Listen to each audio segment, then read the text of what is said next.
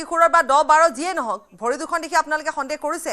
যে এয়া কিশোৰৰে হ'ব যদি কিশোৰৰে হয় তেতিয়াহ'লে 10-12 বছৰীয়া কিশোৰৰ এটি মৃতদেহ উদ্ধাৰ হৈছে আৰু তেনেকুৱা এটা অৱস্থাত হৈছে গতিকে ইয়াৰ আঁৰৰ নিশ্চয় বহুত ডাঙৰ কিবা কাৰণ থাকিব পাৰে বহুত ডাঙৰ এটা ঘটনা সংঘটিত হৈছে আৰু এই কথাবোৰ পোহৰলৈ আহিব যাম প্ৰীতি আছে আমাৰ সৈতে প্ৰীতি আপোনাৰ ওচৰলৈ আহিছোঁ হয় পাপৰি আমি ইতিমধ্যে সেই কথাই সন্দেহ এই পৰ্যন্ত আছে সন্দেহৰ আৱৰ্তত প্ৰত্যেকটো কথা আছে কাৰণ দণ্ডাধীশ আহি উপস্থিত হোৱা নাই বহু সময় হ'ল আমি যেতিয়া নিউজ 18ৰ দল যেতিয়া ইয়াত আহি উপস্থিত হৈছিলে সেই সময়ত আৰক্ষী আমাক কৈছিলে যে 1 ঘণ্টাৰ পিছতহে আমি আপোনালোকক স্পষ্ট এখন ছবিৰ কথা আমি জনাব পাৰিম কি হৈছিল কি নাই হয়তো তাৰ পিছতহে আমি আপোনালোকক ক'ব পাৰিম কাৰণ তেতিয়ালৈ সেই ডেড বডিটো উলিয়াই আনি কিছু প্ৰাৰম্ভিক তেওঁলোকে ক'ব পৰা তথ্য হয়তো থাকিলহেঁতেন কিন্তু এতিয়াও 2 ঘণ্টা উকলি গ'ল তাৰ পিছতো কিন্তু দণ্ডাধীশ আহি উপস্থিত হোৱা নাই অৱশ্যে আকৌ কৈছোঁ আমি এটা গুৰুত্বপূৰ্ণ যেহেতু দিন বিভিন্ন স্থানত তেওঁলোক ব্যস্ত হৈ আছে ভোট গণনাৰ দিন পঞ্চায়তৰ কিন্তু তথাপিও এনে এটা মুকলিমুৱাকৈ এটা হত্যাকাণ্ড বুলিয়ে ধৰিব লাগিব কাৰণ সন্দেহ তেনেধৰণে কৰা হৈছে এনেকৈ পেলাই থৈ গৈছে এজন শিশু বা কিশোৰৰ মৃতদেহ তাৰ পিছতো কিন্তু দণ্ডাধীশ আহি উপস্থিত হোৱা নাই প্ৰাৰম্ভিক যিখিনি সন্দেহ সেই সন্দেহখিনিৰ কথাহে এই পৰ্যন্ত ক'ব পৰা হৈছে সেয়া লাগিলে আৰক্ষীয়ে হওক বা ওচৰ চুবুৰীয়া স্থানীয় ৰাইজেই হওক বা আমিও সেইখিনি কথাহে আমাৰ দৰ্শক জনাব পাৰিছোঁ কাৰণ ইয়াত যিটো সন্দেহ কৰা হৈছে সেই ভাড়াতীয়া য'ত তেওঁলোক আছিলে মালিক আহি উপস্থিত হোৱাত সেই মালিকজনেও একেটা কথা কৈছে যদিহে এইটো একেটাই কেছ হয় সেই মিচিং কেছটোৰ কথা যিটোৰ কথা আৰক্ষীয়েও উল্লেখ কৰিছে যে সেই কথাটোৰ লগত এই কথাটো জড়িত হ'ব পাৰে কিন্তু এতিয়াও সেয়া সন্দেহ কাৰণ মৃতদেহটো উঠাই আনিব পৰা হোৱা নাই পৰৱৰ্তী একো ক'ব পৰা হোৱাই নাই আপুনি অকমান লাইনত থাকক মৃতদেহ উদ্ধাৰ হোৱা স্থানত উপস্থিত হৈছে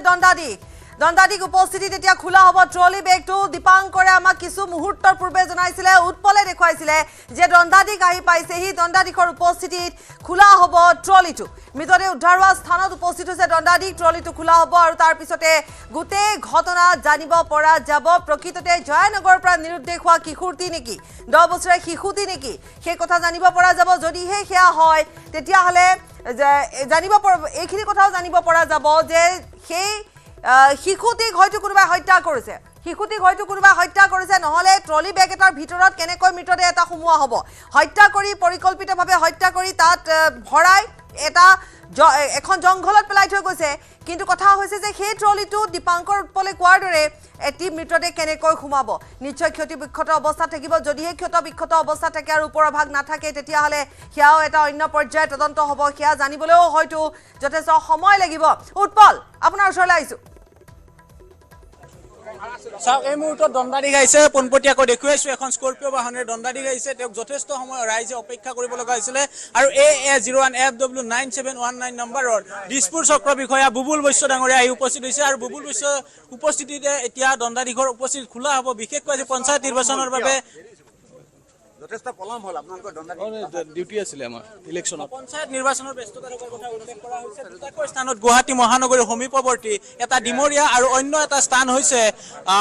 আজাৰাৰ পৰা তেখেতসকলে অহাত কিছু সময় লগাৰ কথা উল্লেখ কৰা হৈছে এছিয়া যিগৰাকী দিছপুৰ ৰাজচক্ৰ বিষয়াৰ মূল যিগৰাকী ৰাজচক্ৰ বিষয়া বুবুল বৈশ্য আহি উপস্থিত হৈছে এখন স্কৰ্পিঅ' বাহনেৰে আহিছিলে আৰু স্কৰ্পিঅ' বাহনেৰে পূৰ্বৰ দিছপুৰ ৰাজচক্ৰ বিষয়াৰ কাৰ্যালয় আৰু এতিয়া সমজিলা কাৰ্যালয় আহি আয়ুক্ত উপস্থিত হোৱাৰ লগে লগে তেওঁক আৰক্ষী প্ৰশাসনৰ লগত এতিয়া আলোচনা কৰিব প্ৰাৰম্ভিক পৰ্যায়ত দণ্ডাধীশে আলোচনাৰ অন্তত তেখেতসকলে ভিতৰলৈকে যাব আৰু তেওঁৰ উপস্থিতিতে মৃতদেহত যি ধৰণৰ কাম কাজ থাকে কাৰ ফিংগাৰ প্ৰিণ্ট পোৱা হ'ল কোন লোক উপস্থিত থাকিলে সকলো তথ্য আহৰণ কৰি মৃতদেহ খোলা হ'ব এই মুহূৰ্তত এয়া হৈছে মূল ৰাজপথ চোৱাৰ দৃশ্য সতীৰ্থ অসীমে কিছু কষ্ট কৰি দেখুৱাইছে যে যিগৰাকী দণ্ডাধীশ আছে দণ্ডাধীশৰ পিছে যদি চোৱা যায় আৰক্ষীৰ উচ্চ স্তৰৰ বিষয়াসকল গৈ থকা পৰিলক্ষিত হৈছে তেওঁক হয়তো গোটেই কাহিনীখিনি বুজাই কোৱা হ'ব কি হৈছে কেনেকে হৈছে কেনেদৰে হৈছে গোটেইখিনি কথা তেখেতসকলে সংগ্ৰহ গুৱাহাটী মহানগৰীতে দণ্ডাধীশ গাঁৱতে 1.5 ঘণ্টা সময় উকলি গ'ল আৰু যদি সন্ধিয়া হ'লহেঁতেন তেতিয়াহ'লে মৃতদেহ উদ্ধাৰ বা এই গোটেই পৰ্যায়ক্ৰমে যিখিনি কাম আছে সেইখিনিত আৰু অধিক পলম হ'লহেঁতেন গতিকে এতিয়া অন্তত কিছু সময় ভিতৰতে জানিব পৰা যাব প্ৰকৃততে ঘটনাটো কি হ'ব পাৰে যদিহে সেইটো শিশুৱে হয় তেতিয়াহ'লে ইয়াৰ আঁৰত কি কাহিনী থাকিব পাৰে আটাইবোৰ কথা জানিব পৰা যাব যিয়ে নহওক দৃষ্টি নিবদ্ধ থাকিব উৎপল যদি দীপাংকৰ আছে এবাৰ দীপাংকৰৰ ওচৰলৈ যাম দীপাংকৰ এই মুহূৰ্তত সংযোগ বিচ্ছিন্ন হৈ আছে উৎপল আপোনাৰ ওচৰলৈ পুনৰ আহিছোঁ উৎপল আপুনি লাইনত থাকক আপুনি দেখুৱাওক আমাক যে কিমান সময়ৰ ভিতৰত বা কি পৰ্যায়ত বৰ্তমান কি আলোচনা হ'ব এই গোটেই কথাখিনি হৈছে পাপৰি আপোনাৰ জৰিয়তে আন এটা কথা সংলগ্ন কৰিব বিচাৰিছো 1.5 ঘণ্টাৰ কথা কৈছে দিছপুৰ ৰাজচক্ৰ বিষয়ৰ পৰা ইয়ালৈকে দূৰত্ব ইয়াৰ পৰা এই ৰাজপথৰে ওলাই গৈ চিধা য'ত খুন্দা মাৰি দিয়ে সেইটোৱে হৈছে দিছপুৰ ৰাজচক্ৰ বিষয়া কাৰ্যালয় যদি আমাৰ অসম চৰকাৰৰ ইমান মেন পাৱাৰৰ অভাৱ তেতিয়াহ'লে অধিক বিষয়া কিয় নিয়োগ নকৰে আজি আমাৰ হাতত থকা অনুযায়ী দেওবাৰ বুলি কিন্তু অধিকাংশক ছুটি দিছিলে আজি পঞ্চায়ত নিৰ্বাচনত কেইবাজনকে নিয়োগ কৰা হৈছিলে তাৰ বিপৰীতে যি সিস্টেমটো থাকে সেই সিস্টেমটো অধিকাংশকে নিয়োগ নকৰিলে এগৰাকীৰ অধীনতে দিছপুৰ আৰু আজাৰা ৰাজচক্ৰৰ বিষয়ে দায়িত্ব দিয়া হৈছিলে যাৰ বাবে দণ্ডাধি গহাত বহু পলম হ'ল 1.5 ঘণ্টা নহয় 12 বজাতে খবৰ পাইছিলে আৰু এতিয়া ঠিক 5 বাজু হৈছে প্ৰায় 5 ঘণ্টাতকৈ আৰু কিছু সময় পিছত সন্ধিয়া হ'ব তাৰ পিছতে গোটেই কথাখিনি আকৌ তেনেধৰণে থাকি যাব দিনৰ পোহৰত আহি নাপালেহি তাতকৈ ডাঙৰ কথা হৈছে আপুনি কৈছে যে 12 বজাতে পোৱা খবৰ সেয়া এতিয়ালৈকে এতিয়া 5 বাজিব হৈছে 4:30 বাজিব হৈছে এতিয়ালৈকে দণ্ডাধীশ এই মুহূৰ্তত আহি পাইছেহি পৰ্যায়ক্ৰমে কাম আৰম্ভ হ'ব আৰু পলম হ'ব কি কৰি প্ৰথম কথাটো হৈছে আপুনি কোৱাৰ দৰে যে মেন পাৱাৰ নাই ইমান অভাৱ যদি নিৰ্বাচনত আজি কাউন্টিং আছে তাত যদি ইমানখিনি মানুহ নিয়োগ কৰা হৈছে ঘটনা এটা ঘটিলে কোন যাব উদ্ধাৰ কৰিবলৈ ইমান এই কথাবোৰে আচলতে আমাৰ থাকি যায় খুৰুঙা যিয়ে নহওক পুনৰ মূল কথালৈ আহিছো প্ৰীতি আপুনি আমাৰ সৈতে আছে প্ৰীতি কিবা আছে আৰু খবৰ কিবা আপডেট হয় পাপৰি ঠিক দণ্ডাধীশ আহি উপস্থিত হোৱাৰ আগলৈকে সেই পৰ্যন্তলৈকে আমি একেটাই কথা কৈ আছিলোঁ যে ইমান সময় আমি আহি উপস্থিত হোৱাৰ পিছতে 1 ঘণ্টাৰ পিছত এখন স্পষ্ট ছবি পাব বুলি কোৱাৰ পিছতে ইয়াত উপস্থিত হোৱা আৰক্ষীয়ে কৈছিলে যে 1 ঘণ্টাৰ পিছতে আপোনালোকে এখন স্পষ্ট ছবি পাব কিন্তু এতিয়া ঘড়ীত সময় 4:20 উকলি গৈছে আৰু ইমান সময় এটা মৃতদেহ তাত পৰি আছে নিশ্চিতভাৱে এয়া বহু পলম হৈছে আৰু কিছু মুহূৰ্তৰ আৰু যদি পিছত পলম হৈ থাকিলেহেঁতেন আৰু কথা বিষম হ'লহেঁতেন কিন্তু এতিয়া পাপৰি মূল কথাটো এইটো যে স্পষ্ট হ'ব সেই ছবিখন যে সেই মিছিং কেছটো যাক লৈ এই পৰ্যন্ত কেৱল আৰক্ষীয়ে ইয়াৰ স্থানীয় লোকে আৰু তাৰ লগতে আমিও সন্দেহ কৰি থাকিবলগীয়া হৈছে যে সেই জয়ানগৰৰ যিটো এটা নিৰুদ্দেশ হৈ থকাৰ ঘটনা আছিলে এজন কিশোৰ কালিৰ ৰাতিৰ পৰা সেই ঘটনাটো এই ঘটনাটো একেই হয় নে নহয় সেই কথা স্পষ্ট হ'ব কাৰণ এতিয়াহে য'ত পৰি আছে মৃতদেহটো খুব আচলতে দুখ লগাকৈ এজন কিশোৰৰ মৃতদেহ ইয়াত পৰি আছে আৰু এই পৰ্যন্ত আপুনি একেবাৰে ঠিক কথা কৈছে 12 বজাতে সকলোৱে জানিছে দুখন ভৰি দেখি অনুমান কৰিছে যে তাত এটি কিশোৰৰ মৃতদেহ সোমাই আছে ট্ৰলি বেগটোত আৰু তাৰ পিছতো দণ্ডাধীশ আহি পাওঁতে ইমান ঘণ্টা লাগিছে গতিকে এই কথাবোৰে উলিয়াই পেলাই পোহৰলৈ আনে যে আমাৰ ক'ত কিমান অভাৱ আছে এতিয়াও উৎপল আপোনাৰ ওচৰলৈ আকৌ আহিছো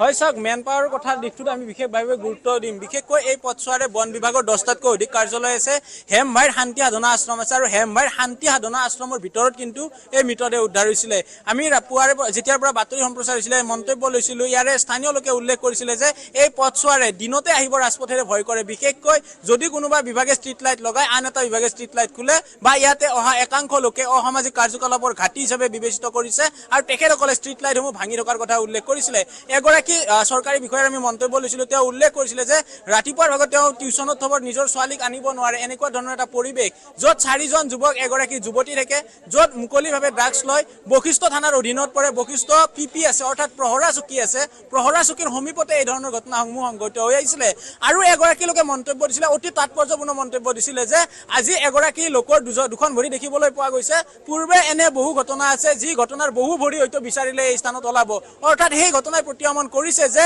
কি ধৰণৰ এক প্ৰকাৰ পৰিৱেশ বা অৰাজকতা এই স্থানত আছে গুৱাহাটী মহানগৰীৰ কথা কৈ আছো আমি আচৰিত লাগে যে ইয়াতো এনেকুৱা ধৰণৰ ঠাই ইমান উন্নত ইমান ডেভেলপমেণ্ট ইমান কাম কৰি থকাৰ মাজতো এনেকুৱা ধৰণৰ ঠাই থাকে য'ত তাত ষ্ট্ৰীট লাইট নাই ভাঙি পেলোৱা হয় এনেকুৱা ধৰণৰ ঘটনা ঘটে গতিকে আমি আকৌ আহিছো মূল বিষয়টোলৈ তাত দণ্ডাধীশ পৰ্যায়ৰ যিহেতু আহিছে তাত কি চলি আছে বৰ্তমান কেনেকুৱা কি কথা কি জানিব পৰা যাব অকণমান যদি আপুনি ভিতৰলৈ যায় উৎপল বাকীখিনি আমি জানিম চাগৈ কি চলি আছে প্ৰকৃততে হয় চাওক পাপৰি দণ্ডাধীশ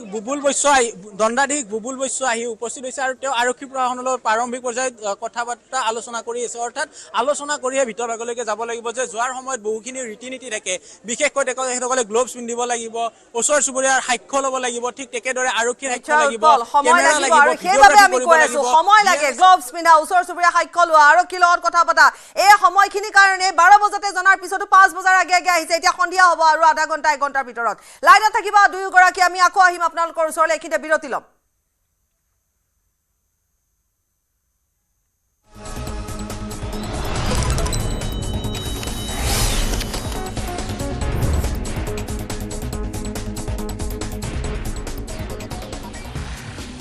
কোনটো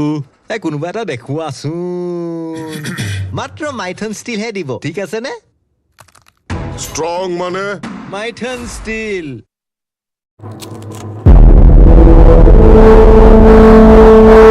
জন্মদাত্ৰীৰ আশীষ লৈ দেশমাতৃৰ সেৱালৈ ওলাল এজন জোৱান ভাৰত পাকিস্তানত যুদ্ধৰ দামামা যুদ্ধৰ বাবে সাজু নলবাৰীৰ CRPF জোৱান এমাহৰ ছুটি আধাতে সামৰি ওলাল যুদ্ধলৈ দামোদৰ ৰাজবংশী বিগত 20 বছৰৰো অধিক সময় দেশমাতৃৰ সেৱাত নিয়োজিত হৈ আছে নলবাৰীৰ দিহজাৰীৰ এইজন CRPF জোৱান এমাহৰ ছুটিলৈ ঘৰলৈ আহিছিল দামোদৰ কিন্তু যুদ্ধৰ দামামা বাজি উঠাৰ লগে লগে বাতিল হ'ল তেওঁৰ ছুটি নিৰ্দেশ আহিল 24 ঘণ্টাৰ ভিতৰতে কাশ্মীৰলৈ যোৱাৰ নিৰ্দেশ পোৱাৰ লগে লগে পলম নকৰি যুদ্ধলৈ বুলি ওলাল দামোদৰ ৰাজবংশী বিচাৰিলে সকলোৰে আশীৰ্বাদ কালি মোৰ হঠাৎ ফোন আহিছে যে আমাৰ ভাৰত আৰু পাকিস্তানৰ যুদ্ধ আৰম্ভ হৈছে গতিকে মই যাব লাগে যেনেকৈ নহওক মোক 24 ঘণ্টা সময় দিছে তে এতিয়া মই যাবলৈ ওলাইছোঁ কাৰণ মই CRPFত চাকৰি কৰোঁ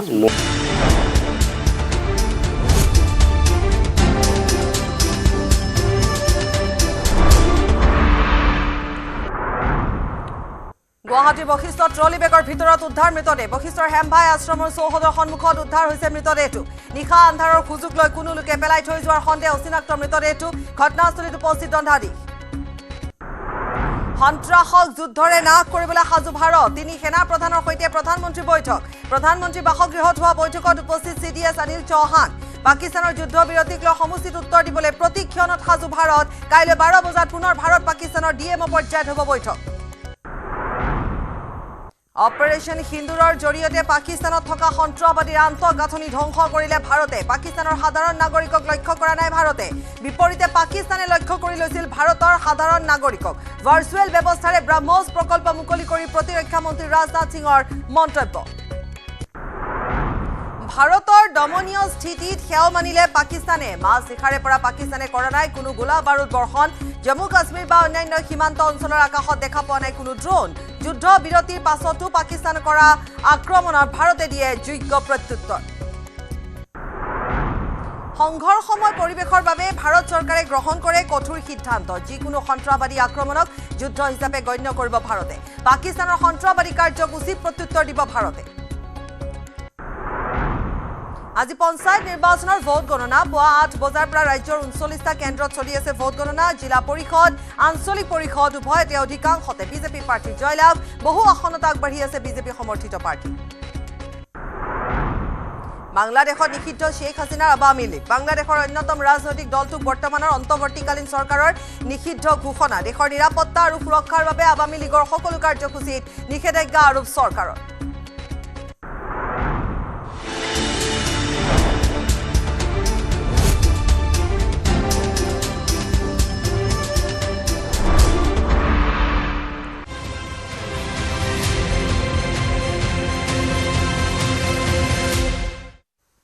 গুৱাহাটীত ট্ৰলি বেগত মৃতদেহ উদ্ধাৰ হৈছে মৃতদেহটো 10 বছৰীয়া কিশোৰৰ বুলি সন্দেহ প্ৰকাশ কৰা হৈছে দণ্ডাধীশ এই মুহূৰ্তত আহি উপস্থিত হৈছে দণ্ডাধীশ উপস্থিত হোৱাৰ পিছত পৰ্যায়ক্ৰমে কি কৰিব আটাইখিনি আমাক জনাবলৈ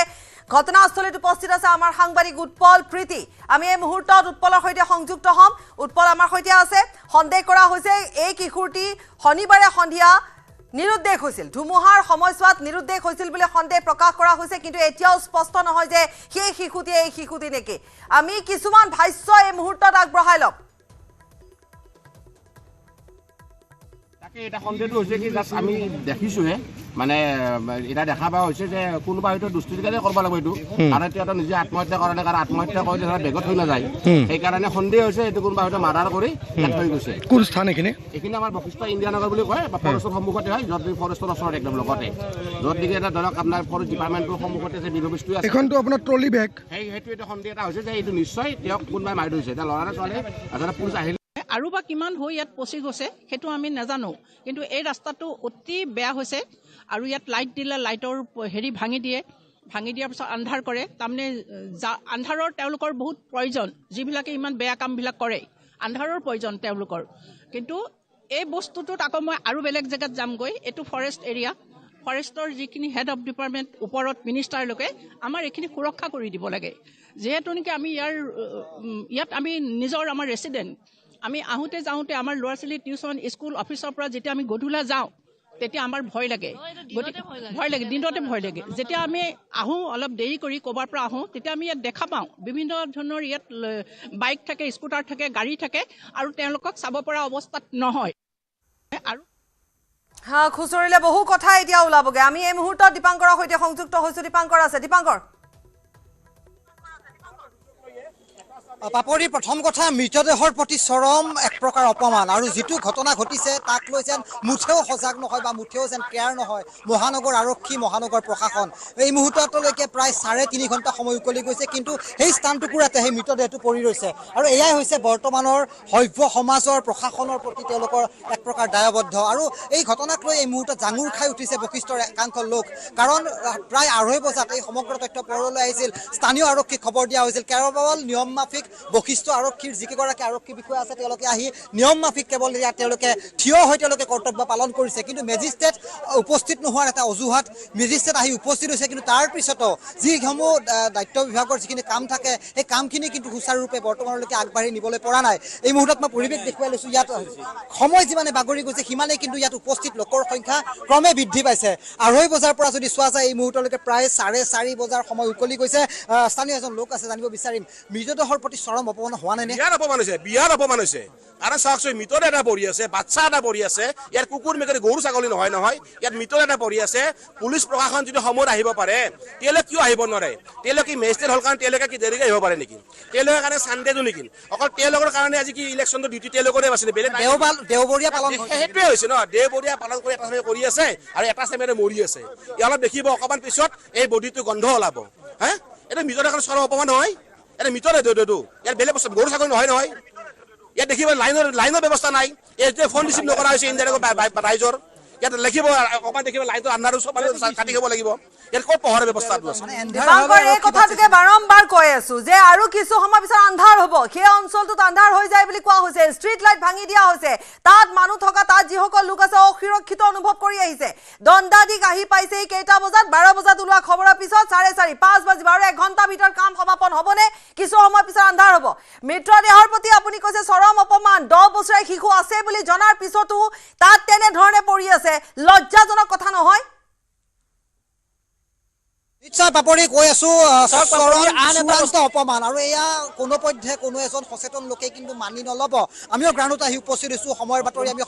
আমি দৰ্শকসকলক দি আছোঁ কিন্তু এটা মৃতদেহৰ প্ৰতি সন্মান জনাব নোৱাৰা কিন্তু মহানগৰ প্ৰশাসনৰ চূড়ান্ত তেওঁলোকৰ দায়িত্ব জ্ঞানহীনতা এই মুহূৰ্তত প্ৰকাশ পাইছে আৰু মই কৈছোঁ মই দৃশ্য দেখুৱাব নোৱাৰিম কিন্তু এই যিখিনি আপুনি অৰ্থাৎ যিখিনি বন দেখিবলৈ সক্ষম হৈছে ইয়াৰ ভিতৰতে সেই চুটকেছটোৰ ভিতৰত এটা কণমানি বুলি সন্দেহ কৰা হৈছে এজন নিখোজ কিশোৰৰ তথ্য পোহৰলৈ আহিছে তাৰ সন্দৰ্ভত দিছপুৰ আৰক্ষীয়ে 2জন লোকক আটক কৰিছে কৰি তেওঁলোকে দিছপুৰ আৰক্ষী থানাত তেওঁলোকক বৰ্তমান জেৰা চলাই আছে কিন্তু গোটেই যিটো কোনো কৰবাত পাক এটা আছে এন্ধাৰ হোৱালৈ যেন আৰক্ষীয়ে বাট চাইছে তেনে যেন এটা আমাৰ ইয়াত অনুমান হৈছে এয়া মই পৰিৱেশ দেখুৱাই লৈছোঁ এই মুহূৰ্তত এয়া আপুনি পৰিৱেশ দেখুৱাওক মই আমাৰ সৈতে সংযুক্ত হৈ থকা আন সাংবাদিকৰ ওচৰলৈ যাম নিশ্চয় উৎপল আছে আমাৰ সৈতে উৎপল আপুনি মোক শুনিছে সম্ভৱ নহয় আন এটা এই মুহূৰ্তত খবৰ আহিছে যে মোৰ পিছফালে আন এটা স্থানত আন এটা অংশ থকাৰ সন্দেহ কৰা হৈছে এতিয়া সেই স্থানত মানুহে ভিৰ কৰা পৰিলক্ষিত হৈছে আকৌ এবাৰ কওক উৎপল আন এটা স্থানত কি আছে যিহেতু আমি উল্লেখ কৰিছিলো যে ট্ৰলি বেগত যদি চোৱা যায় যে এটা অংশহে আপোনাৰ থকাৰ সন্দেহ কৰা হৈছিলে এতিয়া আন এটা বস্তা দেখিবলৈ পোৱা গৈছে সেই বস্তাটোত হয়তো আন এটা অংশ থাকিব পাৰে সেয়া সন্দেহ কৰা হৈছে এই মুহূৰ্তত আৰু এই মুহূৰ্তত উল্লেখ কৰিছো যে মহানগৰীৰ যি বশিষ্ঠৰ ইণ্ডিয়ানগৰত যি মৃতদেহৰ কথা কোৱা হৈছিলে সেই মৃতদেহটো এজনৰ এটা অংশ বুলি সন্দেহ কৰিছিলে এতিয়া আন এটা অংশ দেখিবলৈ পোৱা গৈছে আন এটা বস্তাত এই মুহূৰ্তত দেখুৱাইছে আমি উৎপল এই কথাখিনি মাথো সন্দেহে কৰিব পাৰো যে ইয়াত এটা অংশ আছে তাত এটা অংশ আছে তাৰ বাহিৰে আমি এই মুহূৰ্তত স্পষ্ট ৰূপত একো ক'ব নোৱাৰো কিন্তু সন্দেহ কৰিব পাৰো সন্দেহ কৰিব লাগিব কাৰণ যেহেতু তেনেধৰণে পেলাই থোৱা হৈছে এতিয়া কথা হৈছে 2জন আৰক্ষীৰ লোক তালে পঠিয়ালে দুয়োজনে আমি যেতিয়া কথা পাতি আছিলো হাঁহি সেইখিনিতে উপস্থিত হৈ থাকিল দণ্ডাধীশ আহি পালেহি 4:30 বজাত দুটাকৈ তাত আপুনি যদি সন্দেহ কৰা ধৰণে হয় এফালে এটা টুকুৰা এফালে এটা ট্ৰলি বেগত সোমাই আছে ইয়াত আজি দেওবাৰ বুলি কি কৰি আছিলে আৰক্ষীয়ে আজি দেওবাৰ বুলি সকলো কিহত ব্যস্ত হৈছিলে কাম বন একো যেন তেওঁলোকে কৰ্তব্যৰ ক্ষেত্ৰত কিমান আপোনালোকে হেলা কৰিছে চাওক দুটা টুকুৰা এতিয়া লাহে লাহে যদিহে হয় যদি নহয় ঠিকে আছে যদি হয় উৎপল হয় চাওক বাপুৰি এই কথাই কৈ আছো যে দণ্ডাধীশ আহি পালে ঠিক 4:30 বজাতহে 12 বজাত এই গোটেই ঘটনা পোহৰলৈকে আহিছিলে প্ৰায় 4 ঘণ্টা সময় লাগি গ'ল আৰু দণ্ডাধীশৰ কাৰ্যালয়ৰ পৰা যে এই স্থানৰ দূৰত্বৰ কথা উল্লেখ কৰো তেতিয়াহ'লে 27 নম্বৰ ৰাষ্ট্ৰীয় ঘাইপথৰ সেইটো পাৰে আছে দণ্ডাধীশৰ কাৰ্যালয় এই মুহূৰ্তত তাত যেহেতু দণ্ডাধীশ উপস্থিত হৈ আছে আমি ইতিমধ্যে কৈছো 4:30 বজাত আহি দণ্ডাধীশ উপস্থিত হৈছে পলম কৰি আহিছে উপস্থিত কিন্তু যদি ট্ৰলি বেগটোত থকা সেই মৃতদেহটো এটি কিশোৰৰ হয় তেতিয়াহ'লে সেই কিশোৰটি দুটা ভৰি দেখি মানুহে অনুমান কৰিছে এতিয়ালৈকে গোটেই কথাখিনি অনুমানৰ ভিতৰতে আছে যে তাত এটি 10 বছৰীয়া কিশোৰৰ মৃতদেহ সোমাই আছে কিন্তু এটা ট্ৰলিত এটি 10 বছৰীয়া কিশোৰৰ মৃতদেহ হয়তো তাত সোমাই থাকিব নোৱাৰে গতিকে তাক হয়তো খণ্ড বিখণ্ড কৰা হৈছে আৰু এটা বস্তা এই মুহূৰ্তত সেই ঘটনাস্থলীৰ পৰা নাতি দূৰত পোৱা গৈছে আকৌ এটা সন্দেহ হৈছে ৰাইজৰ তাত থকা উপস্থিত যে তাত কিজানি আন টুকুৰাটো আছে কিন্তু কথাবোৰ এতিয়ালৈকে স্পষ্ট হোৱা নাই এটা কথা ঠিক যে এটা ট্ৰলি বেগত এটা মৃতদেহ ওলাইছে মৃতদেহটো এটি কিশোৰৰ বুলি সন্দেহ নহয় এক প্ৰকাৰ স্থানীয় ৰাইজে দেখি কৈছে যে এটি কিশোৰৰ মৃতদেহ লিংক কৰা হৈছে যে হয়তোবা কালি নিৰুদ্দেশ হোৱা সেই শিশুটিৰ হ'ব পাৰে নেকি যদি হয় তাৰ আঁৰত কি থাকিব পাৰে মুঠৰ ওপৰত এয়া গুৱাহাটী মহানগৰী এক প্ৰকাৰ মাজমজিয়াতে এটা নৃশংস ঘটনা সংঘটিত হৈছে তিনিগৰাকী আমাৰ সাংবাদিক তাত উপস্থিত আছে উৎপলৰ ওচৰলৈ আকৌ এবাৰ আহিছো উৎপল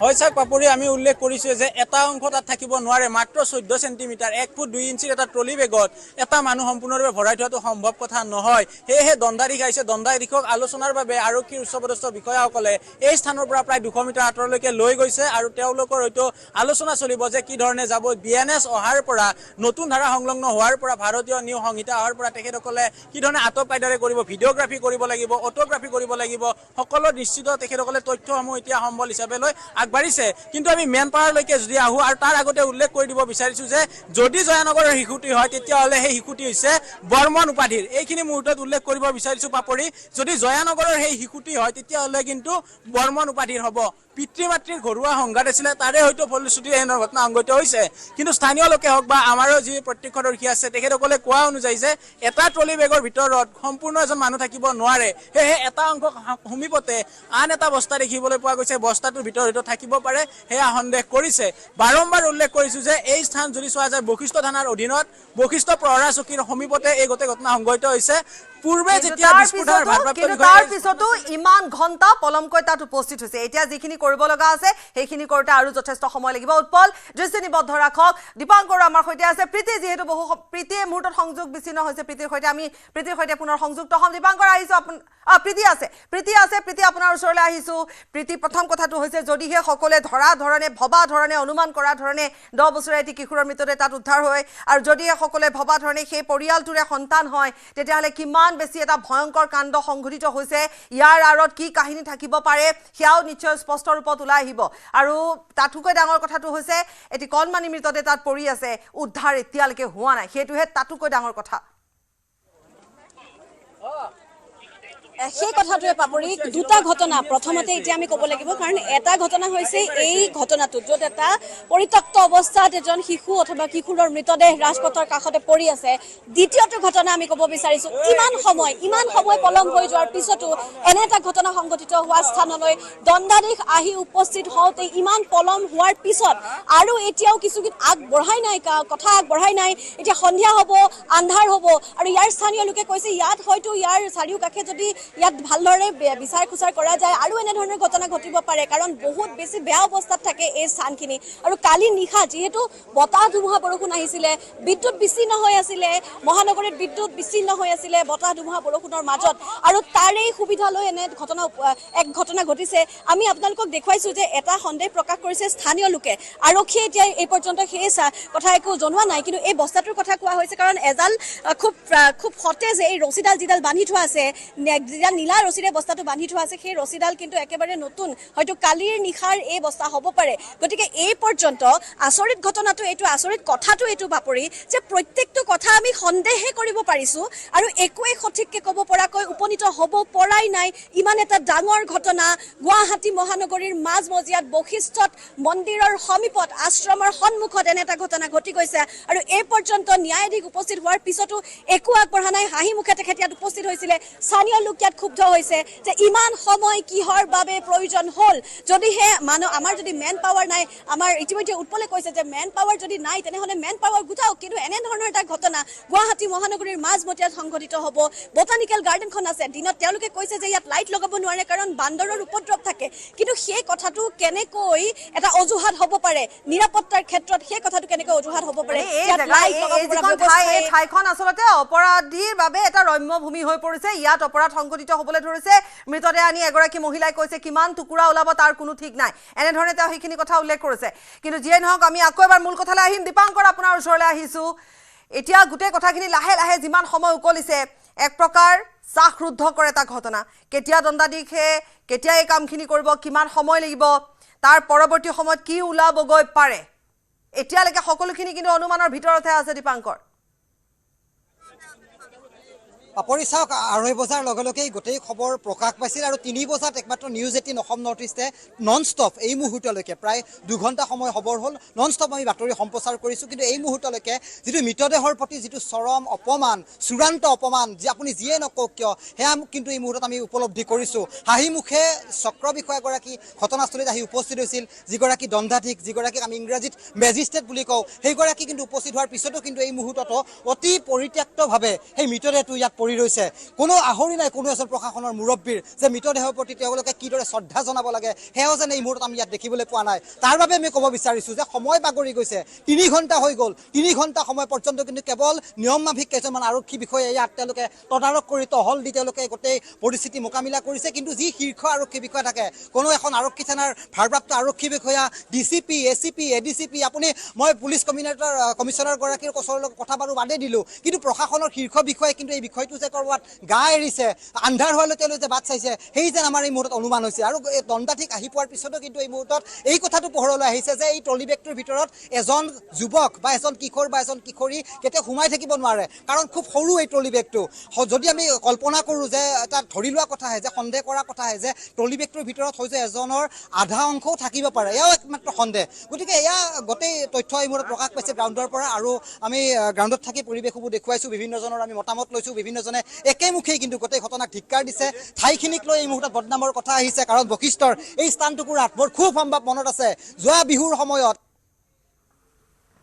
দলবদ্ধ ধৰ্ষণৰ মুখামুখি হৈছিলে 3-4 জন লোক এই অভিযুক্ত হিচাপে তেওঁলোকক গ্ৰেপ্তাৰ কৰা হৈছিল বিহুৰ মঞ্চ চলি আছিল ইন্দিৰানগৰত তাৰ সমীপতে কিন্তু দলবদ্ধ ধৰ্ষণৰ ঘটনা আৰু এইবাৰ এটা বছৰ পিছত এটি কণমানি আপুনি কিশোৰ কিশোৰী বহু ধৰণৰ বহুভাৱে আমি সন্দেহ কৰিব পাৰোঁ আৰু অঞ্চল এতিয়া দীপাংকৰ এই অঞ্চলটোত কিমান মৃতদেহৰ টুকুৰা পৰি আছে স্থানীয় লোকে কৈছে যে ভালকৈ চালে ইয়াত বহুত এনেকুৱা ধৰণৰ অসামাজিক ঘটনা সংঘটিত হৈছে বাৰু আমি স্থান টুকুৰা কথালৈ এতিয়া নাযাওঁৱে দৃষ্টি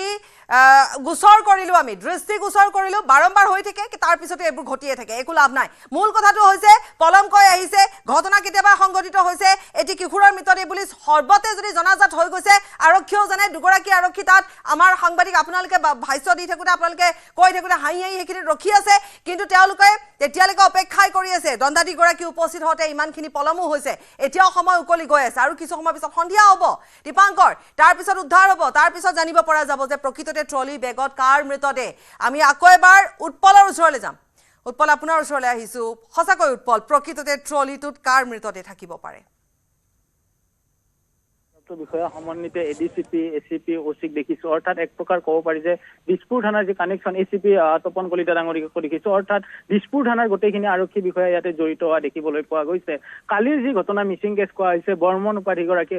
যুৱক কিশোৰগৰাকীৰ কথা কোৱা হৈছে সেই কিশোৰজনৰে হয়তো মৃতদেহ আৰক্ষী সম্ভেদ পাইছে যে সেইগৰাকী বৰ্মন উপাধিৰ কিশোৰগৰাকী হ'ব লাগে কাৰণ বশিষ্ঠ আৰক্ষী থানাতকৈ দিছপুৰ আৰক্ষী থানাৰ এচিপি এডিচিপি এচিপি পৰ্যায় বা ওচি পৰ্যায়ৰ বিষয়াসকলে ইয়াতে আহি তদাৰক কৰা আৰম্ভ কৰিছে আৰু সমান্তৰালভাৱে আমি যদি আইনৰ আন এটা সুৰুঙালৈকে আহোঁ পাপৰি উল্লেখ কৰিব লাগিব যে প্ৰায় 4 ঘণ্টাৰ অন্ততহে এছিয়াছ বিষয়াগৰাকী দণ্ডাধীশৰ উপস্থিতি পোৱা গৈছে বিশেষকৈ আজি যদি চোৱা যায় পঞ্চায়ত নিৰ্বাচনৰ বাবে দুটাকৈ স্থান কামৰূপ মেট্ৰত থাকিলেও এটা হৈছে ডিমৰীয়া আৰু আনটো আজাৰা আৰু আনটো আমিনগাঁও এই সমীপৱৰ্তী 3টা অঞ্চল এগৰাকী এছিয়াছৰ অধীনতে দিছিলে যাৰ বাবে দণ্ডাধীশ হোৱাতে 4 ঘণ্টা সময় লাগিলে তাৰ পৰিৱৰ্তে যে আৰক্ষী প্ৰশাসনে হওক বা যি প্ৰশাসন যন্ত্ৰ আছে আমাৰ বিশেষকৈ এই চিষ্টেমটোত যদি কিছু এছিয়াছ বিষয়া নিয়োগ কৰি অকল এনেধৰণৰ কাম কাজৰ বাবে নিয়োগ কৰে তেতিয়াহ'লে কিন্তু ইমান সময় নালাগিলে হয় বা দীপাংকৰে উল্লেখ কৰা যে চৰম এক প্ৰকাৰ মৃতদেহক অৱমাননা কৰাৰ কথা উল্লেখ কৰা হৈছে তেনেধৰণৰ ঘটনাই কিন্তু নঘটিলহেঁতেন ইয়াতে থকা থকাৰ প্ৰত্যক্ষদৰ্শীসকলে যেতিয়াৰ পৰা দেখিছে তেতিয়াৰ পৰা সকলোৱে এক প্ৰকাৰ উৎপল হয়তো আৰক্ষীয়ে তেওঁলোকৰ সৈতে কথা পাতিছে তাত থকা লোকসকলৰ সৈতে কিবা জানিব পাৰে নেকি নিশ্চয় দীপাংকৰে কিবা এটা ক'ব দীপাংকৰ আহিছো পাপৰি মই ক'ব বিচাৰিছো আৰু 1.5 পৰা 2 ঘণ্টা সময় প্ৰয়োজন হ'ব এয়া এই মুহূৰ্তত আমি অনুমান কৰিছো এই মুহূৰ্তত কাৰণ শীৰ্ষ আৰক্ষী বিষয়া আহি পালেও কিন্তু দণ্ডাধীশৰ এই গোটেই ঘটনাটো খুব স্পৰ্শকাতৰ বুলি আৰক্ষীয়ে অতি খুব ক্ষীপ্ৰভাৱে তেওঁলোকে তদন্ত কৰিব বুলি এক প্ৰকাৰ আশ্বাস দিছে আৰু ফৰেনচিক CIDৰ দলো আহিব ঘটনাস্থলীত আহি গোটেই তেওঁলোকে পৰ্যবেক্ষণ কৰিব কিন্তু মিটৰে পৰি ৰৈছে আমি ভিজুৱেলছ নেদেখুৱাও কিন্তু কৈছো এই মুহূৰ্তত প্ৰায় 5 বাজিব হৈছে অৰ্থাৎ অনুমান কৰা হৈছে 6:30 বজা পৰ্যন্ত এই মৃতদেহ এই স্থানত খোলা নহ'ব আমি দেখিছো দিছপুৰ আৰক্ষীৰ ভাৰপ্ৰাপ্ত আৰক্ষী বিষয়াগৰাকীয়ে বৰ্তমান আহি ইয়াত উপস্থিত হৈছে ADCP গৰাকীও আছে স্যাৰ ল'ব পাৰো জাষ্ট কি সন্দেহ কৰিছে গোটেই ঘটনাটো এই মুহূৰ্তত নহয় মানে একচুৱেলি আমি 2 ঘণ্টামান আগতেও ইয়াত আহিছিলোঁ এইটো আপোনাৰ এটা সন্দেহ কালি এটা মিচিং এণ্ট্ৰিৰ হেৰি আছিলে এটা ইনফৰমেশ্যন আছিলে সেইটো লৈ ইনভেষ্টিগেশ্যন চলি আছিলে তেতিয়া একিউজডে এতিয়া মানে অলপ কৈছিলে এফালেও এতিয়া ডিছক্লোজাৰ প্ৰচিডিউৰটো হ'ব সেইটো কাৰণে আমি অলপ কম্পাউণ্ড আছে দুজনক ডিটেইন কৰা হৈছে দুজনক কি কৈছে সিহঁতে এতিয়া একদম প্ৰিলিমিনাৰী ষ্টেজত আছো মানে কেছটো ৰিপৰ্ট হোৱা হাৰ্ডলি আপোনাৰ 12 ঘণ্টা 13 ঘণ্টাহে হৈছে অলপ দেৰি পাছত আপোনাৰ আমাৰ সিনিয়ৰ অফিচাৰ মোতকে সিনিয়ৰ আছে পাপৰি ইতিমুহূৰ্তত আমি ব্ৰেকিং আকাৰে কিছু তথ্য দিব পৰা হৈছে কিছু তথ্য মই দিম পাপৰি নাই দুজন ব্যক্তিক ডিটেইন আৰু কৰা হৈছিলে দুজনক অলমোষ্ট হেৰি হৈছে আপোনাৰ মানে আমাৰ ইনভেষ্টিগেশ্যনটো চলি আছে বহুত প্ৰাৰম্ভিক অৱস্থা অলপ দেৰি সময় দিয়ক এতিয়া নিশ্চিতনে যে জয়ানগৰৰ এইটো হ'ব পাৰে বুলি মানে সেইটো আপোনাক মই হেৰি বাবে ধন্যবাদ আমি কিছু অপেক্ষা কৰিব লাগিব বুজি পালো আনুষ্ঠানিকভাৱে তেওঁলোকে জনাবলৈ কিছু সময় লাগিব সন্দেহ আমি যি কৰি আছিলো হয়তো সেই সন্দেহে হ'ব চলাই আছে আৰু একমাত্ৰ নিউজ 18 অসম নৰ্থ ইষ্টে প্ৰথমে ব্ৰেক কৈছিলো আৰু ঘটনাস্থলীৰ সেই যিটো স্বীকাৰোক্তি ভিত্তিত অৰ্থাৎ যি দুজন লোকে স্বীকাৰোক্তি দিছিল তেওঁলোকে ইয়াত ডেড বডি পেলোৱা বুলি তেওঁলোকে উল্লেখ কৰিছিল আৰু সেই তথ্য এই মুহূৰ্তত সত্য প্ৰমাণ হৈছে বশিষ্ঠ থানাৰ ভাৰপ্ৰাপ্ত আৰক্ষী বিষয়াগৰাকী আছে কিদৰে খবৰ পাইছিল কিদৰে তদন্ত মানে খবৰটো পাইছিলো আমি তাৰপিছত আমি তদন্ত কৰিলো আৰু আমি কলো আৰু সাকসেসফুলি সব কামটো হৈ গ'ল এতিয়া বাকি ফৰ্মালিটিখিনি কৰা আছে ফৰেনচিক আহিব CID সব আহিব বাকিখিনি যিখিনি ডিটেকশ্যন আছে এইখিনি ৰিকভাৰী হ'ব আৰু বাকি যিখিনি কৰিবলগীয়া আছিল আমি কৰি দিলো অযুক্তিভাৱে কৰা হৈছে আমি নিশ্চিতভাৱে ক'ব পাৰো যে জয়ানগৰৰ পৰা যিগৰাকী কিশোৰ নিখোজ হৈছিলে এই কিশোৰৰ মৃতদেহটোৱে বুলি প্ৰায় নিশ্চিত ৰূপত ক'ব পাৰি আনুষ্ঠানিক কথাখিনি আৰক্ষীয়ে জনাব কিন্তু প্ৰায় নিশ্চিত আৰক্ষীৰ কাম কৰিছে বশিষ্ঠ আৰক্ষী আৰু দিছপুৰ আৰক্ষীয়ে যুটীয়াভাৱে কৰিছে বুলি ইতিমধ্যে কৈছে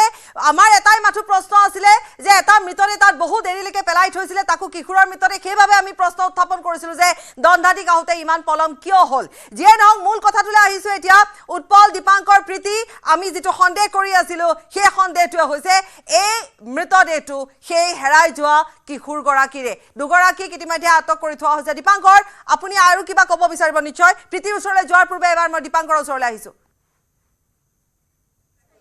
নিশ্চয় যোৱাকালি সন্ধিয়াৰ ভাগত দিছপুৰ আৰক্ষী থানাত এখন এজাহাৰ দাখিল হৈছিলে সেই এজাহাৰত স্পষ্ট ভাষাৰে কোৱা হৈছিল যে এগৰাকী 5ম শ্ৰেণীৰ ছাত্ৰ নিখোজ হৈছিল আৰু এই নিখোজ হোৱাৰ গোটেই ঘটনাৰ আঁৰৰ কাহিনী আছিলে যে পাৰিবাৰিক কণ্ডল পিতৃ মাতৃৰ মাজত তেওঁলোকৰ মাতানৈক্য তাৰ ফলত নিজৰ একমাত্ৰ সন্তানক হত্যাৰ বাবে হয়তো সুপাৰী কিলাৰ লগালে নেকি এই ধৰণৰ প্ৰশ্ন আহিব কিন্তু মই কম দুজন লোকক এই মুহূৰ্তত দিছপুৰ আৰক্ষীয়ে গ্ৰেপ্তাৰ কৰিছে সংবাদমেল পাতি জনাব কিন্তু মৃতদেহ তাত এতিয়াও তাতে পৰি আছে কাৰণ আৰু কিছুমান কাম আছে কৰিবলগীয়া কিন্তু কথা এটাই যে যদি সোনকালে আহিলেহেঁতেন অন্তত সোনকালে তাৰ পৰা সেই কণমানিটিৰ মৃতদেহ উদ্ধাৰ হ'লহেঁতেন প্ৰীতি আপুনি কিবা ক'ব নিশ্চয় প্ৰীতি আহিছো উৎপল আপুনি সাজু থাকিব প্ৰীতি আপোনাৰ ওচৰলৈ আহিছো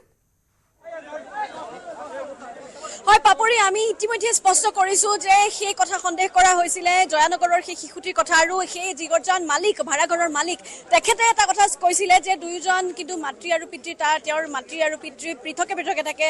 ডিভোৰ্চ হোৱা বুলি ইতিমধ্যে জনাইছিলে গতিকে কালিৰ সন্ধিয়াৰ সেই যিহেতু বিদ্যুৎ কৰ্তন কৰি থোৱা আছিলে গুৱাহাটী মহানগৰীত কালি বতাহ ধুমুহা বৰষুণৰ বাবে সেইকাৰণে সেই আন্ধাৰৰ সুযোগ লৈ কোনো দুৰ্বৃত্তই নে পৰিয়াল কেন্দ্ৰিক এক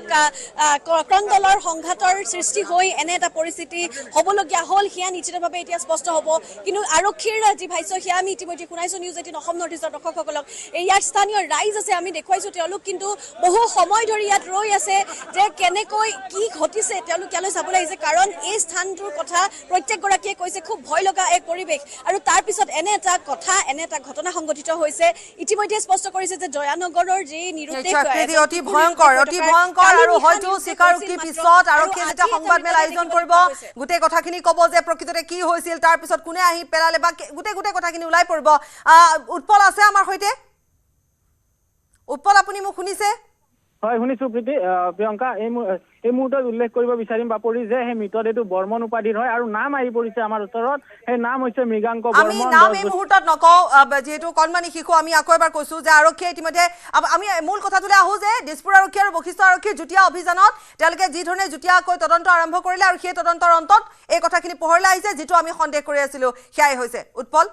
হয় চাওক সেই সংক্ৰান্তে এতিয়া যিহেতু এচিপি এডিচিপি উচি গোটেইকেইজন একেলগে আহিছে তেখেতসকলে এই মাতৃ পিতৃ দুয়োগৰাকীকে আটক কৰি আহিছে প্ৰাৰম্ভিক পৰ্যায়ত আটক কৰিছিল আৰু এতিয়া গ্ৰেপ্তাৰ কৰি বশিষ্ঠ আৰক্ষী থানাত আন এগৰাকীক ৰাখিছে এগৰাকীক দিছপুৰ আৰক্ষী থানাত ৰাখি পৃথকে জেৰা কৰি আছে আৰু জেৰাৰ অন্তত এই সজাতি দলটো ইয়ালৈকে আহিছে আৰু এতিয়া মৃতদেহৰ সেই বডিটো খোলা হ'ব বা সেই যিটো ট্ৰলি বেগ আছে ট্ৰলি বেগটো খোলা হ'ব কিন্তু তেখেতসকলে যি ধৰণৰ বিভাগীয় কাম কাজ থাকে তদন্ত কিন্তু প্ৰায় সম্পন্ন কৰি আহিছে ইফালে দণ্ডাধীশ অহালৈকে আৰক্ষীৰ যি ধৰণৰ কাম কাজ সেই কাম কাজখিনি কিন্তু সম্পন্ন কৰি আহিছে দুজনকৈ লোকক গ্ৰেপ্তাৰ কৰিছে আলোক পথৰ উৎপল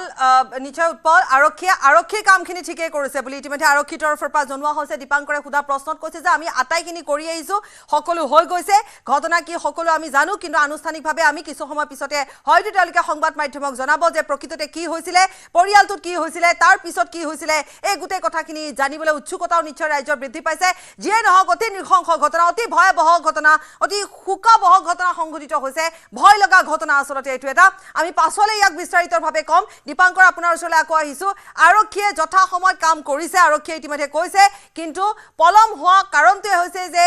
দণ্ডাধীশ পলমকৈ আহিছে আৰু আমাৰ কথা এটাই দীপাংকৰ যে যিহেতু আমি জানিছিলো যে তাত 10 বছৰীয়া এটি কণমানি শিশুৰ মৃতদেহ আছে গতিকে সেই মৃতদেহটোৰ প্ৰতি এটা চৰম অপমান হৈছে যিমান পাৰে সোনকালে উদ্ধাৰ কৰাটো সকলোৱে বিচাৰিছিল সেইটোহে এটা মূল কথা আছিল আৰু যাৰ বাবে পলমকৈ অহাৰ বাবে ইমানখিনি পলম হ'ল দীপাংকৰ নিশ্চয় বাপৰি চাওক আমি নিউজ18 অসম নৰ্থ ইষ্টেই প্ৰথমৰ পৰা আমি যিটো সন্দেহ কৰিছিলোঁ যি তথ্য আমি প্ৰকাশ কৰিছিলোঁ সেয়াই হুবহু যেন আমাৰ চকুৰ সন্মুখত গোটেই ছবিখন এক প্ৰকাৰ স্পষ্ট হৈ পৰিছে দুজন লোকক এই মুহূৰ্তত আনুষ্ঠানিকভাৱে নহ'লেও কিন্তু আৰক্ষীয়ে তেওঁলোকক গ্ৰেপ্তাৰ কৰিব কাৰণ তেওঁলোকে দেখুৱাই দিছে এই স্থানটুকুৰা অৰ্থাৎ তেওঁলোকে আৰক্ষী যিদৰে তেওঁলোকক জেৰা চলাইছিল তেওঁলোকে স্পষ্ট ভাষাৰে কৈছিল যে ইন্দিৰানগৰ বশিষ্ঠৰ এই প্ৰান্ততে মৃতদেহটো দলিয়াইছিল আৰু সেই ধৰণে যিদৰে ইয়াত মৃতদেহটো উদ্ধাৰ হৈছিল সেই ধৰণে গোটেই ছবিখন স্পষ্ট হৈ পৰিল কিন্তু আৰক্ষীক এই গোটেই তদন্ত প্ৰক্ৰিয়াটো তদন্ত কৰাৰ খাতিৰত তেওঁলোকে খুব বেছি 16 পৰা 18 ঘণ্টা সময় প্ৰয়োজন হৈছিল কাইলৈ বিয়লিৰ ভাগত এজাহাৰ দাখিল হৈছিল আৰু খুব কম সময়ৰ ভিতৰত গোটেই ছবিখন স্পষ্ট হৈ পৰিল যদি চোৱা যায় দীপাংকৰ খুব কম সময়ৰ ভিতৰত কিন্তু আৰক্ষীয়ে গোটেই ক্ৰেক কৰে গোটেই ঘটনাটো এজাহাৰৰ পিছৰ চোৱাত তাৰ পিছতে এটা মৃতদেহ উদ্ধাৰ হ'ল সেই মৃতদেহটোৰ লগত এক প্ৰকাৰ লিংক কৰা হ'ল তাৰ পিছতে গোটেই কথাখিনি পোহৰলৈ আহিল আৰক্ষীৰ কাম কৰিছে কিন্তু আপুনি কোৱাৰ দৰে হয়তো নিৰ্বাচনৰ বাবে পলম হৈছে কিন্তু যিয়ে নহওক পলম হ'ব নালাগিছিলে কাৰণ এটি কণমানি মৃতদেহ তাত পৰি আছে সেই কথাটো আচলতে ৰাইজেও সহজভাৱে ল'ব পৰা নাই যিয়ে নহওক আমি আকৌ সংযুক্ত হ'ম এতিয়া বিৰতি লৈছো চমু বাণিজ্যিক বিৰতি লৈছো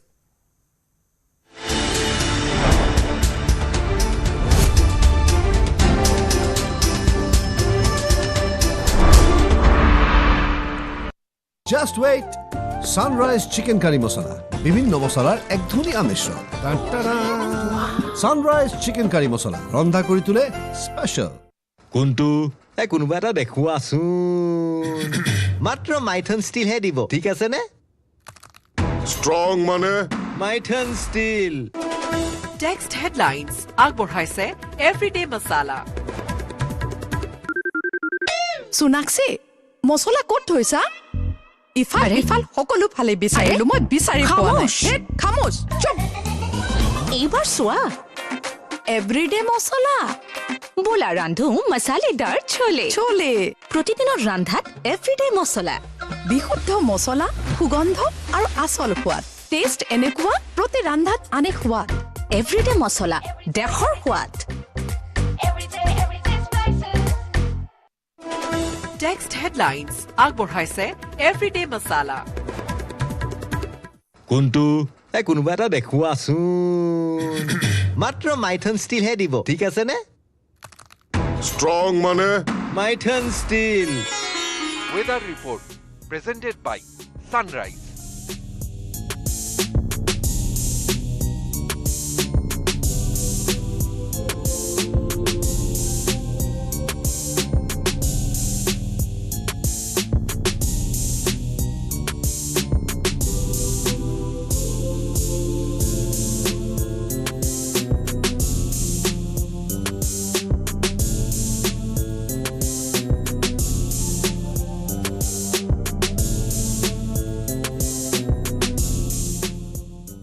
Weather report presented by Sunrise. কোনটো কোনোবা এটা দেখুৱাচোন মাত্ৰ মাইথন ষ্টিলহে দিব ঠিক আছে নে Strong মানে মাইথন ষ্টিল শুনা শুনা ভোজন প্ৰিয় শুনা মন্দি শুনা যিয়ে না ৰন্ধা কিয় লং তৰাই দিবা ইলিশ পস্ত সৰিয়হ বতা যিমান লাগে লোৱা মিছা মাছ মাংস ভজা জুতি লগাই খোৱা আহা জুতি লগাই খোৱা আহা জুতি লগাই খোৱা লং তৰাই খাতি খানি সৰিয়হ তেলৰ টেষ্ট যিয়ে খাব সিয়ে ক'ব লং তৰাই বেষ্ট লং তৰাই সৰিয়হৰ তেল প্ৰতি সোৱাদে তোমাকে বিচাৰে আহা লং তৰাই বেষ্ট আহা লং তৰাই বেষ্ট आपके জন্মদাত্ৰীৰ আশীষ লৈ দেশ মাতৃৰ সেৱালৈ ওলাল এজন জোৱান ভাৰত পাকিস্তানত যুদ্ধৰ দামামা যুদ্ধৰ বাবে সাজু নলবাৰীৰ CRPF জোৱান এমাহৰ ছুটি আধাতে সামৰি ওলাল যুদ্ধলৈ দামোদৰ ৰাজবংশী বিগত 20 বছৰৰো অধিক সময় দেশমাতৃৰ সেৱাত নিয়োজিত হৈ আছে নলবাৰীৰ দেহজাৰীৰ এইজন CRPF জোৱান এমাহৰ ছুটিলৈ ঘৰলৈ আহিছিল দামোদৰ কিন্তু যুদ্ধৰ দামামা বাজি উঠাৰ লগে লগে বাতিল হ'ল তেওঁৰ ছুটি নিৰ্দেশ আহিল 24 ঘণ্টাৰ ভিতৰতে কাশ্মীৰলৈ যোৱাৰ নিৰ্দেশ পোৱাৰ লগে লগে পলম নকৰি যুদ্ধলৈ বুলি ওলাল দামোদৰ ৰাজবংশী বিচাৰিলে সকলোৰে আশীৰ্বাদ কালি মোৰ হঠাৎ ফোন আহিছে যে আমাৰ ভাৰত আৰু পাকিস্তানৰ যুদ্ধ আৰম্ভ হৈছে গতিকে মই যাব লাগে যেনেকৈ নহওক মোক 24 ঘণ্টা সময় দিছে তে এতিয়া মই যাবলৈ ওলাইছোঁ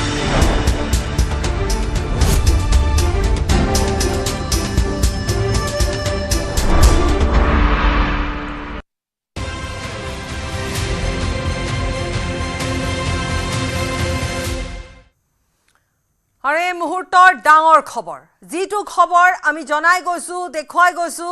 এই মুহূৰ্তত তাত কি হৈ আছে আৰক্ষী যেহেতু ঘটনাস্থলীত উপস্থিত হৈছে আমি আকৌ এবাৰ আপোনালোকক সেই গোটেই পৰিৱেশটো দেখুৱাম গুৱাহাটীৰ বৈশিষ্ট্যত এটা মৃতদেহ উদ্ধাৰ হৈছে এটি 10 বছৰীয়া শিশুৰ মৃতদেহ উদ্ধাৰ হৈছে দণ্ডাধীশে স্পষ্ট কৰিছে ট্ৰলি বেগত শিশুৰ মৃতদেহৰ কথা হেমভাই আশ্ৰমৰ চৌহদৰ সন্মুখত উদ্ধাৰ হৈছে মৃতদেহটো জয়নগৰ চাৰিআলিৰ পৰা শিশুটি নিৰুদ্দেশ হৈছিল শনিবাৰে সন্ধিয়া দিছপুৰ থানাত এজাহাৰ ৰুজু হৈছিল শিশুটিৰ পৰিয়ালৰ দুজনক আটক কৰি খুদা পোছাৰ অব্যাহত ৰখা হৈছে জেৰাত মৃতদেহ পেলাই থৈ যোৱাৰ কথা স্বীকাৰ কৰিছে আন্ধাৰৰ সুযোগ লৈ মৃতদেহটো পেলাই থৈ যোৱাৰ সন্দেহ মৃতদেহটো এটি কণমানিৰ হত্যাকাণ্ডত জড়িত সন্দেহ জিতুমণি হালৈক গ্ৰেপ্তাৰ কৰিছে আৰক্ষীয়ে জিতুমণি হালৈক গ্ৰেপ্তাৰ কৰিছে আৰক্ষীয়ে এতিয়া গোটেই কথাখিনি লাহে লাহে যি ৰহস্যৰ পৰ্দা আছে সেয়া উঠিব আৰু আনুষ্ঠানিকভাৱে আৰক্ষীয়ে জনাব ইতিমধ্যে দিছপুৰ আৰক্ষীয়ে আমাৰ সাংবাদিকৰ আগত এইখিনি কথা জনাইছে আৰু ইয়াৰ পিছতে আনুষ্ঠানিকভাৱে গোটেই কথাখিনি জনাব যে প্ৰকৃততে ঘটনাটো কি হৈছিল শিশুটি কিমান সময় নিৰুদ্দেশ হৈছিল কোনে এই কাণ্ড সংঘটিত কৰিলে ইয়াৰ সৈতে আৰু কোন কোন জড়িত হৈ আছে ইয়াৰ পিতৃ মাতৃৰ ভূমিকা কি আকৌ এবাৰ আমি উল্লেখ কৰিছো 12 বজাত মৃতদেহ উদ্ধাৰ হোৱাৰ কথা বা মৃতদেহটো তাত থকাৰ কথা খবৰ পোৱাৰ মাত্ৰকে দিছপুৰ আৰক্ষীয়ে কালিৰে পৰা যেহেতু ঘটনাটো তদন্ত কৰি আছিলে গতিকে আজি বৈশিষ্ট্য আৰক্ষী আৰু দিছপুৰ আৰক্ষীৰ সহযোগত তেওঁলোকে আটাইখিনি হুদা পোছা কৰি গোটেইখিনি কাম ইতিমধ্যে শেষ কৰি আহিছে মাথু দণ্ডাধীশৰ অপেক্ষাত আছিল দণ্ডাধীশ উপস্থিত হোৱাৰ লগে লগে মৃতদেহটো উদ্ধাৰ হ'ব ট্ৰলি খোলা হ'ব ইতিমধ্যে দণ্ডাধীশে কৈছে যে সেয়া 10 বছৰীয়া কিশোৰৰে মৃতদেহ দীপাংকৰ আপোনাৰ ওচৰলৈ আহিছো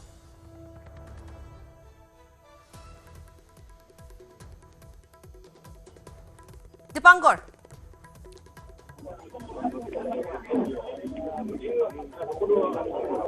আপুনি সংযুক্ত হৈ আছে আমাৰ সৈতে দীপাংকৰ উৎপল আছে আমাৰ সৈতে উৎপল আপোনাৰ ওচৰলৈ আহিছো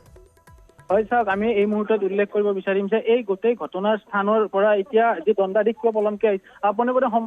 সংবাদমেল সম্বোধন কৰিছে ডিচিপিয়ে এই মুহূৰ্তত দেখুৱাইছো দীপাংকৰ কেমেৰাৰে সংবাদমেলখন গৈ আছে এই মুহূৰ্তত শুনক বস্তুটো হৈছে কি আপোনাৰ দিছপুৰ থানাত যোৱাকালি এটা এজাহাৰ পৰিছিলে এটা ল'ৰা নোহোৱা হৈ আছে বুলি আজি আমাৰ বশিষ্ঠৰ মন্দিৰৰ ওচৰত মানে যেতিয়া আপোনাৰ এটা আনআইডেণ্টিফাইড চাইল্ড এটাৰ আপোনাৰ ডেড বডি পোৱা গৈছে বুলি কৈছে তেতিয়া আমাৰ মানুহখিনি আহি কিনে ইয়াত চাইছে আইডেণ্টিফাই কৰা হৈছে এতিয়া লিডিং টু ৰিকভাৰী হ'ব আৰু আমাৰ FSLৰ টীম আহি পাইছে CID টীম আহি পাইছে তদন্তটো চলি আছে তদন্তৰ পাছত আমি বিশদভাৱে জনাম নিশ্চয় ধন্যবাদ এয়া আছিল ডিচিপি মৃণাল ডেকা তেখেতে অতি তৎপৰতাৰে তেখেতৰ নেতৃত্বত এই সমগ্ৰ ঘটনা পোহৰলৈ আনিছে নিশ্চয় এয়া আছিল ডিচিপি মৃণাল ডেকাই যিহেতু এতিয়ালৈকে বহুকেইটা যিমানবোৰ ঘটনা অপৰাধজনিত ঘটনা গুৱাহাটী মহানগৰীত হৈছে গোটেইকেইটা ঘটনা এক প্ৰকাৰ সমাধান হোৱাই দেখিবলৈ পোৱা গৈছে বাৰু দীপাংকৰ এতিয়ালৈকে গতিকে তেওঁৰ নেতৃত্বতে তদন্ত হৈছিল কিন্তু কথা একেটাই যে দণ্ডাধীশ পলমকৈ যথেষ্ট তাত উপস্থিত হৈছে এতিয়াও নিশ্চয় সময় লাগিব আপুনি কৈছে 6:30 বাজিব তাৰ পৰা ট্ৰলিৰ পৰা মৃতদেহটো ওলোৱাৰ ক্ষেত্ৰত কিন্তু এই ঘটনা অতিকৈ ভয়ংকৰ ঘটনা দীপাংকৰ যেটো ঘটনা লাহে লাহে আমি যেনে ধৰণে অনুমান কৰিছিলো সেয়াই যেহেতু সত্য হৈছে অতিকৈ ভয়ংকৰ ইয়াৰ সৈতে কিমান লোক জড়িত থাকিব পাৰে সেয়া আৰক্ষীয়ে কিবা তেনেকুৱা ধৰণৰ ইংগিত দিছে নেকি এই গোটেই ঘটনাটোৰ লগত কিমান লোক জড়িত থাকিব পাৰে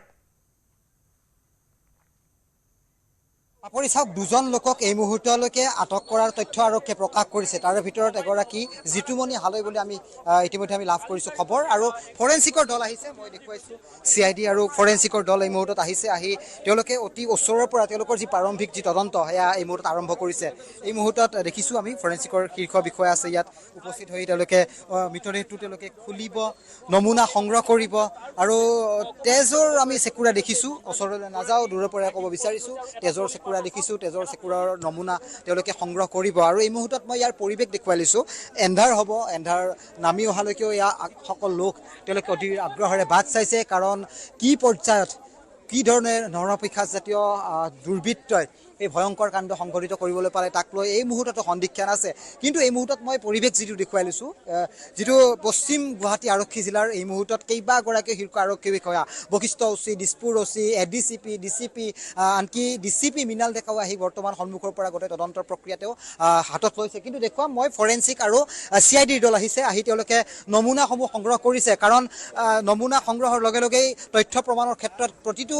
দিশ আৰক্ষী যাতে কোনো ত্ৰুটি হৈ নাযায় তাৰ বাবে তেওঁলোকে লক্ষ্য ৰাখিছে ঠিক 2:30 বজাত আৰক্ষীয়ে গোটেই খবৰ লাভ কৰিছিল 2:30 বজাত দুজন লোকক আৰক্ষী আটক কৰিছিল তাৰ ভিতৰত এজন জিতুমণি হালৈ বুলি আমি এই মুহূৰ্তত গম পাইছোঁ জিতুমণি হালৈ এই গোটেই প্ৰক্ৰিয়াটোত কিদৰে তেওঁৰ অৰ্থাৎ তেওঁ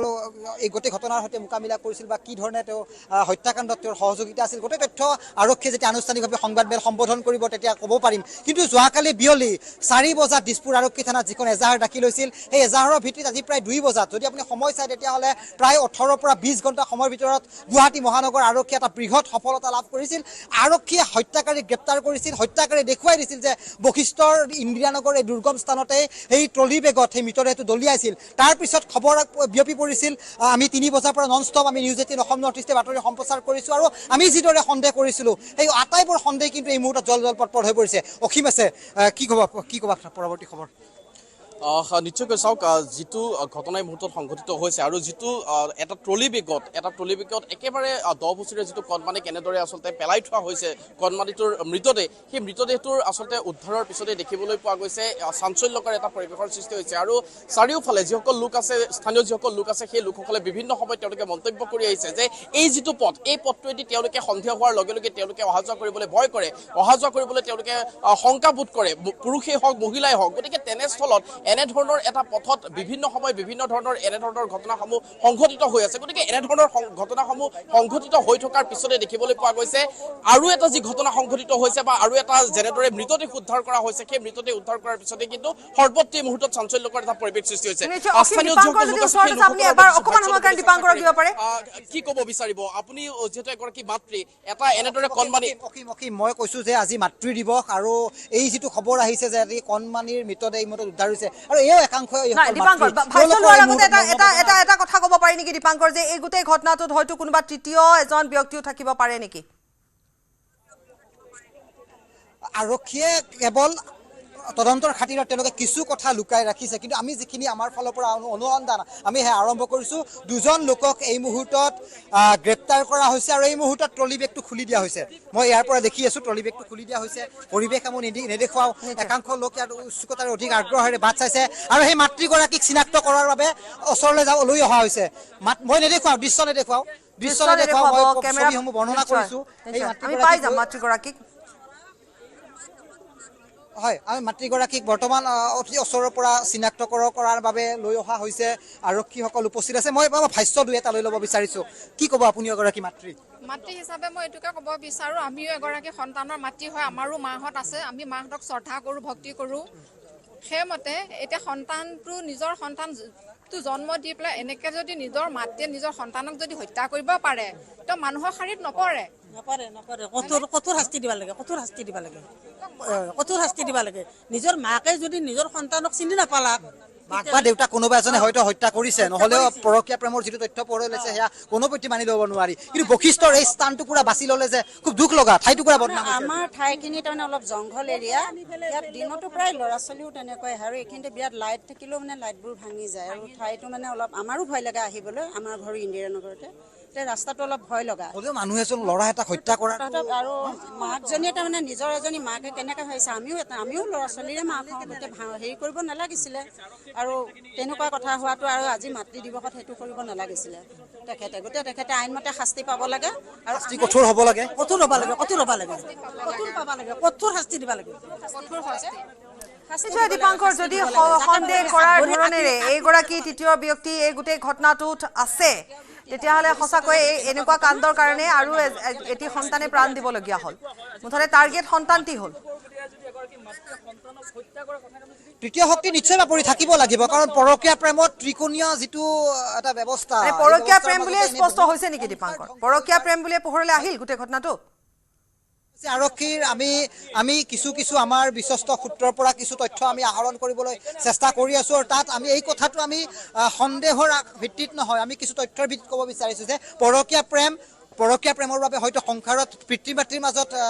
বিভাজনৰ সৃষ্টি তাৰ পিছত এই গোটেই হত্যাকাণ্ডটো নিজৰ সন্তানক এক প্ৰকাৰ বলি দিবলৈ চেষ্টা হ'ল আৰু এই মুহূৰ্তত ট্ৰলি বেগটো খোলাৰ যোজা চলিছে ফৰেঞ্চিকৰ দল আছে স্নিফাৰ দল লৈ বৰ্তমানো এই মুহূৰ্তত CID দল সকলো আহি উপস্থিত হৈছে কিন্তু তথ্য প্ৰমাণৰ ক্ষেত্ৰত আৰক্ষীয়ে যাতে কোনো প্ৰকাৰে পিছ পৰি নৰয় তাৰ প্ৰতি লক্ষ্য ৰাখিছে উৎপলে কণ্টিনিউ কৰিব পাপৰি কেইবাটাও গুৰুত্বপূৰ্ণ কথা ক'ব লাগিব এইখিনি মুহূৰ্তত যিগৰাকী হালৈ উপাধিৰ লোক তেওঁক গ্ৰেপ্তাৰ কৰা হৈছে আৰু এই গোটেই ঘটনাত আমি যি কৈ আছিলোঁ যে দণ্ডাধীশ দেৰিকৈ আহিছে গোটেই ঘটনাটো তেনেকুৱা নাছিলে এই মুহূৰ্তত আৰক্ষীৰ যেতিয়া সংবাদমেল সম্বোধন কৰিছিলে তেখেতসকলে বুজাই দিছিলে যে আগে অভিযুক্ত এই গোটেই কথাখিনি কনফাৰেঞ্চ কৰে নেকি বডিৰ খোলাৰ আগতে বা দণ্ডাধীশ কেতিয়াবাতে আহিছিলে যি দূৰত থকাৰ কথা এই মুহূৰ্তত আৰক্ষীৰ ফালৰ পৰা জনোৱা হৈছে যে এইখিনি কথা কিন্তু সংলগ্ন কৰি দিব লাগিব যে আৰক্ষীৰ বিএনএছ অহাৰ আৰক্ষীৰ কাম কৰি আহিছে মই যিটো খবৰ ল'লো এই মুহূৰ্তত কামখিনি লোৱা হৈছে যি দুজন অভিযুক্তক এই মুহূৰ্তত আৰক্ষীয়ে আটক কৰি তেওঁলোকৰ নিজৰ জিম্মাত ৰাখিছে গ্ৰেপ্তাৰৰ কথাটো আৰক্ষীয়ে আনুষ্ঠানিকভাৱে জনাব কিন্তু আমি ক'ব বিচাৰিছোঁ ভিডিঅ'গ্ৰাফী কৰা হৈছে ষ্টেটমেণ্ট ভিডিঅ'গ্ৰাফী কৰিছে আৰক্ষীয়ে অৰ্থাৎ এটা চাঞ্চল্যকৰ হত্যাকাণ্ড উৎপল হৈছে বিএনএছ অহাৰ পৰাই এনেধৰণৰ কাম কাজসমূহ কৰিব লাগিব বিশেষকৈ আমি 2 বছৰ আগৰ মঙলদৈৰ ওদালগুৰি যদি এই ঘটনালৈকে যাওঁ যি ঘটনাৰ বাবে APS বিষয়া এগৰাকী SP এগৰাকী দণ্ডাধীশ এগৰাকী চাকৰি যাব লগা হৈছিলে ধৰ্ষণ কাণ্ড নহয় বুলি কৰিছিলে ভিডিঅ'গ্ৰাফী নকৰাৰ বাবে আৰু আজি সেই যাতে কোনোখিনিত ত্ৰুটি নাৰাখে তাৰ বাবে এইখিনি কাম বিএনএছৰ আধাৰত এইখিনি কাম কৰিব লাগিব আমি সেইটো কথা নহয় কথাটো হৈছে আমি বাৰম্বাৰ কৈ আছোঁ যে আৰক্ষীয়ে যেতিয়া কথাখিনি সংবাদ মাধ্যমত জনালে যে প্ৰকৃততে তেওঁলোকে নিজৰ কাম কৰি আহিছে সকলোখিনি ইতিমধ্যে অপৰাধীয়ে অপৰাধ মানিও লৈছে গতিকে তাৰ পিছত আৰু ক'ব লগা নাই কিন্তু কথা হৈছে যে বহু আগতে গম পোৱাৰ পিছত আৰক্ষীয়ে নিজৰ কাম ঠিকে কৰিছে দণ্ডাধীশ ঘটনাস্থলীত উপস্থিত হোৱাত পলম হোৱাৰ বাবে তাত থকা লোকে এটা অভিযোগ আনিছে যে এটি কণমানি শিশুৰ মৃতদেহ তাত পৰি আছে অতি সোনকালে তাৰ পৰা লৈ যাব লাগে কাৰণ আন্ধাৰ হ'লে সমস্যা হ'ব পাৰে সেইবাবে সকলোৱে কৈছিলে বা আমিও কৈছিলোঁ যে দণ্ডাধীশ পলম হৈছে অহা গতিকে সেয়া পলমৰ কথা কোৱা হৈছিলে যিয়ে নহওক আৰক্ষীয়ে কালিৰ পৰা আজিলৈকে গোটেইখিনি কাম সুচাৰুৰূপে কৰি গোটেই ঘটনাটোৰ সমাধান উলিয়ালে এতিয়া কথা হৈছে যে সন্দেহ কৰাৰ ধৰণে ইয়াত 3 নম্বৰ এজন ব্যক্তি আছে অৰ্থাৎ দীপাংকৰে কোৱাৰ দৰে এই গোটেই ঘটনাটো সেইটোৱে নেকি যেটো সন্দেহ কৰা হৈছে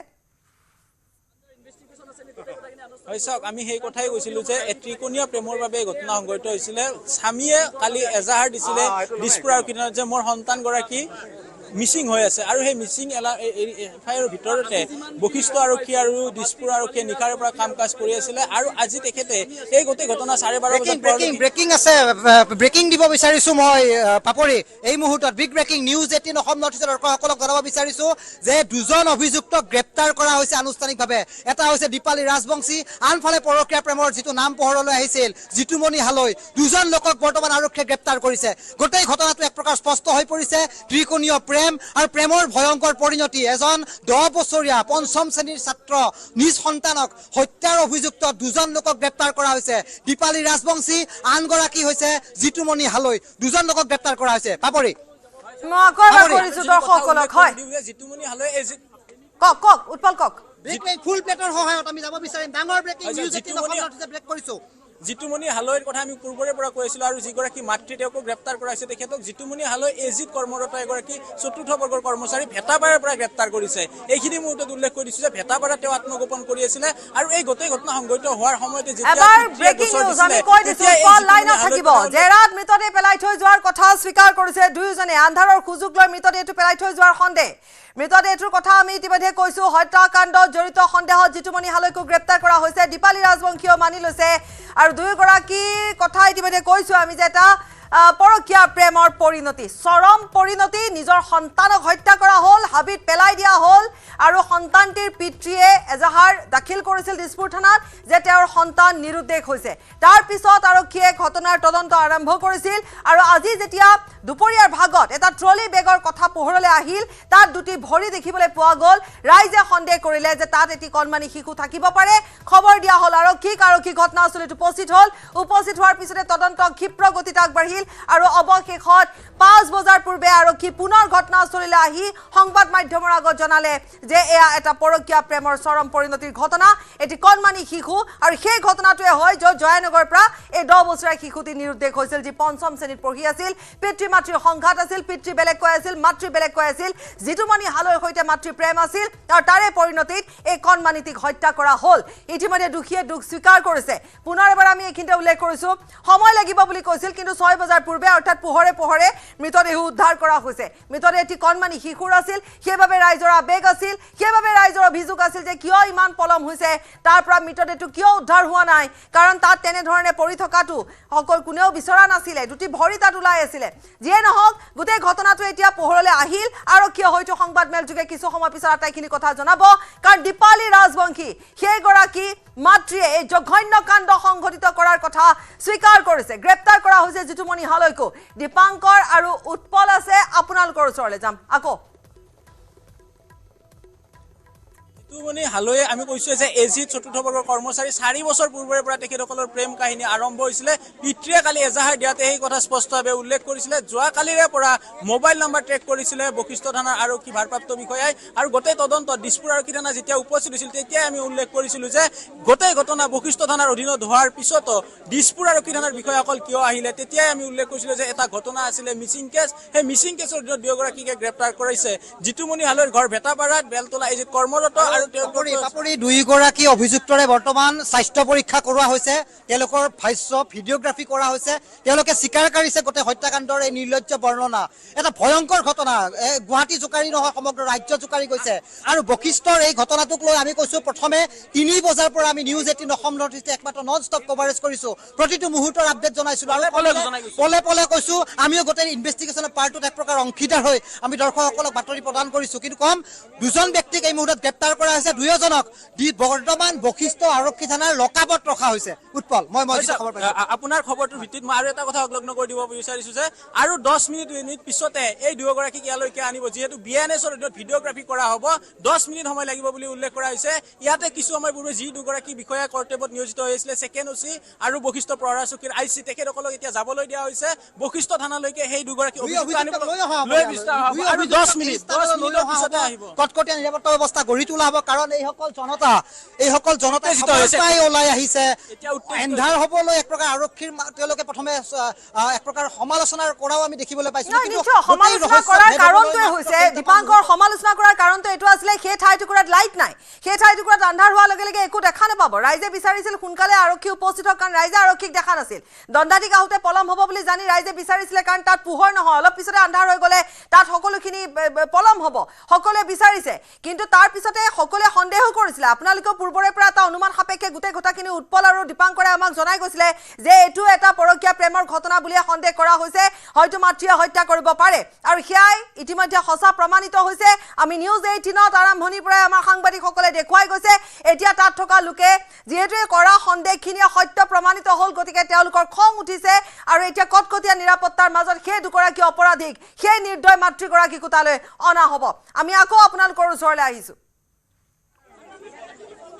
হয় চাওক পাপৰি এই মুহূৰ্তত এনেদৰে ৰছী দিয়া হৈছে অতীতত দেখুৱাইছে যে ৰছীৰে এক প্ৰকাৰ এই ৰাজপথ চোৱা অবৈধ দুৰ্গ হিচাপে এক প্ৰকাৰ পৰিচিত কৰি দিছে যাতে কোনো কালতে সেই স্থানসমূহ আগুৱাই আহিব নোৱাৰে যিহেতু কিছুলৈ উত্তেজিত হৈ যাব যে এগৰাকী মাতৃয়ে আৰু পৰকীয় প্ৰেমিকৰ সৈতে লগ লাগি নিজৰ সন্তানক হত্যা কৰিলে এইসকল মাতৃৰো ক্ষোভ আছে তেখেতসকলৰ পৰা কিছু কথা জানিবলৈ চেষ্টা কৰিম এগৰাকী মাতৃক হৈ পিনে নিজৰ সন্তানক হত্যা কৰিছে এগৰাকী মাতৃয়ে নিজৰ সন্তানক হত্যা কৰিছে পাৰে নেকি নোৱাৰে কিন্তু যথেষ্ট মানে কঠোৰ শাস্তি দিব লাগে তেখেতক আৰু ইয়ালৈ লৈ আহিব লাগে আমাৰ জাগাখিনি ইণ্ডিয়া নগৰখিনি বদনাম হৈ গ'ল এইটো ভাল কথা হৈছে নেকি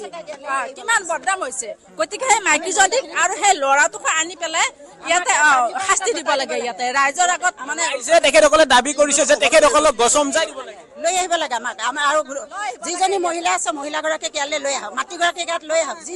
মাতৃয়ে নিজৰ ল'ৰাক এনেকুৱাকৈ মানে কাটি কুটি বা অত্যাচাৰ কৰি মাৰিব পাৰে সেই মহিলাগৰাকীক আমাক মানে মহিলাখিনিৰ হাতত গতাই দিয়ক গতিকে দিলে আমি ইয়াতে পাব্লিকে তাইক হেৰি কৰিম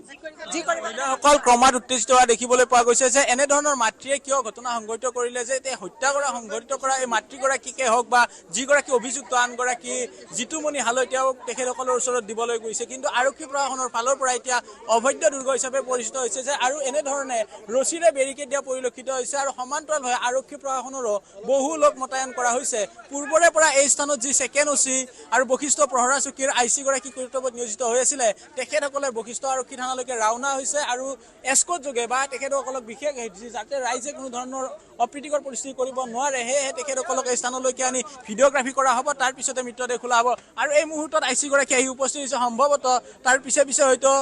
যিগৰাকী অপৰাধী হিচাপে বিবেচিত হৈছে দুগৰাকী মহিলা এগৰাকী মহিলা আৰু আনজন পুৰুষ তেওঁ হয়তো আহিছে কোনোবাখিনি হয়তো তেখেতক ৰাখি থৈ দিছে আৰু ভিতৰ ভাগৰ বাবে এক প্ৰকাৰ কটকটীয়া নিৰাপত্তা বেষ্টনী গঢ় দিয়া হৈছে ডিচিপি আছে এচিপি আছে এডিচিপি আছে দুগৰাকীকৈ ভাৰপ্ৰাপ্ত বিষয়া দুগৰাকীকৈ আইচি এনেধৰণে এতিয়া লোকসকল নিয়োগ কৰাইছে আৰু দণ্ডাধীশৰ কথা যেতিয়া উল্লেখ কৰা হৈছিলে যে এগৰাকী দণ্ডাধীশে নহয় এতিয়া তিনিগৰাকী দণ্ডাধীশ আমি দেখিবলৈ পাইছোঁ পাপৰি চাওক এন্ধাৰ হ'বলৈ আৰু মাত্ৰ হয়তো কেইটামান মুহূৰ্ত কেইটামান ক্ষণ আৰু এন্ধাৰ হোৱাৰ পূৰ্বেই এই স্থানৰ ইনভেষ্টিগেশ্যন পাৰ্টটো আৰক্ষীয়ে সমাপ্ত কৰিব লাগিব কাৰণ ইয়াত কাৰেণ্টৰ ব্যৱস্থা নাই মই ইয়াত যিটো পৰিৱেশ দেখিছোঁ ইয়াত কোনো ধৰণৰ লাইটিঙৰ ব্যৱস্থা নাই যাৰ বাবে CIDৰ বা ফৰেঞ্চিকৰ পৰা অহা দলৰ হাততো মই ডাঙৰ ডাঙৰ টৰ্চ দেখিছোঁ কিন্তু ঠাইটুকুৰা অতিকৈ দুৰ্গম আৰু এটা অতব্য হাবিৰ যেন লগা এটা পৰিৱেশ এন্ধাৰ খুব সোনকালে নামি আহিব কিন্তু হত্যাকাৰীয়ে গোটেই তথ্য স্পষ্টীকৰণ দিছে আৰক্ষীৰ সন্মুখত গতিকে ছবিখন এক প্ৰকাৰ স্পষ্ট হৈ পৰিছে কিন্তু কম এই মুহূৰ্ততো সেই ট্ৰলি বেগটো কিছু খোলা হ'লেও কিন্তু গোটেই তথ্য বা যিমানখিনি আচলতে খুব অভিযোগ আৰক্ষীৰ বিৰুদ্ধে আছিল যিমানখিনি সমালোচনা আছিল বা যিমান অভিযোগ আছিল যিমান খুব আছিলে কিন্তু এক প্ৰকাৰ আৰক্ষীয়ে খুব কম সময়ৰ ভিতৰতে গোটেই ঘটনাটো সমাধান কৰি পেলালে গোটেই ঘটনাটো কালিৰ পৰা যদি চোৱা যায় এজাহাৰ দাখিল আজি পুৱাৰ ভাগত দিনৰ ভাগত এটা ট্ৰলি উদ্ধাৰ ট্ৰলিত থকা শিশুৰ দুটি ভৰি উদ্ধাৰ ভৰি দেখা পোৱা যোৱা প্ৰত্যক্ষ কৰা তাৰ পিছত আৰক্ষী ঘটনাস্থলীত উপস্থিত হোৱা আৰু এই মুহূৰ্তলৈকে গোটেই কথাখিনি গোটেই ঘটনাটো এক প্ৰকাৰ সমাধান হৈ গ'ল অৰ্থাৎ কি আছিল কি নাই ঘটনাৰ আৰু কি আছিল সকলোখিনি ওলাই পৰিল স্পষ্ট ৰূপত আৰক্ষীৰ এক সফলতা এই ঘটনাটোত আৰক্ষীৰ সফলতা কম সময়ৰ ভিতৰত সফলতা হয় দণ্ডাধীশ পলম হোৱাৰ বাবে খুব আছিল খং আছিল কাৰণ এটাই কাৰণ যে সেই অঞ্চলটো যেহেতু জংঘলে আৱৰা আন্ধাৰ হৈ যোৱাৰ লগে তাত লাইট নজ্বলে ৰাইজে ইতিমধ্যে কৈছে এতিয়াও ঠিক সেই কথাটোৱে হৈ আছে 6 বজাৰ ভিতৰতে যদি উদ্ধাৰ নহয় মৃতদেহটো আন্ধাৰ হ'ব ভাল নালাগিব এই কথাবোৰ আহি পৰিছে তাতে যেহেতু এটি কণমানি মাতৃ নিৰ্দয় হ'ব পাৰে তাত থকা লোকসকল নহয় বিয়লিৰ পৰা যদি আমি সময় চাওঁ তেতিয়াহ'লে কালি বিয়লিৰ পৰা যদি আমি সময় চাওঁ তেতিয়াহ'লে প্ৰায় দুপৰীয়া 1-2 বজালৈকে তেতিয়াহ'লে ইয়াৰ সময়ৰ যিটো পৰিমাণ সেয়া প্ৰায় 18-19 ঘণ্টা আৰু মহানগৰ আৰক্ষীৰ বাবে এটা ডাঙৰ সফলতা গোটেই ছবিখন আমি যদি নিজে যদি চালি জাৰি চাওঁ কাৰণ মাত্ৰ 18 বা 17 ঘণ্টাৰ ভিতৰতে কিন্তু মহানগৰ আৰক্ষীয়ে কালপ্ৰিতক গ্ৰেপ্তাৰ কৰিবলৈ সক্ষম হ'ল এটা ডাঙৰ ইংগিত কালপ্ৰিতক গ্ৰেপ্তাৰ কৰাই নহয় তেওঁলোকৰ পৰা মুখৰ পৰা আৰক্ষীয়ে উলিয়াবলৈ এক প্ৰকাৰ সক্ষম হ'ল যে তেওঁলোকে মৃতদেহ ক'ত পেলালে ক'ত দলিয়াইছিল তেওঁলোকে দেখুৱাই নিদিলেও তেওঁলোকে এটা আনুমানিকভাৱে এটা ঠাইৰ এলেকাৰ নাম জনাই দিয়াৰ ছবিখন স্পষ্ট হোৱাৰ পিছতে এই স্থানত মৃতদেহটো উদ্ধাৰ হ'ল তাৰ পিছত তেওঁলোকক প্ৰেছাৰাইজ কৰা হ'ল তেওঁলোকে নিজ মুখে সকলো ছবিখন এক প্ৰকাৰ প্ৰকাশ কৰি দিলে তেওঁলোকে গাই দিলে আৰক্ষীৰ সন্মুখত যে এই ধৰণৰ লোমহৰ্ষক ঘটনাটো তেওঁলোকে সংঘটিত কৰিছিল আৰু অৱশেষত গোটেই মাৰ্ডাৰৰ যদি মই মটিভটো চাওঁ তেতিয়াহ'লে এয়া পৰকীয়া প্ৰেমৰ এটা এংগুল আমি এই মুহূৰ্তত দেখিবলৈ পাইছোঁ য'ত নিজৰ স্বামীৰ সৈতে পত্নীৰ এক প্ৰকাৰ যি মতভেদ এই মতভেদত তাত এণ্ট্ৰি মৰা তৃতীয়জন যিটো শক্তিৰ আপুনি কথা উল্লেখ কৰিছিল সেই তৃতীয়জন শক্তিৰ জিতুমণি হালৈ বুলি আমি ইমূৰ্তে জানিব পাৰিছোঁ মাক দীপালী ৰাজবংশী গতিকে তেওঁলোক দুজন বৰ্তমান আৰক্ষীৰ জিম্মাত থাকিলেও তেওঁলোকৰ পৰা আৰক্ষীয়ে আৰু কি ধৰণে তেওঁলোকৰ পৰা কথা উলিয়াব পাৰে বা কিহৰ বাবে এই ধৰণৰ ঘটনা সংঘটিত হ'ল গোটেই ছবিখন স্পষ্ট হৈ পৰিব কিন্তু এন্ধাৰ খুব চমু সময়ৰ ভিতৰতে নামি আহিব কিন্তু কম আৰক্ষীয়ে এই মুহূৰ্তত খুব ওচৰৰ পৰা গোটেই ইনভেষ্টিগেশ্যন পাৰ্টটোত তেওঁলোকে নামি পৰিছে কাৰণ ফৰেনচিক CIDৰ দল আৰক্ষীৰ আমি দেখিছোঁ DCP ADCP SCP আনকি দিছপুৰ আৰক্ষী থানাৰ ভাৰপ্ৰাপ্ত আৰক্ষী বিষয়া লগতে বশিষ্ঠ আৰক্ষী থানাৰ ভাৰপ্ৰাপ্ত আৰক্ষী বিষয়াকে ধৰি বশিষ্ঠৰ PP যি পেট্ৰলিং পোষ্ট যিখন আছে তাৰো বৰ্তমান IC গৰাকীক আমি এই মুহূৰ্তত দেখিছোঁ গতিকে এক প্ৰকাৰ হাহাকাৰময় পৰিৱেশ এই মুহূৰ্ততো অধীৰ আগ্ৰহেৰে ইয়াৰ একাংশ জনতাই অধীৰ আগ্ৰহেৰে বাট চাইছে কেতিয়া সেই ট্ৰলিটো খোলা হ'ব ভিতৰত কি অংশত মৃতদেহটো কিদৰে ভিতৰত পৰি ৰৈছে সেয়াও নিশ্চয় চকুৱে এবাৰ চোৱাৰ বাবে এইসকল জনতা বৰ্তমান খুব উত্তেজিত বা খুব তেওঁলোকে ইচ্ছুকতাৰে বাট চাইছে মই উৎপলক দিছোঁ বাপৰি হয় স্যাৰ যদি চোৱা যায় দোষ দিশে যদি 360 এংগুলত আমি কওঁ যে দোষ দিশে ৰছী বান্ধি দিয়া হৈছে যাতে কোনো কাৰণত অপ্ৰীতিকৰ পৰিস্থিতি নহয় যাৰ বাবে কিন্তু আৰক্ষী প্ৰশাসনে এতিয়া নিজাববীয়াকৈ কিছু কলম কৰি আছে যাতে অলপ আন্ধাৰ হওক তেতিয়াহে যাতে এই লোকগৰাকীক আনি তেওঁৰ BNSৰ অধীনত ভিডিঅ'গ্ৰাফি কৰি যাতে নিজে কয় যে সাক্ষী প্ৰমাণ যিহেতু লাগিব কোৰ্টত দিয়া সময়ত নিজে যাতে তেওঁলোকে এই মুহূৰ্তত বশিষ্ঠ আৰক্ষী থানাৰ লকআপত আছে 2 অভিযুক্ত তেওঁলোকে আৰক্ষীৰ আগত ভাষ্য প্ৰদান কৰিছে যে এই ধৰণৰ ঘটনা তেওঁলোকে সংঘটিত কৰিছে কিন্তু তাৰ পিছতো আৰক্ষীৰ যিটো নতুন আইন ব্যৱস্থা ভাৰতীয় ন্যায় সংহিতা এই ন্যায় সংহিতাৰ আণ্ডাৰত কিন্তু কিছু তথ্য প্ৰমাণ আৰক্ষীয়ে যুগুত কৰাৰ ক্ষেত্ৰত তেওঁলোকে অধিক ওচৰলৈ গৈ ইনভেষ্টিগেশ্যন পাৰ্টটো আৰম্ভ কৰিব লাগে যাৰ বাবে তেওঁলোকক লৈ অহা হ'ব ইয়ালৈ লৈ আহি তেওঁলোকক ভিডিঅ'গ্ৰাফি কৰা হ'ব ক'ত কিদৰে দলিয়াইছিল নিশ্চয় আমাৰ মনত আছে যেতিয়া বন্দনা কলিতাই চেৰাপুঞ্জী ডাউকি পথত যেতিয়া মৃতদেহ ফ্ৰিজত ভৰাই ৰাখি তাত দলিয়াইছিল তেতিয়াও আৰক্ষীয়ে ভিডিঅ'গ্ৰাফি কৰি সেই বন্দনা কলিতাৰ পিছত কৰিছে কিন্তু এইবাৰ অন স্পটত কৰিব বিচাৰিছে চাৰ্জশ্বিট সোনকালে এখন শক্তিশালী চাৰ্জশ্বিট যাতে আৰক্ষীয়ে প্ৰস্তুত কৰি আদালতত যাতে সোনকালে দাখিল কৰিব পাৰে আৰক্ষীয়ে এই ক্ষেত্ৰত যাতে কোনো ধৰণৰ সুৰুঙা ৰৈ নাযায় শাস্তি দিয়াটো সকলোৱে বিচাৰিছে কিমান নিৰ্দয় হ'ব লাগিব কিমান নিকৃষ্ট হ'ব লাগিব মাতৃ যে নিজৰ সন্তানক হত্যা কৰিছে গতিকে তেনে ক্ষেত্ৰত এখন শক্তিশালী চাৰ্জশ্বিট সকলোৱে বিচাৰিব উৎপল এতিয়া কথা হৈছে যে সময়ো উকলি গৈছে আপুনি কৈছে হয়তো জানি বুজি কিছু পলম কৰিছে কিন্তু যিমান সময় যাব সিমান এটা যথেষ্ট সংখ্যক লোকৰ সমাগম ঘটিছে এতিয়া ভিৰ বাঢ়ি গৈ আছে গতিকে যিখিনি কৰিবলগীয়া আছে BNSৰ আণ্ডাৰত সেইখিনিতো সময় লাগিব উৎপল হয় চাওক তেখেতসকলে আগৰ পৰা এটা নিয়ম আছিলে যে নতুনখন আইনখন অহাৰ পিছত যে প্ৰথমতে ঘটনা সংঘটিত হৈ যায় পিছত আকৌ ভিডিঅ'গ্ৰাফি কৰা হৈছিলে এইবাৰ সেইটো কাম নকৰে লগে কৰিব অন স্পট সেয়ে কিছু সময় পলমকৈ আনিব তেখেতসকলে কোনখন বাহনেৰে আহিছিলে কেনেকৈ আহিছিলে ক'ৰ পৰা দলিয়াই দিছিলে সেই সকলো ভিডিঅ'গ্ৰাফি কৰিব একেবাৰে দণ্ডাধীশৰ ওপৰত যাৰ বাবে গোটেই চাৰ্জশ্বিটটো এসপ্তাহ বা 2 দিনৰ ভিতৰতে পঠাব পাৰিব ন্যায়ালয়লৈকে তেতিয়া হয়তো তেখেতে অধিক দিন জেলত থাকিব লাগিব বা তেখেতে বেইল নাপাব যদিহে এনেধৰণৰ চাৰ্জশ্বিটটো কিছু পলম কৰে যাৰ বাবে আমি বন্দনাৰ কথা যদি উল্লেখ কৰোঁ বন্দনাই 3 মাহ পিছতে বা 6 মাহ পিছতে বেইল পাই গৈছিলে মুকলীয়া কাষতলৈকে আহিছিলে সেই তিনিটাকৈ হত্যাকাণ্ড সংঘটিত কৰাৰ পিছতো এইবাৰ এই হত্যাকাণ্ড যাতে মুকলীয়া কাষতলৈকে আহিব নোৱাৰে সেই পথ যাতে ৰোধ কৰিব পাৰে তাৰ বাবে ধৰণৰ ব্যৱস্থা লৈছিলে দণ্ডাধীশে গম পাইছিলে যে তেখেতে বহু সময় আগতে আহিছিলে কিন্তু তেখেতক নাতি দূৰত ৰাখি থোৱা হৈছিলে যাতে আৰক্ষীৰ ইনভেষ্টিগেশ্যনত সেইগৰাকী লোকে নিজে কয় আৰু সম্ভৱ হ'লে সঠিক দেখুৱাইছে যে ফৰেনচিকৰ দল তেখেতসকলে আহি সাজ পোছাক পৰিধান কৰি আছে কিন্তু সেইসমূহ স্পৰ্শ কৰা নাই কাৰণ যেনেদৰে দেখুৱাই দিব এই যি 2 হত্যাকাৰী আছে 2 হত্যাকাৰী যেনেদৰে দেখুৱাই দিব তেনেদৰেহে তেখেতসকলে কাম কাজখিনি কৰিব এয়া ফৰেনচিকৰ দল তেখেতসকলে হাতত গ্লোভছ মুখত মাস্ক পৰিধান কৰিছে কিছু দেখুৱাইছো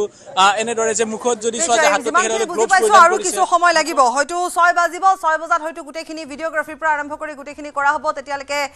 তাত যথেষ্ট সংখ্যক লোকৰ সমাগম ঘটিছে আৰু যেহেতু ৰাইজে এতিয়া বুজি গম পাইছে যে তাত যিটো ঘটনা ঘটিছে যিটো কণমানি তাত মৃতদেহ পেলাই থোৱা হৈছে তাৰ পিতৃ মাতৃ আৰু সেই পৰকীয়া প্ৰেমিকৰ তেওঁলোকৰ পৰিচয় পোৱা গৈছে পৰকীয়া প্ৰেমিক আৰু মাতৃক ইতিমধ্যে গ্ৰেপ্তাৰ কৰি থোৱা হৈছে তেওঁলোকক কিছু সময় পিছত আনি ভিডিঅগ্ৰাফি কৰা হ'ব সময় আৰু কিছু লাগিব পাৰে আৰু যিয়ে নহওক বাৰু গোটেই ঘটনাটো ইতিমধ্যে এক প্ৰকাৰ কালি দিয়া এজাহাৰৰ ভিত্তিত গোটেই ঘটনাটো সমাধান ঘটিল এটা উচিত শাস্তি সকলে বিচাৰিব তাৰ বাবে এখন শক্তিশালী চাৰ্জশ্বিটৰ প্ৰয়োজন আৰক্ষী অতি সফলতাৰে এই কামখিনি সম্পন্ন কৰিলে আমি এই মুহূৰ্তত উৎপল দীপাংকৰ আপোনালোকক ধন্যবাদ জনাম যদিও বা আপোনালোক তাতে আছে পৰৱৰ্তী বাতৰিত আমি পুনৰ সংযুক্ত হ'ম আমি সদায় ৰাতিপুৱা আহোঁতো আমি সদায় ইয়াতে ল'ৰা ছোৱালী মাইকী আমি গোটেই দেখি থাকোঁ ইয়াতে তাৰপিছত আমি চকুত হাত দি পেলাই আমি গুচি যাওঁ আমাৰ অফিচ টাইম থকা মানুহ আমি ৰাতিপুৱা 9টাত আমি ওলাই আহোঁ আহিলে 3টা 4টা ল'ৰা ছোৱালী ইয়াতে থাকেই মাইকী থাকে মতা থাকে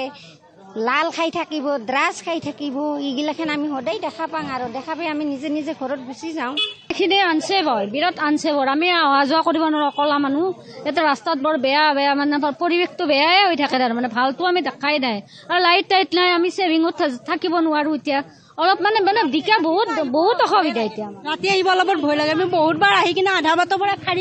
ফিৰি যাওঁ এনেকুৱা মানে লাইট চাইটবিলাক নাথাকেতো মানে সেনেকুৱা সময়ত এনেকুৱা লাগে যে কিবা এটা মানে গণ্ডগোল হৈ টাইপৰ এনেকুৱা আমাৰ লাগে আৰু এইটো ৰাস্তাটো ইমান ঠিক নহয় আৰু ইয়াৰ সৈতে বাতৰি পাবি দিয়া লৈছোঁ নমস্কাৰ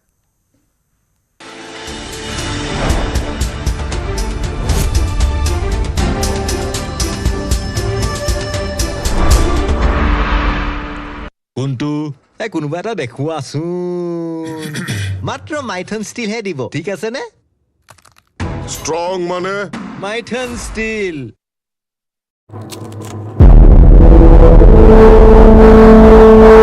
জন্মদাত্ৰীৰ আশীষ লৈ দেশ মাতৃৰ সেৱালৈ ওলাল এজন জোৱান ভাৰত পাকিস্তানত যুদ্ধৰ দামামা যুদ্ধৰ বাবে সাজু নলবাৰীৰ CRPF জোৱান এমাহৰ ছুটি আধাতে সামৰি ওলাল যুদ্ধলৈ দামোদৰ ৰাজবংশী বিগত 20 বছৰৰো অধিক সময় দেশমাতৃৰ সেৱাত নিয়োজিত হৈ আছে নলবাৰীৰ দেহজাৰীৰ এইজন CRPF জোৱান এমাহৰ ছুটিলৈ ঘৰলৈ আহিছিল দামোদৰ কিন্তু যুদ্ধৰ দামামা বাজি উঠাৰ লগে লগে বাতিল হ'ল তেওঁৰ ছুটি নিৰ্দেশ আহিল 24 ঘণ্টাৰ ভিতৰতে কাশ্মীৰলৈ যোৱাৰ নিৰ্দেশ পোৱাৰ লগে লগে পলম নকৰি যুদ্ধলৈ বুলি ওলাল দামোদৰ ৰাজবংশী বিচাৰিলে সকলোৰে আশীৰ্বাদ কালি মোৰ হঠাৎ ফোন আহিছে যে আমাৰ ভাৰত আৰু পাকিস্তানৰ যুদ্ধ আৰম্ভ হৈছে গতিকে মই যাব লাগে যেনেকৈ নহওক মোক 24 ঘণ্টা সময় দিছে তে এতিয়া মই যাবলৈ ওলাইছোঁ কাৰণ মই CRPFত চাকৰি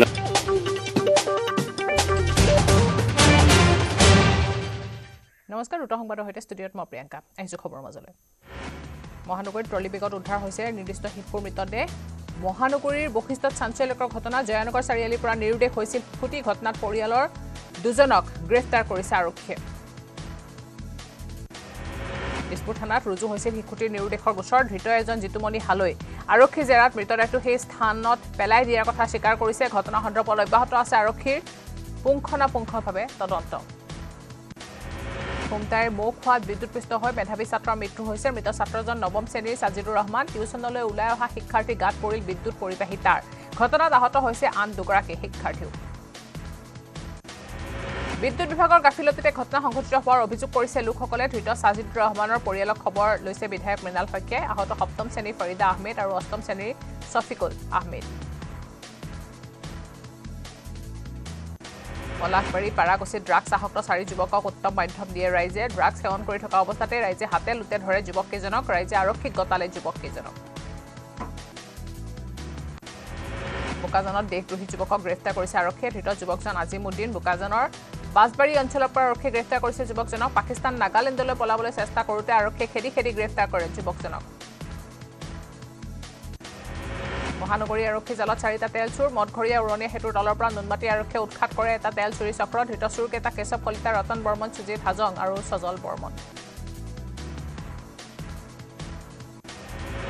জব্দ হৈছে 15টাকৈ তেল ভৰ্তিৰ দামত 750 লিটাৰ পেট্ৰল আৰক্ষীয়ে জব্দ কৰি 3খন স্কুটি ঘটনাস্থলীৰ পৰা পলায়ন কৰিছে তেলৰ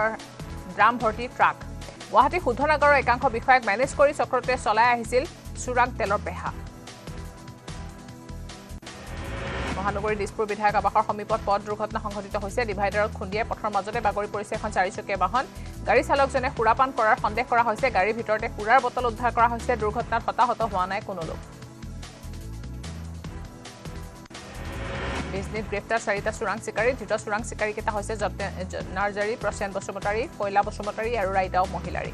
দুটা হস্ত নিৰ্মিত বন্দুকসহ জব্দ হৈছে 7টা হাতীৰ দাঁত আৰু 2টা ভালুকৰ দাঁত মহানগৰীৰ লালমাটিত হিট এণ্ড ৰানৰ ঘটনা ৰাজপথ পাৰ হ'বলৈ লওঁতে যুৱকক খুন্দিয়াই পলায়ন কৰে এখন তীব্ৰবেগী বাহনে নিশা প্ৰায় 10 বজাত সংঘটিত হৈছে দুৰ্ঘটনাটো কোনো গধুৰ বাহনে দুৰ্ঘটনা সংঘটিত কৰাৰ আশংকা কৰা হৈছে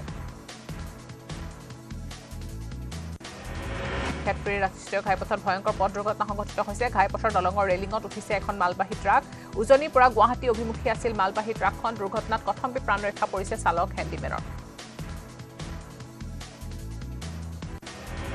নগাঁও চৰকাৰী উচ্চতৰ মাধ্যমিক বালিকা বিদ্যালয়ৰ ভোটগণনা কেন্দ্ৰত প্ৰচণ্ড মাৰপিটৰ ঘটনা সংঘটিত হৈছে কংগ্ৰেছ আৰু বিজেপিৰ এজেণ্টৰ মাজত মাৰপিটৰ ঘটনা বাজিয়া গাঁও জিলা পৰিষদৰ ভোটগণনাৰ সময়তে মাৰপিট হয় আৰক্ষীয়ে পিছত নিয়ন্ত্ৰণ কৰে পৰিস্থিতি প্ৰবঞ্চনা গোচৰত অভিযুক্তৰ পঞ্চায়ত নিৰ্বাচনত জয়লাভ দিখমুখ পঞ্চায়তৰ 6 নং ৱাৰ্ডত জয়ী ধ্ৰুৱজ্যোতি শইকীয়া ডক্টৰ পৰিধি শৰ্মা সদ্ম নামেৰে চৰ্চালৈ আহিছিল ধ্ৰুৱজ্যোতি ভোটাৰৰ কাষলৈ নহাকৈ পোষ্টাৰেৰে চলাইছিল প্ৰচাৰ মৰিনী সমষ্টিৰ 11 নং পূবলাহিক আঞ্চলিক পঞ্চায়তৰ সদস্য পদত জয়ী বিজেপি প্ৰাৰ্থী ঋতু বুঢ়া গোহাঁই সমষ্টিটোৰ 4খন জিলা পৰিষদ 21খন আঞ্চলিক পঞ্চায়ত আৰু 210টা ৱাৰ্ডৰ ভোটগণনা গহপুৰ দক্ষিণ কলাবাৰী পঞ্চায়তৰ 7 নং ৱাৰ্ডৰ প্ৰাৰ্থী গণেশ পেগুৰ জয়লাভ গণেশ পেগুৱে লাভ কৰে 325টা ভোট আনন্দত আত্মহৰা বিজয়ী প্ৰাৰ্থীগৰাকী সোণাৰী সমষ্টিৰ সোণালী পঞ্চায়তত 10টা ৱাৰ্ডতে বিজেপি সমৰ্থিত প্ৰাৰ্থী জয়লাভ সোণালী পঞ্চায়তৰ আঞ্চলিক পঞ্চায়তৰ সদস্য পদত বিজেপি প্ৰাৰ্থী অঞ্জু উৰাঙে কৰিছে জয়লাভ বৰগৰী সোণাৰী পঞ্চায়তত বিজেপি সমৰ্থিত প্ৰাৰ্থীৰ জয়লাভ দুবাৰ পৰাজিত হোৱাৰ পিছত জয়ৰ সোৱাদ পালে পঞ্চায়ত প্ৰাৰ্থীয়ে ঢেকিয়াজুলিৰ ভঙামন্দিৰ গাঁও পঞ্চায়তৰ 5 নং ৱাৰ্ডত জয়ী হৈছে নিৰ্দলীয় প্ৰাৰ্থী এবেটাৰ হেমমা পূৰ্বেও দুটাকৈ পঞ্চায়তত নিৰ্বাচনত অৱতীৰ্ণ হৈছিল পৰাজিত এবেটাৰে মুখ্যমন্ত্ৰীৰ আহ্বান নামানিলে ভৱেশ কলিতাই দলীয় নেতা কৰ্মীয়ে ভোটগণনা কেন্দ্ৰলৈ যোৱাৰ অভিযোগ যুদ্ধকালীন পৰিস্থিতিৰ বাবে পঞ্চায়তৰ বিজয় উল্লাস আৰু মন্ত্ৰী বিধায়কক ভোটগণনা কেন্দ্ৰলৈ যোৱাত বাৰণ কৰিছিল মুখ্যমন্ত্ৰীয়ে ৰাজ্য 39টা কেন্দ্ৰত পঞ্চায়ত নিৰ্বাচনৰ ভোটগণনা কটকটীয়া নিৰাপত্তাৰ মাজত পুৱা 8 বজাৰ পৰা ভোটগণনা আৰম্ভ হৈছে জিলা পৰিষদৰ 397খন আসনৰ 34খনতে ইতিমধ্যে বিনা প্ৰতিদ্বন্দ্বিতাৰে জয়ী হৈছে প্ৰাৰ্থীসকল আঞ্চলিক পঞ্চায়তৰ 2192খন আসনৰ 311খনতে বিনা প্ৰতিদ্বন্দ্বিতাৰে জয়লাভ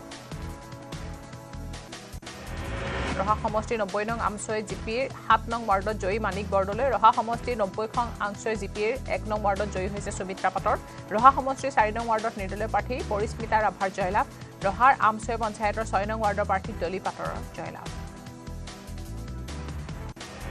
বৰপুৰ আঞ্চলিক পঞ্চায়তত বিজেপি দখলত বৰপুৰ এপিত জয়ী হৈছে বিজেপি মেহজিবিন ৰহমান অগপৰ দখলত দিখমুখ আঞ্চলিক পঞ্চায়তত অনু দত্তৰ জয়লাভ পঞ্চায়ত নিৰ্বাচনৰ ভোটগণনাৰ মাজতে তিনিচুকীয়াত উপস্থিত হয় কেন্দ্ৰীয় মন্ত্ৰী সৰ্বানন্দ সোণোৱাল কেন্দ্ৰীয় মন্ত্ৰীগৰাকীয়ে দলীয় কাৰ্যালয়ত উপস্থিত হৈ বিজেপিৰ প্ৰতিগৰাকী প্ৰাৰ্থীয়ে জয়যুক্ত হ'ব বুলি আশা প্ৰকাশ কৰে শোণিতপুৰৰ বালিপাৰা গাঁও পঞ্চায়তৰ 4 নং ৱাৰ্ডত জয়লাভ কৰিছে বীণা হাজৰিকাই নিজৰ জয়লাভৰ কথা উল্লেখ কৰি বিজয়ী প্ৰাৰ্থীগৰাকীয়ে জুৰিলে এফাকি বিহু ডিব্ৰুগড়ৰ খোৱাং সমজিলাত 17টা পঞ্চায়ত আৰু 3টা জিলা পৰিষদ 17টা আঞ্চলিক পঞ্চায়ত আৰু 170টা ৱাৰ্ড সদস্যৰ বাবে ভোটগণনা অনুষ্ঠিত হয় কলিয়াবৰত ভোটগণনা কক্ষত মাৰপিট অগপৰ নিৰ্দলীয় প্ৰাৰ্থীৰ এজেণ্টৰ মাজত সংঘাত আমবাগান জিলা পৰিষদৰ ভোটগণনা কক্ষত উত্তেজনা আৰক্ষী পিছত নিয়ন্ত্ৰণ কৰে পৰিস্থিতি মৰিগাঁৱৰ পুৱৰগাঁও আঞ্চলিক পঞ্চায়তত জয়ী হৈছে নিৰ্দলীয় প্ৰাৰ্থী বিজেপি প্ৰাৰ্থী ঘৰুৱাই ৭৭টা ভোটৰ ব্যৱধানত জয়লাভ কৰে ফুলেশ্বৰী দাসে বিজেপি প্ৰাৰ্থীৰ হৈ দিনে নিশাই প্ৰচাৰ নামিছিল বিধায়ক ৰমাকান্ত দেউৰী এটা ভোটৰ ব্যৱধানত জয়ী হ'ল ঢেকিয়াজুলি সমষ্টিৰ বেলখিৰি বৰভগীয়া পঞ্চায়তৰ 10 নং ৱাৰ্ডৰ প্ৰাৰ্থী প্ৰতিমা বিশ্বাস 145টা ভোট লাভ কৰি এটা ভোটত জয়ী হ'ল প্ৰতিমা বিশ্বাস প্ৰতিদ্বন্দ্বী প্ৰাৰ্থীগৰাকীয়ে লাভ কৰিছে 144টা ভোট গহপুৰত বিজয়ী পঞ্চায়ত প্ৰাৰ্থীৰ আনন্দ গহপুৰ কল্যাণপুৰ পঞ্চায়তৰ 1 নং ৱাৰ্ডৰ প্ৰাৰ্থী মিণ্টুমণি বৰাৰ জয়লাভ 276টা ভোট লাভ কৰি জয়লাভ কৰিছে মিণ্টুমণি বৰাই মৰিয়নি সমষ্টি 12 নং লাহিং গাঁও পঞ্চায়তৰ 5 নং ৱাৰ্ডত বিউটি গগৈ 2 নং ৱাৰ্ডত সুপ্ৰিয়া গগৈ 4 নং ৱাৰ্ডত মৰিয়ম ধানুৱাৰে কৰিছে জয়লাভ জয়ী হৈ আনন্দত আত্মহাৰা হৈ পৰিল প্ৰাৰ্থীসকল মাজুলীৰ বনগাঁও পঞ্চায়তৰ 1 নং ৱাৰ্ডত পাৰুল দাস 2 নং ৱাৰ্ডত দীপজ্যোতি মলিয়া বৰুৱা 3 নং ৱাৰ্ডত পল্লৱী শইকীয়া 4 নং ৱাৰ্ডত মনু বনিয়া 5 নং ৱাৰ্ডত ৰঞ্জিত দাসে কৰিছে জয়লাভ মাজুলীৰ বনগাঁও পঞ্চায়তৰ 6 নং ৱাৰ্ডত মৌচুমী শইকীয়া 7 নং ৱাৰ্ডত ইন্দুমণি ভৰালী 8 নং ৱাৰ্ডত দুৰ্লভ বৰা 9 নং ৱাৰ্ডত অৰুণ ভূঞা আৰু 10 নং ৱাৰ্ডত জয়ী হৈছে ৰূপালী বনিয়া খোৱাং সমষ্টিৰ কলাখোৱা আঞ্চলিক পঞ্চায়তত জয়ী বিজেপি প্ৰাৰ্থী হেমন্ত পাংগিং লেজাই আঞ্চলিক পঞ্চায়তত জয়ী বিজেপি প্ৰাৰ্থী প্ৰশান্ত দাস চেপন আঞ্চলিক পঞ্চায়তত জয়ী বিজেপি প্ৰাৰ্থী পদ্ম কোঁৱৰ খোৱাঙৰ হালদিবাৰী আঞ্চলিক পঞ্চায়তত জয়ী বিজেপি প্ৰাৰ্থী জুৰি কোঁৱৰ ৰাংচালি আঞ্চলিক পঞ্চায়তত বিজেপিৰ নুমাল তাঁতী জয়ী পথালিবাম আঞ্চলিক পঞ্চায়তত জয়ী বিজেপিৰ অনিল ওৰাং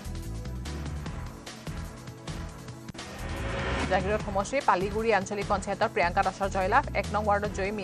সীমা দাস ৰয় 2 নং ৱাৰ্ডত জয়ী বলৰাম দেৱনাথ 3 নং ৱাৰ্ডত উষাৰাণী দাস দেৱনাথ জয়ী পালিগুৰি 4 নং ৱাৰ্ডত জয়ী হৈছে গৌৰী বিশ্বাস দাস পালিগুৰি 6 নং ৱাৰ্ডত অংকিতা কোঁৱৰৰ জয়লাভ 7 নং ৱাৰ্ডত জয়ী হৈছে নাজবিন চুলতানা পালিগুৰি 8 নং ৱাৰ্ডত জয়ী ৰিচা বনিয়া পালিগুৰি 9 নং ৱাৰ্ডত জয়ী হজৰত আলী পালিগুৰি 10 নং ৱাৰ্ডত কবিতা চৰকাৰ বিশ্বাসৰ জয়লাভ বঙাইগাঁও আঞ্চলিক পঞ্চায়তত অগপৰ কেশমতী সিংহৰ জয়লাভ তিলকগাঁও আঞ্চলিক পঞ্চায়তত বিজেপি নৱকৃষ্ণ বৰ্মনৰ জয়লাভ টেঙাইগাঁও আঞ্চলিক পঞ্চায়তত অগপৰ প্ৰাৰ্থনা ৰায়ৰ জয়লাভ বঙাইগাঁও সৃজনকাম আঞ্চলিক পঞ্চায়তৰ সদস্য পদত কংগ্ৰেছৰ সেলিমা আখতাৰে কৰিছে জয়লাভ কাকৈজানা আঞ্চলিক পঞ্চায়তৰ সদস্য পদত অগপৰ উত্তম কুমাৰ বৰ্মনে জয়লাভ কৰে ধেমাজিৰ বাটঘৰীয়া পঞ্চায়তত কংগ্ৰেছ প্ৰাৰ্থী লোহিত সোণোৱালৰ বিজয় সাব্যস্ত বিজেপি প্ৰাৰ্থীক প্ৰায় 600 ভোটত পৰাজিত কৰে ভেবেলি পঞ্চায়তৰ বিজেপি প্ৰাৰ্থী পংকজ বৰাৰ জয়লাভ ৰহা মহাবিদ্যালয়ত ৰহা বিধানসভা সমষ্টিৰ অন্তৰ্গত বিভিন্ন পঞ্চায়তৰ ভোট গণনা ৰহাক সমজিলা হিচাপে ঘোষণা কৰাৰ পিছত প্ৰথমবাৰৰ বাবে ৰহা মহাবিদ্যালয়ত ভোট গণনা কেন্দ্ৰত উপস্থিত হ'ল বিধায়ক শশীকান্ত দাস ভোট কেন্দ্ৰ পৰিদৰ্শন সন্দৰ্ভত প্ৰতিক্ৰিয়া ভৱেশ কলিতা পূৰ্বে পৰিস্থিতি বেলেগ আছিল বুলি মন্তব্য ৰঙিয়াৰ বিধায়কজনৰ সমালোচনা কৰা সকলোকো তীৰ্যক ভাষাৰে সমালোচনা কৰে বিধায়কজনে নিৰ্বাচনী ফলাফলক লৈ ভূপেন বৰাক কটাক্ষ মন্ত্ৰী পীয়ুষ হাজৰিকাৰ পঞ্চায়তত হৰাৰ পিছত ভূপেন বৰাই চৰকাৰ থাকিলে সৰু সৰু নিৰ্বাচন জিকে বুলি মন্তব্য কৰে কংগ্ৰেছ চৰকাৰৰ দিনতো নগৰ কমিটিৰ নিৰ্বাচনত বিজেপিয়ে কংগ্ৰেছক ধূলিচাপ কৰিছিল বুলি মন্তব্য পীয়ুষ হাজৰিকাৰ মাজুলী জিলা আয়ুক্তৰ কাৰ্যালয়ত পঞ্চায়ত নিৰ্বাচনৰ ভোট গণনা 4 কক্ষত গণনা কৰা হয় ভোট মাজুলীত আছে 4খন জিলা পৰিষদ প্ৰথমে গণনা পোষ্টেল বেলটৰ ভোটৰ বঙাইগাঁও কলেজ আৰু অভেষ্টৰী উচ্চতৰ মাধ্যমিক বিদ্যালয়ত পঞ্চায়ত নিৰ্বাচনৰ ভোট গণনা জিলাখনত আছে 12খন জিলা পৰিষদ 65খন আঞ্চলিক পঞ্চায়ত আৰু 650টা ৱাৰ্ড বিনা প্ৰতিদ্বন্দ্বিতাৰে জয়ী এখন জিলা পৰিষদ 10খন আঞ্চলিক পঞ্চায়ত আৰু 47টা ৱাৰ্ডৰ প্ৰাৰ্থী বোকাখাট সমজিলাত পঞ্চায়ত নিৰ্বাচনৰ ভোট গণনা সমজিলাখনত 4খন জিলা পৰিষদ আৰু 1খন আঞ্চলিক পঞ্চায়ত আৰু 20টা ৱাৰ্ডৰ ভোট গণনা কটকটীয়া নিৰাপত্তাৰ মাজত অনুষ্ঠিত হয় ভোট গণনা গোৱালপাৰা জিলা আয়ুক্তৰ কাৰ্যালয়ত 74 পঞ্চায়ত নিৰ্বাচনৰ ভোট গণনা জিলাখনত আছে 16খন জিলা পৰিষদ 12খন জিলা পৰিষদৰ ভোট গণনা আয়ুক্তৰ কাৰ্যালয় 74 আৰু 4খন জিলা পৰিষদৰ ভোট গণনা গোৱালপাৰা পশ্চিম সমজিলা কাৰ্যালয় শোণিতপুৰৰ দৰং মহাবিদ্যালয়ত পঞ্চায়ত নিৰ্বাচনৰ ভোট গণনা 12টা কাউণ্টাৰত চলে ভোট গণনা প্ৰতিটো কাউণ্টাৰত 10খনকৈ টেবুলত পঞ্চায়ত নিৰ্বাচনৰ ভোট গণনা প্ৰথমে পোষ্টেল বেলটৰ ভোট গণনা শ্ৰীভূমি ভোট গণনা কেন্দ্ৰৰ বাহিৰত ব্যাপক ভিৰ জিলাখনত 3টা কেন্দ্ৰত ভোট গণনা শ্ৰীভূমি চহৰৰ কৰিমগঞ্জ কলেজত 1 ঘণ্টা পলমকৈ আৰম্ভ হয় ভোট গণনা কটকটীয়া নিৰাপত্তাৰ মাজত পঞ্চায়ত নিৰ্বাচনৰ ভোট গণনা নগাঁৱৰ 27খন জিলা পৰিষদৰ ভোট গণনা জিলাখনৰ 164খন আঞ্চলিক পঞ্চায়তত প্ৰতিদ্বন্দ্বী প্ৰাৰ্থী আছিল 359 জন ইয়াৰে 32 জনৰ বিনা প্ৰতিদ্বন্দ্বিতাৰে জয়লাভ ধুবুৰীত পঞ্চায়ত নিৰ্বাচনৰ ভোট গণনা জিলাখনৰ 3টা স্থানত থকা ষ্ট্ৰং ৰুমত ভোট গণনা জিলাখনৰ ভোলানাথ মহাবিদ্যালয় গোলকগঞ্জ সমজিলা কাৰ্যালয় বিলাসীপাৰা সমজিলা কাৰ্যালয়ত হয় ভোট গণনা ডিব্ৰুগড়ৰ 22খন জিলা পৰিষদ 7খন আঞ্চলিক পঞ্চায়ত আৰু 93খন গাঁও পঞ্চায়তৰ ভোট গণনা ডিব্ৰুগড় আৰু চাবুৱা লাহোৱাল বিধানসভাৰ বাবে ডিব্ৰুগড় পলিটেকনিকত ভোট গণনা শিৱসাগৰ জিলাৰ 3টা স্থানত পঞ্চায়ত নিৰ্বাচনৰ ভোট গণনা নিৰ্বাচনত অৱতীৰ্ণ হৈছিল মুঠ 2000 291 গৰাকী প্ৰাৰ্থী ইয়াৰে জিলা পৰিষদত 37 গৰাকী আঞ্চলিক পঞ্চায়তত 216 গৰাকী ৱাৰ্ড সদস্য পদত 2038 গৰাকী প্ৰাৰ্থী মাৰ্ঘেৰিটা সমজিলাত পঞ্চায়ত নিৰ্বাচনৰ ভোটগণনা মাৰ্ঘেৰিটা 4খন জিলা পৰিষদ 11খন আঞ্চলিক পঞ্চায়ত 13খন গাঁও পঞ্চায়তৰ মুঠ 116টা ৱাৰ্ডৰ ভোটগণনাৰ বাবে নিয়োগ কৰা হয় প্ৰায় 200ৰো অধিক বিষয়া কৰ্মচাৰী যুদ্ধবিৰতিৰ পিছত প্ৰধানমন্ত্ৰীৰ উচ্চস্তৰীয় বৈঠক তিনি সেনা প্ৰধানৰ সৈতে বৈঠক প্ৰধানমন্ত্ৰীৰ বৈঠকত অংশগ্ৰহণ কেন্দ্ৰীয় প্ৰতিৰক্ষা মন্ত্ৰী ৰাজনাথ সিং বিদেশ মন্ত্ৰী S Jaishankar CDS general Anil Chauhan যুদ্ধবিৰতিৰ পিছতে জম্মু কাশ্মীৰৰ কুপৱাৰাত আনন্দৰ জোৱাৰ ঘৰলৈ উভতিছে নিৰাপদ স্থানত আশ্ৰয় লোৱা লোকসকলে পুনৰ দৈনন্দিন জীৱন যাত্ৰা আৰম্ভ কৰিছে প্ৰাণৰ মমতাত ঘৰ ত্যাগ কৰা সীমান্তবাসী ভাৰতীয়ই 5 দিনৰ পিছত পুনৰ স্বাভাৱিক পুঞ্চৰ পৰিস্থিতি পুঞ্চৰ ধৰ্মীয় অনুষ্ঠানসমূহতো ক্ৰমান্বয়ে সমাগম ঘটিছে ভক্তৰ খোলা হৈছে দোকান পোহাৰ যুদ্ধবিৰতিৰ পাছতে সুখ নিদ্ৰাইতে সীমান্তবাসী ভাৰতীয় ভাৰত পাকিস্তানৰ যুদ্ধবিৰতিক লৈ পুনৰ প্ৰতিক্ৰিয়া মাৰ্কিন ৰাষ্ট্ৰপতিৰ দুই দেশৰ শক্তিশালী নেতৃত্বক লৈ নিজৰে গৌৰৱান্বিত বুলি মন্তব্য ডনাল্ড ট্ৰাম্পৰ দুই দেশৰ সৈতে বাণিজ্য বৃদ্ধি কৰিবলৈ আগ্ৰহী মাৰ্কিন ৰাষ্ট্ৰপতি ভৱিষ্যতে কাশ্মীৰ সমস্যাৰ সমাধানৰ বাবেও কাম কৰাৰ পোষকতা ট্ৰাম্পৰ ভাৰতৰ সামৰিক শক্তি দেখিও সেও মানিলে চিৰবৈৰী পাকিস্তানে মাজনিশাৰ পৰা নিয়ন্ত্ৰণ ৰেখা আৰু সীমান্ত অঞ্চলত বন্ধ পাকিস্তানৰ গোলাবৰ্ষণ যুদ্ধবিৰতিৰ বাবে আঁঠু কাঢ়িও সীমান্তত পাকিস্তানে নিশালৈ অব্যাহত ৰাখিছিল আক্ৰমণ যুদ্ধবিৰতিৰ পিছত ক্ৰমান্বয়ে জম্মু কাশ্মীৰলৈ ঘূৰি আহিছে স্বাভাৱিক পৰিস্থিতি ভাৰত পাক সীমান্তৰ অঞ্চলসমূহতো ক্ৰমান্বয়ে আৰম্ভ হৈছে স্বাভাৱিক জীৱন যাত্ৰা পঞ্জাৱৰ অমৃতসৰ জিলাত পুনৰ আৰম্ভ হৈছে বিদ্যুৎ সেৱা পাঠানকোটৰ আকাশত পুনৰ পাকিস্তানী ড্ৰোনৰ বিচৰণ শাহপুৰ কন্দি আৰু মাধুপুৰত দেখা গৈছে পাক ড্ৰোন দেওবাৰে পুৱা প্ৰায় 5 বজাত দেখা গৈছিল 2-3খন ড্ৰোন সেনাই ধ্বংস কৰিলে পাকিস্তানী ড্ৰোন কেইখন চালাল বান্ধৰ কেইবাখনো গেট খুলি দিলে ভাৰতে বান্ধৰ গেট খোলাৰ পিছতে পাকিস্তানলৈ বৈছে সেনাব নৈ যুদ্ধৰ বাবে ভাৰতে এপহেক ধৰি বন্ধ কৰি ৰাখিছিল চালাল বান্ধৰ গেট সিন্ধু জল চুক্তিক লৈ বাহাল থাকিব ভাৰতৰ স্থিতাৱস্থা যুদ্ধবিৰতি থাকিলেও ভাৰতে খুলি নিদিয়ে হিন্দুবান হিন্দু নদী তন্ত্ৰৰ বান্ধৰ পানী এৰি দিয়া আৰু বন্ধ কৰাৰ ক্ষেত্ৰত নচলিব পাকিস্তানৰ কোনো হস্তক্ষেপ ভাৰতৰ ইচ্ছানুযায়ী নিয়ন্ত্ৰিত হ'ব বান্ধ যুদ্ধবিৰতিৰ পিছত পুলৱামাত স্বাভাৱিক জীৱন যাত্ৰা 4 দিনৰ পিছত পুলৱামালৈ ঘূৰি আহিছে স্বাভাৱিক পৰিস্থিতি সকাহ পাইছে এতিয়া অঞ্চলটোৰ ব্যৱসায়ীসকলে ক্ৰমান্বয়ে বজাৰত ভিৰ কৰিছে গ্ৰাহকে ৰাজস্থানৰ জয়সালমেৰত ধ্বংস পাকিস্তানী মিছাইল মৰুভূমিৰ মাজত পাকিস্তানী মিছাইলটো বিস্ফোৰণ ঘটাই ধ্বংস কৰিলে ভাৰতীয় সেনাই জয়সালমেৰত পৰিছিল পাকিস্তানে নিক্ষেপ কৰা মিছাইলটো প্ৰধানমন্ত্ৰী মোদীক প্ৰশংসা বিজেপিৰ ৰাষ্ট্ৰীয় মুখপাত্ৰ প্ৰদীপ ভাণ্ডাৰী প্ৰধানমন্ত্ৰী মোদীৰ বাবে কূটনৈতিকভাৱে পাকিস্তানক বিচ্ছিন্ন কৰি ৰাখিলে ভাৰতে একযোগে এই মন্তব্য বিজেপি মুখপাত্ৰজনৰ যুদ্ধবিৰতিক লৈ প্ৰতিক্ৰিয়া পাকিস্তানৰ প্ৰতিৰক্ষা মন্ত্ৰী খ্বাজা আসিফৰ কাশ্মীৰ সিন্ধু জলসন্ধি সন্ত্ৰাসবাদ সন্দৰ্ভত ভাৰতৰ সৈতে আলোচনাত বাহাৰ পাতাৰ পোষকতা পাক প্ৰতিৰক্ষা মন্ত্ৰী পাকিস্তানত বন্দী হোৱা নাই ভাৰতীয় মহিলা পাইলট বন্দী হোৱা সন্দৰ্ভত পাকিস্তানৰ দাবীক ভিত্তিহীন আৰু ভুৱা আখ্যা দি আনুষ্ঠানিকভাৱে খাৰিজ কৰিছে ভাৰতীয় বায়ু সেনাই যুদ্ধৰ সময়ত সমৰ্থন নকৰা পাকিস্তানক লৈ যুদ্ধবিৰতিৰ পিছত দৰত চীনৰ সাৰ্বভৌমত্ব ভৌগোলিক অখণ্ডতা ৰক্ষাৰ ক্ষেত্ৰত পাকিস্তানৰ কাষত থিয় হ'ব বুলি মন্তব্য চীনৰ বিদেশ মন্ত্ৰী অব্যাহত আছে ভাৰতৰ অপাৰেশ্যন সিন্দুৰ বায়ু সেনাই সফলতাৰে সম্পন্ন কৰিছে দায়িত্ব প্ৰধানমন্ত্ৰীৰ সৈতে হোৱা বৈঠকৰ পিছতে ঘোষণা বায়ু সেনাৰ প্ৰধানমন্ত্ৰীৰ সৈতে বৈঠকত মিলিত হৈছিল বায়ু সেনা প্ৰধান সীমান্তৰ নিৰাপত্তা পৰিস্থিতিৰ পৰ্যালোচনা প্ৰধানমন্ত্ৰীৰ প্ৰতিটো সময়তে বায়ু সেনা নৌ সেনা আৰু স্থল সেনাক সতৰ্ক হৈ থাকিবলৈ নিৰ্দেশ প্ৰধানমন্ত্ৰীৰ সম্ভাৱ্য পৰিস্থিতিৰে মোকাবিলাৰ বাবে সাজু হৈছে ভাৰতৰ প্ৰতিৰক্ষা বাহিনী দেশৰ শেহতীয়া পৰিস্থিতি পৰ্যালোচনাৰ বাবে প্ৰধানমন্ত্ৰীৰ নেতৃত্বত সৰ্বদলীয় বৈঠক আয়োজন কৰাৰ আহ্বান কংগ্ৰেছৰ সংসদৰ বিশেষ অধিৱেশন অনুষ্ঠিত কৰিবলৈ আহ্বান জনায় কংগ্ৰেছে অপাৰেশ্যন সিন্দুৰৰ উদ্দেশ্য পাকিস্তানত থকা সন্ত্ৰাসবাদী আন্তঃগাঁথনি ধ্বংস কৰা ভাৰতীয় সেনাই কেতিয়াও পাকিস্তানৰ সাধাৰণ নাগৰিকক টাৰ্গেট কৰা নাই এই মন্তব্য প্ৰতিৰক্ষা মন্ত্ৰী ৰাজনাথ সিঙৰ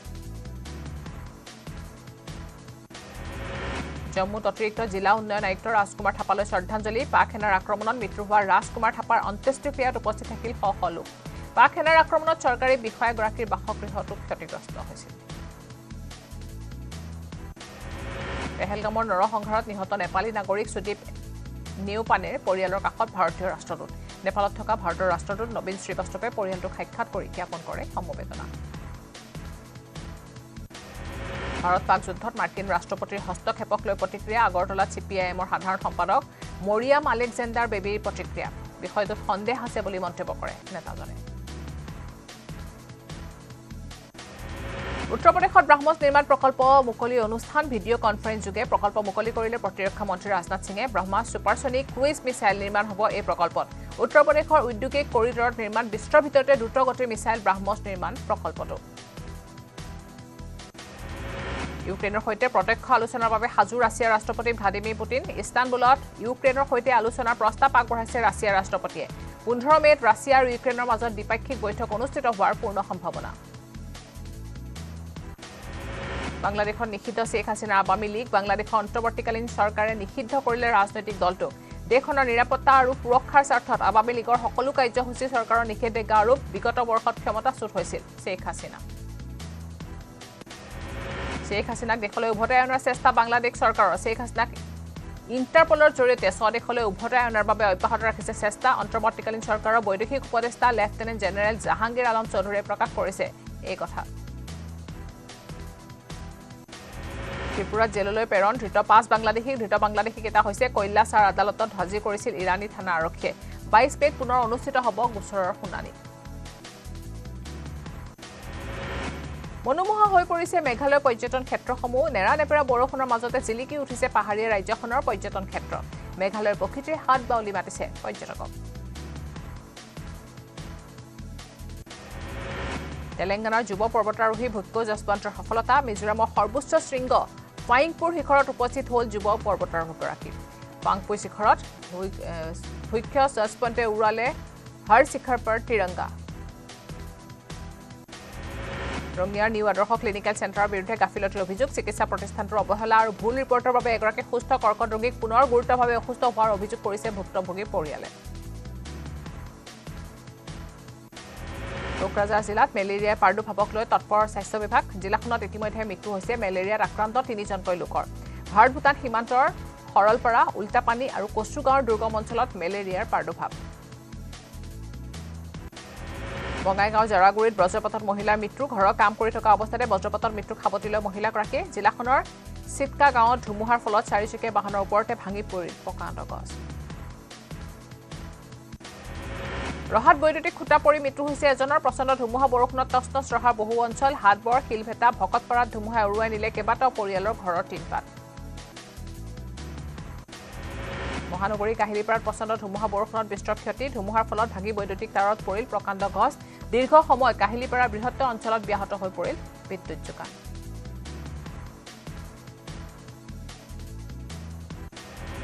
ৰঙিয়াত প্ৰচণ্ড ধুমুহা বৰষুণত বিস্তৰ ক্ষয়ক্ষতি ধুমুহাই উৰুৱালে সহস্ৰাধিক পৰিয়ালৰ ঘৰৰ টিনপাত ৰঙিয়াৰ লাহাপাৰা চেনিমাৰা বিহাপাৰা হাতীমুৰা ঢেপৰ গাঁৱত ধুমুহা বৰষুণত বিস্তৰ ক্ষয়ক্ষতি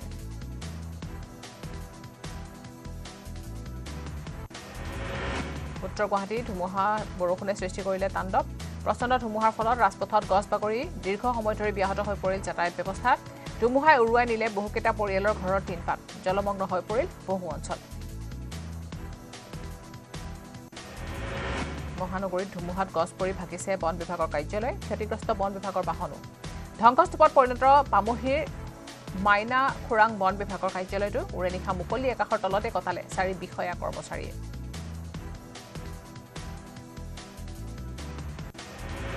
ৰঙাপাৰাত প্ৰচণ্ড ধুমুহা বৰষুণত বিস্তৰ ক্ষতি গছ বাগৰি দীৰ্ঘ সময় ধৰি বন্ধ হৈ পৰিল ৰঙাপাৰা বিন্দুপুৰী সংযোগী পথ পথৰ ওপৰতে বাগৰি পৰিল বিদ্যুতৰ খুঁটা বহু পৰিয়ালৰ ঘৰ দুৱাৰৰ হয় ক্ষতি ভাৰত পাক যুদ্ধ শ্বহীদত হোৱা জোৱানলৈ শ্ৰদ্ধাঞ্জলি জনোৱা হয় জাগিৰোডৰ পশ্চিম নগাঁৱত বন্তি প্ৰজ্বলন কাৰ্যসূচী ৱাৰিয়াৰ্ছ নামৰ সংগঠনটোৱে আয়োজন কৰে শ্ৰদ্ধাঞ্জলি অনুষ্ঠানৰ হাজোৰ পুৱামক্কা দৰগাহত দেশ মাতৃৰ মংগলৰ বাবে কুৰাণ পাঠ কৰা হয় অসম গৰিয়া পৰিষদৰ উদ্যোগত অনুষ্ঠিত হয় এই কাৰ্যসূচী ভাৰতীয় সেনাৰ মনোবল বৃদ্ধিৰ বাবে 50জন মৌলানা হাফিজে পাঠ কৰে কুৰাণ মহানগৰীৰ সৰুসজাই ষ্টেডিয়ামত খেলুৱৈ অনুজ প্ৰধানলৈ শ্ৰদ্ধাঞ্জলি মমবাতি জ্বলাই তামোলপুৰৰ উদীয়মান খেলুৱৈগৰাকীৰ আত্মাৰ সদ্গতি কামনা এথলীট আৰু প্ৰশিক্ষকসকলৰ বৰপেটা ৰোডত 4টা গভাই চোৰক গ্ৰেপ্তাৰ ৰিত আবুল কালাম মিনহাছ আলী সঞ্জয় দাস আৰু প্ৰকাশ প্ৰসাদ চোৰৰ দলটোৱে বৰপেটাৰ বিভিন্ন স্থানত সংঘটিত কৰি আহিছিল চুৰিকাণ্ড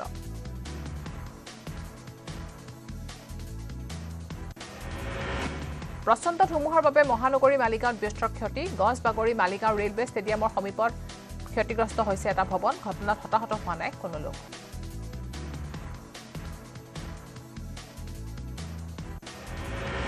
আগৰতলাত ৰঙালী বিহু উদযাপন আগৰতলাৰ টাউন হলত অসম এছ'চিয়েশ্যন অফ ত্ৰিপুৰাৰ উদ্যোগত উদযাপন কৰা হয় ৰঙালী বিহু অনুষ্ঠানত বহু সংখ্যক লোকে কৰে অংশগ্ৰহণ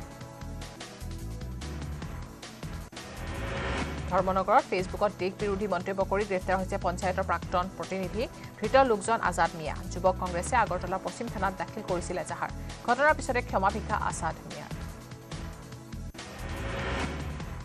মাতৃ দিৱসৰ দিনাই ক্ৰিকেটাৰ ভগৱান শচীন তেণ্ডুলকাৰে সামাজিক মাধ্যমত শ্বেয়াৰ কৰিলে এখন বিশেষ ফটো মাতৃ বন্দনাৰে শচীন তেণ্ডুলকাৰে শ্বেয়াৰ কৰিলে মাতৃৰ সৈতে তোলা এখন বিশেষ ফটো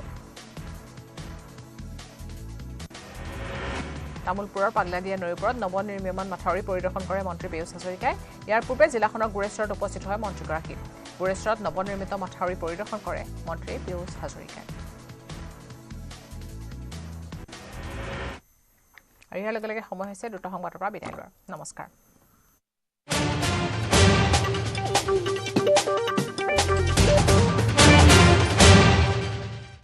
কোনটো কোনোবা এটা দেখুৱাচোন মাত্ৰ মাইথন ষ্টিল হে দিব ঠিক আছে নে स्ट्रॉन्ग माने माइथन स्टील आपके पास ना हम জন্মদাত্ৰীৰ আশীষ লৈ দেশ মাতৃৰ সেৱালৈ ওলাল এজন জোৱান ভাৰত পাকিস্তানত যুদ্ধৰ দামামা যুদ্ধৰ বাবে সাজু নলবাৰীৰ CRPF জোৱান এমাহৰ ছুটি আধাতে সামৰি ওলাল যুদ্ধলৈ দামোদৰ ৰাজবংশী বিগত 20 বছৰৰো অধিক সময় দেশ মাতৃৰ সেৱাত নিয়োজিত হৈ আছে নলবাৰীৰ দেহজাৰীৰ এইজন CRPF জোৱান এমাহৰ ছুটিলৈ ঘৰলৈ আহিছিল দামোদৰ কিন্তু যুদ্ধৰ দামামা বাজি উঠাৰ লগে লগে বাতিল হ'ল তেওঁৰ ছুটি নিৰ্দেশ আহিল 24 ঘণ্টাৰ ভিতৰতে কাশ্মীৰলৈ যোৱাৰ নিৰ্দেশ পোৱাৰ লগে লগে পলম নকৰি যুদ্ধলৈ বুলি ওলাল দামোদৰ ৰাজবংশী বিচাৰিলে সকলোৰে আশীৰ্বাদ কালি মোৰ হঠাৎ ফোন আহিছে যে আমাৰ ভাৰত আৰু পাকিস্তানৰ যুদ্ধ আৰম্ভ হৈছে গতিকে মই যাব লাগে যেনেকৈ নহওক মোক 24 ঘণ্টা সময় দিছে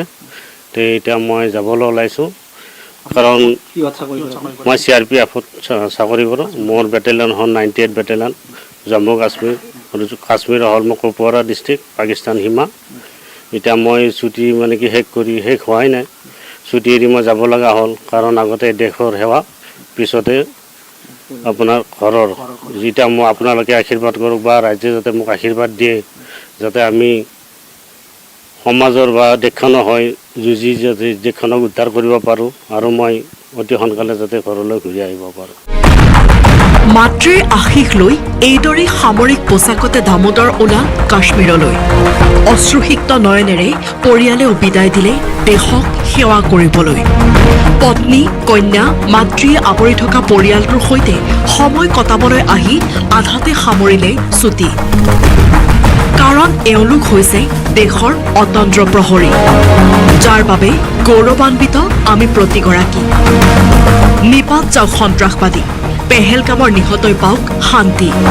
ভাৰতীয় সেনাৰ পক্ষত প্ৰতিপলে আছে দেশবাসী নলবাৰীৰ পৰা কৈলাশ ডেকাৰ report news 18 Assam north east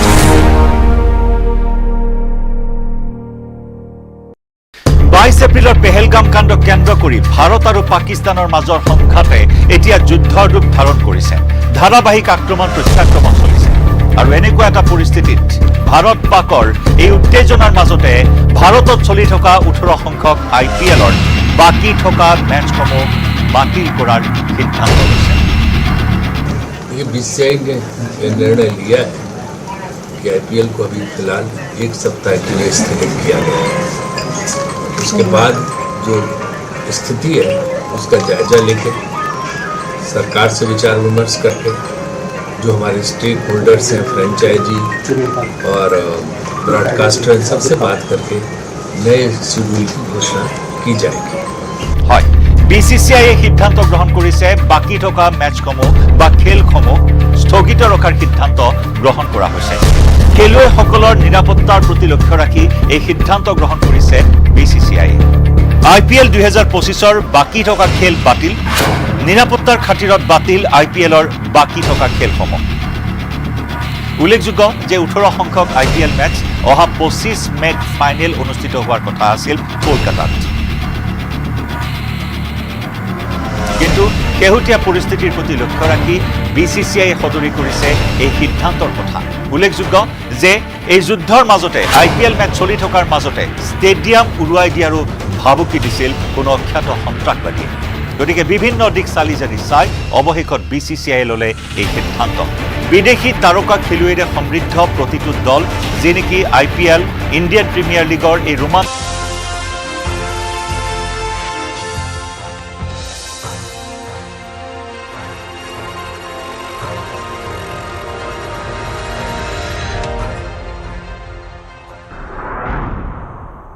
যুদ্ধবিৰতি হলেও ভাৰতীয় সেনাৰ অপাৰেশ্যন সিন্দুৰ থমকি ৰোৱা নাই। পাকিস্তানৰ লগতে বিশ্ববাসীক জনাই দিলে প্ৰধানমন্ত্ৰী নৰেন্দ্ৰ মোদীয়ে সিপাৰৰ পৰা গুলী চলিলে ইপাৰৰ পৰা গোলা চলিব বুলি প্ৰধানমন্ত্ৰীৰ হুংকাৰ। সন্ত্ৰাসবাদীৰ যিকোনো কাৰ্যক যুদ্ধ বুলি গণ্য কৰিব ভাৰতে। ব্ৰহ্মোছৰ প্ৰকোপত পাকিস্তান কঁপি উঠাৰ এদিন পিছতেই ভাৰতত ব্ৰহ্মোছ মিছাইল নিৰ্মাণৰ অত্যাধুনিক প্ৰকল্প মুকলি। নতুন যুগৰ ব্ৰহ্মোছ ক্ৰুইজ মিছাইল পূৰ্বতকৈ হ'ব অধিক ভয়াৱহ আৰু শক্তিশালী। ৰাফেল যুদ্ধ বিমানত এবাৰতে নিব পৰা হ'ব নতুন ব্ৰহ্মোছ মিছাইল। লক্ষ্ণৌত ব্ৰহ্মোছৰ নতুন প্ৰকল্প মুকলি কৰি ৰাজনাথ সিঙে পাকিস্তানক দিলে সতৰ্কবাণী। ভাৰতৰ ব্ৰহ্মাস্ত্ৰ ব্ৰহ্মোছ মিছাইলৰ আক্ৰমণৰ পিছতে আঁঠু ল'লে সন্ত্ৰাসবাদীৰ সদাগৰ পাকিস্তানে। পাক সেনাৰ 9টা বিমান ঘাটি ধ্বংস কৰাৰ পিছতে যুদ্ধবিৰতিৰ বাবে কাকুতি মিনতি পাকিস্তানৰ। 5 বজাত যুদ্ধবিৰতি ঘোষণা কৰি 8 বজাত পুনৰ সীমান্তৰে গুলীচালনা পাকিস্তানৰ। যুদ্ধবিৰতিক লৈ মিশ্ৰিত প্ৰতিক্ৰিয়াৰ মাজতে ভাৰত চৰকাৰে স্পষ্ট কৰিলে নিজৰ স্থিতি। কোনো দেশৰ মধ্যস্থতাত ভাৰতে ঘোষণা কৰা নাই যুদ্ধবিৰতি। ভাৰত পাকিস্তানৰ DGMO পৰ্যায়ত হোৱা আলোচনাৰ পিছতে হৈছে যুদ্ধবিৰতি। যুদ্ধবিৰতিত আমেৰিকাৰ কোনো অৱদান নাই বুলি কৰিলে স্পষ্ট। গুৱাহাটী মহানগৰীৰ বশিষ্ঠত নৃশংস হত্যাকাণ্ড। মাতৃ আৰু প্ৰেমিকে মিলি হত্যা কৰিলে 10 বছৰীয়া সন্তানক। বশিষ্ঠৰ হেমভাই আশ্ৰমৰ সন্মুখত ট্ৰলি বেগত ভৰাই পেলাই থৈ গ'ল শিশুটিৰ মৃতদেহ। আৰক্ষীৰ জালত হত্যাকাৰী মাতৃ আৰু প্ৰেমিক। পুৱা 8 বজাৰ পৰা 39টা কেন্দ্ৰত চলি আছে পঞ্চায়ত নিৰ্বাচনৰ ভোটগণনা। জিলা পৰিষদ আঞ্চলিক পৰিষদ উভয়তে অধিকাংশতে বিজেপি প্ৰাৰ্থীৰ জয়লাভ। বহু আসনত আগবাঢ়ি আছে বিজেপি সমৰ্থিত প্ৰাৰ্থী।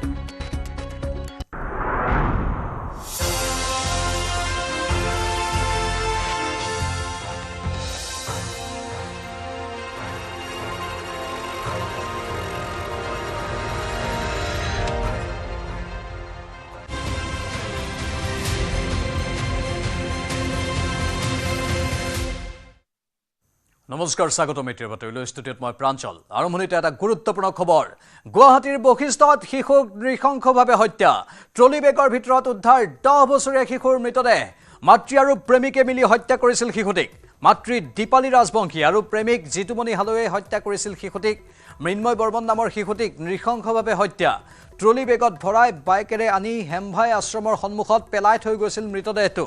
বশিষ্ঠৰ হেমভাই আশ্ৰমৰ চৌহদৰ সন্মুখত উদ্ধাৰ মৃতদেহটো। জয়ানগৰ চাৰিআলিৰ পৰা নিৰুদ্দেশ হৈছিল শিশুটি।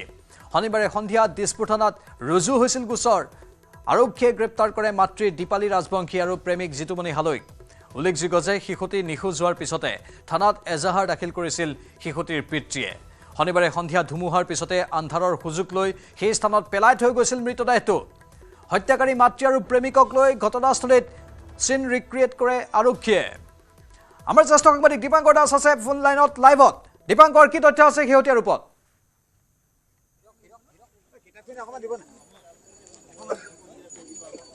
প্ৰাঞ্জল গোটেই বৰ্ণনা আমি কৰিছোঁ গোটেই ভয়ংকৰভাৱে। আৰু আচৰিত কথা, এটি কণমানি 5ম শ্ৰেণীৰ মেধাৱী ছাত্ৰৰ মৃতদেহ উদ্ধাৰ হৈছে। আৰু মৃতদেহটো উদ্ধাৰ হৈছিল এইটো ট্ৰলি বেগতে। মই বেগটো দেখুৱাই ল'ব বিচাৰিছোঁ। ইয়াৰ দৈৰ্ঘ্য যদি অনুমান হয় 18 ইঞ্চি, প্ৰায় 1.5 ফুট বুলি ক'ব পৰা যাব। আৰু বহল যদি আপুনি লক্ষ্য কৰে তেতিয়াহ'লে প্ৰায় 14-12 ইঞ্চিৰ ভিতৰত হ'ব। অৰ্থাৎ এই যিটো চাইজ, অৰ্থাৎ যি ধৰণৰ আমি এই ট্ৰলি বেগটো দেখিছোঁ, এই ট্ৰলি বেগটোৰ ভিতৰতেই সেই মৃতদেহটো উদ্ধাৰ হৈছিল যিগৰাকী আমি শিক্ষাৰ্থীৰ কথা কৈছোঁ ৫ম শ্ৰেণীৰ ছাত্ৰ ৰোল নম্বৰ 1 বুলি আমি জানিব পাৰিছোঁ অতিকৈ মেধা এখন স্কুলৰ ৫ম শ্ৰেণীৰ যদি শিক্ষাৰ্থীগৰাকী ৰোল নম্বৰ 1 হয় তেতিয়াহ'লে নিশ্চয় আমি ক'ব পাৰিম এবাৰ মই এইখন দেখুৱাই লৈছোঁ স্কুল বেগ উদ্ধাৰ হৈছিল স্কুল বেগত এই কিতাপ এখন আমি পাইছোঁ কিতাপখনত লিখা আছে স্পষ্ট ভাষাৰে মৃন্ময় বৰ্মন কম্পিউটাৰৰ কিতাপ হয় এইখন ক্লাছ 5 আৰু ৰোল নম্বৰ 1 আপুনি দাদা মই এবাৰ ঘূৰি ল'ব বিচাৰিছোঁ এবাৰ আৰু মই দেখুৱাই আছোঁ পোনপটীয়াকৈ News18 অসম নৰ্থ ইষ্টৰ দৰ্শকসকলক যে ইয়াত মৃন্ময় বৰ্মন কম্পিউটাৰৰ এখন কিতাপ ইয়াত ক্লাছ 5 লিখা হৈছে ৰোল নম্বৰ 1 আৰু নৱোদয় জাতীয় বিদ্যালয়ৰ ৫ম শ্ৰেণীৰ ছাত্ৰ আৰু এগৰাকী মেধাৱী ছাত্ৰ বুলি আমি এইকাৰণেই কৈছোঁ নম্বৰ 1 অৰ্থাৎ ক্লাছটোৰ ভিতৰতে নম্বৰ 1 আৰু এই ট্ৰলিটো চাওক আপুনি যিটো ট্ৰলিৰ মই ইয়াৰ দৈৰ্ঘ্য ইয়াৰ বহল মই আটাইখিনি বৰ্ণনা কৰিছোঁ আৰু অনুমান কৰা হৈছে প্ৰায় 5 ফুট দৈৰ্ঘ্যৰ হ'ব মৃন্ময় বৰ্মন আৰু 5 ফুট দৈৰ্ঘ্যৰ সেই মৃতদেহটো এই 1 পৰা 1.5 ফুট যিটো বহলৰ এই সুটকেছটোৰ ভিতৰতে এই ট্ৰলিটোৰ ভিতৰতে উদ্ধাৰ হৈছিল আৰক্ষীয়ে যাৱতীয় কাম কাজখিনি বৰ্তমান কৰি আছে আৰু এই মুহূৰ্তত আমি ক'ব বিচাৰিছোঁ যে এন্ধাৰ হোৱাৰ পূৰ্বেই আৰক্ষীয়ে গোটেই যিটো তেওঁলোকৰ কাম কাজ তেওঁলোকে বৰ্তমান সমাপ্ত কৰিছে ADCP গৰাকী আছে এজন ব্যক্তিয়ে তাক কিডনেপ কৰি মাৰ্ডাৰ কৰিছে বুলি সেইটো মতে লিডিংটো ৰিকভাৰীও হ'ল আপোনালোকে দেখা পালে তাৰপিছত লিডিংটো ৰিকভাৰী হোৱাৰ পিছত হয় কিডনেপ মানে তেওঁ চিনাকিয়ে হয় তেওঁ আপোনাৰ হেৰি কৰি মানে ক'বলৈ গ'লে ফুচুলাই লৈ আহিছিলে কিডনেপিঙে হয় বাচ্চা হয় যেতিয়া গতিকে কিডনেপিং কৰি কৰিছিলে আৰু আমাৰ ডিটেইলছটো আমাৰ DCP ছাৰ আছে নাই ইনভেষ্টিগেশ্যন চলি আছে জিতুমণি হালৈক পুৰা মানে এপ্ৰিহেণ্ড কৰা হৈছে আপোনাৰ সিনিয়ৰ অফিচাৰ আছে আমাৰ তেওঁলোকে গোটেই ডিটেইলছটো আমি ক'ব বিচাৰিছোঁ 2 অভিযুক্তক 2 হত্যাকাৰীক বৰ্তমান গ্ৰেপ্তাৰ কৰা হৈছে বশিষ্ঠ আৰক্ষী থানাত বৰ্তমান তেওঁলোকক ৰখা হৈছে আৰু তাৰ ভিতৰত যিগৰাকী মূল অভিযুক্ত বুলি অভিহিত হৈছে জিতুমণি হালৈ তেওঁ নিজে আহি ক'ত এই বেগটো দলিয়াইছিল আটাইবোৰ দৃশ্য দেখুৱাই দিছিল আৰু তাৰ মৃতদেহৰ বেগটোৰ সমীপতে স্কুল বেগটো উদ্ধাৰ হৈছে অৰ্থাৎ যোৱাকালি প্ৰায় 3 মান বজাত লৈ অহা হৈছিল DCP গৰাকীয়ে সংবাদ মাধ্যমক সম্বোধন কৰিব কণ্টেক্ট ৰখাব বিচাৰিছোঁ মই পোনপটীয়াকৈ DCP মৃণাল ডেকাৰ ভাষ্য এই মুহূৰ্তত শুনাব বিচাৰিছোঁ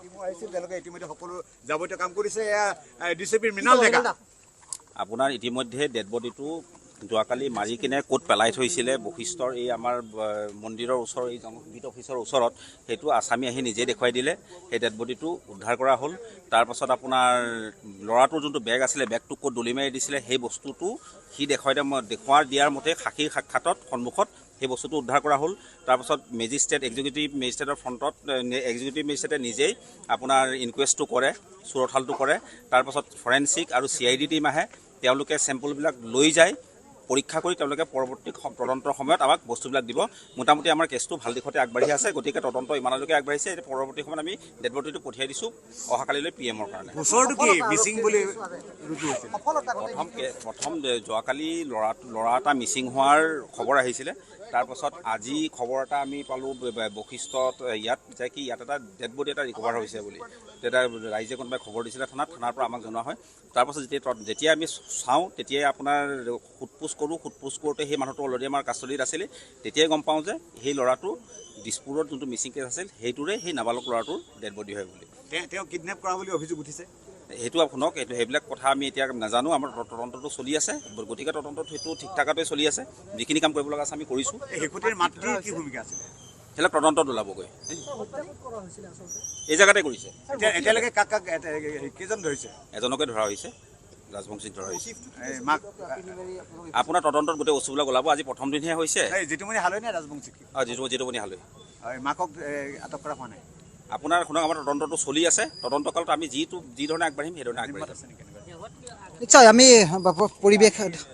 চোৰঠালটো কৰিছোঁ তাত অলপমান আঘাতৰ চিন আছে আমি নিজেও প্ৰত্যক্ষ কৰিছোঁ সেইবিলাক মানে কালি সম্ভৱতঃ মানে ঠেলা হেঁচাতে এইটো হৈছে বাকী বস্তুবিলাক তদন্তত চব ওলাব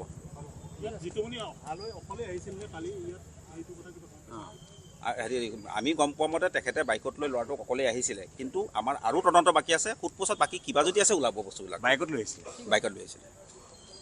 দুচকীয়া বাহনত ট্ৰলিতে মৃতদেহটো অনা হৈছিল ডাঙৰ কথা আৰু মই সময়টো ক'ব বিচাৰিছোঁ প্ৰাঞ্জল যোৱাকালি সন্ধিয়া 7:15 পৰা 7:30 বজাৰ ভিতৰত এই শিশুটিক হত্যা কৰা হৈছিল অৰ্থাৎ কিশোৰটিক হত্যা কৰা হৈছিল অৰ্থাৎ 7 বজাৰ পৰা 7:30 বজাৰ ভিতৰত যি সময়ত গুৱাহাটীত কিছু অংশ ঠাইত কাৰেণ্ট নাছিলে বতাহ বৰষুণৰ প্ৰকোপ বা প্ৰবল বৃষ্টিপাতৰ আমি খবৰ লাভ কৰিছিলোঁ কিন্তু এই মুহূৰ্তত কম যে মাত্ৰ 18 ইঞ্চি দীঘল এটা ট্ৰলি বহল প্ৰায় 12 ইঞ্চি আৰু 4 ফুট 9 ইঞ্চি দৈৰ্ঘ্যৰ সেইগৰাকী যি মৃগেন বৰ্মন নামৰ যিগৰাকী কিশোৰৰ মৃতদেহ বৰ্তমান উদ্ধাৰৰ খবৰ আমি ইতিমধ্যে জনাইছোঁ উৎপল হালৈ আছে কি নতুন আপডেট আছে বহুকেইটা আপডেট আছে জিতুমণি হালৈৰ এয়া প্ৰথম ক্ৰাইমৰ ৰিলেটেড ঘটনা নহয় পূৰ্বেও কেইবাটাও হত্যাকাণ্ডত জড়িত হৈছিল এই মুহূৰ্তৰ ব্ৰেকিং নিউজ যে জিতুমণি হালৈ পূৰ্বৰ প্ৰেয়সীকক হত্যা কৰিছিলে এই মুহূৰ্তত নিউজ 18 অসম নৰ্থ ইষ্টৰ ওচৰত এক্সক্লুচিভ খবৰ লগতে তেওঁৰ ওপৰত থকা তথ্য পূৰ্বে তেওঁ প্ৰেমিকাক হত্যাকাণ্ড সংঘটিত কৰিছিলে সেই কথাও কিন্তু আৰক্ষীৰ আজি তদন্তত পোহৰলৈকে আহিছিলে এয়া দ্বিতীয়টো হত্যাকাণ্ড কৰিছে পূৰ্বে তেওঁ এটা হত্যাকাণ্ড সংঘটিত কৰিছিলে প্ৰাক্তন প্ৰেমিকক তেওঁ হত্যা কৰিছিলে সেই কথা আৰক্ষী তদন্তত পোহৰলৈকে আহিছে এই মুহূৰ্তৰ সেইটো এটা ডাঙৰ খবৰ যে যিগৰাকীয়ে হত্যা কৰিছিলে কালি এইগৰাকী কিশোৰক তেওঁ জয়ানগৰৰ পৰা উঠাই আনিছিলে প্ৰথম পৰ্যায়ত চকলেট খুৱাইছিলে এই কিশোৰগৰাকীক চকলেট খুৱাই ফুচুলাই লৈ তেওঁৰ যিখন গ্লেমাৰ বাহন আছে গ্লেমাৰ বাহনত উঠাই লৈ আহিছিলে গ্লেমাৰ বাহনত উঠাই আনি এই স্থানত যেতিয়া বতাহ বৰষুণ দিছিলে ষ্ট্ৰীট নাইট নাছিলে সেই সময়ত গুৱাহাটী মহানগৰী অন্ধকাৰত ডুব গৈ আছিলে সেই সময়ছোৱাতে তেওঁ গলত টিপি হেঁচি ধৰিছিলে আৰু সমান্তৰালভাৱে ট্ৰলি বেগটো তেওঁ আগৰ পৰা লৈ আহিছিলে ট্ৰলি বেগটো তেওঁ ভৰাই দিছিলে ভৰাই দিয়ে স্থানৰ পৰা পেলাই দিছিলে কিন্তু জিতুমণি হালৈ ক্ৰাইম ৰিলেটেড তেওঁৰ পূৰ্বৰে পৰা আছিলে পূৰ্বে এগৰাকী প্ৰেমিকাক হত্যাকাণ্ড সংঘটিত কৰিছিলে আৰক্ষীৰ বিশ্বস্ত সূত্ৰই নিশ্চিত তথ্য দিছে সন্দেহজনক তথ্য নহয় নিশ্চিত তথ্য দিছে যে পূৰ্বৰ প্ৰেমিকাকো তেওঁ এনেদৰে হত্যাকাণ্ড সংঘটিত কৰিছিলে যাৰ বাবে এইবাৰ ক্ৰাইম চিন ৰেক অন স্পট কৰিছে যাতে কোনো কাৰণতে মুকলি আকাশৰ তললৈকে আহিব নোৱাৰে জিতুমণি হালৈ যিয়ে এই গোটেই ঘটনা হত্যাকাণ্ড সংঘটিত কৰিছে যিগৰাকী ঘৰ ভেটাপাৰাত তেওঁক এজিত চাকৰি কৰে আৰু আজি ভেটাপাৰাৰ পৰা কৰায়ত্ব কৰিছিলে বশিষ্ঠ আৰক্ষীয়ে পিতৃ বিকাশ বৰ্মনে গোচৰ দিছিলে দিছপুৰ আৰক্ষী থানাত দিছপুৰ আৰক্ষী থানাৰ গোচৰৰ ভিত্তিতে এই ধৰণৰ তদন্ত আৰম্ভ হৈছিলে আৰু উল্লেখ কৰিছে যে 4 ফুট 5 ইঞ্চি উচ্চতাৰ এগৰাকী হাইট থকা 10 বছৰীয়া ল'ৰা আৰু ক্লাছ 5ৰ ৰোল নম্বৰ 1 মেধাৱী ছাত্ৰ আছিলে নৱোদয় জাতীয় বিদ্যালয়ৰ ছাত্ৰ আছিলে সেইগৰাকীক 18 ইঞ্চি আমি পূৰ্বে 14 ইঞ্চিৰ কথা কৈছিলোঁ এইবাৰ 18 ইঞ্চি এটা ট্ৰলি বেগৰ ভিতৰত 12 ইঞ্চি বহল তাত সোমাই দিছিলে আৰু সোমাই দিয়ে স্থানত দলিয়াই দিছিলে তেওঁ ট্ৰলি বেগটো পূৰ্বৰে পৰা ঘৰৰ পৰা আহোঁতে লৈ আহিছিলে টিউচন যেতিয়া সমাপ্ত হয় ঠিক 5:30 সেই সময়ত টিউচন বেগ কৰি অহাই থকা সময়ত চকলেট দিছিলে দুটাকৈ চকলেট দিছিলে এটা ডায়েৰী মিল্কৰ চকলেট দিছিলে আৰু আন এটা মান চকলেট দিছিলে সেই মান চকলেট দি তেওঁ ফুচুলাই এই স্থানলৈকে লৈ আনিছিলে আৰু অনাৰ পিছতে গলত টিপা মাৰি মৃত্যু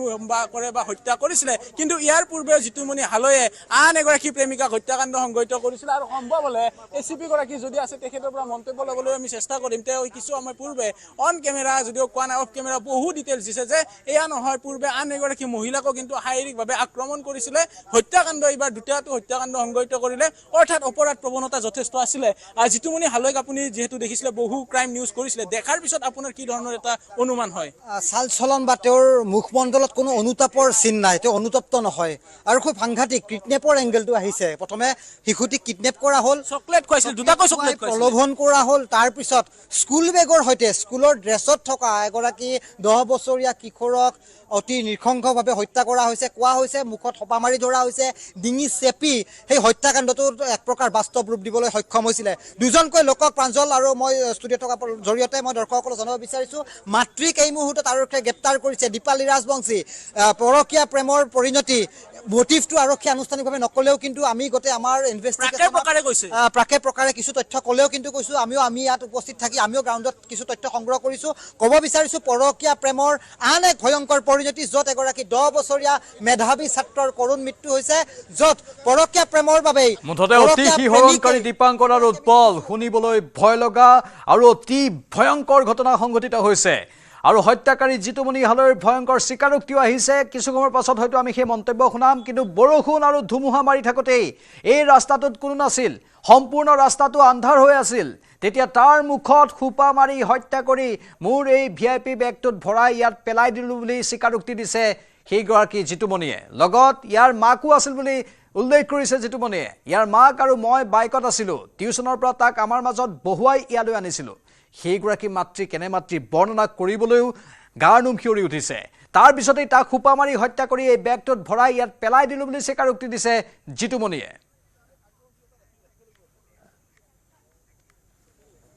হয় চাওক আন এটা গুৰুত্বপূৰ্ণ খবৰ যুদ্ধ বিৰতি হলেও অব্যাহত থাকিব ভাৰতীয় সেনাৰ অপাৰেশ্যন সিন্দুৰ পাকিস্তানৰ লগতে বিশ্ববাসীক জনালে প্ৰধানমন্ত্ৰী মোদীয়ে সিপাৰৰ পৰা গুলি চলিলে ইপাৰৰ পৰা গোলা চলিব বুলি হুংকাৰ সন্ত্ৰাসবাদীৰ যিকোনো কাৰ্যক যুদ্ধ বুলি গণ্য কৰিব ভাৰতে যুদ্ধ বিৰতিত আমেৰিকাৰ কোনো অৱদান নাই পাক ডিজিএমঅয়ে 10 মেৰ 1 বজাত যোগাযোগ কৰিছিল ভাৰতৰ তৰফৰ পৰা ডিজিএমঅ ব্যস্ত থকাৰ কথা জনোৱা হৈছিল 3:35 পুনৰ যোগাযোগ কৰিছিল পাক ডিজিএমঅই ঘোষণাৰ পূৰ্বে ট্ৰাম্পে ভাৰতৰ সৈতে যোগাযোগ কৰা নাছিল ভাৰতৰ তৰফৰ পৰা কোনো কথাই জনোৱা হোৱা নাছিল যুদ্ধ বিৰতি হলেও অব্যাহত থাকিব ভাৰতীয় সেনাৰ অপাৰেশ্যন সিন্দুৰ পাকিস্তানৰ লগতে বিশ্ববাসীক এই কথা জনাই দিছে ভাৰতবৰ্ষৰ প্ৰধানমন্ত্ৰী নৰেন্দ্ৰ মোদীয়ে সিপাৰৰ পৰা গুলি চলিলে ইপাৰৰ পৰা গোলা চলিব বুলি হুংকাৰ সন্ত্ৰাসবাদীৰ যিকোনো কাৰ্যক যুদ্ধ বুলি গণ্য কৰিব ভাৰতে যুদ্ধ বিৰতিত আমেৰিকাৰ কোনো অৱদান নাই পাক ডিজিএমঅয়ে 10 মেৰ 1 বজাত যোগাযোগ কৰিছিল আৰু ভাৰতৰ তৰফৰ পৰা ডিজিএমঅ ব্যস্ত থকাৰ কথা জনোৱা হৈছিল 3:35 পুনৰ যোগাযোগ কৰিছিল পাকিস্তানৰ ডিজিএমঅই আৰু তাৰ পাছতে ভাৰতৰ ডিজিএমঅৰ সৈতে আলোচনা হৈছিল উল্লেখযোগ্য যে বহুতে এই কথাটোক অন্য প্ৰকাৰেও নিবলৈ চেষ্টা কৰিছে ডোনাল্ড ট্ৰাম্পৰ প্ৰসংগ আনিছে কিন্তু এই ঘোষণাৰ পূৰ্বে ট্ৰাম্পে ভাৰতৰ সৈতে যোগাযোগ কৰা নাছিল বুলি স্পষ্ট কৰি দিয়া হৈছে ভাৰতৰ তৰফৰ পৰা কোনো কথাই জনোৱা হোৱা নাছিল বুলিও স্পষ্ট কৰি দিয়া হৈছে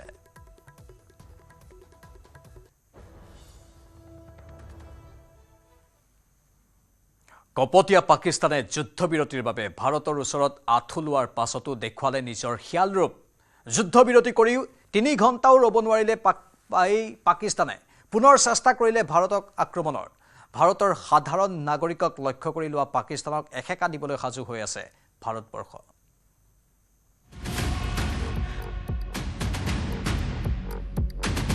সমৰলৈ সাজু ভাৰতবৰ্ষ অনাগত 36 ঘণ্টালৈ উৎকৰ্ণ দেশ প্ৰতাৰক পাকিস্তানৰ পুনৰ প্ৰবঞ্চনা পাকিস্তানলৈ টুৱাই সাজু ভাৰতৰ মিছাইল যিকোনো পৰিস্থিতিকে ৰুধিবলৈ সাজু S-400 শত্ৰুৰ বুকু বিদাৰিবলৈ সাজু ব্ৰাহ্মস কপট পাকিস্তানে যুদ্ধবিৰতিৰ বাবে ভাৰতৰ ওচৰত আঁঠু লোৱাৰ পাছতো দেখুৱালে নিজৰ খিয়াল ৰূপ যুদ্ধবিৰতি কৰি 3 ঘণ্টাও ৰ'ব নোৱাৰিলে পাতকি পাকিস্তানে পুনৰ চেষ্টা কৰিলে ভাৰত আক্ৰমণৰ কিন্তু ভাৰতীয় সেনাৰ কুশলী প্ৰতিৰক্ষাৰ আগত নিশ্চ হৈ পৰিছে পাকিস্তানৰ নিশকতীয়া সামৰিক শক্তি ভাৰতৰ সাধাৰণ নাগৰিকক লক্ষ্য কৰি লোৱা পাকিস্তানক এখেকা দিবলৈ সাজু হৈ আছে ভাৰতবৰ্ষ সাময়িক যুদ্ধবিৰতি আৰু চূড়ান্ত সিদ্ধান্তৰ বাবে দিন ঘোষণা কৰি ভাৰতে স্পষ্ট কৰিলে ভাৰত কাৰো বহুতীয়া নহয় কাৰো ইশাৰাত নচলে সৰ্ববৃহৎ গণতন্ত্ৰৰ নিয়ম We call upon Pakistan to take appropriate steps to address these violations and deal with the situation with seriousness and responsibility. The armed forces are maintaining a strong vigil on the situation.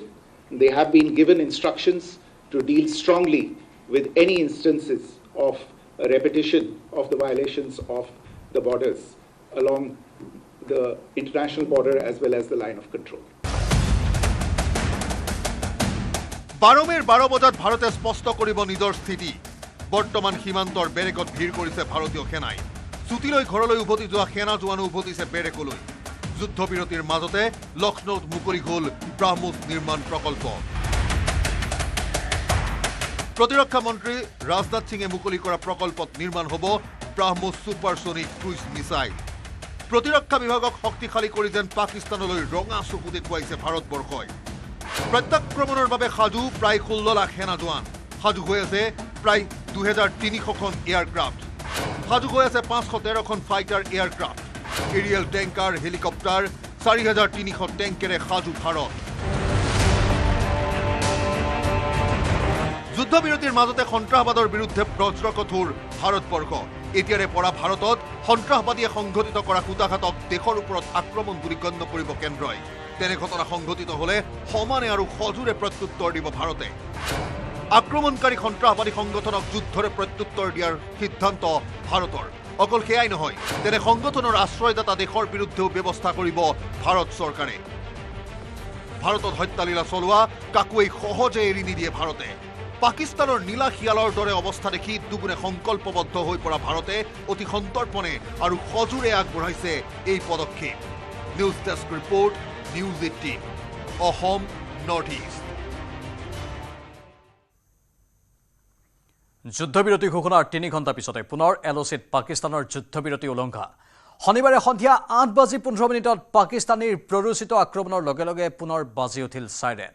Bharat পাক সীমান্তৰ বহুকেইখন চহৰত যুদ্ধবিৰতিৰ পিছত পুনৰ আক্ৰমণ কৰে কাপুৰুষ পাকিস্তানে।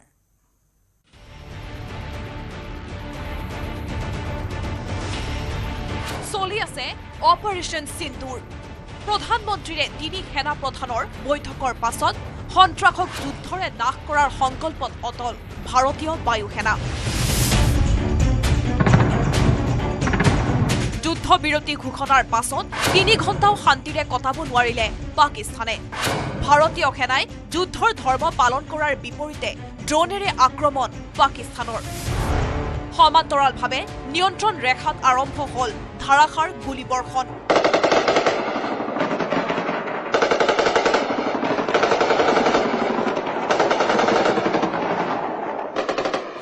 লগে লগে বাজি উঠিল চাইৰেন। শনিবাৰে নিশা 8:15 পাকিস্তানীৰ প্ৰৰোচিত আক্ৰমণত হাহাকাৰ লাগিল জম্মু চহৰত। জম্মুৰ লগতে উধমপুৰ, ৰাজৌৰি, বাৰামুলা, শ্ৰীনগৰ, কাৰ্গিল, অখনুৰ আৰু পুঞ্চ ছেক্টৰৰ লগতে ৰাজস্থানৰ বাৰ্মেৰ, জেছলমেৰ, পোখৰাণ, পঞ্জাবৰ ফিৰোজপুৰ আৰু পাঠানকোটকে ধৰি সীমান্তৰ কেইবাখনো চহৰত হঠাৎ আক্ৰমণ কাপুৰুষ পাকিস্তানৰ।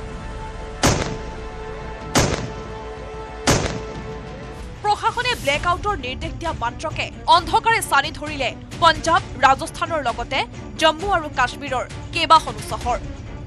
200ৰো অধিক পাকিস্তানী ড্ৰোনে মাতৃভূমিত আঘাত হনাৰ 5 মুহূৰ্ততে আৰম্ভ হল ভাৰতীয় সেনাৰ প্ৰত্যাক্ৰমণ। শ্ৰীনগৰৰ আৰ্মি হেডকোৱাৰ্টাৰত ভাৰতীয় সেনাই গুলীয়াই ভূপতিত কৰিলে 4খন পাকিস্তানী ড্ৰোন। লক্ষ্যত আঘাত কৰাৰ পূৰ্বে পোখৰাণতো চূৰ্ণ বিচূৰ্ণ হৈ গল 8খন পাকিস্তানী ড্ৰোন। কিছু সময়ৰ ভিতৰতে পাকিস্তানৰ প্ৰতিটো আক্ৰমণ উফৰাই দিলে ভাৰতীয় সেনাই। সীমানতে ক্ষান্ত নাথাকি যুদ্ধবিৰতি উলংঘা কৰা পাকিস্তানী সেনাৰ কেইবাটাও শিবিৰত বোমাৰে আক্ৰমণ ভাৰতৰ। পাকিস্তানে যুদ্ধবিৰতি উলংঘা কৰাৰ পাছতে সংবাদ মাধ্যমত সম্বোধন কৰি সমুচিত প্ৰত্যুত্তৰ দিয়াৰ হুংকাৰ भारत विदेश सचिव विक्रम मिश्र। भारतीय सेना जवाबी कार्रवाई कर रही है और इस सीमा अतिक्रमण से निपट रही है। ये अतिक्रमण अत्यंत ही निंदनीय है और पाकिस्तान इनके लिए जिम्मेदार है। हमारा मानना है कि पाकिस्तान इस स्थिति को ठीक से समझे और इस अतिक्रमण को रोकने के लिए तुरंत उचित कार्रवाई करे। सेना ने इस स्थिति पर कड़ी नजर रखी हुई है और उसे किसी भी अतिक्रमण से निपटने के लिए ठोस और सख्त कदम उठाने के लिए आदेश दे दिए गए। तार पाछते पुनर नेगुर पेलाबले बाध्य हल युद्धबाज पाकिस्तानी सेनाई। যুদ্ধবিৰতিৰ 3 ঘণ্টাৰ পাছতে চলা আক্ৰমণে স্পষ্ট কৰি দিলে পাকিস্তান সেনাৰ ওপৰত প্ৰধানমন্ত্ৰী শাহবাজ শৰীফৰ নিয়ন্ত্ৰণহীনতা। পাকিস্তানত সেনা আৰু নিৰ্বাচিত চৰকাৰৰ দ্বন্দ্ব চলি থকাৰ মাজতে আন এক কঠোৰ ঘোষণা ভাৰতীয় বায়ু সেনাৰ। CDS অনিল চৌহান আৰু 3 সেনা প্ৰধানৰ সৈতে প্ৰধানমন্ত্ৰীৰ বৈঠকৰ পাছতে অপাৰেশ্যন সিন্দুৰ অব্যাহত থাকিব বুলি বিশ্বক জনাই দিলে ভাৰতীয় বায়ু সেনাই। পুনৰ যুদ্ধবিৰতি উলংঘা কৰি পৰিণতি কি হ'ব সেয়া যেন সকলো পক্ষকে ভালদৰে বুজাই দিলে ভাৰতীয় বায়ু সেনাই। Bureau report, news 18 Assam north east. সামৰিক আৰু অসামৰিকভাৱে পাকিস্তানক উচিত প্ৰত্যাক্ৰমণ ভাৰতৰ। সামৰিক অভিযানত ভাৰতে ধ্বংস কৰিছে পাকিস্তানৰ সন্ত্ৰাসবাদীৰ বহুকেইটা ঘাটি, নিধন কৰিছে বহু দুৰ্ধৰ্ষ সন্ত্ৰাসবাদীক, ধ্বংস কৰিছে পাকিস্তান বায়ুসেনাৰ 5টাকৈ ঘাটি। ইয়াৰ উপৰি ভাৰতৰ অসামৰিক প্ৰতিশোধৰ ভিতৰত আছে সিন্ধু জলচুক্তি স্থগিত, ভাৰত পাকিস্তানৰ বাণিজ্য বন্ধ, পাক নাগৰিকৰ ভিছা বাতিল আৰু বহুতো।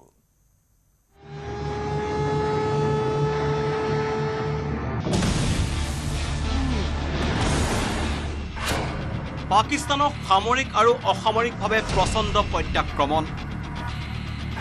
অপাৰেশ্যন সিন্দুৰ ভাৰতৰ সামৰিক আৰু কৌশলগত শ্ৰেষ্ঠতাৰ প্ৰদৰ্শন সামৰিক আৰু অসামৰিক দুই ধৰণৰে প্ৰত্যুত্তৰ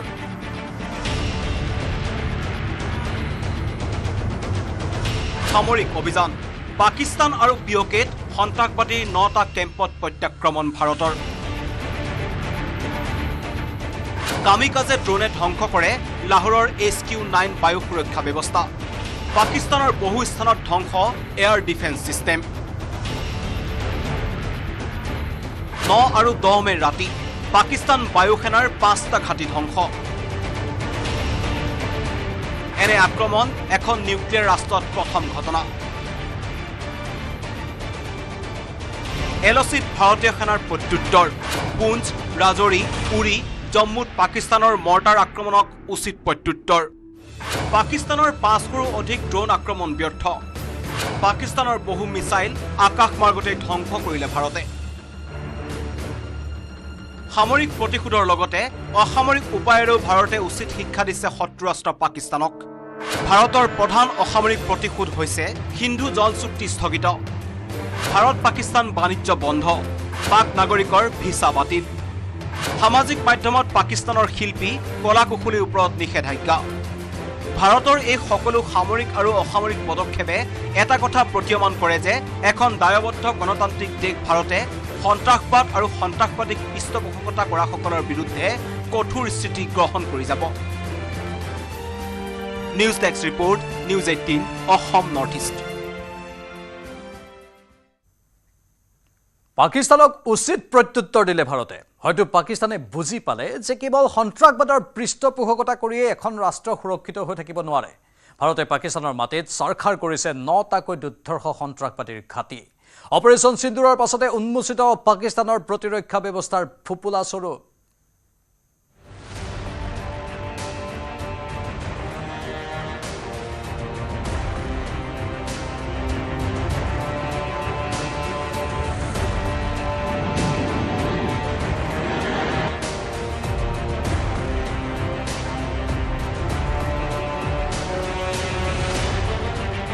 পাকিস্তানক এশেকা ভাৰতৰ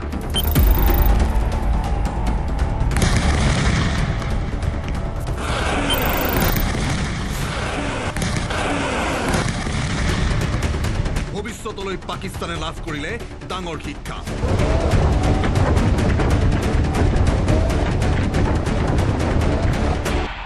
কেৱল সন্ত্ৰাসবাদ আৰু সন্ত্ৰাসবাদীক আশ্ৰয় দিয়ে যে এখন ৰাষ্ট্ৰ সুৰক্ষিত হ'ব নোৱাৰে তাৰ প্ৰমাণ মাত্ৰ 2টা দিনতে পালে পাকিস্তানে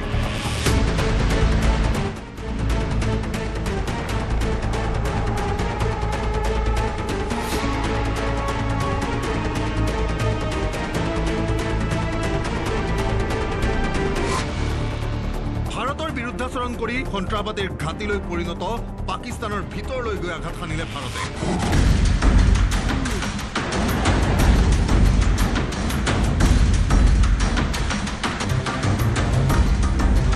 বিপৰীতে পাকিস্তানে নিজৰ সুৰক্ষা ব্যৱস্থা হেৰুৱাই অসহায় হৈ পৰিল 23 মিনিটতে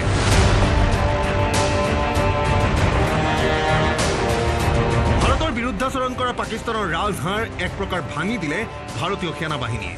বায়ু সেনা নৌ সেনা স্থল সেনাৰ সমন্বিত যুঁজ পাকিস্তানৰ ভূখণ্ডত প্ৰথমবাৰলৈ ভাৰতৰ ষ্ট্ৰাইক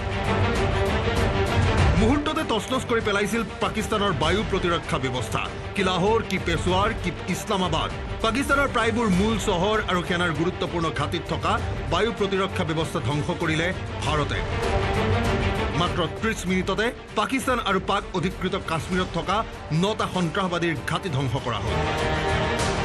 লস্কৰী তৈবা জেইচ-ই মহম্মদৰ ঘাটিত আক্ৰমণ হিজবুল মুজাহিদিনৰো শিবিৰ মাটিৰ লগত মিহলি হৈ গ'ল এইকেইটা সন্ত্ৰাসবাদীৰ মুখ্য কাৰ্যালয়ৰ পৰাই নিয়ন্ত্ৰিত হৈছিল ভাৰত বিৰোধী কাৰ্যকলাপ য'ত জেহাদীক দিয়া হৈছিল অস্ত্ৰ শস্ত্ৰৰ প্ৰশিক্ষণকে ধৰি বিভিন্ন প্ৰশিক্ষণ প্ৰথমবাৰৰ বাবে ভাৰতে পাকিস্তানৰ শ কিলোমিটাৰ ভিতৰত প্ৰৱেশ কৰি চলাইছিল আক্ৰমণ একেদৰে ৱাহাৱালপুৰৰ দৰে স্পৰ্শকাতৰ সন্ত্ৰাসবাদী কেন্দ্ৰত আঘাত হানিবলৈ সক্ষম হয় যিবোৰ ঠাইত আনকি আমেৰিকায়ো নিজৰ ড্ৰোন প্ৰেৰণ কৰিবলৈ সাহস কৰা নাছিল ধ্বংস কৰি দিয়া হৈছিল পঞ্জাৱ প্ৰদেশত থকা পাকিস্তান সেনাৰ এটা গুৰুত্বপূৰ্ণ ছাউনি অপাৰেশ্যন সিন্দুৰৰ পাছতে উন্মোচিত হৈছিল পাকিস্তানৰ প্ৰতিৰক্ষা ব্যৱস্থাৰ ফোপোলা স্বৰূপ আনকি কোনো ধৰণৰ ক্ষতি নোহোৱাকৈ পাকিস্তানৰ আকাশ মাৰ্গত প্ৰৱেশ কৰি ভাৰতীয় যুঁজাৰু বিমানে কেইবা ঠাইতো আঘাত হানিলে অৱশ্যে ভাৰতে সন্ত্ৰাসবাদীৰ ঘাটি আৰু আশ্ৰয়স্থলসমূহকে লক্ষ্য কৰি লৈছিল এই আক্ৰমণৰ সময়ত সন্ত্ৰাসবাদৰ বিৰুদ্ধে উদাৰতা প্ৰদৰ্শন নকৰি শূন্য সহনশীল নীতি গ্ৰহণ কৰিছিল ভাৰতে মোষ্ট ৱান্টেড তালিকাত থকা কেইবাটাও সন্ত্ৰাসবাদীক নিধন কৰে অপাৰেশ্যন সিন্দুৰৰ জৰিয়তে এটা নিশাতে একাধিক সন্ত্ৰাসবাদী সংগঠনৰ নেতাক নিঃশেষ কৰি পেলোৱা হ'ল ইয়াৰ পৰা বিশ্ববাসীলৈ বাৰ্তা গৈছিল যে সন্ত্ৰাসবাদী যিকোনো স্থানতে নাথাকক কিয় তাক নিৰ্মূল কৰিবলৈ ভাৰতৰ বাবে সময় নালাগে news desk report news 18 Assam north east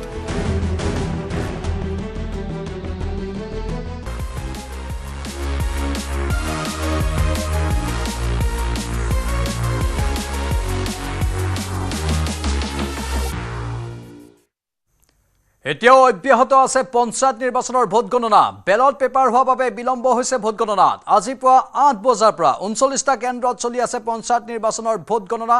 অধিকাংশ আসনৰে ফলাফল ওলাইছে যদিও আৰু বহু আসনত ফলাফল ওলাবলৈ এতিয়াও বাকি আছে ভোট গণনাৰ ফলাফল অনুসৰি জিলা পৰিষদ আঞ্চলিক পৰিষদ সদস্যৰ আসনত অধিকাংশতে বিজেপি প্ৰাৰ্থীৰ জয়লাভ হৈছে আন বহু আসনত আগবাঢ়ি আছে বিজেপি সমৰ্থিত প্ৰাৰ্থী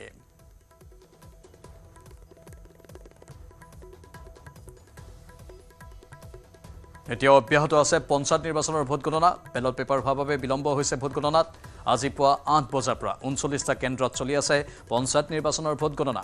অধিকাংশ আসনৰে ফলাফল ওলাইছে যদিও আৰু বহু আসনত ফলাফল ওলাবলৈ এতিয়াও বাকি আছে দুজনকৈ সাংবাদিক আমাৰ সৈতে লাইভত আছে শিৱসাগৰৰ পৰা প্ৰদীপ গগৈ আৰু লখিমপুৰৰ পৰা সঞ্জীৱ লাহন প্ৰথমে প্ৰদীপ আপোনাৰ পৰা জানিব বিচাৰিছো শিৱসাগৰৰ কি খবৰ আছে হয় প্ৰাঞ্জল চাওক শিৱসাগৰ জিলাত মুঠ 3টা ভোটকেন্দ্ৰ আজি ভোট গণনা হৈ আছে এটা হৈছে শিৱসাগৰ চহৰৰ মাজমজিয়াত আৰু আন এটা হৈছে ডিমৌ সমষ্টিত অন্তৰ্গত ডিমৌ মহাবিদ্যালয়ৰ ভোট গণনা কেন্দ্ৰত আৰু মই বৰ্তমান ডিমৌ সমষ্টিৰ ভোট গণনা কেন্দ্ৰৰ সন্মুখত আছো পুৱাৰ ভাগত শিৱসাগৰ চহৰৰ পৰা দেখুৱাইছিলো পৰিৱেশ আৰু মই বৰ্তমান দেখুৱাইছো ইয়াত যথেষ্ট সংখ্যক প্ৰাৰ্থী ইতিমধ্যে প্ৰাৰ্থী সমৰ্থকসকল এই ভোট কেন্দ্ৰৰ সন্মুখত অৱস্থান কৰিছেহি আৰু এটা কথা তথ্য দিব বিচাৰিছো যে এই ডিমৌ সমষ্টিটো 4টা জিলা পৰিষদ আছে আৰু 4টা জিলা পৰিষদতে বিজেপি প্ৰাৰ্থীয়ে অগ্ৰগতি লাভ কৰিছে তেওঁলোক জয়ী হোৱাৰ দিশে আগবাঢ়িছে আৰু যি কেইখন 28খন পঞ্চায়ত আছে আৰু এই 28খন পঞ্চায়তৰ অধিকাংশ পঞ্চায়তে বিজেপিৰ দখললৈ বিজেপি সমৰ্থিত প্ৰাৰ্থীসকল জয়ী হৈছে গতিকে বিজেপিৰ দখললৈ যোৱাটো নিশ্চিত হৈছে অধিকাংশ পঞ্চায়ত বিশেষকৈ বিজেপি শিৱসাগৰ সমষ্টিৰ পৰা যিকেইটা পঞ্চায়ত আচলতে আঁতৰাই নতুনকৈ ডিমৌ সমষ্টিত অন্তৰ্ভুক্ত কৰা হৈছিলে সেই পঞ্চায়তকেইটাতো বিজেপি দখললৈ গৈছে ইতিমধ্যে কেইবাটাও গৈছে বেদবাৰী পঞ্চায়ত সেইধৰণে দিচাংপাৰা পঞ্চায়ত বিজেপিৰ দখললৈ যোৱাটো নিশ্চিত হৈছে আৰু এই ক্ষেত্ৰত মই ইয়াত আছে যথেষ্ট সংখ্যক পৰিৱেশ দেখুৱাইছোঁ আনন্দ উৎসাহ তেওঁলোকে প্ৰকাশ কৰিছে মই ইয়াৰ পৰা জানিব বিচাৰিম কেনেধৰণৰ পৰিৱেশ হৈ আছে বহুত ধুনীয়া পৰিৱেশ হৈ আছে বৰ্তমান আপোনালোকে গম পাইছে যে 4 নং খেলুৱা জিলা পৰিষদ যিটো আছিলে তাত আমি বেদবাৰী আৰু দিচাংপাৰা পঞ্চায়ত নিৰকংকুভাৱে আমি ইমান জিকিছোঁ যে বেদবাৰী যিখন আগতে আছিলে যে আগতে কংগ্ৰেছৰ ঘাটি বুলি কোৱা হয় এইটো কংগ্ৰেছৰ দখলত থাকে সদায় কিন্তু এইবাৰ আমি বেদবাৰী পঞ্চায়তখন বিজেপি সমৰ্থিত প্ৰাৰ্থীসকলৰ 9টাকৈ ৱাৰ্ড আৰু এটা কংগ্ৰেছৰ হাতলৈ গৈছে ইতিমধ্যেও তাৰ তথাপি দিচাংপাৰা পঞ্চায়তত আমি 8টাকৈ ৱাৰ্ড আমাৰ বিজেপি সমৰ্থিত প্ৰাৰ্থীসকললৈ আৰু 2টা ৱাৰ্ড কংগ্ৰেছৰ হাতলৈ গৈছে আৰু তাত আমি এপি যিজন আছিলে প্ৰায় 1050টা ভোটত আমি এপিজনো আমি জিকিছোঁ দিচাংপাৰা নিশ্চয় প্ৰদীপ আৰু এনেধৰণে প্ৰতিক্ৰিয়াবোৰ আহিছে সন্মুখলৈ আমাৰ আন এজন সাংবাদিক সঞ্জীৱ লাহন লখিমপুৰৰ পৰা যিহেতু আছে সঞ্জীৱ লখিমপুৰৰ খবৰ জনাওক প্ৰাঞ্জল চাওক মই প্ৰথমে জনাওঁ যে লখিমপুৰত এতিয়ালৈকে সঠিকভাৱে ফলাফল কেৱল ৱাৰ্ড সদস্যসকলৰহে ওলাইছে 830জন ৱাৰ্ড সদস্য আছে তাৰে প্ৰায় 20% ৱাৰ্ড সদস্যৰ ফলাফল ওলাইছে আৰু তাত দেখা পোৱা গৈছে যে যিসকল নেকি আওপকীয়াকৈ বিজেপি সমৰ্থিত যিসকল ৱাৰ্ড সদস্য প্ৰাৰ্থী তেওঁলোকে জয়লাভ কৰিছে আৰু দ্বিতীয়টো কথা হ'ল কি আঞ্চলিক পঞ্চায়তৰ যিকেইটা ফলাফল ওলাইছে গোটেইকেইটাতে দেখা পোৱা গ'ল যে বিজেপিৰ অগ্ৰগতি আৰু তাৰ বিপৰীতে যদি চোৱা যায় জিলা পৰিষদৰ সৰ্বমুঠ ঢকুৱাখানাকে সামৰি লখিমপুৰত সৰ্বমুঠ আসন আছে 19খন আসনৰ 17খন আসনতে বিজেপি অগ্ৰগতি লাভ কৰি আছে তাৰ বিপৰীতে কংগ্ৰেছে মাত্ৰ এখনত আৰু নিৰ্দলীয় এখনত অগ্ৰগতি লাভ কৰি আছে আৰু ডাঙৰ কথা যে 8 বজাৰ পৰা ভোট গণনা আৰম্ভ হোৱা কথা আছিল লখিমপুৰত কিন্তু তাতকৈ কিছু পলমকৈ ভোট গণনা আৰম্ভ হ'ল তাৰ পিছত এতিয়ালৈকে কিন্তু লখিমপুৰৰ ভোট গণনা 50%ও সম্পূৰ্ণ হোৱা নাই বুলি ইতিমধ্যে আমি ক'বলৈ বাধ্য যিহেতু লখিমপুৰ জিলা তথ্য আৰু জনসংযোগ বিষয়া কাৰ্যালয়ৰ তৰফৰ পৰা আমাক আনুষ্ঠানিকভাৱে এই মুহূৰ্তলৈকে এটা তথ্যও যোগান ধৰিব পৰা নাই আমি কেৱল আমাৰ প্ৰচেষ্টাত ভোট গণনা কক্ষৰ ভিতৰলৈ গৈ যিখিনি তথ্য লাভ কৰিছো তাৰ ভিত্তিত আমি দৰ্শকসকলক ফলাফল জনাবলৈ সক্ষম হৈছো মোৰ লগত বিজয়ী প্ৰাৰ্থী আছে প্ৰাঞ্জল মই কথা পাতিম তাৰপিছত পুনৰ মই তথ্যখিনি জনোৱাৰ যত্ন কৰিম আপোনাক প্ৰথমে নিউজ 18 অসম নৰ্থ ইষ্টৰ তৰফৰ পৰা শুভকামনা জনালো ক'ৰ পৰা কেনেকে কি হিচাপে বিজয়ী হৈছে মই উত্তৰতলাহী গাঁও পঞ্চায়তৰ 4 নং ৱাৰ্ডৰ জয়ী হৈছে ৱাৰ্ড সদস্য হৈছে নিশ্চয় আপোনালোকৰ পঞ্চায়তটোত যিটো সভাপতিৰ আসন সংৰক্ষিত নেকি মহিলাৰ কাৰণে নহয় অপেন নহয় জানো তাৰ কিবা আশা আছে চাগে কাৰণ আপোনালোকৰ মাজৰ পৰা সভাপতি নিৰ্বাচন হ'ব আশা কৰিছো কোনে আওপকীয়াকে আপোনাক কোনে সহায় কৰিছিলে মানে কাৰ সমৰ্থন লাভ কৰিছে বিজেপি সমৰ্থন যদিও বা নিৰ্দলীয় বিজেপি সমৰ্থন ধন্যবাদ জনাইছো এয়া আছিলে এগৰাকী বিজয়ী প্ৰাৰ্থী নিশ্চয় সঞ্জীৱ আপোনাকো ধন্যবাদ জ্ঞাপন কৰিছো এনেধৰণে পোনপটীয়া সম্প্ৰচাৰ আমি অব্যাহত ৰাখিম আৰু বিজয়ী প্ৰাৰ্থীসকল তেওঁলোকৰ যিসকল সমৰ্থক তেওঁলোকৰ মন্তব্য আহি আছে গুৰুত্বপূৰ্ণ খবৰ মৰিয়নীত বিজেপি এখন আসনত জয়লাভ কৰিবলৈ সক্ষম হৈছে এয়া মৰিয়নীৰ খবৰ লগতে আন প্ৰান্তৰ খবৰো আমি জনাম আপোনালোকক ক'ৰ পৰা কি খবৰ আহি আছে জেডপিচিৰ এয়া ফলাফল নগাঁৱৰ বিজেপি 3খন আসনত জয়লাভ কৰিছে অসম গণ পৰিষদে এখন আসনত আৰু কংগ্ৰেছে এখন আসনত জয়লাভ কৰিবলৈ সক্ষম হৈছে এয়া নগাঁৱৰ জেডপিচিৰ ফলাফল গোলাঘাটৰ জেডপিচিৰ ফলাফল বিজেপি 8খনত কংগ্ৰেছে 8খনত জয়লাভ কৰিছে গহপুৰৰ জেডপিচিৰ ফলাফল বিজেপিয়ে 4খনত জয়লাভ কৰিবলৈ সক্ষম হৈছে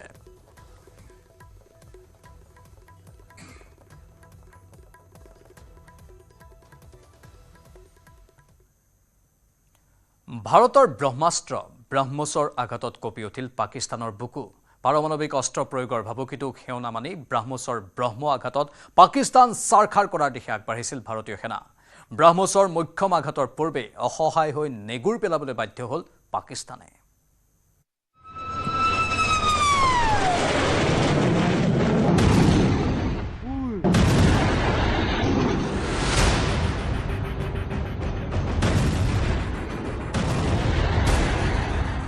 ব্ৰহ্মাস্ত্ৰৰ প্ৰহাৰ আঁঠু ল'লে পাকিস্তানে পাকিস্তানক ভালকৈ এসেকা দিয়াৰ বাবে সাজু হৈছিল ভাৰত কিন্তু 4 দিন ধৰি চলা যুদ্ধত হঠাৎ বিৰতি পাকিস্তানৰ কাকুতি মিনতিৰ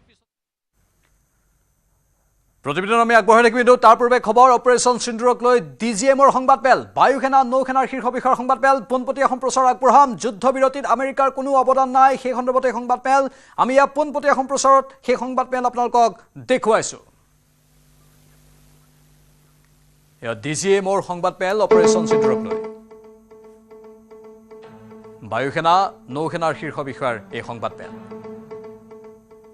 যুদ্ধবিৰতিত আমেৰিকাৰ কোনো অৱদান নাই এয়া ভাৰতৰ নিজা সিদ্ধান্ত ভাৰতে কোনো দেশৰ হস্তক্ষেপ বিচৰা নাই কাহানিও আৰু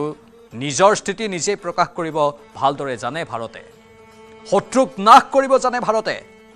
ভাৰতৰ প্ৰতি যদি কোনোবাই আঙুলি টুৱায় ভাৰতক যদি চকু থিয় কৰি দেখুৱায় তাৰ উচিত প্ৰত্যুত্তৰ দিব জানে ভাৰতে একাংশই সামাজিক মাধ্যমত বা আন কেতবোৰ মাধ্যমত বিভিন্ন কথা বিয়পাই আছে যিবোৰ সত্য নহয় আমেৰিকাই কাহানিও ভাৰতৰ ওপৰত হস্তক্ষেপ কৰিবলৈ চেষ্টা কৰা নাই আৰু চেষ্টা কৰিলেও সেই হস্তক্ষেপক ভাৰতে গুৰুত্ব নিদিয়ে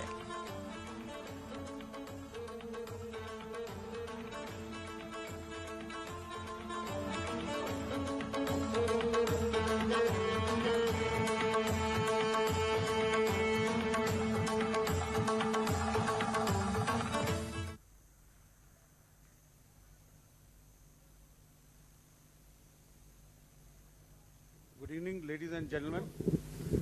Jai Hind.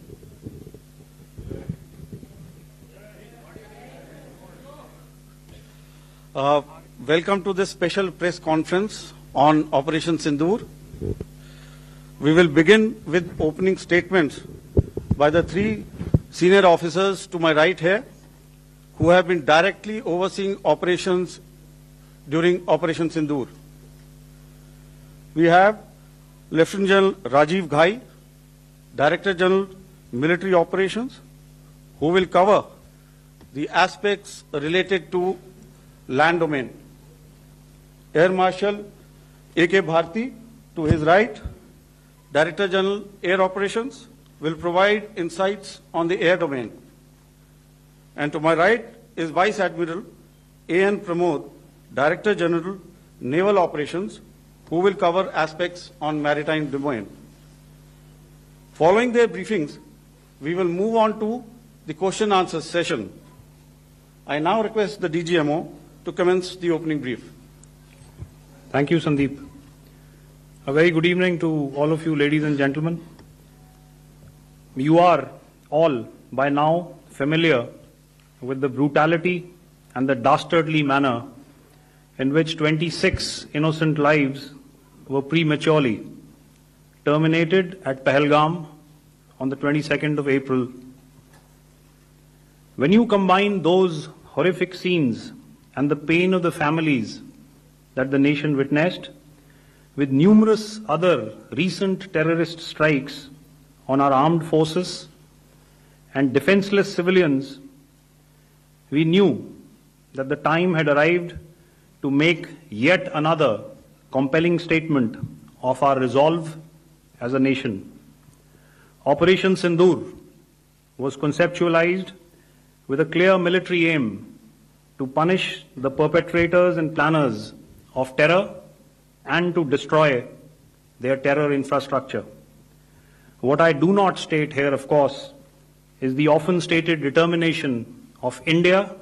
and its intolerance to terror. It set into motion a very diligent and microscopic scarring of the terror landscape across the borders and the identification of terror camps and training sites. The locations that emerged were numerous, but as we deliberated more, we realized that some of these terror hubs were now bereft of any presence and had preemptively been vacated, fearing retribution from us. There was also a term of reference and our own binding, self-imposed restriction to target only terrorists and thus prevent collateral damage. There were 9 camps that you are now all familiar with, which were confirmed by our various intelligence agencies to be inhabited. Some of these were in POJK, while there were others that were located in the Punjab province in Pakistan. Nefarious places such as Muridke, the hub center of the Lashkar-e-Taiba, has over the years bred infamous characters such as Ajmal Kasab and the likes of David Headley. What followed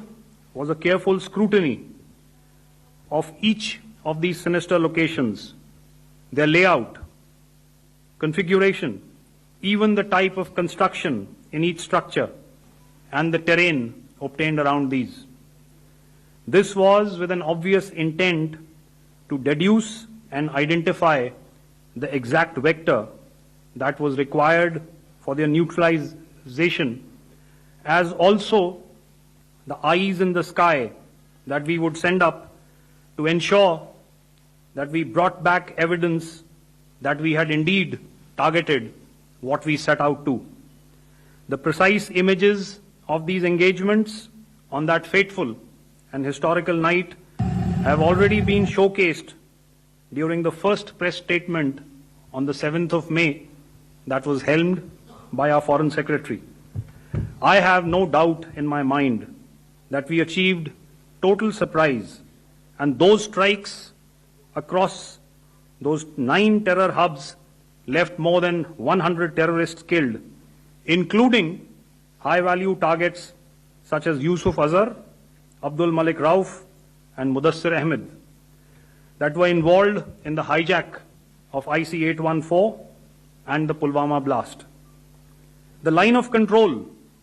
was also violated soon after by Pakistan, and the erratic and rattled response of our enemy was apparent from the number of civilians, inhabited villages, and religious sites such as Gurudwaras that were unfortunately hit by them, leading to a sad loss of lives. The Indian Air Force played a major part in these strikes by engaging some of these camps, and the Indian Navy provided wherewithal in terms of precision munitions. The Indian Air Force obviously had their assets up in the sky, and I will here request Air Marshal Bharti, the Director General of Air Operations, to detail for you the methodology that the men in blue. Good evening, ladies and gentlemen. It indeed is a difficult time that we have to come here like this and brief you. We could have done without this, but we had no choice. As the DGMO has detailed, the event was precipitated by the dastardly act at Pahalgam. The sequence of events have already been detailed. We carefully selected the targets, and out of the 9 selected targets, the target systems that were given to the Indian Air Force were the notorious training camps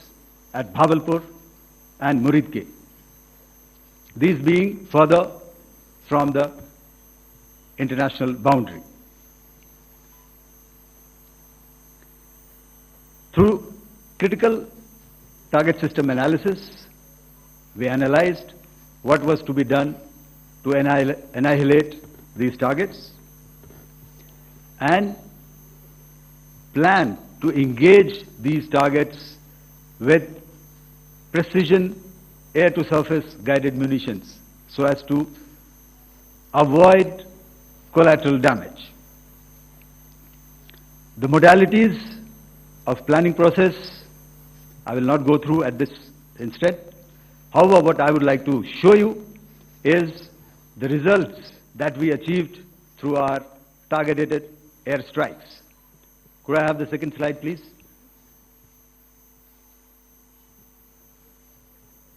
Yeah, change, please.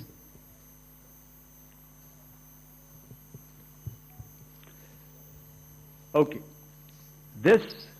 is what the terror infra at Muridke looks like. If you see, north is as indicated, and to the right is east, where the international boundary lies. Could we have the next slide, please?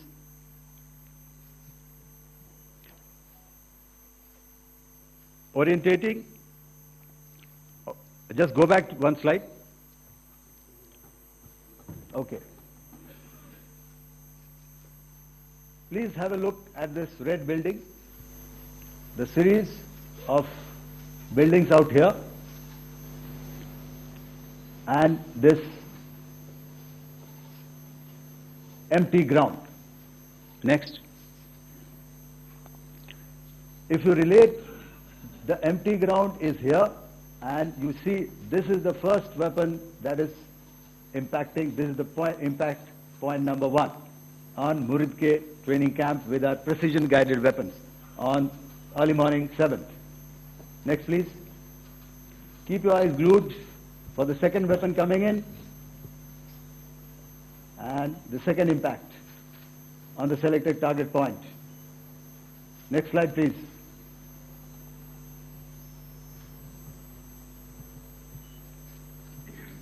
Third weapon, third impact. Continue. And fourth weapon, fourth impact. So through these targeted and precision targeting, we addressed the target at Muridke, which was the turning infrastructure. Can you hear me? All right. Okay, I'll come closer to the mic. Now we go to the next target, which is the Bhavalpur training camp. Next slide, please. Okay, just wait. So the effect, if you see, the impact point, if I can point out, this is the impact point. The ammunition has gone through the roof and it has created a blast inside, the photographs of which you would have, all of you would have seen. And the red building, after that, there was this double-story building. It has been completely decimated by precision targeting. Next, please. The target system, which was in the north, a series of buildings. I'll show you how it looked. Next. Completely destroyed by our precision targeting. Next. Now coming to Bhavalpur, this is the target complex that we are dealing with, a fairly large target complex. So we had to carefully choose the points that we needed to address, which were high value and which would meet our stated objectives of eliminating the terrorists. I would like to draw your attention to this red canopy, and in relation to that, I would cover the targets. One target system is a series of buildings here, other one here, and other one out here. Next slide, please. This is how it looked before, and this is how the building looked after the impact of the weapon. And orientation in relation to this red canopy, you can see here. Next, please. Before, next, and after. The roofs have completely collapsed. Next. This is the target system. Next. Precision targeting, and we have achieved our objectives here. Next. All right. So that was what we did on the 7th. Our objective was to address these two terrorist camps, and that we did with precision. And thereafter, we maintained a robust air defense posture, because remember, our objective was to target the terrorists and terrorist infrastructure, not any other infrastructure, not the Pakistani military, not the Pakistani any other infrastructure. So that is what we have maintained on the 7th of May. However, what we saw in the evening of 7th of May, we were saturated with a raid of Pakistani unmanned aerial vehicles and small drones. And these came in waves in our civilian areas, over our military installations, and all of them were successfully intercepted. Few of them did manage to land. However, there was not much damage that they did. And we have our robust counter-US hard kill and soft kill systems which did the job. However, the difference here was that we had targeted the terrorists.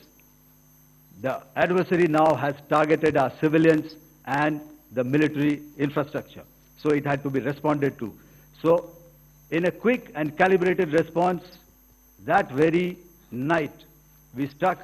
their radar installations at Lahore and close to Gujranwala, the LYT installation, to indicate to him that we are ready,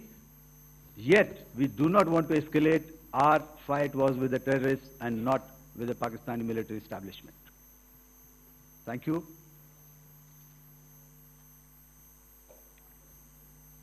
Thank you, Air Marshal Bharti. So, ladies and gentlemen, he's outlined operations not only on the night of 6th and 7th of May, when Operation Synindhur commenced, but also on the subsequent night. Being well aware and familiar with the congenital and impulsive nature of our adversary, and even though we did attempt to reach out and communicate our compulsions to strike at the heart of terror to my counterpart in the immediate wake of Operation Synindhur. The request was brusquely turned down, with an intimation that a severe response was inevitable and in the offing. We were, of course, prepared. Operations on the 7th and the 8th, Air Marshal Bharti spoken about. On the night of 8th and 9th of May, they flew drones and aircrafts into our airspace all across the borders and made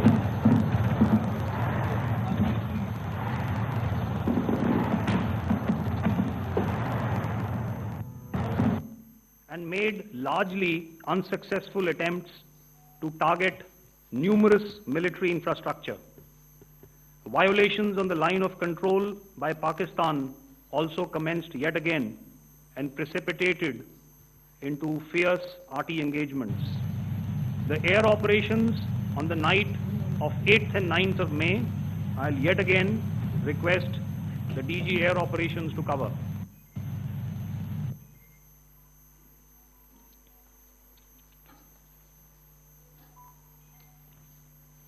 So I just covered what happened on the night of 7th and 8th. What we found that on the night of 8th and 9th, starting as early as 22:30 hours, our cities had a mass raid of drones, unmanned aerial vehicles, UCAVs, starting right from Srinagar, going down right up to Nalia. It was a mass raid in waves, and it was relentless. However, we were prepared, and our air defense preparedness ensured that there is no damage on ground or to any of the intended targets that the enemy might have planned for. The difference between 7th night and 8th night was that on 7th night, he sent in his Jihad class of UAVs, however, these UAVs can go some distance, they are armed. However, on the 8th, less numbers of armed UCAVs were there or UAVs were there, and more numbers of quadcopters, maybe for surveillance or just for harassment of civilians. This continued till midnight. Our air defense preparedness ensured that there was no damage on the ground, either to the military installations or to the civilians. However, the enemy had yet again shown that he wanted to up the ante and he wanted a fight, and we were up to the task. In a measured and calibrated response, we once again targeted his military installations, which included his SAM sites at Malirkant. This also included his surveillance radar sites at Lahore and close to Gujranwala. These were suitably addressed, and thereafter his drone attacks continued even till morning, which we countered, and during the daytime there was some respite. Here I would like to bring out another aspect. What we found was that while the drone attacks were being launched from somewhere close to Lahore, enemy had allowed his civilian aircraft to also continue to fly out of Lahore. Not only his own aircraft, but international passenger aircraft, which is quite insensitive, and we had to exercise extreme caution, even at the cost of some tactical disadvantage, to ensure that there is no damage to any of the civilian aircraft. And this was also brought out in our press briefing during the day. So I will now hand over to my colleague to cover the events of 9th onwards. On land, we also undertook certain measures such as deployment of air defense and electronic warfare assets to establish an integrated grid with the Indian Air Force, and I have seen and heard some of you wax eloquent about the benefits of such an architecture when it comes to negating and combating air intrusions. We also carried out deployment to include movement of our forces in the land, sea, and air domains. The night of the 9th and the 10th of May saw similar intrusions by drones and aircrafts, and this time there was a concerted effort to target airfields and some very, very important logistic installations, albeit yet again unsuccessful and denied gallantly and efficiently, I must say, by the integrated Indian Air Force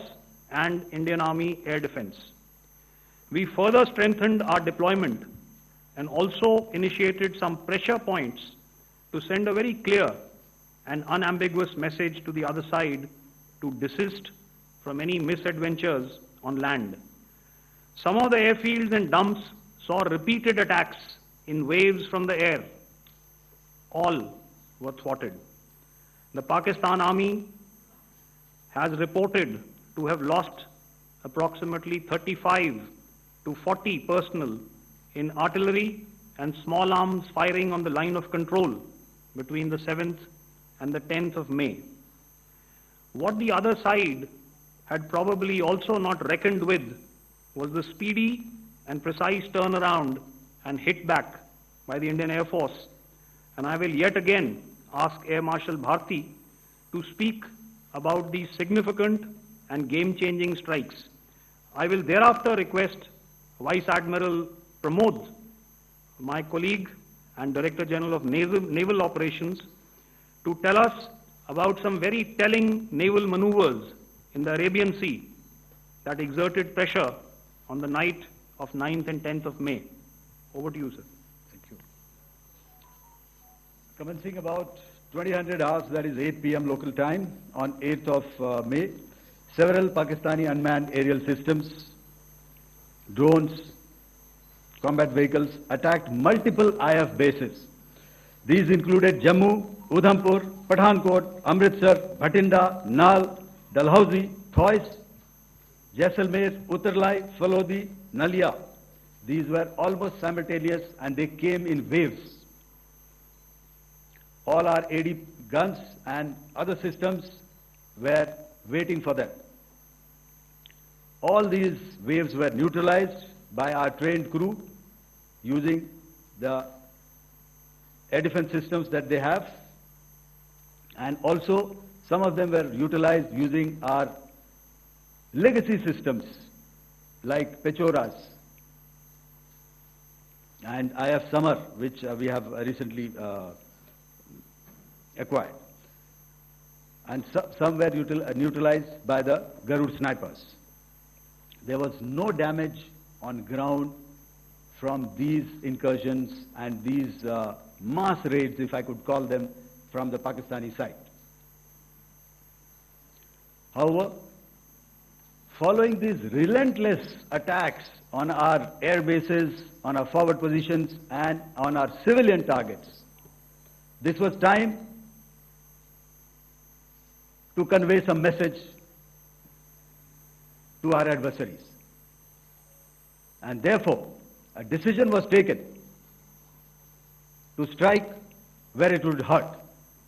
And towards that, in a swift, coordinated, calibrated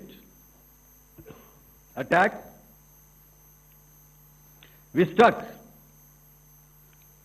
his air bases, command centers, military infrastructure, air defense systems across the entire Western Front. The bases we struck include Chaklala, Rafiki, and mind you, Chaklala is Islamabad. Rahim Yar Khan, Sakar, sending a clear message that aggression will not be tolerated. This was followed by strikes at Sargoda, Bholari, Jacobabad. We also struck the C2 centers at Murid, the UAE complex at Murid, Rafiki,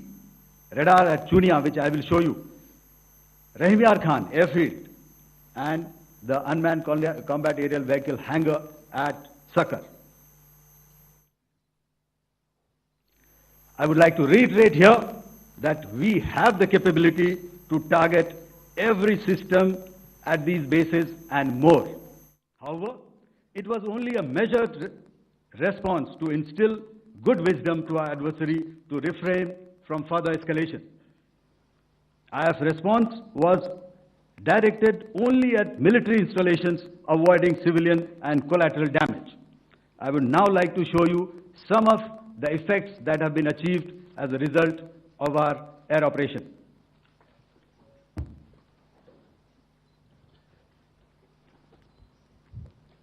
Here is the Pasrur air defense system, if you could see. Zoomed up view, this is the radar mounted on a high tower. And after the strike,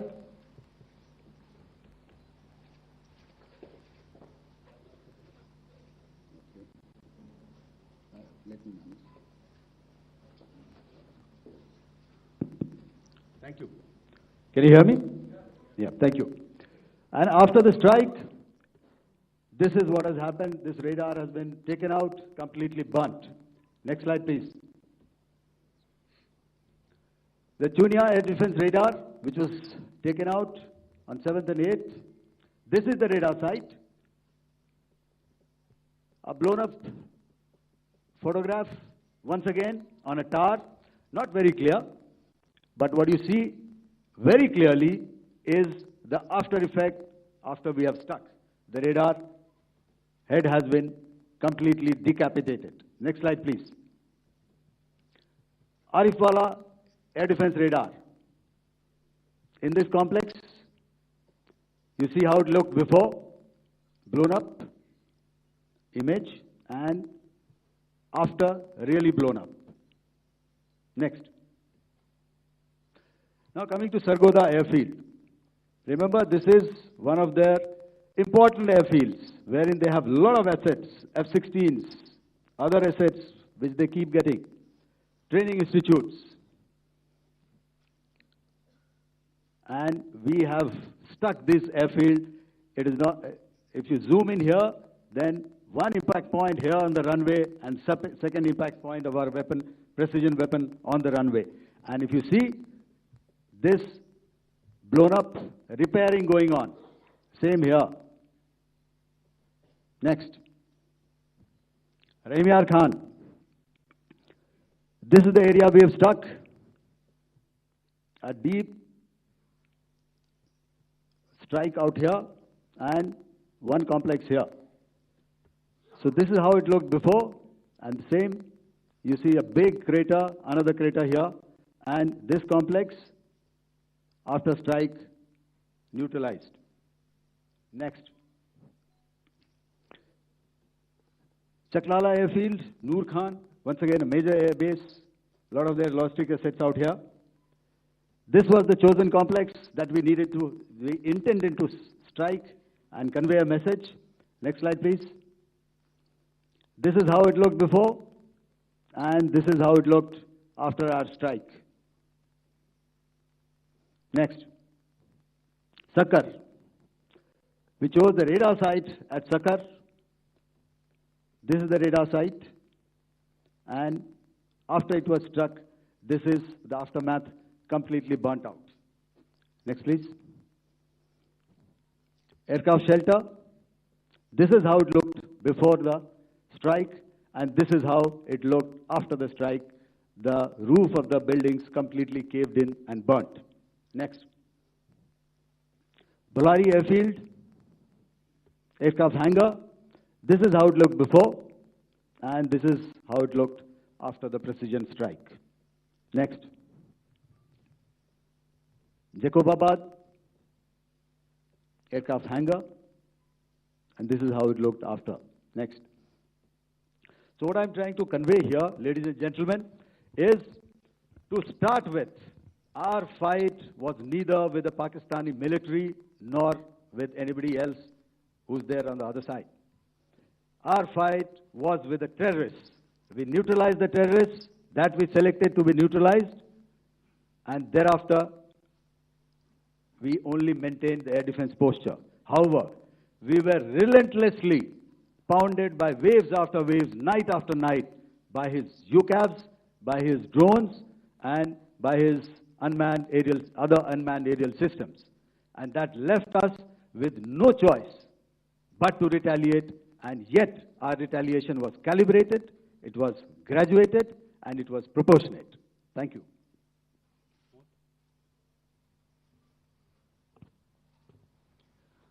Good evening, ladies and gentlemen. In the aftermath of the cowardly attacks on innocent tourists at Pahalgam in Jammu and Kashmir by Pakistani-sponsored terrorists on 22nd April, the Indian Navy's Carrier Battle Group, surface forces, submarines, and aviation assets were immediately deployed at sea with full combat readiness in concert with the Joint Operation Plan of the Indian Defence Forces. You may be aware that we tested and refined tactics and procedures at sea during multiple weapon firings in the Arabian Sea within 96 hours of the terrorist attack. The aim was to revalidate our crew, armament, equipment, and platform readiness to deliver various ordnance on selected targets precisely. Thereafter, our forces remained forward deployed in the Northern Arabian Sea in a dissuasive and deterrent posture with full readiness and capacity to strike select targets at sea and on land, including Karachi at time of our choosing.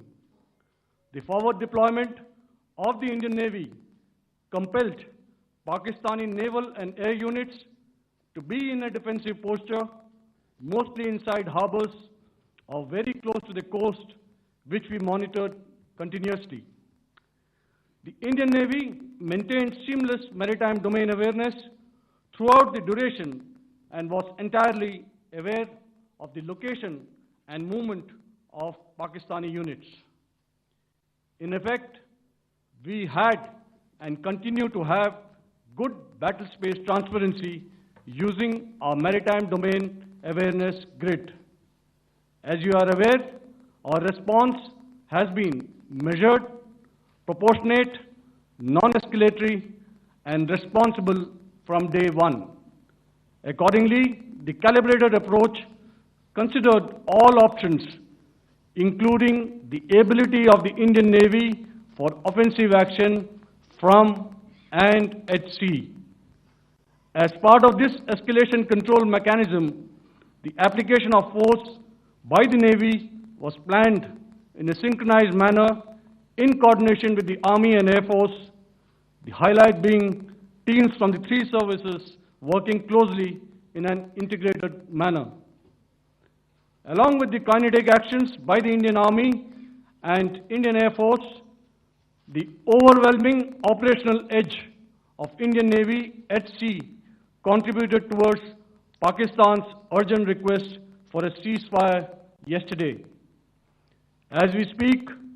Indian Navy remains deployed at sea in a credible deterrent posture to respond decisively to any inimical action by Pakistan or Pakistan-based terrorists. Thank you. Samno Varna, Jai Hind. Now I'll hand over to Director General Military Operations for further proceedings. Ladies and gentlemen, on the 10th of May, in the morning, even as we were getting into a huddle to wargame the events of the previous night, a routine exercise, I received a message on hotline from my counterpart in Pakistan seeking my willingness to communicate. Since our initial aim was to strike at terror camps, and all our actions in the subsequent days were in response to the intrusions and violations by the Pakistan Air Force and its army, it was decided that I would indeed speak with my counterpart. You are already aware, I've seen it being covered on national television, that my communication with the Pak DGMO was conducted at 15:35 hours yesterday and resulted in cessation of cross-border firing and air intrusions by either side with effect from 1700 hours 10th of May, after he proposed that we cease hostilities. We also decided to further speak on the 12th of May, that's tomorrow, at 1200 hours, to discuss the modalities that would enable the longevity of this understanding. However, disappointingly, and must I add, expectedly, it took only a couple of hours for the Pakistan Army to violate these arrangements by cross-border and across the line of control firing, followed by drone intrusions across the expanse of the Western Front through last night and in the early hours of the morning today. These violations were responded to robustly and dealt with as they must be. We have earlier today sent another hotline message to my counterpart highlighting these violations of the understanding between the DGMOs on the 10th of May and our firm and clear intent to respond to these fiercely and punitively, if repeated tonight, subsequently, or later. In this regard, I must inform all of you that the Chief of Army Staff has earlier today conducted a security review and has granted full authority to our Army commanders for counter-actions in the kinetic domain in case of any violation by Pakistan. In the end, I pay my solemn homage to my 5 fallen colleagues and brothers from the armed forces and civilians who have tragically lost their lives in Operation Synindhur. Our hearts go out to the bereaved families, and we express our solidarity to them in this lifetime and beyond, at this grave juncture in their lives. Their sacrifices shall always be remembered and spoken of in glowing terms by a grateful nation. We have thus far, ladies and gentlemen, exercised, and my colleague Pramod highlighted this, immense restraint, and our actions have been focused, measured, and non-escalatory. However, any threat to the sovereignty, territorial integrity, and safety of our citizens will be met with decisive force. Jai Hind. Okay, ladies and gentlemen, we are now open for questions. All right, now, since I would not know all of you, I would expect you to please raise the placard or your hand, and once I indicate, I expect you to please give out your name and the media group that you belong to. Keep your questions short so that we can take as many questions as possible. Also, ladies and gentlemen, kindly bear in mind that confidential aspects may not be answered by the 3 DGMOs. Right. I've got a lot of hands there. Let me start from the left. Left foot always in front when we start marching. So here we have to the left, okay. Yeah, 238. Hello. So this is Manas Pratimudyan from PTI, Press Trust of India. So the understanding that was reached yesterday on stopping the military operations and actions, was it for just 3 days? And what would be the cost escalation if there is violation of this understanding by the Pakistani side? And my subsequent question would be that we have a kind of ceasefire agreement with Pakistan that was finalized in 2003. So will there be some kind of similarities in frameworks between the two kind of understandings, 2003 ceasefire agreement and the current understanding on stopping military operations. And again, what is the cost that will be incurring on Pakistan if Pakistan again resorts to this kind of terrorist activities, because we have made it very clear that the cost will be very high. So I would like to have your thoughts on it. Okay, so I'll answer the latter part of the question first. I also want to add that while the initial ceasefire agreement, as you correctly pointed out, is of the 2003 vintage, but I must remind you that in 2021, in the month of February, and this was then when the crisis in eastern Ladakh was also on, the two DGMOs had spoken and arrived at a ceasefire understanding that lasted right up until this unfortunate attack at Pahalgam. Once our Foreign Secretary had announced the decisions of the CCS in the immediate wake of that attack, he had announced certain measures, and then of course Pakistan had in turn made its own announcements. Since then, there have been certain violations of this ceasefire understanding, and of course after the 7th of May, like I pointed out during my statement, that there have been numerous violations on the line of control especially, and of course along the international boundary by the Pakistan Army and the Pakistan Air Force. This understanding that we spoke about yesterday, no, it was not for 3 days. It was first to stop aggressive and hostile activities immediately, let that order and direction settle down for about 36 hours, and thereafter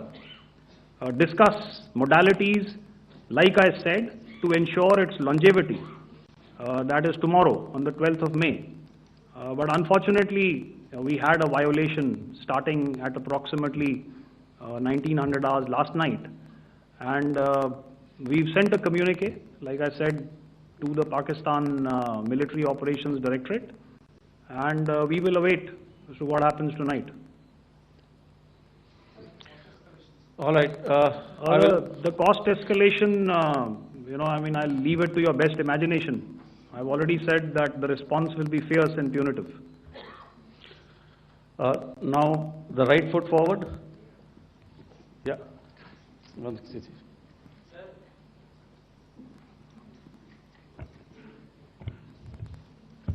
Sir, I am Ajit Dubey from ANI, sir.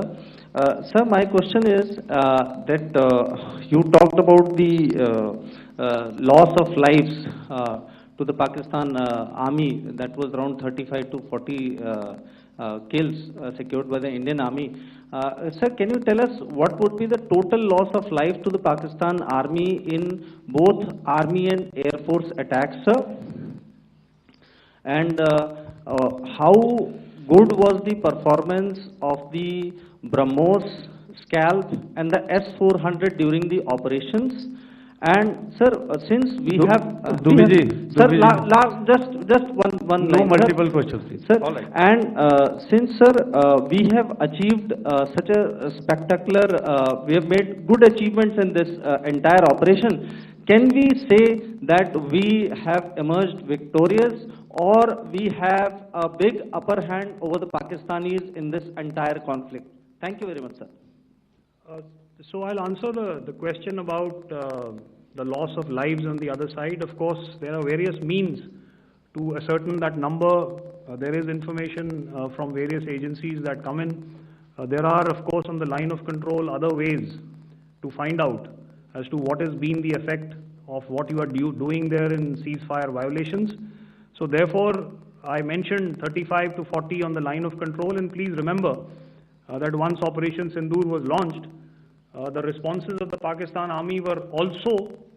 on Indian Army or the Indian Armed Forces infrastructure. Let me put it that way. So that's why I did not cover casualties of the Pakistan army, at least in the initial phases of battle, because those were not our targets. Our targets were terror-oriented, and of course later, once they launched air intrusions and air operations on our infrastructure, we've used heavier weapons, and of course there would have been casualties, but those are still being assessed. The effects of the weapons that you mentioned, I will request Air Marshal Bharti to apprise all of you about those. Good evening, Mr. Sujit. How are you? Ajit. Okay, we're meeting after some time. I never mentioned about any of the weapons that we used. Check. Okay. What I was saying, that I never mentioned of any of the weapons, the caliber that we used. All right. So we'll leave it at that. Those are matters of operational details which I would not like to go into. But suffice to say that whatever methods and whatever means we have chosen, it had the desired effects on the enemy targets. How many casualties? How many injuries? Well, to start with, our aim was not to inflict casualties, but in case there have been, it is for them to count. Our job is to hit the target, not to count the body bags. And the last part of your question, I wonder if you read out the tweet on ADG-PI at midnight once we'd done what we had to in Operation Synindhur. And that's credit to my friend here on the left. Justice has been served, Ajit. That is all that I will say. Ajit, I'll request you to, refrain putting words into his mouth. All right. Yeah, I'll come back to the left. 147. Sorry, 47. No, 47. Did I see it here or? Yeah. Good evening, gentlemen. Sorry, 147. I saw it there. Sorry. Yeah. Since I've already said 147. Start, please. Hi, sir. Good evening. This is Shivam Patel from Reuters News Agency. Thank you for giving me the opportunity. My question, sir, is how many military targets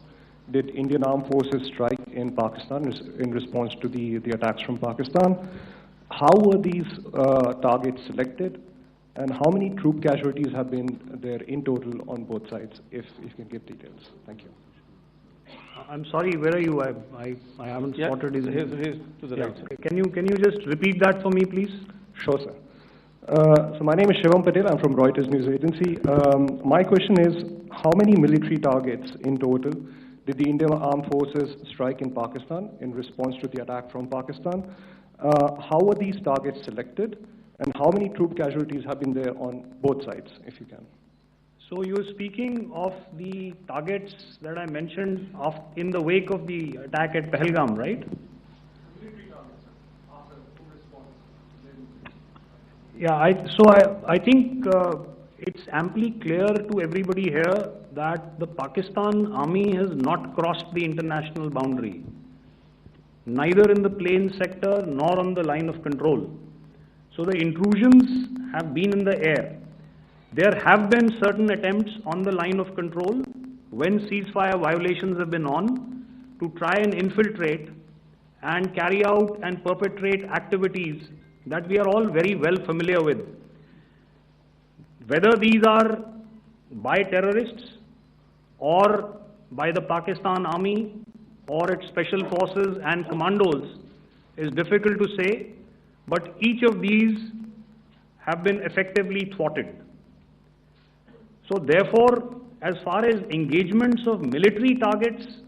on the other side is concerned, I thought Air Marshal Bharti covered those very well and in detail,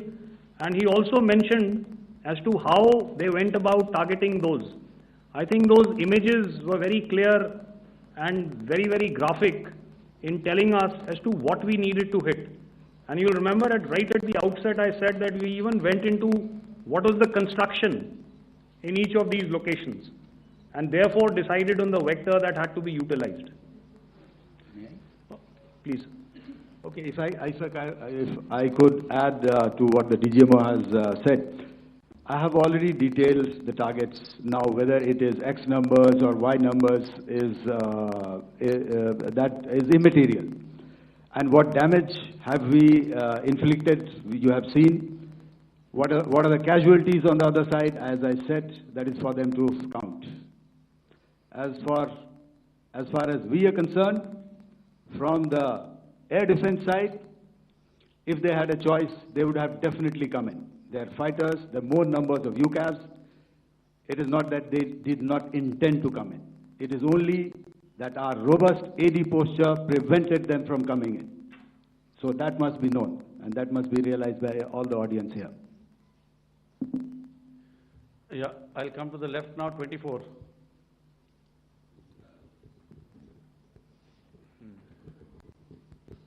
Good evening, sir. This is Anvesh Rath from Z. Sir, I wanted to know on the first briefing, which was done by FS and two representatives from Air Force and Army, you showed a list where there was 21 places in that list. You have stuck 9. Are more operations going to be held? Is Operation Synindhur still on? And the second question, thank you, sir. Thank you so much. And also, I want to congratulate all three of you for a fantastic operation that you guys have done. Thank you so much. Thank you so much for that one question. Yeah. Sir, the question. Unfortunately, Rath, is that your name? I'm sorry. You know, as far as operational details are concerned, I am not in a position to share those right now. But I think I'll take a cue from Pramod. You know, he said towards the end that the Indian Navy is still in a posture that is deterrent. And I have already made it very clear towards the end of what I said that it's only a couple of hours ago that the Chief of Army Staff has carried out a security review and he's authorized our Army commanders to deal with violations of any kind from across the borders in a manner that they deem fit. So again, to reiterate, the response will be fierce and it will be punitive.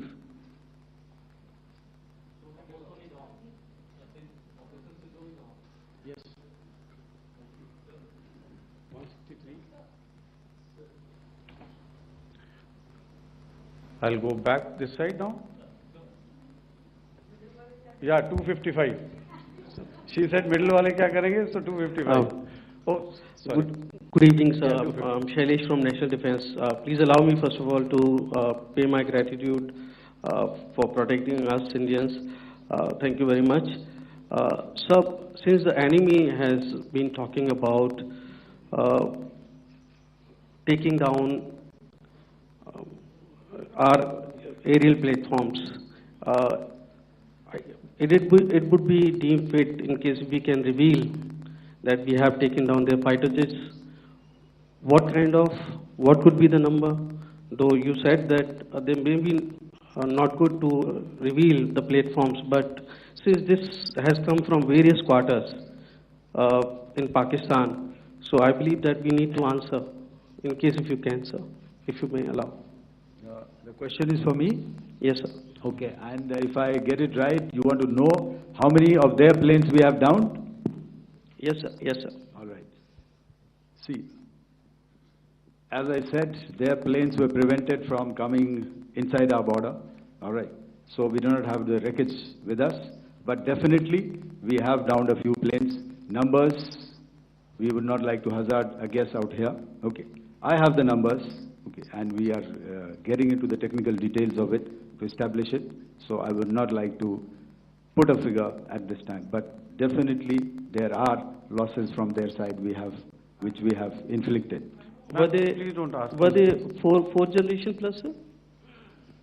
No, see, you're putting words into my mouth. Why do you say fourth generation? Let us make it high tech. Okay. Thank you so much. All right. Yeah, 163.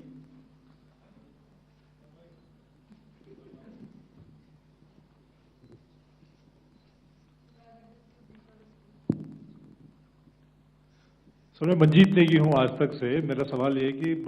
इस पूरे operation में जो आतंकी ठिकानों को निशाना बनाया गया, क्या नंबर्स कुछ बता सकते हैं कितने आतंकी मारे गए? कुछ नाम सरकार, मतलब कुछ नाम मीडिया में आए भी हैं जो बड़े उसके मास्टरमाइंड थे। और एक सवाल जो आज एयरफोर्स ने एक ट्वीट किया कि ऑपरेशन सिंदूर अभी जारी है और सरकार की तरफ से भी कहा गया। और पिछली बार जब विदेश मंत्रालय की प्रेस कॉन्फ्रेंस पहली हुई थी उसमें वो लिस्ट दिखाई गई थी कि 21 टेरर कैंप आइडेंटिफाई किए गए हैं। तो क्या जो बाकी बचे हुए टेरर कैंप उन पर भी कार्रवाई होगी? और एक नंबर अगर आप बता पाएं कितने टेररिस्ट मारे गए? Sir,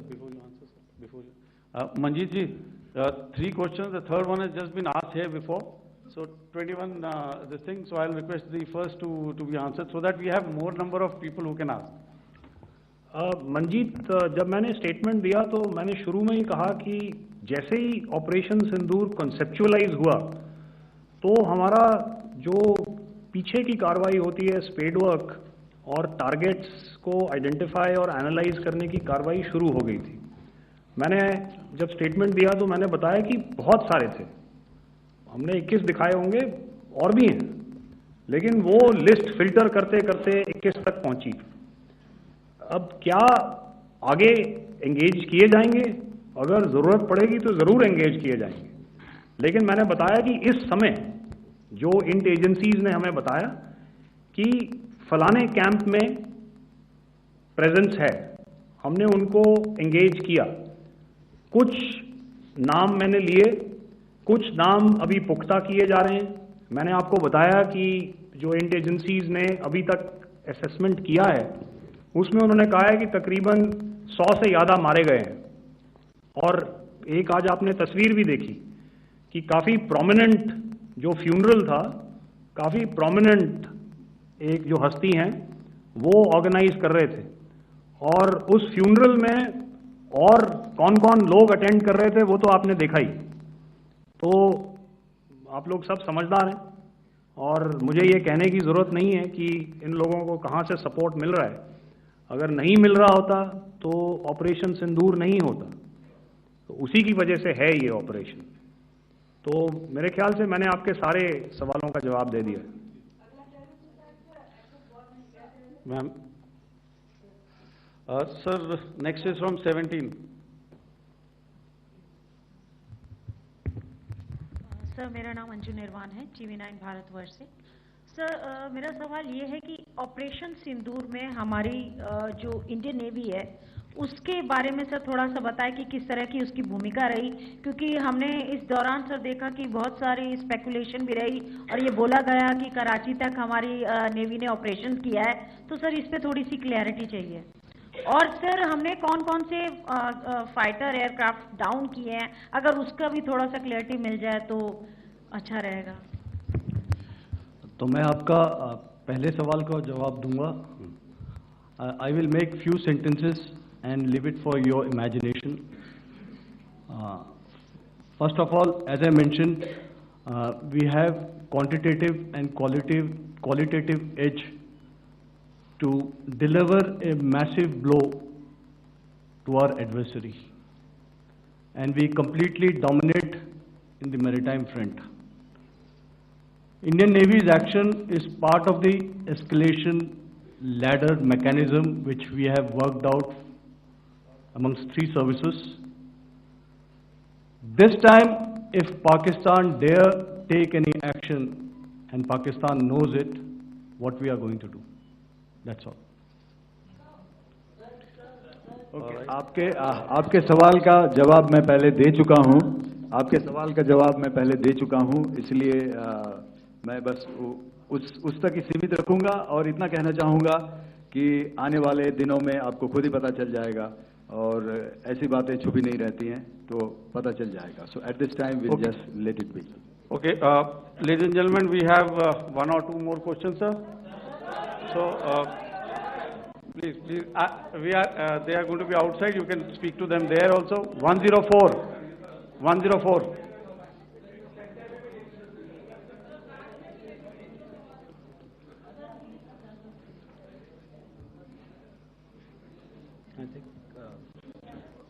Yeah, ask, sir. Sir, Dinakar with the Hindu newspaper. Are you surprised that you got this question? No, sir. Just look. Sir, can you give a number of assets we lost, because there's been a lot of speculation going on, international media writing a lot of things about our platforms, including Rafale. I mean, Pakistan claiming that Rafale has been downed, etc. Can you put that question to rest and clarify on that? I guess that question is for me. All right, I'm happy that you've asked this question. You know, we are in a combat scenario, and losses are a part of combat. The question that you must ask us, okay, and indeed that we must ask ourselves, you inclusive, is have we achieved our objectives? Have we achieved our objective of decimating that terrorist camp? And the answer is a thumping yes. And the results are for the whole world to see. As for the details, what could have been, how many numbers,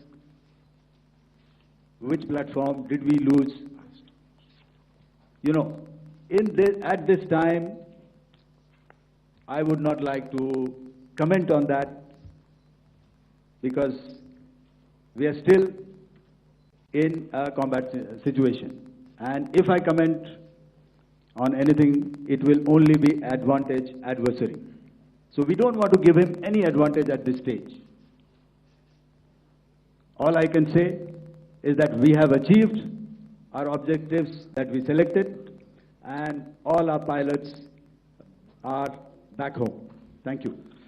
Okay, hold, please don't, please be civil here. So we'll have 220 now. Hello sir, this is Anita Chaudhary sir from Swadesh newspaper. मेरा सवाल है, क्योंकि ये हमारे जो पहले जो action रहा वो आतंकवाद के खिलाफ रहा, तो आतंकवाद में अजहर मसूद की तरफ से एक बयान जारी किया गया था जिसमें उन्होंने कहा कि हम इसका बदला लेंगे और जहाज जहाज रुलाएंगे। तो क्या अगला, अगर खुदा न खास्ता अगला टेरर अटैक किसी भी तरह का होता है, तो क्या उसे एक्ट ऑफ वॉर में हमारी तरफ से लिया जाएगा और उसका क्या माकूल जवाब दिया जा सकता है? मेरा इसमें सिर्फ एक ही जवाब है आपके लिए कि हमने अपनी कार्रवाई करी। हमने उसके बाद मैंने अपने स्टेटमेंट में भी बताया कि ये कम्युनिकेट करने की कोशिश करी कि हमने इस तरीके से ये जो स्ट्राइक्स हैं वो क्यों की। लेकिन जो हमारा एडवर्सरी है उसने जैसे मुनासिब समझा वो कार्रवाई करी। तो आपने देखा कि ये जो एक्टिविटीज़ चल रही हैं 3-4 दिन से, ये कोई वॉर से कम नहीं है। नॉर्मल सर्कमस्टांसेस में एक दूसरे देश की एयरफोर्सेस हवा में नहीं उड़ती हैं और एक दूसरे के ऊपर स्ट्राइक्स नहीं करती हैं। हर रात इंट्रूजन्स नहीं होते हैं। Line of control per cease fire violations, आपके एक साथी ने सवाल पूछा था शुरू में, एक सीज फायर अंडरस्टैंडिंग था, वो भी जा चुका है। उस सीज फायर अंडरस्टैंडिंग के जाते जो फायरिंग हो रही है लाइन ऑफ कंट्रोल में, उसमें घुसपैठ की कोशिश हो रही है। आमतौर पर ये घुसपैठ लाइन ऑफ कंट्रोल में टेररिस्ट करते हैं, लेकिन हमें इंफॉर्मेशन है कि हो सकता है ये पाकिस्तान आर्मी की टोलियां भी हों जो हमारे पोस्ट के ऊपर खामी पहुंचाने की कोशिश कर रही हैं। तो ये सारी एक्टिविटीज तो वॉर में शामिल हैं। तो ये कहना मुश्किल है कि आगे क्या होगा, वो स्पेक्यूलेटिव जोन में आ जाता है और मैं स्पेक्यूलेट नहीं करना चाहता हूँ। हर एक सिचुएशन अलग होती है और उससे एक तरीके से डील किया जाता है। सर, मैं एक सवाल इसका मैं जवाब देना चाहता हूँ, 1 मिनट। जो मिलिट्री होता है, our main job is to prevent war and maintain peace and stability. So it is not that our response is a graded response. That means अगर किसी ने किया तो उसको graded उसमें किया, जैसे terrorist action हुआ तो what we did is a terrorist action and we destroyed all the terrorist camps. उसके बाद आपने देखा कि उनने थोड़ा सा कोशिश किया तो हमारे एयरफोर्स एंड आर्मी ने क्या किया, तो मिलिट्री टारगेट्स हैं उनके ऊपर थोड़ा। So our aim is to maintain peace and tell our adversary that you do this and the response will be bloody. Okay, now as per the, please, we'll have 166 and 25, and after that no more, please. Sir, Sir, this side. Ladies and gentlemen, please maintain, Sir, I this request side, you to please be quiet. Jal Ghai? No. This side, sir. We have only two questions left, 166. Yeah, please ask. So I'm Rahul Singh from Hindustan Times, sir. So you were totally on top of the game in the kind of losses you've inflicted on the enemy. I mean, we saw the slides and everything. So it kind of comes across that you were batting it 99 and you decided to declare your innings. What are your thoughts on that, sir? And do you think, are you weighing the option of the Pakistan army using this time, buying this time of the so-called ceasefire or the understanding? And you talked about how they could not be trusted. So buying time to kind of build up their war reserves, getting stuff from their friends like Turkey or China, are we considering that possibility, sir? Look, see, the call came from the Pakistani side to speak about cessation of hostilities. What pauses mean during such conflicts is known to everybody. You know, I don't want to go into the pros and cons of how preparation for war is made. You know, that is a process in itself. But I think my senior colleague here, the DG Air Operations, spoke, or he alluded at least, you know, to what this operation was precisely and specifically meant for. And I think that's something that we achieved, you know, right at the outset. Had we had the option not to go further, we probably wouldn't have. But we've been compelled to be in this situation. And as you've seen, the armed forces of India, and you know, you've got the three Director Generals sitting here, we are always prepared to face. আৰু এই operation সিন্দুৰক লৈ ডিজিএমৰ সংবাদ পেলৰ পোনপটীয়া সম্প্ৰচাৰ আমি আগবঢ়ালো বায়ুসেনা নৌসেনাৰ শীৰ্ষ বিষয়াই এই সংবাদ পেল দিলে সকলো কথা উল্লেখ কৰিছে কেনেধৰণে এই অভিযান চলোৱা হৈছিল আৰু ভাৰতৰ শক্তি কেনেধৰণে প্ৰদৰ্শন কৰা হ'ল সময় হৈছে এতিয়াৰ বাতৰিৰ পৰা বিদায় লোৱাৰ নমস্কাৰ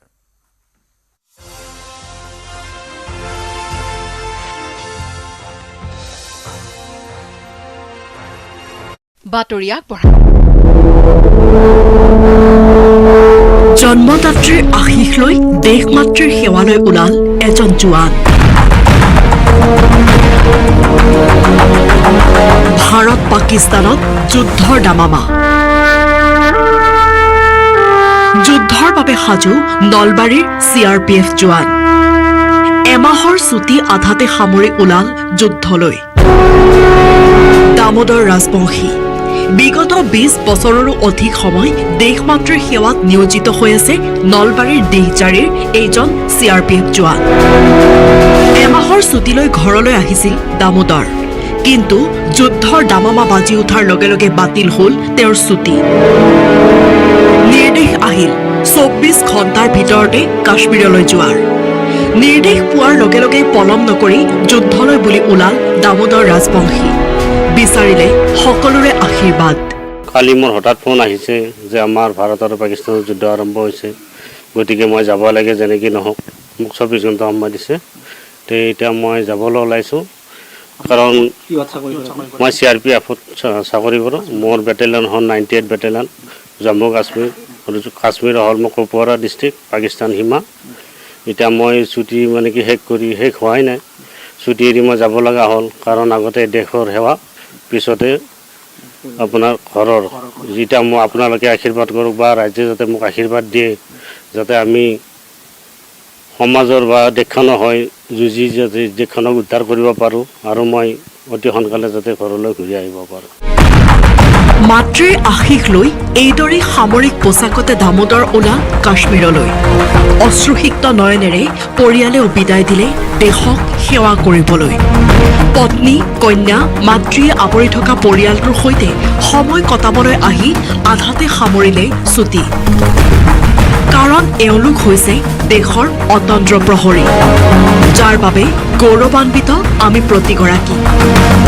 নিপাত যাওক সন্ত্ৰাসবাদী পেহেলগামৰ নিহতই পাওক শান্তি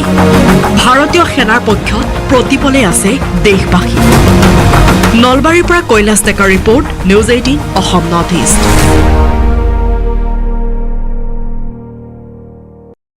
22 এপ্ৰিলৰ পেহেলগাম কাণ্ড কেন্দ্ৰ কৰি ভাৰত আৰু পাকিস্তানৰ মাজৰ সংঘাতে এতিয়া যুদ্ধৰ ৰূপ ধাৰণ কৰিছে। ধাৰাবাহিক আক্ৰমণ প্ৰত্যাক্ৰমণ চলিছে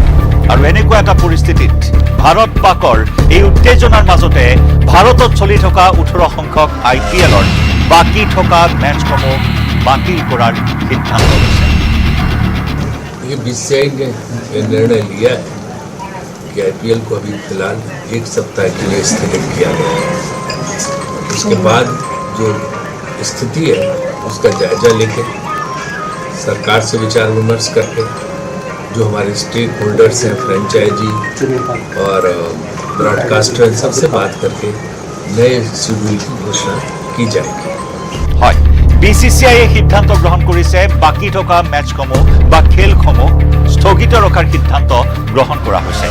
খেলুৱৈসকলৰ নিৰাপত্তাৰ প্ৰতি লক্ষ্য ৰাখি এই সিদ্ধান্ত গ্ৰহণ কৰিছে BCCIয়ে। IPL 2025ৰ বাকী থকা খেল বাতিল, নিৰাপত্তাৰ খাতিৰত বাতিল IPLৰ বাকী থকা খেলসমূহ। উল্লেখযোগ্য যে 18 সংখ্যক IPL মেচ অহা 25 মেত ফাইনেল অনুষ্ঠিত হোৱাৰ কথা আছিল কলকাতাত। কিন্তু শেহতীয়া পৰিস্থিতিৰ প্ৰতি লক্ষ্য ৰাখি BCCIয়ে সদৰি কৰিছে এই সিদ্ধান্তৰ কথা। উল্লেখযোগ্য যে এই যুদ্ধৰ মাজতে IPL মেচ চলি থকাৰ মাজতে ষ্টেডিয়াম উৰুৱাই দিয়াৰো ভাবুকি দিছিল কোনো অখ্যাত সন্ত্ৰাসবাদী। গতিকে বিভিন্ন দিশ চালি জাৰি চাই অৱশেষত BCCIয়ে ল'লে এই সিদ্ধান্ত।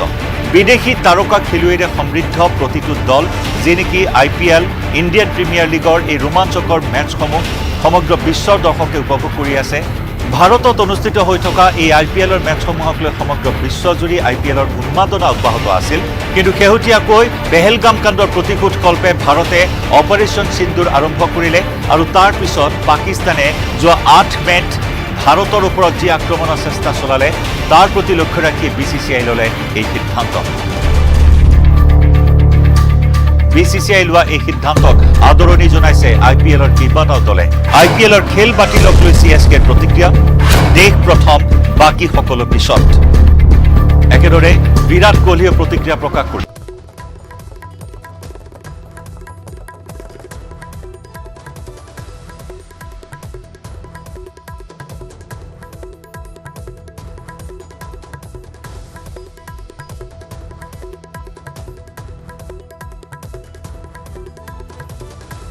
MPG Jewelry জন্মদাত্ৰীৰ আশীষ লৈ দেশমাতৃৰ সেৱালৈ ওলাল এজন জোৱান। ভাৰত পাকিস্তানত যুদ্ধৰ দামামা। যুদ্ধৰ বাবে সাজু নলবাৰীৰ CRPF জোৱান। এমাহৰ ছুটি আধাতে সামৰি ওলাল যুদ্ধলৈ। দামোদৰ ৰাজবংশী বিগত 20 বছৰৰো অধিক সময় দেশমাতৃৰ সেৱাত নিয়োজিত হৈ আছে নলবাৰীৰ দেহজাৰীৰ এইজন CRPF জোৱান। এমাহৰ ছুটীলৈ ঘৰলৈ আহিছিল দামোদৰ, কিন্তু যুদ্ধৰ দামামা বাজি উঠাৰ লগে লগে বাতিল হ'ল তেওঁৰ ছুটী। নিৰ্দেশ আহিল 24 ঘণ্টাৰ ভিতৰতে কাশ্মীৰলৈ যোৱাৰ। নিৰ্দেশ পোৱাৰ লগে লগে পলম নকৰি যুদ্ধলৈ বুলি ওলাল দামোদৰ ৰাজবংশী। বিচাৰিলে সকলোৰে আশীৰ্বাদ। কালি মোৰ হঠাৎ ফোন আহিছে যে আমাৰ ভাৰত আৰু পাকিস্তানৰ যুদ্ধ আৰম্ভ হৈছে, গতিকে মই যাব লাগে যেনেকৈ নহওক। মোক 24 ঘণ্টা সময় দিছে। তো এতিয়া মই যাবলৈ ওলাইছোঁ, কাৰণ মই CRPFত চাকৰি কৰোঁ। মোৰ বেটেলিয়ন হ'ল 98 বেটেলিয়ন, জম্মু কাশ্মীৰ আৰু কাশ্মীৰ হ'ল মোৰ কুপৱাৰা ডিষ্ট্ৰিক্ট, পাকিস্তান সীমা।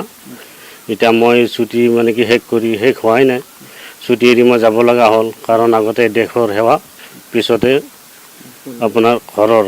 যেতিয়া মই আপোনালোকে আশীৰ্বাদ কৰক বা ৰাইজে যাতে মোক আশীৰ্বাদ দিয়ে, যাতে আমি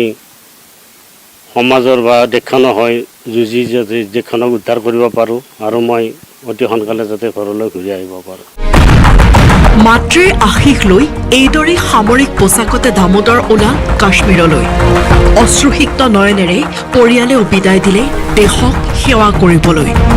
পত্নী, কন্যা, মাতৃয়ে আৱৰি থকা পৰিয়ালটোৰ সৈতে সময় কটাবলৈ আহি আধাতে সামৰিলে ছুটী। কাৰণ এওঁলোক হৈছে দেশৰ অতন্ত্ৰ প্ৰহৰী, যাৰ বাবে গৌৰৱান্বিত আমি প্ৰতিগৰাকী। নিপাত যাওক সন্ত্ৰাসবাদী, পেহেলগামৰ নিহতই পাওক শান্তি। ভাৰতীয় সেনাৰ পক্ষত প্ৰতিপলে আছে দেশবাসী। নলবাৰীৰ পৰা কৈলাশ ডেকাৰ report, news 18 Assam north east.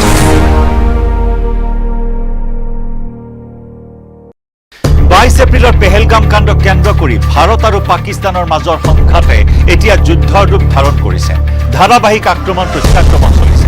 আৰু এনেকুৱা এটা পৰিস্থিতিত ভাৰত পাকৰ এই উত্তেজনাৰ মাজতে ভাৰতত চলি থকা 18 সংখ্যক IPLৰ বাকী থকা মেচসমূহ বাতিল কৰাৰ সিদ্ধান্ত লৈছে। BCCI ने निर्णय लिया है कि IPL को अभी फिलहाल 1 सप्ताह के लिए स्थगित किया गया है। उसके बाद जो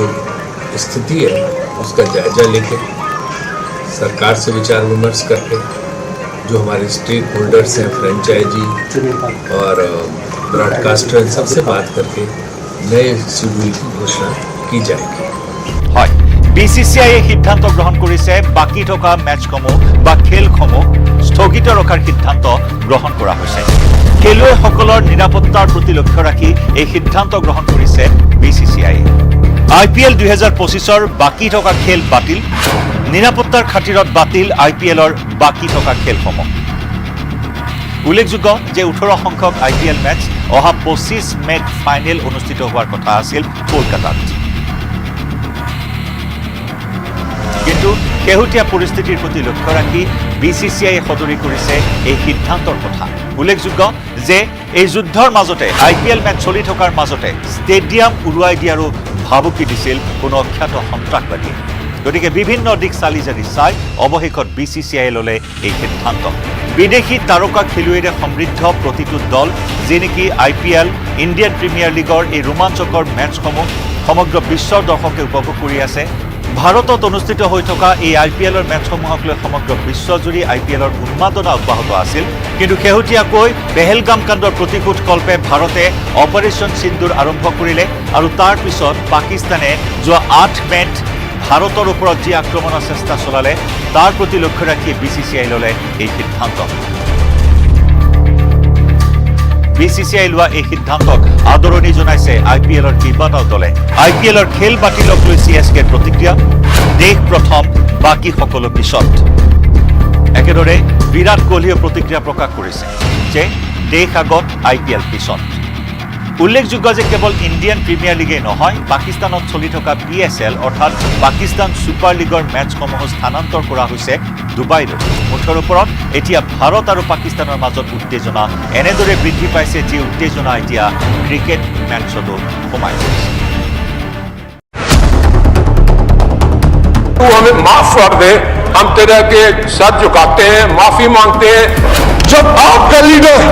बुज़दिल हो, वो मोदी का नाम ना ले सके, उसको आप क्या पैगाम दे रहे बॉर्डर पे लड़ने वाले जवान को? ऑपरेशन सिंदूरर आतंक।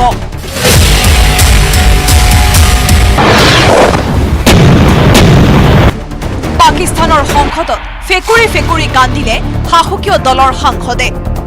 ভাৰতৰ ভয়ত ইয়া খুদা আজ বচালো বুলি সংসদতে চিৎকাৰ কৰি উঠিল প্ৰধানমন্ত্ৰী।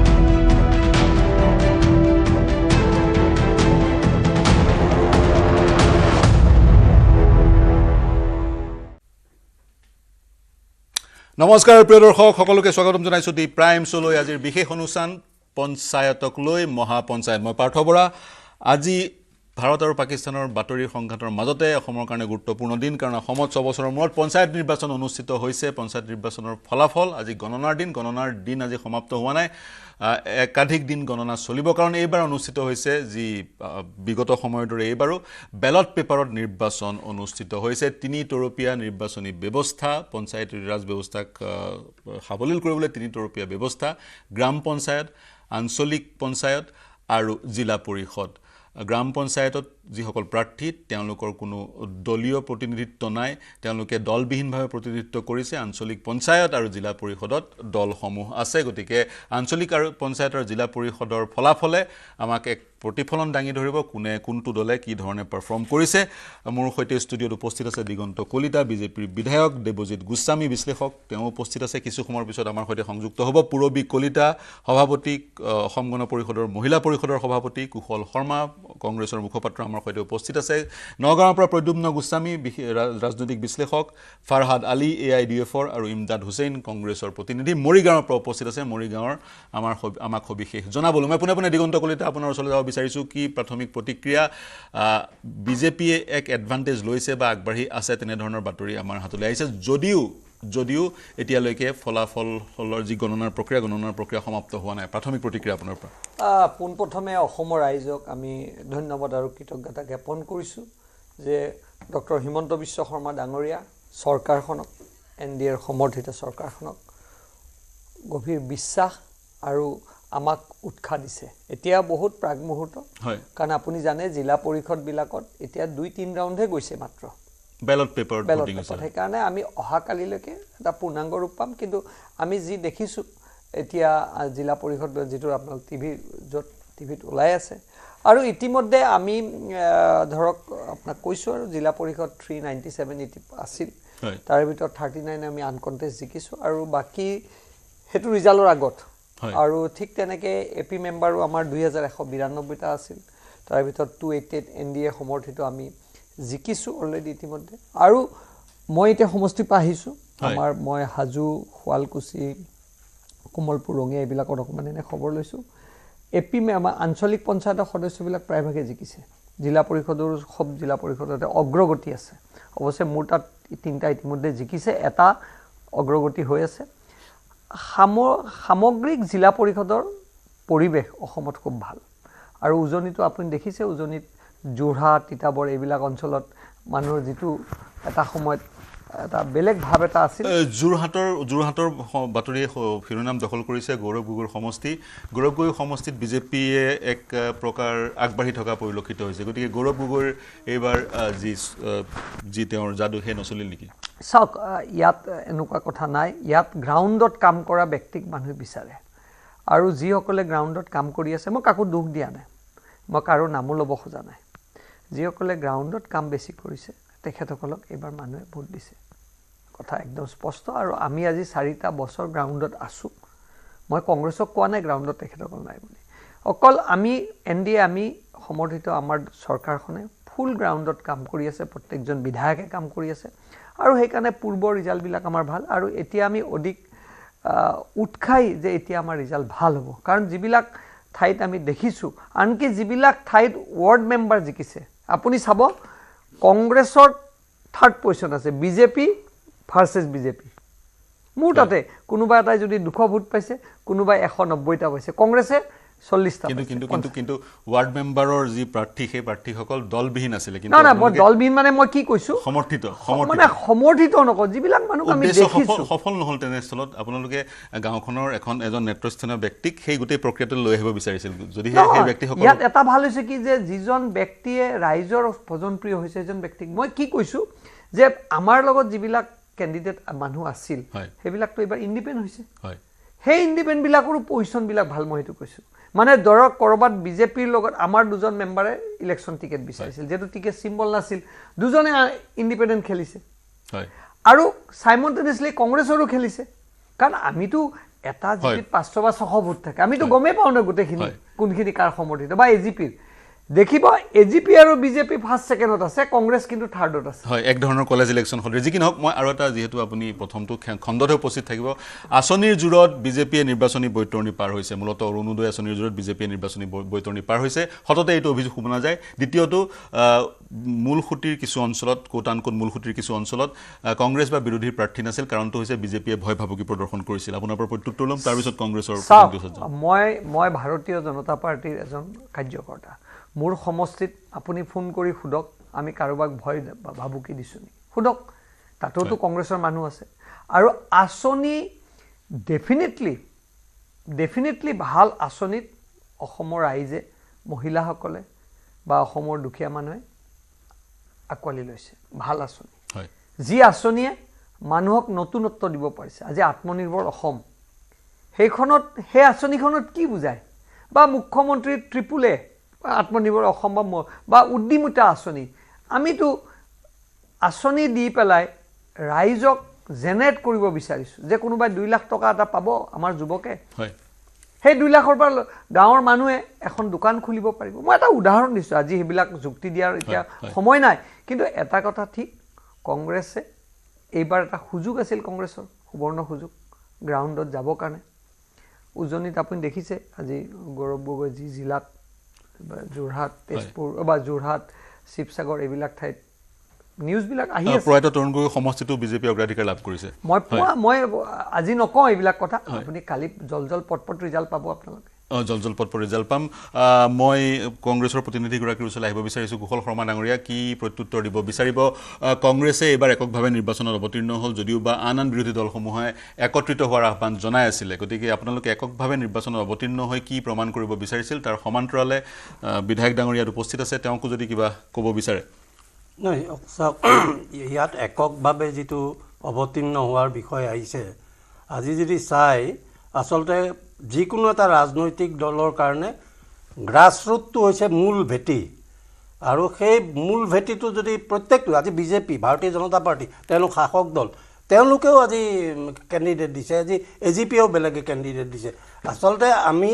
আমাৰ দলৰ তৰফৰ পৰা এইটো নীতি লোৱা হৈছিল যে লোকসভাত যেনেকৈ আমি সন্মিলিত বিৰোধী কৰিছিলোঁ আমি এইটো ইলেকশ্যনত আমি তেনেকৈ আগবাঢ়িব খোজা নাছিলোঁ যদি ডিষ্ট্ৰিক্ট পৰ্যায়ত তেনেকুৱা ধৰণৰ এটা মিলা মিছাৰ অৱকাশ থাকে ডিষ্ট্ৰিক্ট পৰ্যায়ত বা ব্লক পৰ্যায়ত সেই ধৰণৰ মিলা মিছা হ'ব কিন্তু ৰাজ্যিক পৰ্যায়ত আমি কোনো ধৰণৰ মিলা মিছা আপোনালোকে মিলা মিছা নকৰে এই কথাটো আপোনালোকে বিগত সময়তো কৈছে এটা সুবৰ্ণ সুযোগ হেৰুৱালে বুলি কলিতা ডাঙৰীয়া ক'ব বিচাৰিছে কি নাই আমি তেনেকুৱা ভাবা নাই সুবৰ্ণ সুযোগ কাৰণ প্ৰত্যেকটো ৰাজনৈতিক দলে আচলতে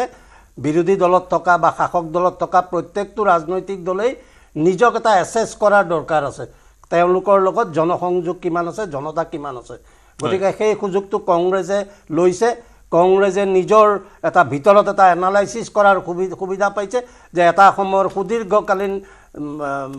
শাসনৰ গাড়ীত থকা দলটোৰ ক'ৰবাত যদি ভুল ক্ৰুটি হৈছে নিশ্চয় আগন্তুক দিনত সেই ভুল ক্ৰুটিবিলাক আমি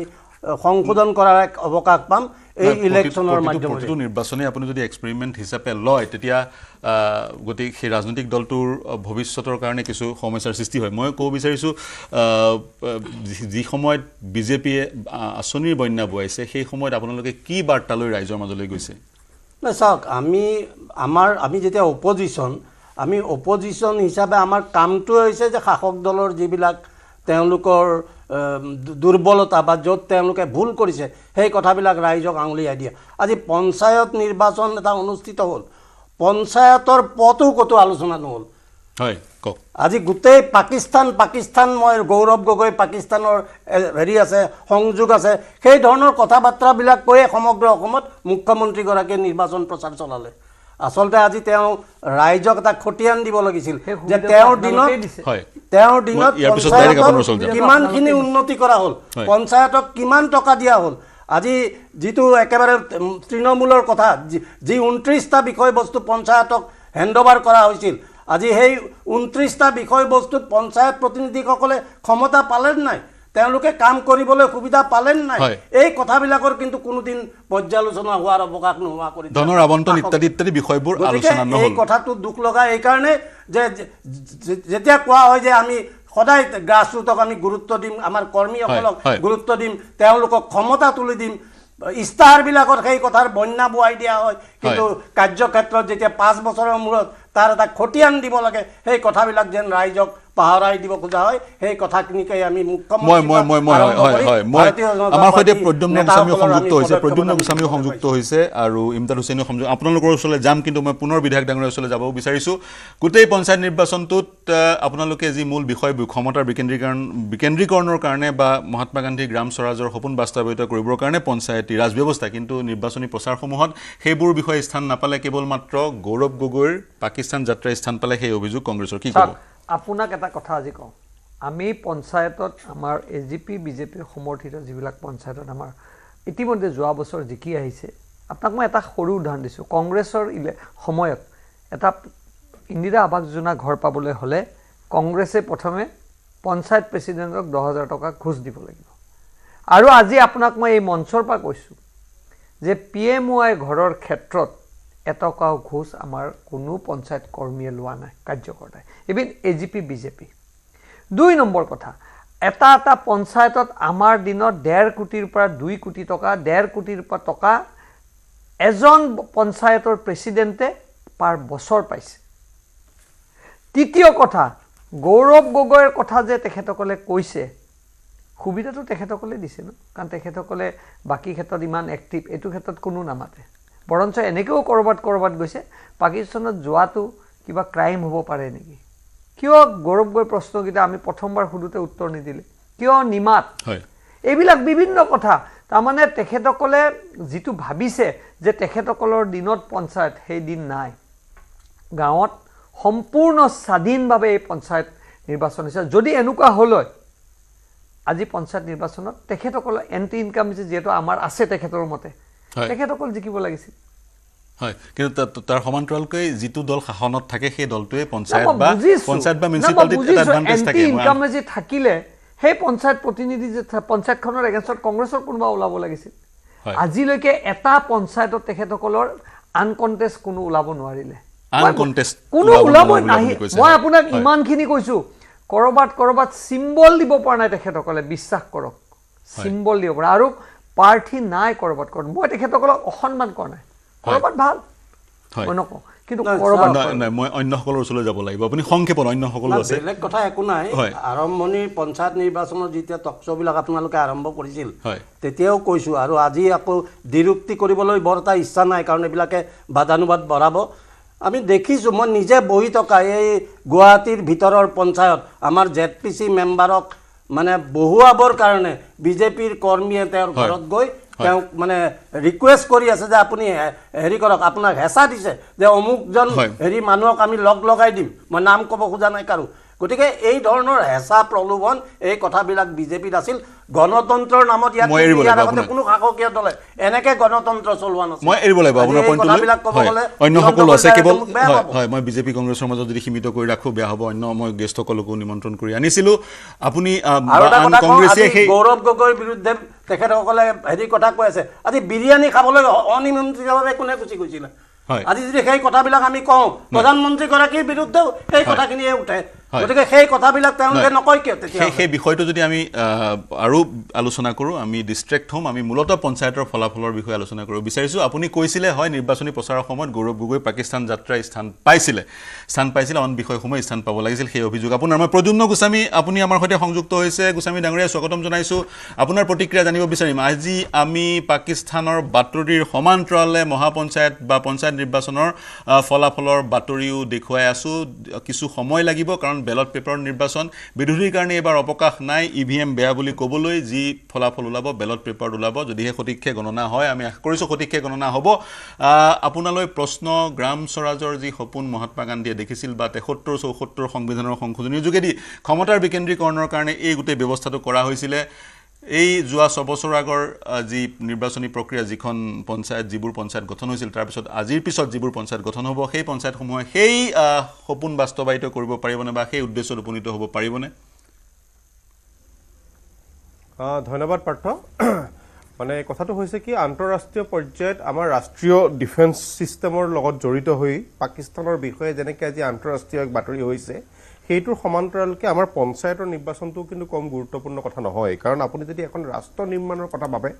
ৰাষ্ট্ৰখন নিৰ্মাণত আটাইতকৈ বেছি গুৰুত্বপূৰ্ণ ভূমিকা গ্ৰহণ কৰে তৃণমূল পৰ্যায়ত পঞ্চায়তখনে আৰু সেইটোৱে আছিল মহামানৱ মহাত্মা গান্ধীৰ এক সপোন গ্ৰাম্য স্বৰাজৰ যোগেদি মাইক্ৰ' লেভেলত ৰাষ্ট্ৰখনৰ ৰাষ্ট্ৰ নিৰ্মাণৰ সপোনটো তেখেতে বাস্তৱায়িত কৰিব বিচাৰিছিল কিন্তু সেই উদ্দেশ্যেই হয়তো পিছৰ পৰ্যায়ত এই ৰাষ্ট্ৰ নিৰ্মাণৰ সপোনত আমাৰ পঞ্চায়তে এক উল্লেখনীয় পদক্ষেপ গ্ৰহণ কৰি আহিছে কিন্তু কিছু বছৰ মানে বিগত সময় চৰকাৰবিলাকৰ ক্ষেত্ৰত বহুত সময় দেখা গৈছিল যে পঞ্চায়তত যিসকল ব্যক্তি সমৰ্থিত ব্যক্তি নিৰ্বাচিত হৈ আহিছিল তেখেতলোকৰ যদিও তেখেতলোকে এই পৰ্যায়ত ৰাষ্ট্ৰ নিৰ্মাণৰ মাইক্ৰ' স্কেলত তেখেতলোকে বিভিন্ন ধৰণৰ প্ৰজেক্ট বিভিন্ন ধৰণৰ ভিজনেৰী বা বিভিন্ন ধৰণৰ দৰ্শনেৰে আগবাঢ়িব লাগিছিল কিন্তু গোটেই কাৰবাৰটো গৈ সন্নিবিষ্ট হৈ থাকে কোনে ক'ত ঘৰ পাব কাৰ নামটো ঘৰৰ কাৰণে ৰিকমেণ্ড কৰিব লাগিব কোনে চৰকাৰী আঁচনিৰ কাৰণে কাক ৰিকমেণ্ড কৰিব লাগিব গোটেই কাৰবাৰটো গৈ তাত সন্নিবিষ্ট হৈ থাকে আজিৰ তাৰিখত আমি এনেকুৱা এখন পঞ্চায়তৰ কথা কল্পনা কৰিব নোৱাৰো যিখন পঞ্চায়তকে সুদূৰ প্ৰসাৰী চিন্তাৰে এখন গাঁৱক এটা টুৰিজিমৰ হটস্পটলৈ কনভাৰ্ট কৰি পেলাইছে এখন পঞ্চায়তে এনেকুৱা এটা ব্যৱস্থা কৰি পেলাইছে যি নাৰী সবলীকৰণৰ যোগেদি ৰাষ্ট্ৰীয় পৰ্যায়ত উল্লেখযোগ্য হ'ব পাৰিছে এখন পঞ্চায়তে এনেকুৱা এটা কাম কৰিব পেলাইছে যিখন পঞ্চায়তৰ যোগেদি সেই পঞ্চায়তখনৰ নিবনুৱাসকলক এনেকুৱা কিছুমান কামত নিয়োজিত কৰিছে যিটো আজি বিশ্বৰ কাৰণে এক আদৰ্শস্বৰূপ হৈ পৰিছে আছে তেনেকুৱা পঞ্চায়ত নাই বুলি কোৱা নহয় কিন্তু যথেষ্ট সংখ্যা কম কিন্তু এখন পঞ্চায়তৰ আচলতে উদ্দেশ্য আছিল সেইটোহে সেইকাৰণে আমাৰ মানে ৰাজ্যিক পৰ্যায়ত চৰকাৰখনে এই পঞ্চায়ত নিৰ্বাচনত ৱাৰ্ড মেম্বাৰক সকলক যিহেতু মানে আপোনাৰ মানে কোনো দলীয় প্ৰতীক চিহ্নৰ পৰা বিৰত ৰাখিছে দলীয় প্ৰতীক চিহ্নক লৈ গোস্বামী ডাঙৰীয়া ডক্টৰ গোস্বামী দলীয় প্ৰতীক চিহ্ন আপুনি এখন 1 মিনিট মই কৈ আছো মই দলীয় প্ৰতীক চিহ্নত মই সাপ্লিমেন্টাৰী কোৱেশ্চনটো আপোনাক দিলোঁ দলীয় প্ৰতীক চিহ্ন আপুনি এখন কলেজৰ অধ্যাপক গতিকে কলেজতো যিবোৰ নিৰ্বাচন হয় সেইবোৰ নিৰ্বাচনতো দলীয় প্ৰতীক চিহ্ন ব্যৱহাৰ কৰিবলৈ দিয়া নহয় লিংগ কমিশ্যনৰ মতে কিন্তু কলেজবোৰ কিন্তু দলবিহীন ৰাজনীতিৰ পৰা মুক্ত নহয় অনুৰূপ ধৰণে যি উদ্দেশ্যৰে দলৰ প্ৰতীক ব্যৱহাৰ কৰি দিয়া হোৱা নাছিলে সেই উদ্দেশ্যত সফল হ'লনে নিৰ্বাচন আয়োগ মই সেই কথাটোকে ক'বলৈ গৈছো তাৰমানে দলীয় প্ৰতীক চিহ্নৰ পৰা সেই বিষয়টোক অঁতৰাই পেলাইছে কিন্তু পৰোক্ষভাৱে আমি পৰোক্ষভাৱে দেখা পাইছো গোটেই প্ৰকাৰটো এটা দলীয়ভাৱে ইনফ্লুৱেঞ্চ কৰা হৈছে আজি কেইদিনমানৰ আগতে মই যেতিয়া আপোনাৰ পঞ্চায়তৰ ভোটটো দিবলৈ লাইন লৈ আছিলো মোৰ কাণত আহি প্ৰত্যেকটো দলৰ ব্যক্তিজনে কিন্তু মনে মনে কৈ থৈ গৈছিল যে অমুকটো প্ৰতীকত ভোটটো দিব অমুকটো প্ৰতীকত ভোটটো দিব তাৰমানে এনেকুৱা ধৰণৰ অকল মুকে যে ইনফ্লুৱেঞ্চ কৰিছে নহয় এনেকুৱা ধৰণৰ ইনফ্লুৱেঞ্চ হয়তো প্ৰত্যেকটো দলে প্ৰত্যেকজন প্ৰাৰ্থীৰ কাৰণে প্ৰত্যেকগৰাকী ভোটাৰক কৰিছে বাৰু যি কি নহওক তথাপিতো ই এক সুন্দৰ ব্যৱস্থা এক ভাল ব্যৱস্থা বুলি ক'ব পাৰি লাগিব আৰু ভৱিষ্যতেও আশা কৰিম যে অকল ৱাৰ্ড মেম্বাৰে নহয় জেপিচি পৰ্যায়লৈকে যাতে কোনো দলীয় প্ৰতীক চিহ্নত খেলিবলৈ নাপায় কিন্তু আটাইতকৈ ডাঙৰ কথাটো হৈছে আটাইতকৈ ডাঙৰ কথাটো হৈছে যে পঞ্চায়তৰ যি সপোন এই পঞ্চায়তৰ সপোনটো গণতান্ত্ৰিক ব্যৱস্থাটোৰ তৃণমূল পৰ্যায়ৰ আটাইতকৈ এক ডাঙৰ পৰিকাঠামো এটা গণতান্ত্ৰিক ভাৰতীয় পৰম্পৰাৰ তৃণমূল পৰ্যায়ৰ ৰাষ্ট্ৰ নিৰ্মাণৰ ডাঙৰ পৰিকাঠামোটোৱে হৈছে পঞ্চায়ত আৰু পঞ্চায়তত যিসকল সদস্য নিৰ্বাচিত হয় যিসকল সভাপতি হয় জেপিচি হয় এওঁলোকৰ কিন্তু এটা সুদূৰ প্ৰসাৰী চিন্তা থকাৰ খুব প্ৰয়োজন আছে এতিয়া আমি এমএলএ জনৰ কথা আচলতে চাবলৈ গ'লে ভাৰতীয় গণতান্ত্ৰিক ব্যৱস্থাটোত ভাৰতীয় গণতান্ত্ৰিক ব্যৱস্থাটোত এমএলএ বা এমপি তেখেতলোকৰ কাম কিন্তু ল নিৰ্মাণ মানে আইন নিৰ্মাণ তেওঁলোকৰ কাম বিধানসভাত সমষ্টি উন্নয়নে কওক বা সমবায় উন্নয়নে কওক বা আঞ্চলিক পৰ্যায়ত উন্নয়নে কওক গোটেই কামটো কিন্তু পঞ্চায়তত পঞ্জীভূত হৈ আছে কিন্তু আমাৰ ইয়াত গোটেই বস্তুটো এমএলএ কেন্দ্ৰিক এমপি কেন্দ্ৰিক হৈ থাকে আমাৰ ইয়াত পঞ্চায়তখনে যিটো পৰ্যায়ত গুৰুত্ব পাব লাগে সেই গুৰুত্বটো কোনোবাখিনি সময়ত কম পোৱা দেখা যায় আৰু তেওঁলোকৰ আদৰ্শ আৰু চিন্তাত যেন কেৱল দলীয় সীমাবদ্ধতাৰ মাজতে সোমাই থাকে এনেকুৱা ধৰণৰ বহু ক্ষেত্ৰত আমি দেখিবলৈ পাওঁ মই আহিম কলিতা ডাঙৰীয়া আহিম মই আপোনাৰ ওচৰলৈ আহিম বাকী সকলো আছে প্ৰথম প্ৰতিক্ৰিয়া লৈ মই পোনে পোনে আপোনালোকৰ সকলো ওচৰলৈ আহিম ইয়াৰ মাজতে যোৱা 1.5 বছৰ ধৰি যেতিয়া গাঁওসমূহত প্ৰতিনিধি নাছিলে তেতিয়া বিডিঅ ৰাজ হোৱাৰো অভিযোগ উত্থাপন হৈছে মই তাৎক্ষণিকভাৱে অসম গণ পৰিষদৰ প্ৰবীৰ তালুকদাৰ ডাঙৰীয়ানী আপোনাৰ ওচৰলৈ যাওঁ অসম গণ পৰিষদৰ বিজেপিয়ে নিৰ্বাচনত একেলগে অৱতীৰ্ণ হৈছিল আপোনালোকে কেনে ফলাফল দেখুৱাৰ আশা কৰিছে নিশ্চয়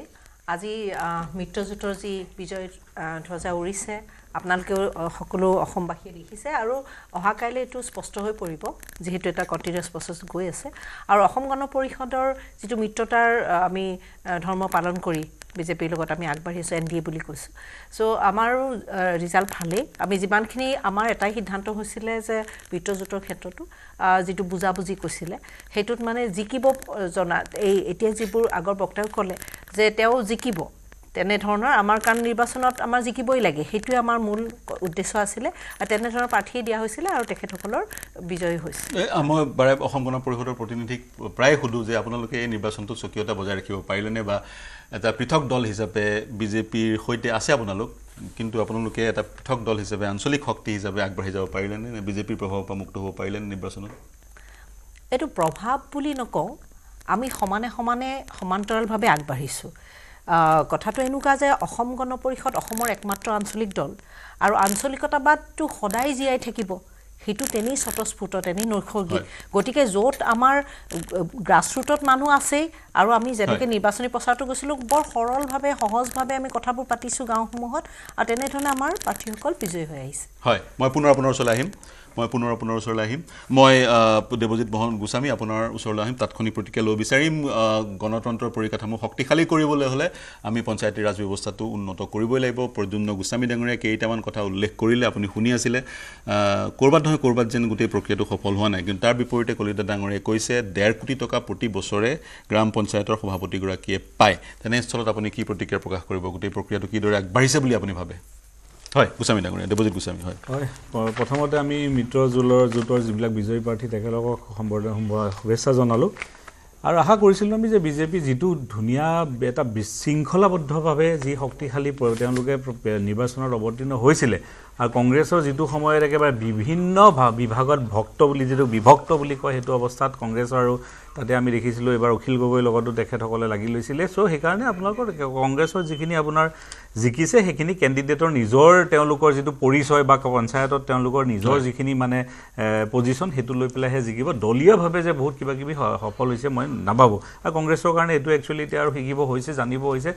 মুখপাত্ৰ ডাঙৰীয়া কৈছে যে আমি ভুলৰ পৰা শিকিম কিন্তু ভুলৰ পৰা 2011 চনৰ পৰা মই দেখি আছোঁ কংগ্ৰেছৰ আপোনাৰ বিভক্ত আৰম্ভ হৈছিলে এতিয়া প্ৰথম আপোনাৰ 13 আগষ্টত হিমন্ত বিশ্ব শৰ্মা তেতিয়াৰ মন্ত্ৰী তেখেতে ৰিজাইন দিছিলে প্ৰথমবাৰ 2011 চনৰ আগষ্ট 12 নে 13 তাৰিখ আছিলে তেতিয়াৰ পৰা কংগ্ৰেছ বিভক্ত যি আৰম্ভ হ'ল আজি 2025তো একেটা অৱস্থা হৈছে এখন এটা ভাল গণতন্ত্ৰৰ কাৰণে এইটো এটা ভাল ছবি নহয় কিয় বিজেপি নবা যদি এইটো অৱধাৰিত হৈ থাকে তেতিয়াহ'লে কি তেওঁলোক ইমান শক্তিশালী হৈ যাব যে আৰু কাৰো কথা নশুনা হ'ব তেওঁলোকে একস্বয়ত্বভাৱে মানে শাসন চলাব কৰিব এইটো এটা আমাৰ গণতন্ত্ৰৰ কাৰণে অশুভ চিন বা অশুভ পৰম্পৰা এতিয়া দ্বিতীয়তে মই দুটা কথা ক'ব আপোনাৰ বিচাৰিছোঁ যিটো আপোনাৰ কোনেও আলোচনা নকৰে কোনো মধ্যমতো নকৰে কথা নহয় পঞ্চায়ত আইনখন বনোৱা হৈছিলে যে পঞ্চায়তক আমি সবলীকৰণ কৰিম একেবাৰে গ্ৰাছৰুট লেভেলৰ প্ৰদ্যুম্ন গোস্বামী ডাঙৰীয়াই কোৱাৰ নিচিনাকৈ একেবাৰে গ্ৰাছৰুট লেভেলত আমি মানুহখিনি শক্তিশালী কৰিম তাৰ পৰা পঞ্চায়তৰ আইনখনত কৈছে যে পঞ্চায়তে জিকি অহাৰ পাছত গাঁও সভা হ'ব সেই গাঁও সভাৰ জৰিয়তে গাঁও পঞ্চায়ত ডেভেলপমেণ্ট প্লেন বনাব এই প্লেনতে গোটেই আঁচনি থাকিব যদি গাঁওখন টুৰিজমৰ কাৰণে ডেভেলপমেণ্ট কৰিব লাগে টুৰিজমৰ ছেক্টৰত থাকিব গাঁওখনৰ যিটো লাগে তাত বোলে ইয়ং মানে ল'ৰা বহুত আছে তাত আমি কোনটো ফালে যাম তাত বোলে খেতি খুব ভাল হয় আমি খেতিত জোৰটো দিম তাত বোলে আমাৰ ৰাস্তা পদূলি একেবাৰে বেয়া তাত বোলে স্কুল নাই তো এই ধৰণে গাঁও পঞ্চায়ত ডেভেলপমেণ্ট প্লেনখন বনাব আৰু সেই প্লেনখন পৰৱৰ্তী কালত আপোনাৰ চৰকাৰৰ পৰা চেংচন হৈ আহিবলৈ পইচাখিনি আহিব কিন্তু আমি যিটো যোৱাবাৰত মই দেখিলোঁ মই নিজে জড়িত কাৰণে এই কামবিলাকৰ মই আপোনাক ক'ব বিচাৰিছোঁ 100% পঞ্চায়ততে আপুনি ক'ব পাৰে যে এইটো ছেক্ৰেটাৰীজনে আৰু পঞ্চায়তৰ সভাপতিজন যদি অকণমান বাদে তেওঁ মানে অকণমান সেন্সিটাইজড হয় সেই তেওঁলোক দুজনেহে গোটেই প্লেনটো বনাই পেলাই পিছত সেই কেইজনমান মেম্বাৰৰ এবাৰো হয় তেতিয়াহ'লে খুব দুখজনক হ'ব যিটো মহাত্মা গান্ধী যিটো আমাৰ আছিলে বা চৰকাৰৰ যিটো উদ্দেশ্য লৈ পঞ্চায়ত ইলেকশ্যন আপোনাৰ কৰিছে সেইটো উদ্দেশ্য সফল নহয় যেতিয়ালৈকে পঞ্চায়ত আমি সবলীকৰণ নহয় পঞ্চায়ত প্লেনখন নিজে বনাব লাগিব বুজিব লাগিব যে মোক কি লাগে বুজিব লাগিব বা আঁচনিৰ যোগেদি তেওঁলোক আগবাঢ়ি গৈ থাকে আঁচনিৰ প্ৰয়োজনীয়তা আছে বুলি ক'ব খোজা হয় কিন্তু হয় কওক মই তাৰ পিছত যাম কথা হ'ল মই 4 বছৰ হ'ল বিধায়ক হোৱা অলপ যিহেতু কথাখিনি তেখেতসকলে কৈছে প্ৰথম হ'ল যে আমাৰ এইবাৰৰ যিখন পঞ্চায়ত আমাৰ হ'ল লাষ্ট যিখন পঞ্চায়ত আছিল বহুত আঁচনি আহিছে এইবাৰ আৰু স্বাধীন চিটিয়াকে আঁচনিবিলাক তেখেতসকলে কৰিছে কাম আমাৰ দায়িত্ব মনিটৰিং কৰা আমাৰ এখন মনিটৰিং কমিটি থাকে তাত আমি চেয়াৰমেন হৈ থাকোঁ আমি ডিষ্ট্ৰিবিউশ্যন কৰিব নোৱাৰোঁ কাৰণ পইচাটো পঞ্চায়তলৈ আহে পঞ্চায়তৰ জইণ্ট একাউণ্টত ছেক্ৰেটাৰী আৰু তেওঁলোকে কনষ্ট্ৰাকশ্যন কমিটিয়ে পইচাটো সেইটো পইচা আমি ৰাখিব নোৱাৰোঁ যদি কামটো তেখেতসকলে 10টা কাম আহে আমি কামটোত কাৰোবাক অনুৰোধ কৰোঁ যে কামটো আপোনালোকে কৰক আৰু সেইটো আকৌ গাঁও সভাত এপ্ৰুভ হ'ব লাগিব জানে আপোনালোকে এইবাৰ এটা ভাল যোৱাবাৰ এটা ভাল হৈছে কি যে পঞ্চায়তত কামবিলাক চাওক মই নকওঁ যে কৰাপশ্যন হোৱা নাই মই নকওঁ যে মোৰ দিনত বিধায়কত কৰাপশ্যন হৈছে কিন্তু কৰাপশ্যনটো আমি যিমান পাৰোঁ মিনিমাইজ কৰিব চেষ্টা কৰিছোঁ এইটোতো আৰু মই এনেকৈ ক'ব নোৱাৰোঁ যে 100% আমাৰ কাম হৈছে কিন্তু আমাৰ অভিজ্ঞতা আমাৰ মুখ্যমন্ত্ৰী ডাঙৰীয়াই সদায় আপুনি দেখিব সদায় আমাক এটাই কৈছে যে পঞ্চায়তী ৰাজ ব্যৱস্থাটোত বিধায়কজন বা এমপিজনে বিশেষ ভূমিকা ল'ব নালাগে যাৰ যোনে জিকি আছে তেওঁ ভূমিকা লওক গাঁৱৰ আপুনি দুটা কথা কৈছে প্ৰথমটো হৈছে আঁচনি দিয়াৰ ক্ষেত্ৰত দুৰ্নীতি হোৱা নাই কিন্তু পঞ্চায়তী ৰাজ ব্যৱস্থা গ্ৰাম পঞ্চায়তলৈ যিবোৰ ধন আহে তাত 100% দুৰ্নীতি বন্ধ হোৱা নাই কিন্তু আমি কংগ্ৰেছৰ তুলনাত আমি বহুতখিনি ৰিফৰ্ম কৰিছোঁ আৰু 2 নম্বৰ কথা আজি যে মেম্বাৰবিলাক যে আহিছে কি ভাল হৈছে জানে মই সকলোকে কৈছোঁ বহুত ভাল ভাল মহিলা ওলাই আহিছে মাষ্টাৰ ডিগ্ৰী কৰা মহিলা গ্ৰেজুৱেট ছোৱালী আৰু যদিও কৈ আছে মহিলা 50% বুলি 100% মহিলা পাৰ্টিচিপেট হৈছে বুলি মই আপোনাক কৈছোঁ এবাৰ সদস্য ক্ষেত্ৰত আৰু টিকেট কাকো নালাগে কংগ্ৰেছৰো টিকেট নালাগে আমাৰো টিকেট নালাগে ভাল ভাল ল'ৰা ছোৱালী ওলাই আহিছে হয় ভাল ভাল ল'ৰা ছোৱালী প্ৰক্ৰিয়াটো ওলাই আহিছে এইবাৰ আৰু ভাল হ'ব যোৱাবাৰ যিখিনি ভুল হৈছিল এবাৰ আৰু কাৰণ এবাৰ আৰু এটা শিক্ষাগত অৰ্হতা দিছে হয় কৰবাত জেনেৰেল কাষ্টজনক ক্লাছ 10 দিছে মেম্বাৰত কাবাক ক্লাছ 8 দিছে ওবিসি বা এসসি এই শিক্ষাগত অৰ্হতাটো মুখ্যমন্ত্ৰী ডাঙৰীয়ে কিয় কৰিলে বা চৰকাৰখনে কিয় কৰিলে লগতে কি কৈছে ল'ৰা ছোৱালী দুটা হ'ব লাগিব 2018 পিছত এনেকুৱা কিছুমান নিয়ম কৰা কাৰণে বহুত বস্তু তলৰ পৰাই সাফাই হৈ গৈছে আৰু সদায় আপোনালোকে বিচাৰি আছে যে অলপ পঢ়া শুনা কৰা মানুহ আহিলে পঞ্চায়তত এই যে অলপ আগতে প্ৰদুন্ন গোস্বামী ডাঙৰীয়ে কৈছে যে আমাক ভাল মানুহ লাগে এইটো ব্যৱস্থা হয় আৰু দুগৰাকী অতিথি আছে তেওঁলোকে বহুত দেৰি অপেক্ষা কৰি আছে তেওঁলোকৰ ওচৰলৈ যাব বিচাৰিম ইমদাদ মৰিগাঁৱৰ পৰা সংযুক্ত হৈছে কি ক'ব আপুনি ইমদাদ আপোনাৰ অঞ্চলত কেনেকুৱা ফলাফল হ'বলৈ গৈ আছে ইমদাদ পোনপ্ৰথমে আজি পঞ্চায়ত নিৰ্বাচনত যিসকল পাৰ্টি ইতিমধ্যে জয়ী হৈছে সকলোকে আন্তৰিক শুভেচ্ছা অভিনন্দন জ্ঞাপন কৰিছোঁ আজি এই মুহূৰ্তত এটা কথা ক'ব লাগিব যে আজি বিজেপি চৰকাৰখনে যি ধৰণে ভয় ভাবুকি যি ধৰণে আঁচনি বিভিন্ন ধৰণৰ ভয় ভাবুকি প্ৰলোভন দি বহু ক্ষেত্ৰত ৰাইজক তেওঁলোকে যিনে প্ৰলোভিত কৰিবলৈ চেষ্টা কৰিছিলে আৰু কংগ্ৰেছ দলৰ কৰ্মীসকলক এই বিজেপি দলৰ নেতা কৰ্মীসকলে যি ধৰণে তেওঁলোকক অত্যাচাৰ কৰিছিলে বহু অঞ্চলত কংগ্ৰেছৰ প্ৰাৰ্থীসকলক এওঁলোকে মনোনয়ন প্ৰত্যাহাৰ কৰিবগে ভয় ভাবুকি প্ৰদান কৰিছিলে মই দুটা উদাহৰণ দিছো বহমপুৰ বিধানসভা সমষ্টিৰ অন্তৰ্গত যমুনামুখ জেপিচি কংগ্ৰেছ দলৰ প্ৰাৰ্থী শ্ৰীমতী জুৰি দাসক মনোনয়ন দাখিল কৰা দিনাই পুলিচ আহি তেখেতৰ স্বামীক আহি গ্ৰেপ্তাৰ কৰি লৈ যায় তাৰ পিছত কি কয় স্বামী এটা ট্ৰেভেল এজেন্সি আছে সেই ট্ৰেভেল এজেন্সি কিমান 2 নম্বৰী থকা বুলি কয় আৰু লগে লগে কি কয় তেখেতৰ স্বামীয়ে 20,000 টকা এজন ব্যক্তি পৰা কাহি আনা বুলি অভিযোগ দিছিলে নে ইমদাদ অভিযোগ দিয়া হৈছিল বলপূৰ্বকভাৱে আপোনালোকে ইলেকশ্যন অভিযোগ দিয়া হৈছে ৰাজ্যিক নিৰ্বাচন আয়োগত তেওঁ পিছত নমিনেশ্যন উদ্যোগ কৰাই বিজেপি দলত যোগদান কৰে জাগিৰোডত এজন আমাৰ কংগ্ৰেছ দলৰ প্ৰাৰ্থীক গাঁও প্ৰধানে আহি কয় যদি কংগ্ৰেছ দলৰ প্ৰতীকত নিৰ্বাচন খেলে তেতিয়াহ'লে সেইগৰাকী ব্যক্তিক দোকানত মদৰ বটল ধৰি তেওঁ গ্ৰেপ্তাৰ কৰিব আৰু আপোনালোকে জানে নদুৱাৰ সমষ্টিত পদ্ম হাজৰিকা ডাঙৰীয়া ডাঙৰ দম্ভালি কৰিছে সেইজন মুখ্যমন্ত্ৰীয়ে তেখেতক খলাগ লৈছে যে তেওঁ সমষ্টিত যে বিনা আনকনটেষ্টেড বহুত জয়ী হৈছে পদ্ম হাজৰিকা ডাঙৰীয়াই যি দাবী ধমকি দিছে যি অত্যাচাৰ কৰিছে সেই কথা অসমৰ ইতিহাসত আপুনি তিনিটা উদাহৰণ দিলে কি কৰিব এতিয়া কি কৰা ইয়াৰ পিছতো ইয়াৰ আৰু বহুত উদাহৰণ আছে মাৰ্ঘেৰিটাত আছে মৰিগাঁৱত আছে সমগ্ৰ অসমতে আছে আজি দিগন্ত কলিতা ডাঙৰীয়াই কৈছে যে বহু আনকনটেষ্টেড হৈছে দিগন্ত কলিতা ডাঙৰীয়া আপোনাক প্ৰশ্ন কৰিছো এই আনকনটেষ্টেড সকল কেনেকে হৈছে আপোনালোকে ভয় ভাবুকি দিছে আৰু মুখ্যমন্ত্ৰী ডাঙৰীয়া বাৰে প্ৰতি লুঙি টুপিৰ কথা কয় পাকিস্তানৰ কথা কয় গৌৰৱৰ কথা কয় কিন্তু উন্নয়নৰ কথা নকয় পঞ্চায়ত নিৰ্বাচনত জয়ী হয় প্ৰাৰ্থীসকলক তেওঁলোকে কি কাম কৰিব মূল্য বৃদ্ধি কেতিয়া হ'ব তেওঁলোকে ইলেক্ট্ৰিচিটি বিল কেতিয়া কমাব তেওঁলোকে সেইবিলাক কথা নকয় তাৰ পিছতো অসমৰ কংগ্ৰেছ কৰ্মীসকলে যি ধৰণে অধিক শক্তিৰে আমাৰ দলৰভাৱে কাম কৰিলে ৰাইজৰ মাজত গ'ল আমি এইবাৰ দলে বিশেষভাৱে তেওঁলোকক সহায় কৰিব পৰা নাই ইমদাদ দলে সহায় কৰিব পৰা নাই বিজেপি ভয় ভাবুকি প্ৰত্যাহ্বান কৰি বিজেপি ধন বল বিজেপি বাহুবল তেওঁলোকৰ মুখ্যমন্ত্ৰী চৰকাৰ প্ৰশাসন কিন্তু আমি আৰ্থিকভাৱে আমি সহায় কৰিব নোৱাৰাৰ পিছতো আমাৰ দলৰ কৰ্মীসকলে যি ধৰণে দলৰ বাবে কাম কৰিলে এইটো আমাৰ বাবে এটা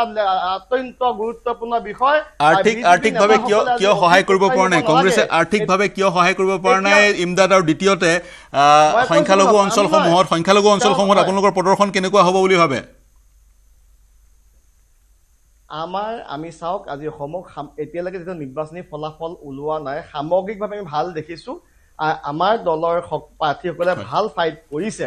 ইতিমধ্যে মই মৰিগাঁও কথা কৈ লাহৰীঘাট সমষ্টিৰ 4টা জিলা পৰিষদৰ বৰ্তমানলৈকে 4টাই আমাৰ অগ্ৰগতি লাভ কৰি আছে আৰু এইবাৰ মুখ্যমন্ত্ৰী ডাঙৰীয়াই ৱাৰ্ড মেম্বাৰৰ ক্ষেত্ৰত যিটো ৰাজনীতি কৰিলে এই ৰাজনীতিটো সঁচাকৈ অত্যন্ত গুৰুত্বপূৰ্ণ ৰাজনীতি এইবাৰ ৱাৰ্ড মেম্বাৰৰ ক্ষেত্ৰত মুখ্যমন্ত্ৰী ডাঙৰীয়াই তেওঁলোকৰ প্ৰতীক চিহ্ন ব্যৱহাৰ কৰাত পদটো অঁতৰাই দিলে যাৰ ফলত তাত এটা ধুৱলি কলি পৰিৱেশ সৃষ্টি কৰি বিজেপিয়ে কিছু ক্ষেত্ৰত তেওঁলোকৰ বহু প্ৰাৰ্থীক প্ৰভাৱ পেলাবলৈ চেষ্টা কৰিছে বহু প্ৰাৰ্থীক দলীয় প্ৰাৰ্থিত্ব প্ৰত্যাহাৰ কৰাৰ প্ৰক্ৰিয়াটো ইমদাদ আৰু এজন আছে মই আপোনাৰ ওচৰলৈ পুনৰ আহিম দলীয় প্ৰাৰ্থী প্ৰত্যাহাৰ কৰা সমগ্ৰ বিষয়টোত গাঁওখনৰ উচ্চ শিক্ষিত লোক বা গাঁওখনৰ যিবোৰ কম্পিটেণ্ট লোক সেইসকল সেইসকলক উলিয়াই অনাটো উদ্দেশ্য আছিল কিন্তু সেই প্ৰক্ৰিয়াটোৰ যোগেদি ৰাজনৈতিক দলসমূহে আন্দিও প্ৰভাৱ বিস্তাৰ কৰিবলৈ চেষ্টা কৰিলে নেকি ই এক প্ৰাসংগিক প্ৰশ্ন মই ফাৰহাদ আলী আপোনাৰ ওচৰলৈ যাম সংক্ষেপত জানিব বিচাৰিম ইউডিএফৰ প্ৰতিনিধি ফাৰহাদ আলী আমাৰ সৈতে সংযুক্ত হৈ আছে এইবাৰ আপোনালোকৰ দলে আপাত দৃষ্টিত সক্ৰিয়ভাৱে নিৰ্বাচনী প্ৰচাৰত অৱতীৰ্ণ হোৱা পৰিলক্ষিত হোৱা নাই আজমল চাহাবো গোটেই প্ৰক্ৰিয়াটোৰ পৰা আঁতৰত আছিলে গতিকে এআইইউডিএফে কি আশা কৰিছে মূলতঃ ধুবুৰীত আপোনালোকৰ দলৰ সভাপতিক আঁতৰাই ৰকিবুল হুছেইন সাংসদ হৈছিলে গতিকে ধুবুৰীত কি আশা কৰিছে কেনেধৰণৰ ফলাফল হ'ব পাৰে যদিন আজমল সাহেব এইবাৰ শাৰীৰিক অসুস্থতাৰ কাৰণে তেওঁ নিৰ্বাচনত অংশগ্ৰহণ কৰা নাছিলে কিন্তু ৰকিবুল হুছেইনক জিকোৱাৰ পিছতে ধুবুৰীবাসী গোটেই নামনি অসমৰ এটা কথাই আমি শুনিবলৈ পাইছিলোঁ প্ৰত্যেকজন ভোটাৰে এটা আক্ষেপ কৰিছিলে যে তেওঁলোকে এটা ভুল ডিচিশ্যন লৈছিল আৰু সেই ভুল ডিচিশ্যনৰ কিন্তু আজি কিন্তু প্ৰতিফলন আমি দেখিবলৈ পাইছোঁ আজি ধুবুৰী কক মানকাছাৰ কক বৰপেটা কক প্ৰত্যেকটো জিলাতে আপোনাৰ আমি ভবাতকৈ বেছি মানে আশা বেছি আপোনাৰ ৰেসপন্স কিন্তু ৰাইজৰ পৰা সহাৰি আমি পাইছো প্ৰত্যেকটো জিলা পৰিষদত কিন্তু আমি কংগ্ৰেছক চেয়াৰ পেলাই আমি আগবাঢ়ি আছো কংগ্ৰেছ বিজেপিক চেয়াৰ পেলাই ইয়াত আগবাঢ়ি আছো আৰু ৰকিবুল হুছেইনক জিকাই পেলাই যি এটা ভুল ডিচিশ্যন লৈছিলে তাৰ বিৰুদ্ধে এইবাৰ কিন্তু এআইডিএফক ৰাইজে আকোৱালি লৈছে মই ফাৰহাদ আপোনাৰ ওচৰলৈ আহিম মই পুনৰ আপোনাৰ ওচৰলৈ আহিম দিগন্ত কলিতা ডাঙৰীয়া আপুনি প্ৰস্থান কৰিবৰ কাৰণে আপোনাৰ পৰা শেষৰটো মন্তব্য লৈছোঁ কি ক'ব বিচাৰিব সামগ্ৰিকভাৱে বিশেষকৈ হয় মই মানে এটোৱে কৈছোঁ কংগ্ৰেছে এইকেইটা অভিযোগ দি থাকোঁতে এটা অভিযোগ তেওঁলোকে কোৱা নাই ৰেগিঙৰ শব্দটো কোৱা নাই কালি ক'ব অহাকালি তেওঁলোকে ক'ব ভোটৰ বাকচ আমি ৰেগিং কৰিছোঁ বুলি আপুনি লিখি ৰাখক আজি বাইদেউ আছে মোৰ লগত এজিপি বিজেপি আমি এলায়েন্স মোৰ সমষ্টিত 6টা পঞ্চায়ত মই এজিপিক দিছোঁ আৰু 2টা জিকিলে এইমাত্ৰ মই এইমাত্ৰ খবৰ পাইছোঁ 2টা আৰু সেইকেইটাত মই বেছিকৈ লাগিছোঁ খবৰ পৰিলে গম পাব কাৰণ কিয় লাগিছোঁ কাৰণ তেওঁলোকে মনত ভাবিব পাৰে যে এজিপিক দিয়াৰ কাৰণে মই বেছিকৈ লাগিছোঁ আমাৰ প্ৰাক্তন বিধায়ক সত্যবোধ কলিতা আছে দেখিছে তেওঁ মই কেনেকৈ লাগিছোঁ গোটেইকেইটাৰ লগত এই মানসিকতা থাকিব লাগিব এৰা ধৰা আজি দুজন আছো মোৰ তাত আমি 6টা দিছোঁ মই 24টাৰ ভিতৰত 12টা আমি আগতেই জিকিছোঁ আৰু এনেকুৱা নহয় 7টা আমি নিৰ্বাচনৰ নমিনেশ্যনৰ সময়ত নাই সেইটোতো আমাৰ দোষ নাই নহয় জিলা পৰিষদ নমিনেশ্যনৰ সময়ত এটা নাই সেইটো আমাৰ দোষ নহয় ন আৰু কংগ্ৰেছে মই ক'ব নাপায় তেওঁলোকে এলায়েন্সৰ কামটো তেওঁলোক ভাগ হৈ গ'ল আমিতো এলায়েন্সটো আমি ৰাখিলোঁ ইমদাদেও যি ভয় ভাবুকিৰ অভিযোগ উত্থাপন কৰিছে ইমদাদৰ কথা ইমদাদে সেইটো প্ৰশ্ন সেইটো উত্তৰ তেখেতে দিছে তেখেতে কৈছে এতিয়া হেৰিত কি হ'ল ধুবুৰীত কিয় যিটো মানে 10 লাখ ভোট পালে যিজন ব্যক্তি সন্মানীয় ব্যক্তি সেই তাত আকৌ ইউডিএফৰ কিয় আজি উত্থান হৈছে এইবিলাক বহুত কথা সেইকাৰণে মই কৈছোঁ গ্ৰাউণ্ডত নাথাকিলে মই অকল টিভিত থাকি আজি আমি দুমাহ টিভিত আহিছোঁ নে আপোনাৰ ওচৰত কওকচোন মাতিলেও আহিব নোৱাৰোঁ সমষ্টিত প্ৰতিনিধি আহিছে আপোনালোকৰ প্ৰতিনিধি মই পৰা নাই মোক আপোনালোকে কিমানবাৰ বিচাৰিছে মই এতিয়াওতো মোৰ ইলেকশ্যনটোত মই গাঁৱত এতিয়া মই আকৌ সমষ্টিলৈ গৈ আছোঁ মই এটলিষ্ট বহি আছোঁ যে ফিল্ডত মানে কি হেৰিত যোৱা নাই কিন্তু ওচৰতে ক'ৰবাত বহি আছোঁ কিবা অসুবিধা মানুহৰ মাজত এটাচমেণ্টটো প্ৰত্যেকজন বিজেপিৰ কাৰ্যকৰ্তা আছে হয় এটাচমেণ্ট আছে কিন্তু আপোনাৰ 1 মিনিট ৰখিবলৈ মই অনুৰোধ জনাম কুশল শৰ্মা ডাঙৰীয়া আঙুলি উঠাইছিল কিবা এটা ক'বলৈ যদি কংগ্ৰেছৰ কিবা অভিযোগ আছে যদি আপুনি ক'ব বিচাৰে মই মানে আচলতে পঞ্চায়ত ইলেকশ্যনৰ ওপৰত আলোচনা কৰি আছোঁ প্ৰদ্যুম্ন গোস্বামী ডাঙৰীয়াই এটা খুব মানে মোৰ মনত লগা কথা এটা কৈছিলে মই তাৰ হাত ধৰি কথাটো ক'ব খুজিছোঁ আচলতে চৰকাৰখনৰ যদি পঞ্চায়ত ব্যৱস্থাটো শক্তিশালী কৰাৰ তেওঁলোকৰ ইচ্ছাই আছিলে তেওঁলোকে গোটেইকেইটা জেডপিচিৰ পৰা আৰম্ভ কৰি এপিৰ মেম্বাৰৰ পৰা আৰম্ভ কৰি গোটেই ছিষ্টেমটো তেওঁলোকে ফ্ৰী কৰি দিব লাগিছিল দলবিহীন কৰিব লাগিছিল আৰু মুখ্যমন্ত্ৰীগৰাকীয়ে আদৰ্শ দেখাব লাগিছিল হেলিকপ্টাৰৰ প্ৰয়োজন নাছিল তেওঁ ক'ব লাগিছিল মই প্ৰচাৰ নকৰোঁ কোনো মোৰ ৰাজনৈতিক দলৰ মোক ক'ব দিয়ক কাৰণ মুখ্যমন্ত্ৰী প্ৰচাৰ তেওঁতো গোটেই ছিষ্টেমটো তেওঁ লিড কৰি আছে ন তেখেতে এটা আদৰ্শ দেখাব লাগিছিলে তেওঁ এটা আদৰ্শ দেখাব লাগিছিলে যে মই দলবিহীন কৰিলোঁ গতিকে মই কাৰো হৈ প্ৰচাৰ নকৰোঁ আৰু মই বাকী ৰাজনৈতিক দলবিলাককো মই অনুৰোধ জনাওঁ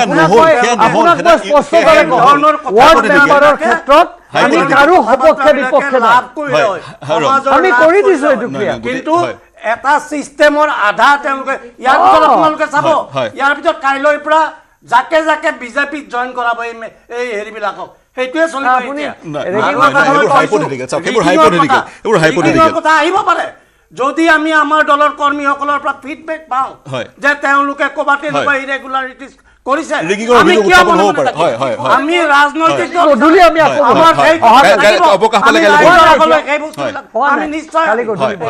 আপোনাৰ কথাটো ললো দিগন্ত কলিতা ডাঙৰীয়া শুনিলেও কিয় প্ৰত্যুত্তৰ দিব মই এটাই কৈছোঁ মই আজি কোনো ধৰণৰ তেওঁৰ লগত আৰ্গুমেণ্ট নকৰোঁ কালি ভালকৈ জিকি আহি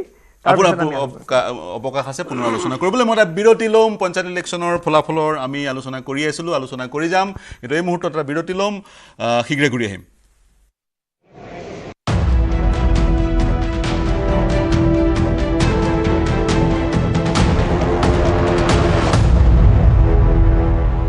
কোনটো কোনোবা এটা দেখুৱাচোন মাত্ৰ মাইথন ষ্টিলহে দিব ঠিক আছে নে ষ্ট্ৰং মানে মাইথন ষ্টিল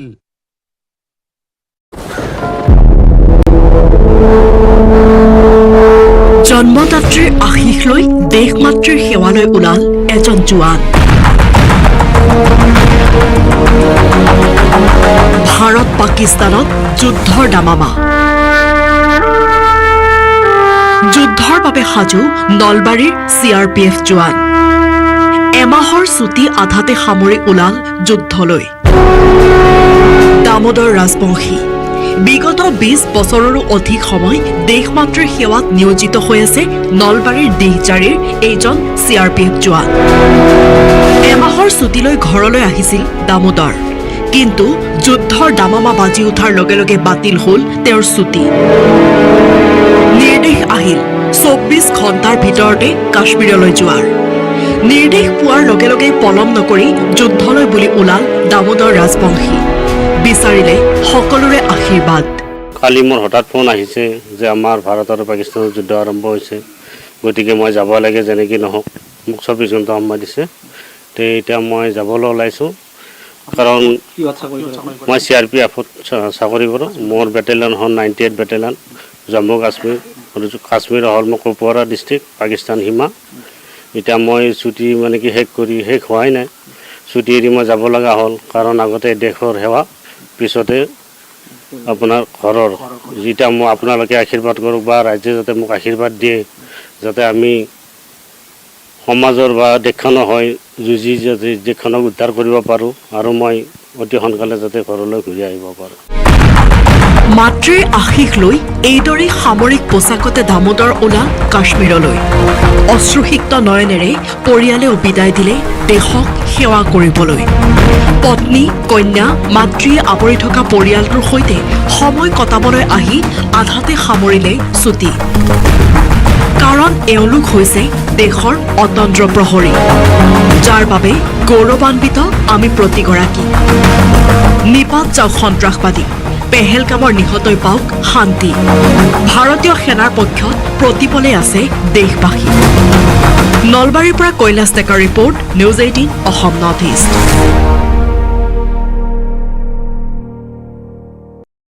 22 এপ্ৰিলৰ পেহেলগাম কাণ্ডক কেন্দ্ৰ কৰি ভাৰত আৰু পাকিস্তানৰ মাজৰ সংঘাতে এতিয়া যুদ্ধৰ ৰূপ ধাৰণ কৰিছে ধাৰাবাহিক আক্ৰমণ প্ৰত্যাক্ৰমণ চলিছে আৰু এনেকুৱা এটা পৰিস্থিতিত ভাৰত পাকৰ এই উত্তেজনাৰ মাজতে ভাৰতত চলি থকা 18 সংখ্যক IPLৰ বাকী থকা মেচসমূহ বাতিল কৰাৰ সিদ্ধান্ত লৈছে BCCI ने निर्णय लिया है कि IPL को अभी फिलहाल 1 सप्ताह के लिए स्थगित किया गया है उसके बाद जो स्थिति है उसका जायजा लेके सरकार से विचार विमर्श करके जो हमारे स्टेक होल्डर्स हैं फ्रेंचाइजी और ब्रॉडकास्टर सबसे बात करके नए शेड्यूल की घोषणा की जाएगी হয় BCCI সিদ্ধান্ত গ্ৰহণ কৰিছে বাকি থকা মেচসমূহ বা খেলসমূহ স্থগিত ৰখাৰ সিদ্ধান্ত গ্ৰহণ কৰা হৈছে খেলুৱৈসকলৰ নিৰাপত্তাৰ প্ৰতি লক্ষ্য ৰাখি এই সিদ্ধান্ত গ্ৰহণ কৰিছে BCCI IPL 2025-ৰ বাকী থকা খেল বাতিল, নিৰাপত্তাৰ খাতিৰত বাতিল IPL-ৰ বাকী থকা খেলসমূহ। উল্লেখযোগ্য যে 18 সংখ্যক IPL মেচ অহা 25 মেত ফাইনেল অনুষ্ঠিত হোৱাৰ কথা আছিল কলকাতাত। কিন্তু শেহতীয়া পৰিস্থিতিৰ প্ৰতি লক্ষ্য ৰাখি BCCI সদৰি কৰিছে এই সিদ্ধান্তৰ কথা। উল্লেখযোগ্য যে এই যুদ্ধৰ মাজতে IPL মেচ চলি থকাৰ মাজতে ষ্টেডিয়াম উৰুৱাই দিয়াৰো ভাবুকি দিছিল কোনো অখ্যাত সন্ত্ৰাসবাদীয়ে। গতিকে বিভিন্ন দিশ চালি জাৰি চাই অৱশেষত BCCI ল'লে এই সিদ্ধান্ত। বিদেশী তাৰকা খেলুৱৈৰে সমৃদ্ধ প্ৰতিটো দল যি নেকি IPL ইণ্ডিয়ান প্ৰিমিয়াৰ লীগৰ এই ৰোমাঞ্চকৰ মেচসমূহ সমগ্ৰ বিশ্বৰ দৰ্শকে উপভোগ কৰি আছে।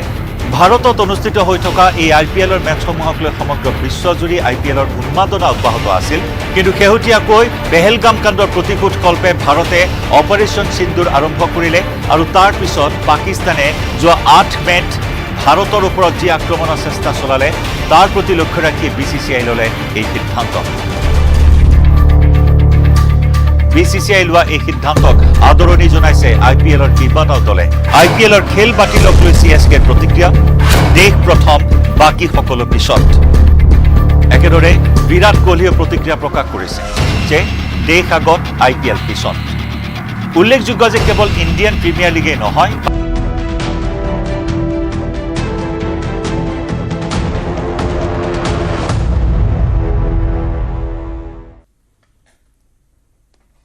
নমস্কাৰ প্ৰিয় দৰ্শক, বিৰতিৰ পিছত সকলোকে স্বাগতম জনাইছোঁ। দ্বিতীয়টো খণ্ডত উপনীত হৈছোঁ। আমি কথা পাতি আছিলোঁ পঞ্চায়ত নিৰ্বাচনৰ ফলাফলৰ। মই ফাৰহাদ আলী যদি সংযুক্ত হৈ আছে তেওঁক আধাতে এৰিছিলোঁ। তেওঁৰ পৰা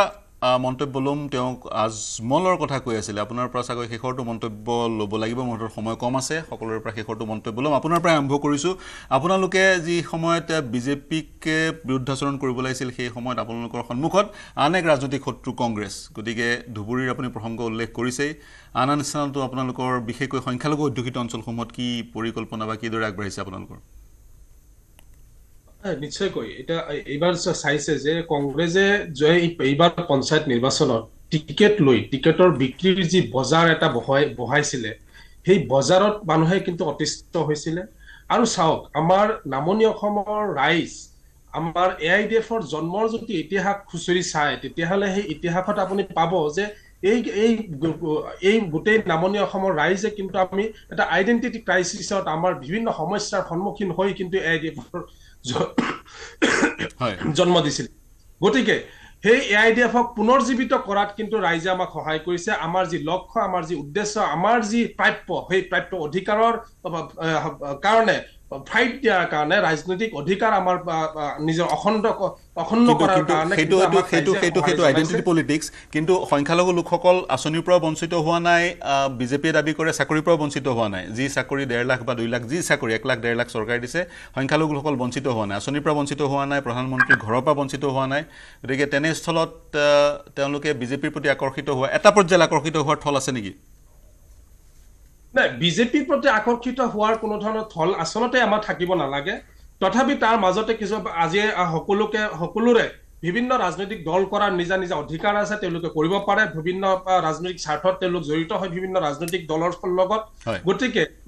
মই এটা কথা কওঁ যে AIDF-এ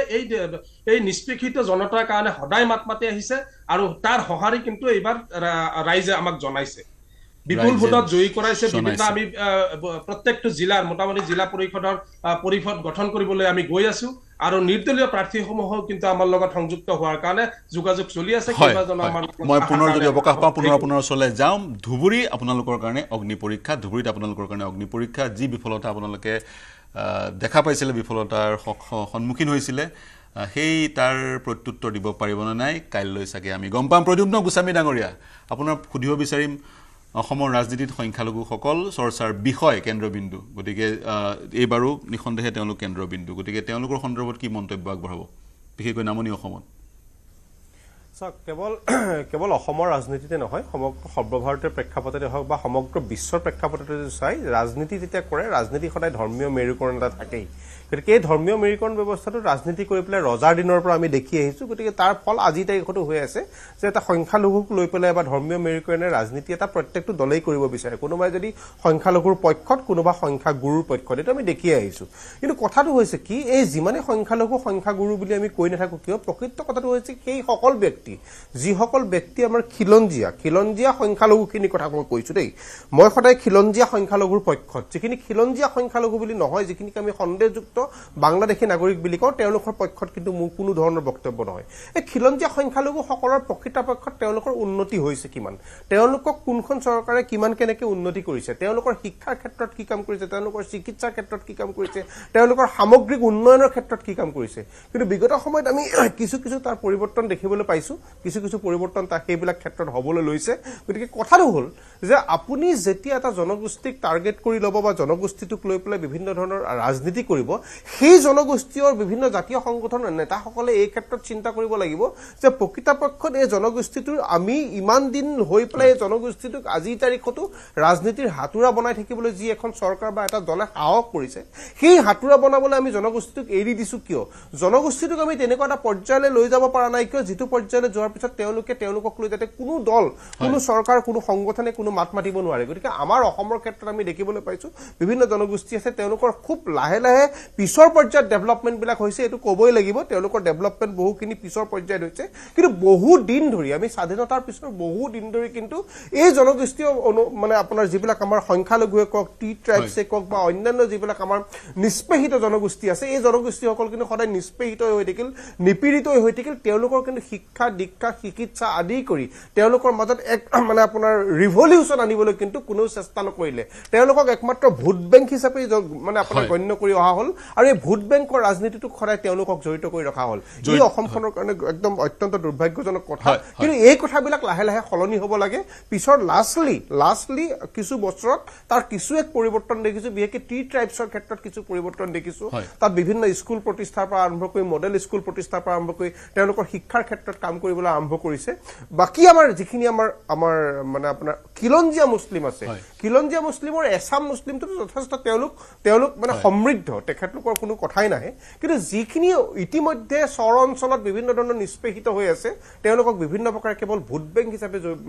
মানে ব্যৱহাৰ কৰি থকা হৈছে সেইবোৰৰ ক্ষেত্ৰত কিন্তু ক্ষিপ্ৰতাৰে মানে আপোনাৰ আঁচনি লৈ তেওঁলোকক মানে শিক্ষাৰ পোহৰ তুলি পেলাই তেওঁলোকক আহিব লাগে আপুনি হয় মই আপোনাৰ ওচৰলৈ আহিম আপুনি জনগোষ্ঠীৰ কথা কৈ আছে বিশেষকৈ চৰকাৰৰ পৰা কিবা সুবিধা আদায় কৰিবলৈ তেওঁলোকে ব্লক ভোট কৰে গতিকে তেওঁলোকে যদি নিজৰ ৰাজনৈতিক আচৰণ বা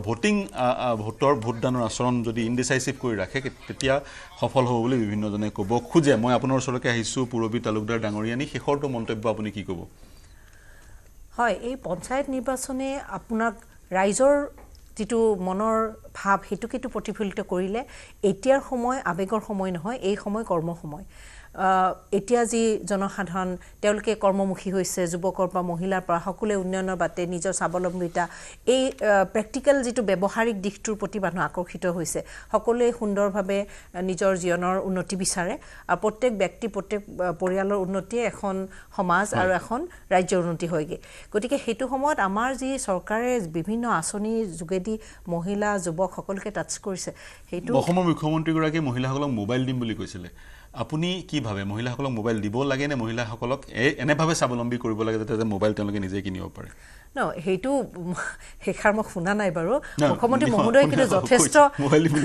যথেষ্ট কৰিছে এখন আমাৰ মিত্ৰজোঁটৰ চৰকাৰে 10000 টকা যি আমি দিম সেই 10000 টকাৰ মোবাইল নিকিনিব স্বাৱলম্বী হ'ব পিছত মই নিজে সকলোকে মোবাইল দিম সেইটো এটা তেখেতসকলক বুজাবলৈ কৈছে যে এইটো কামৰ কাৰণে দিছে হয় যি লোন বা আঁচনিৰ যিটো আমাৰ লাখপতিৰ কথাই কৈ আছে যে মহিলাসকলক নিজৰ যিটো নিজা এটা কলা থাকে কোনোবাই হাতৰ কাম জানে কিবা জানে সেইটো ফালেদি তেওঁলোকক এটা সাপোৰ্ট দিয়া হৈছে যে সেই দিশত আগবাঢ়ি গৈ তেওঁ স্বাৱলম্বী হয়গে সেইটোৰে যেন তেওঁ নিজৰ বিলাসিতাৰ বাবে ইউজ নকৰে সেইটোহে কৈছে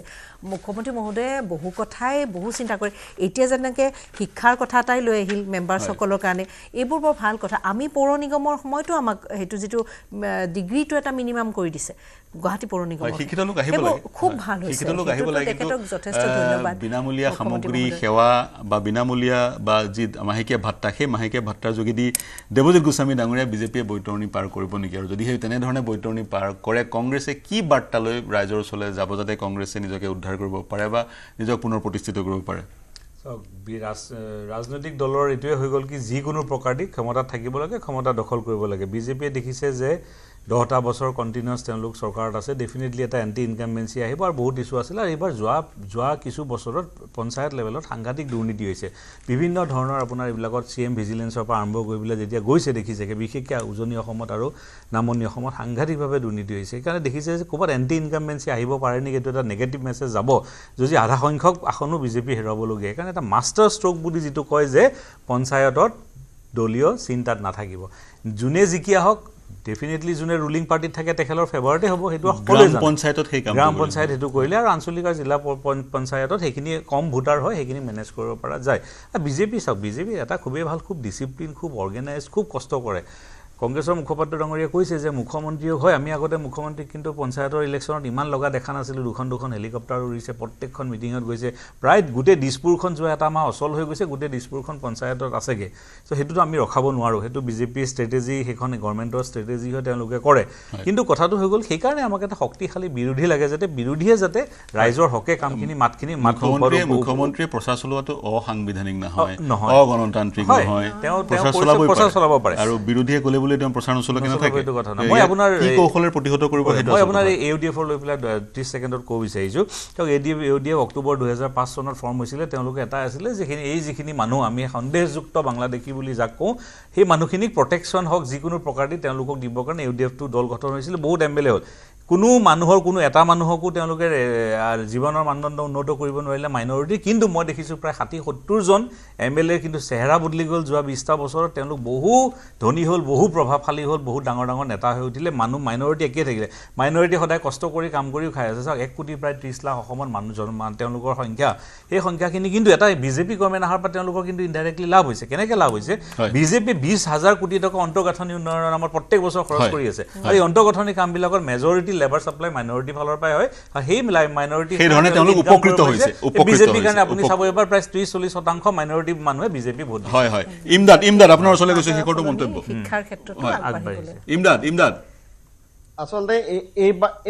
এইবাৰ ডক্টৰ হিমন্ত বিশ্ব শৰ্মা ডাঙৰীয়াই তেওঁ বাৰে বাৰে চেষ্টা কৰে যে অসমত এটা মেৰু বিভাজন কৰাৰ বাবে আৰু বিগত লোকসভা নিৰ্বাচনত এতিয়া ইউডিএফৰ পতন হ'ল তাৰপিছত তেওঁ বাৰে বাৰে চেষ্টা কৰিছিলে যে এইবাৰ ইউডিএফৰ প্ৰাসংগিক কৰাৰ ক্ষেত্ৰত আৰু তেওঁ এইবাৰ বাৰে বাৰে কেৱল বিজেপিকে নহতে আজি ইউডিএফৰ প্ৰাৰ্থীসকলকো মুখ্যমন্ত্ৰী ডাঙৰীয়া আজি সহায় কৰিছে আজি আৰু এটা কথা ক'বলৈ আজি যদিও পঞ্চায়ত নিৰ্বাচন লগতে আৰু এটা কথা গুৰুত্বপূৰ্ণ ক'ব লাগিব যে নৰেন্দ্ৰ মোদী যি বিশ্বগুৰু বুলি কয় এই বিশ্বগুৰুৱে আজি পাকিস্তানৰ ওচৰত ইমদাদ মই আপোনাক মই সেই বিষয়টো যদি আলোচনা কৰিম তেতিয়া ক'ব মই ফাৰহাতৰ ওচৰলৈ যাব লাগিব কাৰণ ইউডিএফৰ বিৰুদ্ধে এটা অভিযোগ উত্থাপন হৈছে দেৱজিৎ গোস্বামীয়ে এটা অভিযোগ উত্থাপন কৰিছে হয় মই তেওঁৰ প্ৰত্যুত্তৰ ল'ব লাগিব হয় ফাৰহাত এআইডিএফৰ জন্ম সন্দেহযুক্ত নাগৰিকক প্ৰটেকশ্যন দিয়াৰ ক্ষেত্ৰত হোৱা নাই এআইডিএফৰ জন্ম হৈছে যিবিলাক নাগৰিকক আপোনালোকে বিগত সময়ত কোনো ধৰণৰ সা সুবিধা দিয়া নাছিলে এই ভাৰতীয় নাগৰিকসকল যিসকলে বিভিন্ন সা সুবিধাৰ পৰা বঞ্চিত হৈছিলে তেওঁলোকৰ অধিকাৰ সুৰক্ষাৰ ক্ষেত্ৰত এআইডিএফৰ জন্ম হৈছিলে কোনো বাংলাদেশী দেৱজিৎ গোস্বামীয়ে কৈছে ফাৰহাত দেৱজিৎ গোস্বামী ডাঙৰীয়াই কৈছে জন্ম হৈছিলে ঠিকেই কিন্তু আপোনালোকে যিটো উদ্দেশ্যলৈ জন্ম হৈছিলে যিসকল লোকৰ উন্নয়নৰ কাৰণে উত্তৰণৰ কাৰণে জন্ম হৈছিল উত্তৰণ কৰাত বিফল হৈছে আপোনালোকৰ কেৱল বিধায়কৰ উত্তৰণ হৈছে তেখেতে এটা কথা তাত সংযুক্ত কৰিছিল যে সংদেহযুক্ত নাগৰিকৰ স্বাৰ্থত বোলে জন্ম হৈছিল কাৰ স্বাৰ্থত কৰিছিল আপোনাৰ এই আইএমডিখন বাতিল হোৱাৰ পিছতে কৰিছে তাৰ আগতে ক'ত আছিল আপোনাৰ কাৰ স্বাৰ্থত কৰিছে তেতিয়াহ'লে চৰকাৰ এটা বাংলাদেশী তেওঁলোকে ইয়াৰ পৰা পঠিয়াব পৰা নাই আপোনালোকে ৰক্ষণাবেক্ষণ দি থাকিলে কেনেকৈ পঠাব হয় নাই আপুনি নাই মূল বিষয়টো দেৱজিৎ গোস্বামীয়ে কৈছিল আপোনালোকৰ দলটোৱে সেইসকল লোকৰ উত্তৰণ কৰিব পৰা নাই মই আপুনি প্ৰত্যুত্তৰলৈ মই আহিম কুশল শৰ্মা ডাঙৰীয়া মোৰ হাতত সময় কম আছে শেষৰটো অন্তিমটো মন্তব্য আপোনাৰ পৰা ল'ব বিচাৰিম যিহেতু গোটেই বিষয়টো আজি পঞ্চায়ত নিৰ্বাচন কেন্দ্ৰিক মই আশা কৰিম যে যিসকল নতুন প্ৰতিনিধি আহিছে জিকি তেওঁলোকে যথেষ্ট আশা লৈ তেওঁলোকে আহিছে গতিকে এই আশা লৈ অহা আমাৰ যিসকল জনপ্ৰতিনিধি হ'ব তেওঁলোকে যাতে ক্ষমতাৰ বিকেন্দ্ৰীকৰণৰ প্ৰকৃত সোৱাদটো পায় তেওঁলোকে যাতে নিজকে নিজৰ অঞ্চলত একোজন জনপ্ৰিয় জনপ্ৰতিনিধি হিচাপে কংগ্ৰেছৰ কি হ'ব কংগ্ৰেছে কি কৰিব ফলাফলৰ পিছত নহয় ফলাফলৰ পিছত কংগ্ৰেছে আমি যদি বিৰোধীত থাকোঁ আমাৰ 26 আছে আমি 26ত আমি চেষ্টা কৰিম কেনেকৈ আমি শাসনৰ হেৰিলৈ আহিব পাৰোঁ আৰু তেনেকুৱা বহু উদাহৰণ আছে যে পঞ্চায়ত ইলেকশ্যনত হাৰিলেও তাৰপিছত হোৱা বিৰোধী একত্ৰিত হোৱাৰ অৱকাশ আছেনে বিৰোধীয়ে ৰাইজৰ দললে বাৰম্বাৰ আহ্বান জনাইছিল এতিয়া পৰিলক্ষিত হৈছে ৰাইজৰ দলৰ নেতা অখিল গগৈ গৌৰৱ গগৈক সমালোচনা কৰা বিভিন্ন বিষয়ত সমালোচনা কৰা গতিকে এনে প্ৰেক্ষাপটত পুনৰ দুইটা দল একেলগ হোৱা বা আন বিৰোধী দলৰ সৈতে কংগ্ৰেছ মিলি নিৰ্বাচনত অৱতীৰ্ণ হোৱাৰ অৱকাশ আছে মানে চাওক আজি বিৰোধী ঐক্য সম্পৰ্কত কি হ'ব সেই কথাটো ক'বলৈ মই অথৰাইজ পাৰ্চন নহয় কাৰণ আমাতকৈ বহুত ওপৰৰ নেতাসকল আছে সেই সম্পৰ্কত মই ইয়াত কোনো কমেণ্ট কৰিব নোৱাৰিম আমাৰ নিশ্চয় নেতাসকলে অতি সোনকালে বহিব কাৰণ আমি দেখিছোঁ আমি ভিতৰুৱা লেভেলত যিবিলাক আলাপ আলোচনা শুনি আছোঁ যে অতি সোনকালে ৰাজনৈতিক দলবিলাক বিৰোধী ঐক্যৰ মিলিত হ'ব আৰু তেওঁলোকে এই সম্পৰ্কত সিদ্ধান্ত ল'ব আৰু তেতিয়া নিশ্চয় আপোনালোক গোটেই মিডিয়াই এই সম্পৰ্কত নিশ্চিত হ'ব এই সম্পৰ্কত গম পাব আৰু যিসকল জয়ী হৈ আহে তেওঁলোকে গণতন্ত্ৰৰ সোৱাদ লওক সেই আহ্বান কুশল শৰ্মা ডাঙৰীয়াই জনাইছে প্ৰিয় দৰ্শক নিৰ্বাচনৰ ফলাফল গণনা সম্পূৰ্ণ হোৱা নাই গতিকে সম্পূৰ্ণ পৰিষ্কাৰখন আমাৰ হাতলৈ অহা নাই এইবাৰ বেলটত নিৰ্বাচন যোৱাবাৰো পঞ্চায়তৰ নিৰ্বাচন বেলটতে অনুষ্ঠিত হৈছিল গতিকে কিছু সময় লাগিছে মেনুৱেলি কাউণ্টিং হৈ আছে কংগ্ৰেছ আগবাঢ়ি আছে এই মুহূৰ্তত আৰু ক্ষমা কৰিব বিজেপি আগবাঢ়ি আছে বহুকেইটা জেগাত আৰু তাৰ সমান্তৰালকৈ কংগ্ৰেছৰ যিসমূহ দুৰ্গ বা কংগ্ৰেছৰ য'ত বিধায়ক আছে সেইসমূহত আংশিকভাৱে কংগ্ৰেছ আগবাঢ়ি আছে ক'ৰবাত আংশিকভাৱে বিজেপি আগবাঢ়িছে বা আন দলো উজনি অসমত অসম জাতীয় পৰিষদেও ভাল ফলাফল প্ৰদৰ্শন কৰা পৰিলক্ষিত হৈছে নামনি অসমত ডিব্ৰুগড়ত AIUDFে ভাল ফলাফল প্ৰদৰ্শন কৰা পৰিলক্ষিত হৈছে কিন্তু আমি আৰু এদিন অপেক্ষা কৰিব লাগিব বা 1.5 দিন অপেক্ষা কৰিব লাগিব ছবিখন আমাৰ সন্মুখত সম্পূৰ্ণৰূপে পৰিষ্কাৰ হ'ব মোৰ সৈতে সংযুক্ত হোৱাৰ কাৰণে দিগন্ত কলিতা দেৱজিৎ গোস্বামী পূৰবী তালুকদাৰ কুশল শৰ্মা প্ৰদ্যুম্ন গোস্বামী ফাৰহাদ আলী আৰু ইমদাদ হুছেইন সকলোকে ধন্যবাদ জনাইছোঁ এই চিন্তাৰ সমলেৰে অনুষ্ঠান সামৰিছোঁ প্ৰিয় দৰ্শক শুভৰাত্ৰি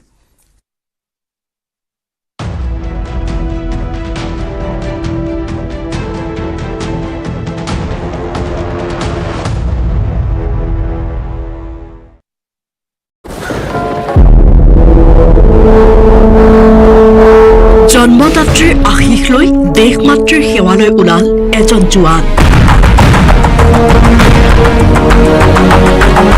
ভাৰত পাকিস্তানত যুদ্ধৰ দামামা যুদ্ধৰ বাবে সাজু নলবাৰীৰ CRPF জোৱান এমাহৰ ছুটি আধাতে সামৰি ওলাল যুদ্ধলৈ দামোদৰ ৰাজবংশী বিগত 20 বছৰৰো অধিক সময় দেশমাতৃৰ সেৱাত নিয়োজিত হৈ আছে নলবাৰীৰ দিহজাৰীৰ এইজন CRPF জোৱান এমাহৰ ছুটিলৈ ঘৰলৈ আহিছিল দামোদৰ কিন্তু যুদ্ধৰ দামামা বাজি উঠাৰ লগে লগে বাতিল হ'ল তেওঁৰ ছুটি নিৰ্দেশ আহিল 24 ঘণ্টাৰ ভিতৰতে কাশ্মীৰলৈ যোৱাৰ নিৰ্দেশ পোৱাৰ লগে লগে পলম নকৰি যুদ্ধলৈ বুলি ওলাল দামোদৰ ৰাজবংশী বিচাৰিলে সকলোৰে আশীৰ্বাদ কালি মোৰ হঠাৎ ফোন আহিছে যে আমাৰ ভাৰত আৰু পাকিস্তানৰ যুদ্ধ আৰম্ভ হৈছে গতিকে মই যাব লাগে যেনেকৈ নহওক মোক 24 ঘণ্টা সময় দিছে তে এতিয়া মই যাবলৈ ওলাইছোঁ কাৰণ মই CRPFত চাকৰি কৰোঁ মোৰ বেটেলিয়ন হ'ল 98 বেটেলিয়ন জম্মু কাশ্মীৰ হ'ল মোৰ কুপৱাৰা ডিষ্ট্ৰিক্ট পাকিস্তান সীমা এতিয়া মই ছুটি মানে কি শেষ হোৱাই নাই ছুটি এৰি মই যাব লগা হ'ল কাৰণ আগতে দেশৰ সেৱা পিছতে আপোনাৰ ঘৰৰ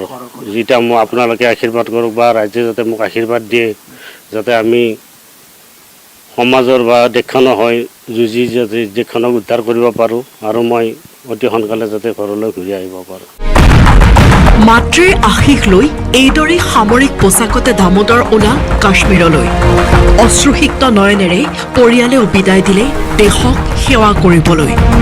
পত্নী কন্যা মাতৃয়ে আৱৰি থকা পৰিয়ালটোৰ সৈতে সময় কটাবলৈ আহি আধাতে সামৰিলে ছুটি কাৰণ এওঁলোক হৈছে দেশৰ অতন্ত্ৰ প্ৰহৰী যাৰ বাবে গৌৰৱান্বিত আমি প্ৰতিগৰাকী নিপাত যাওক সন্ত্ৰাসবাদী পেহেলগামৰ নিহতই পাওক শান্তি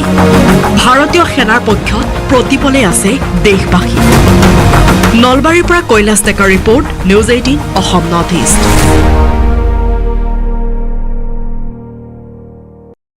22 এপ্ৰিলৰ পেহেলগাম কাণ্ড কেন্দ্ৰ কৰি ভাৰত আৰু পাকিস্তানৰ মাজৰ সংঘাতে এতিয়া যুদ্ধৰ ৰূপ ধাৰণ কৰিছে ধাৰাবাহিক আক্ৰমণ প্ৰত্যাক্ৰমণ চলিছে আৰু এনেকুৱা এটা পৰিস্থিতিত ভাৰত পাকৰ এই উত্তেজনাৰ মাজতে ভাৰতত চলি থকা 18 সংখ্যক IPLৰ বাকী থকা মেচসমূহ বাতিল কৰাৰ সিদ্ধান্ত লৈছে। ये BCCI ने निर्णय लिया है कि IPL को अभी फिलहाल 1 सप्ताह के लिए स्थगित किया गया है। उसके बाद जो स्थिति है उसका जायजा लेके सरकार से विचार विमर्श करके जो हमारे स्टेक होल्डर्स हैं, फ्रेंचाइजी और ब्रॉडकास्टर, सबसे बात करके नए शेड्यूल की घोषणा की जाएगी। হয়, BCCI সিদ্ধান্ত গ্ৰহণ কৰিছে বাকী থকা মেচসমূহ বা খেলসমূহ স্থগিত ৰখাৰ সিদ্ধান্ত গ্ৰহণ কৰা হৈছে। খেলুৱৈসকলৰ নিৰাপত্তাৰ প্ৰতি লক্ষ্য ৰাখি এই সিদ্ধান্ত গ্ৰহণ কৰিছে BCCI। IPL 2025ৰ বাকী থকা খেল বাতিল, নিৰাপত্তাৰ খাতিৰত বাতিল IPLৰ বাকী থকা খেলসমূহ। উল্লেখযোগ্য যে 18 সংখ্যক IPL মেচ অহা 25 মেত ফাইনেল অনুষ্ঠিত হোৱাৰ কথা আছিল কলকাতাত। কিন্তু শেহতীয়া পৰিস্থিতিৰ প্ৰতি লক্ষ্য ৰাখি BCCI সদৰি কৰিছে এই সিদ্ধান্তৰ কথা। উল্লেখযোগ্য যে এই যুদ্ধৰ মাজতে IPL মেচ চলি থকাৰ মাজতে ষ্টেডিয়াম উৰুৱাই দিয়াৰো ভাবুকি দিছিল কোনো অখ্যাত সন্ত্ৰাসবাদীয়ে। গতিকে বিভিন্ন দিশ চালি জাৰি চাই অৱশেষত BCCI ল'লে এই সিদ্ধান্ত। বিদেশী তাৰকা খেলুৱৈৰে সমৃদ্ধ প্ৰতিটো দল যি নেকি IPL, ইণ্ডিয়ান প্ৰিমিয়াৰ লীগৰ এই ৰোমাঞ্চকৰ মেচসমূহ সমগ্ৰ বিশ্বৰ দৰ্শকে উপভোগ কৰি আছে। ভাৰতত অনুষ্ঠিত হৈ থকা এই IPLৰ মেচসমূহক লৈ সমগ্ৰ বিশ্বজুৰি IPLৰ উন্মাদনা অব্যাহত আছিল। কিন্তু শেহতীয়াকৈ পেহেলগাম কাণ্ডৰ প্ৰতিশোধ কল্পে ভাৰতে অপাৰেশ্যন সিন্দুৰ আৰম্ভ কৰিলে আৰু তাৰ পিছত পাকিস্তানে যোৱা 8 মেত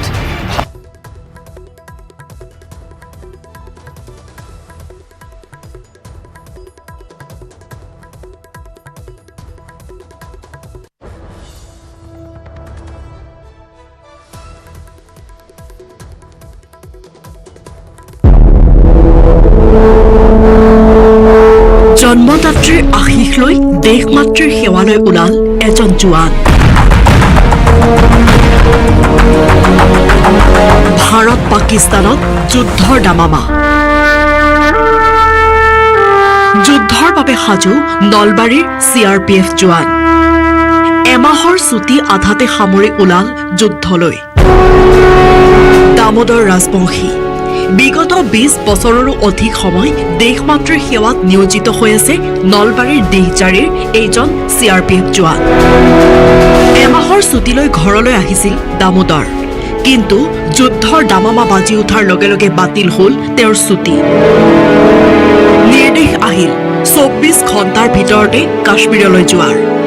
নিৰ্দেশ পোৱাৰ লগে লগে পলম নকৰি যুদ্ধলৈ বুলি ওলাল দামোদৰ ৰাজবংশী।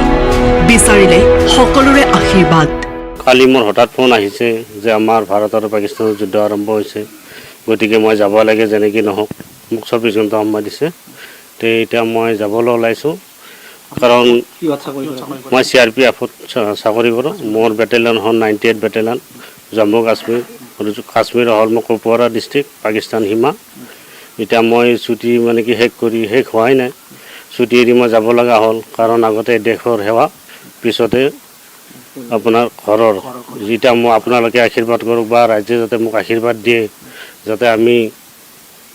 সমাজৰ বা দেশখনৰ হৈ যুঁজি যাতে দেশখনক উদ্ধাৰ কৰিব পাৰোঁ, আৰু মই অতি সোনকালে যাতে ঘৰলৈ ঘূৰি আহিব পাৰোঁ। মাতৃৰ আশীষ লৈ এইদৰে সামৰিক পোছাকতে দামোদৰ ওলাল কাশ্মীৰলৈ। অশ্ৰুসিক্ত নয়নেৰে পৰিয়ালে বিদায় দিলে দেশক সেৱা কৰিবলৈ। পত্নী, কন্যা, মাতৃয়ে আৱৰি থকা পৰিয়ালটোৰ সৈতে সময় কটাবলৈ আহি আধাতে সামৰিলে ছুটী। কাৰণ এওঁলোক হৈছে দেশৰ অতন্ত্ৰ প্ৰহৰী, যাৰ বাবে গৌৰৱান্বিত আমি প্ৰতিগৰাকী। নিপাত যাওক সন্ত্ৰাসবাদী, পেহেলগামৰ নিহতই পাওক শান্তি। ভাৰতীয় সেনাৰ পক্ষত প্ৰতিপলে আছে দেশবাসী। নলবাৰীৰ পৰা কৈলাশ ডেকাৰ report, News 18 Assam north east.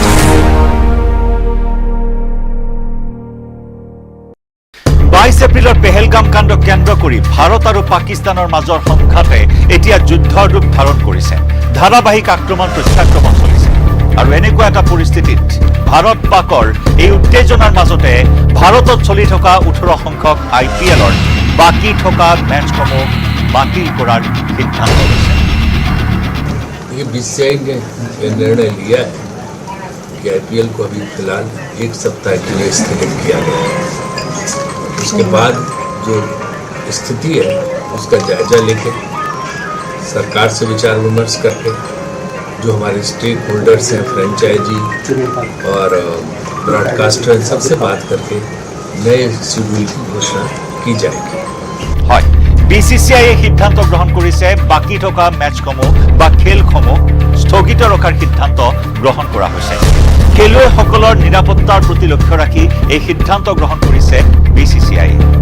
IPL 2025ৰ বাকী থকা খেল বাতিল, নিৰাপত্তাৰ খাতিৰত বাতিল IPLৰ বাকী থকা খেলসমূহ। উল্লেখযোগ্য যে 18 সংখ্যক IPL মেচ অহা 25 মেত ফাইনেল অনুষ্ঠিত হোৱাৰ কথা আছিল কলকাতাত। কিন্তু শেহতীয়া পৰিস্থিতিৰ প্ৰতি লক্ষ্য ৰাখি বিসিসিআইয়ে সদৰি কৰিছে এই সিদ্ধান্তৰ কথা। উল্লেখযোগ্য যে এই যুদ্ধৰ মাজতে IPL মেচ চলি থকাৰ মাজতে ষ্টেডিয়াম উৰুৱাই দিয়াৰো ভাবুকি দিছিল কোনো অখ্যাত সন্ত্ৰাসবাদীয়ে। গতিকে বিভিন্ন দিশ চালি জাৰি চাই অৱশেষত বিসিসিআইয়ে ল'লে এই সিদ্ধান্ত। বিদেশী তাৰকা খেলুৱৈৰে সমৃদ্ধ প্ৰতিটো দল, যি নেকি IPL, ইণ্ডিয়ান প্ৰিমিয়াৰ লীগৰ এই ৰোমাঞ্চকৰ মেচসমূহ সমগ্ৰ বিশ্বৰ দৰ্শকে উপভোগ কৰি আছে।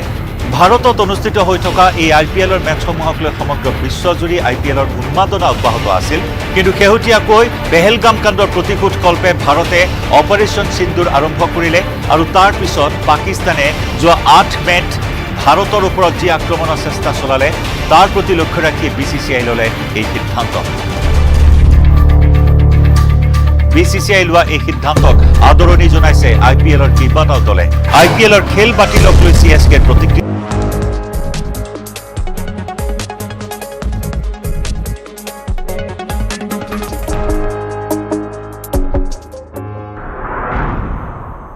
যুদ্ধবিৰতি হলেও ভাৰতীয় সেনাৰ অপাৰেশ্যন সিন্দুৰ থমকি ৰোৱা নাই। পাকিস্তানৰ লগতে বিশ্ববাসীক জনাই দিলে প্ৰধানমন্ত্ৰী নৰেন্দ্ৰ মোদীয়ে, সিপাৰৰ পৰা গুলী চলিলে ইপাৰৰ পৰা গোলা চলিব বুলি প্ৰধানমন্ত্ৰীৰ হুংকাৰ। সন্ত্ৰাসবাদীৰ যিকোনো কাৰ্যক যুদ্ধ বুলি গণ্য কৰিব ভাৰতে। ব্ৰহ্মছৰ প্ৰকোপত পাকিস্তান কঁপি উঠাৰ এদিন পিছতে ভাৰতত ব্ৰহ্মছ মিছাইল নিৰ্মাণৰ অত্যাধুনিক প্ৰকল্প মুকলি। নতুন যুগৰ ব্ৰহ্মছ ক্ৰুজ মিছাইল পূৰ্বতকৈ হ'ব অধিক ভয়াৱহ আৰু শক্তিশালী। ৰাফেল যুদ্ধ বিমানত এবাৰতে নিব পৰা হ'ব নতুন ব্ৰহ্মছ মিছাইল। লক্ষ্ণৌত ব্ৰহ্মছৰ নতুন প্ৰকল্প মুকলি কৰি ৰাজনাথ সিঙে পাকিস্তানক দিলে সতৰ্কবাণী। ভাৰতৰ ব্ৰহ্মাস্ত্ৰ ব্ৰহ্মছ মিছাইলৰ আক্ৰমণৰ পিছতে আঁঠু ল'লে সন্ত্ৰাসবাদীৰ সদাগৰ পাকিস্তানে। পাক সেনাৰ 9টা বিমান ঘাটি ধ্বংস কৰাৰ পিছতে যুদ্ধবিৰতিৰ বাবে কাকতি মিনতি পাকিস্তানৰ। 5 বজাত যুদ্ধবিৰতি ঘোষণা কৰি 8 বজাত পুনৰ সীমান্তৰে গুলীচালনা পাকিস্তানৰ। যুদ্ধবিৰতিক লৈ মিশ্ৰিত প্ৰতিক্ৰিয়াৰ মাজতে ভাৰত চৰকাৰে স্পষ্ট কৰিলে নিজৰ স্থিতি। কোনো দেশৰ মধ্যস্থতাত ভাৰতে ঘোষণা কৰা নাই যুদ্ধবিৰতি। ভাৰত পাকিস্তানৰ DGMO পৰ্যায়ত হোৱা আলোচনাৰ পিছতে হৈছে যুদ্ধবিৰতি। যুদ্ধবিৰতিত আমেৰিকাৰ কোনো অৱদান নাই বুলি কৰিলে স্পষ্ট। গুৱাহাটী মহানগৰীৰ বশিষ্ঠত নৃশংস হত্যাকাণ্ড। মাতৃ আৰু প্ৰেমিকে মিলি হত্যা কৰিলে 10 বছৰীয়া সন্তানক। বশিষ্ঠৰ হেমভাই আশ্ৰমৰ সন্মুখৰ ট্ৰলি বেগত ভৰাই পেলাই থৈ গ'ল শিশুটিৰ মৃতদেহ। আৰক্ষীৰ জালত হত্যাকাৰী মাতৃ আৰু প্ৰেমিক। পুৱা 8 বজাৰ পৰা 39টা কেন্দ্ৰত চলি আছে পঞ্চায়ত নিৰ্বাচনৰ ভোটগণনা। জিলা পৰিষদ, আঞ্চলিক পৰিষদ উভয়তে অধিকাংশতে বিজেপি প্ৰাৰ্থীৰ জয়লাভ। বহু আসনত আগবাঢ়ি আছে বিজেপি সমৰ্থিত প্ৰাৰ্থী।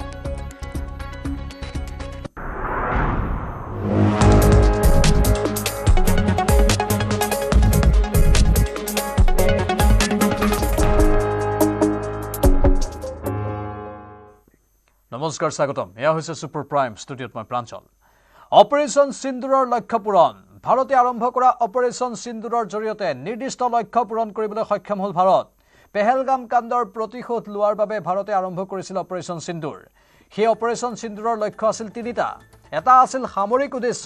দ্বিতীয়টো ৰাজনৈতিক আৰু তৃতীয়টো উদ্দেশ্য আছিল মনোবৈজ্ঞানিক। অপাৰেশ্যন সিন্দুৰৰ সামৰিক উদ্দেশ্য আছিল সন্ত্ৰাসবাদীৰ ঘাটি মাটিত মিহলাই দিয়া। প্ৰধানমন্ত্ৰী নৰেন্দ্ৰ মোদীয়ে ঘোষণা কৰাৰ দৰে অপাৰেশ্যন সিন্দুৰৰ জৰিয়তে সন্ত্ৰাসবাদী সংগঠন লস্কৰ ই তৈবা আৰু জেইছ-ই মহম্মদৰ পাকিস্তানত থকা ঘাটি ধ্বংস কৰি দিয়া হয়। পাকিস্তানৰ বহালপুৰ, মুৰিদকে আৰু মুজফ্ফৰাবাদত থকা সন্ত্ৰাসবাদীৰ ঘাটি ড্ৰোন আৰু মিছাইলেৰে মাটিত মিহলাই দিয়া হয় পাকিস্তানৰ বাহৱালপুৰত প্ৰথমটো টাৰ্গেট কৰে ভাৰতে এয়াৰ ষ্ট্ৰাইকত ধুলিসাৎ হৈ যায় জেইছ-ই মহম্মদৰ মুখ্য কাৰ্যালয় সুবহান আল্লাহ মছজিদ ভাৰতীয় বায়ুসেনাৰ দ্বিতীয় টাৰ্গেট লাহোৰৰ মুৰিদকে মুহূৰ্ততে ছাই হৈ গ'ল মুৰিদকেত থকা লস্কৰ-ই-তৈবাৰ মুখ্য কাৰ্যালয় পৰৱৰ্তী টাৰ্গেট আছিল শিয়ালকোটত থকা লস্কৰ-ই-তৈবাৰ চাৰ্জেল কেম্প চতুৰ্থটো আক্ৰমণৰ লক্ষ্য পাক অধিকৃত কাশ্মীৰৰ ভীমবেৰ বোমাৰ আঘাতত চাৰখাৰ বাৰ্নালাৰ মাৰ্কাছ আহলে হাদিথ ঘাটি পাক অধিকৃত কাশ্মীৰৰ কোটলিত পঞ্চমটো আঘাত কৰে ভাৰতে বোমাৰ আঘাতত নিমিষতে ছাই হৈ গ'ল নিয়ন্ত্ৰণ ৰেখাৰ 13 কিলোমিটাৰ নিলগত থকা লস্কৰ-ই-তৈবাৰ মাৰ্কাছ আব্বাছ ঘাটি ষষ্ঠটো আঘাতৰ লক্ষ্য আছিল পাকিস্তানৰ শিয়ালকোট হিজবুল মুজাহিদিনৰ ঘাটি মেহমুনা জয়া কেম্প উৰুৱাই পাঠানকোট বায়ুসেনাৰ ঘাটিত চলোৱা আক্ৰমণৰ যোগ্য প্ৰত্যুত্তৰ দিলে ভাৰতে শিয়ালকোটৰ এই ঘাটিৰ পৰা অহা হিজবুল মুজাহিদিনৰ সন্ত্ৰাসবাদীয়ে আক্ৰমণ চলাইছিল পাঠানকোটত সপ্তম আক্ৰমণৰ টাৰ্গেট পাক অধিকৃত কাশ্মীৰৰ সাৱাইনাল্লা কেম্প মুজফ্ফৰাবাদৰ এই কেম্পৰ পৰাই অহা সন্ত্ৰাসবাদীয়ে নৰসংহাৰ চলাইছিল পেহেলগামত বিগত বৰ্ষত সোনামাৰ্গ আৰু গুলমাৰ্গ আক্ৰমণতো জড়িত আছিল একেটা ঘাটিৰ সন্ত্ৰাসবাদী পাক অধিকৃত কাশ্মীৰৰ মুজফ্ফৰাবাদৰ জেইছ-ই মহম্মদৰ ঘাটি সিডনা বিলাল কেম্পো ধুলিসাৎ হৈ যায় এই ঘাটিত জেইছ সন্ত্ৰাসবাদীয়ে মজুত ৰাখিছিল অস্ত্ৰ শস্ত্ৰৰ লগতে বুজন পৰিমাণৰ গোলাবাৰুদ বায়ুসেনাৰ নৱম তথা অন্তিমটো আক্ৰমণৰ লক্ষ্য আছিল পাক অধিকৃত কাশ্মীৰৰ কোটলিৰ মাস্কৰ ৰাহিল চাহিদ গুলপুৰ ঘাটি নিয়ন্ত্ৰণ ৰেখাৰ মাত্ৰ 30 কিলোমিটাৰ নিলগত থকা এই ঘাটিৰ পৰাই 2024 চনত তীৰ্থযাত্ৰীৰ বাহনক টাৰ্গেট কৰিছিল সন্ত্ৰাসবাদীয়ে 2023 চনৰ পুঞ্চ আক্ৰমণতো জড়িত আছিল কোটলিৰ এই ঘাটি লস্কৰ-ই-তৈবাৰ সন্ত্ৰাসবাদী অপাৰেশ্যন সিন্দুৰৰ ৰাজনৈতিক উদ্দেশ্য আছিল সিন্ধু জল চুক্তি স্থগিত ৰখা অপাৰেশ্যন সিন্দুৰৰ সময়ছোৱাতেই স্থগিত ৰখা হয় সিন্ধু জল চুক্তি অপাৰেশ্যন সিন্দুৰৰ মনোবৈজ্ঞানিক উদ্দেশ্য আছিল ভাৰতে ঘৰলৈ গৈও মাৰিব পাৰে বুলি সন্ত্ৰাসবাদী আৰু ইয়াৰ পৃষ্ঠপোষকসকলক কামে কাজে জনাই দিয়া পাকিস্তান আৰু পাক অধিকৃত কাশ্মীৰত থকা সন্ত্ৰাসবাদীৰ 9টা ঘাটিত আক্ৰমণ চলাই ধ্বংস কৰি দিয়া হয় ভাৰতৰ ব্ৰহ্মাস্ত্ৰ ব্ৰহ্মোছৰ আঘাতত কঁপি উঠিল পাকিস্তানৰ বুকু পাৰমাণৱিক অস্ত্ৰ প্ৰয়োগৰ ভাবুকিটোক সেও নামানি ব্ৰহ্মোছৰ ব্ৰহ্ম আঘাতত পাকিস্তান চাৰখাৰ কৰাৰ দিশে আগবাঢ়িছিল ভাৰতীয় সেনা ব্ৰহ্মোছৰ মুখ্যম আঘাতৰ পূৰ্বেই অসহায় হৈ নেগুৰ পেলাবলৈ বাধ্য হ'ল পাকিস্তানে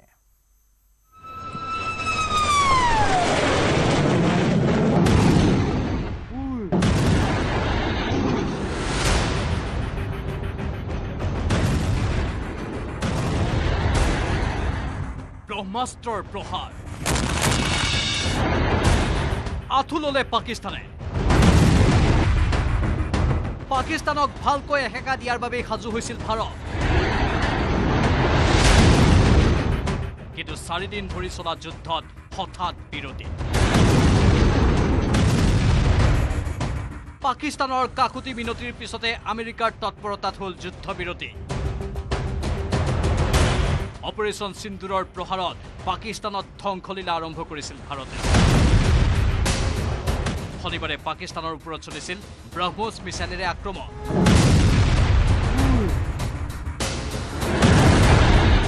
ব্ৰহ্মোছৰ লগতে হেমাৰ আৰু স্কাল্প মিছাইলেৰে ভাৰতৰ আক্ৰমণ ব্ৰহ্মোছৰ আক্ৰমণত ধ্বংস হয় পাকিস্তানৰ বায়ুসেনাৰ ঘাটি পাকিস্তানৰ মুঠ 9টা বায়ুসেনাৰ ঘাটি ধ্বংস কৰে ভাৰতে ভাৰতৰ ব্ৰহ্মাস্ত্ৰ ব্ৰহ্মোছৰ প্ৰকোপত কঁপি উঠিল পাকিস্তানৰ বুকু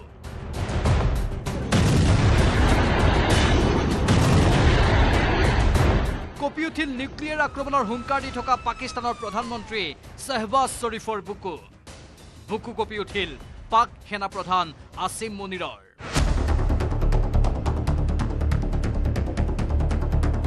লগতে প্ৰতিৰক্ষা মন্ত্ৰী খাৱাজা আসিফৰ আৰু বিদেশ মন্ত্ৰী ইছাক দাৰৰো বুকু কঁপি উঠিল ব্ৰহ্মোছৰ তাণ্ডৱ ব্ৰহ্মোছ হেমাৰ আৰু স্কাল্প মিছাইলেৰে ৰাৱালপিণ্ডিৰ বায়ুসেনাৰ বৃহৎ ঘাটিত প্ৰচণ্ড আক্ৰমণৰ পিছতে পাকিস্তানে আৰম্ভ কৰে যুদ্ধবিৰতিৰ বাবে কাকুতি মিনতি ভাৰতৰ পৰা আৰু ভয়ানক আক্ৰমণৰ আশংকা কৰি পাকিস্তানে লগে লগে আমেৰিকালৈ ফোন কৰে ভাৰতক ক্ষান্ত কৰিবলৈ আমেৰিকাই লগে লগে পাক সেনা প্ৰধান আসিম মুনিৰক দিয়ে আক্ৰমণ বন্ধৰ ধমকি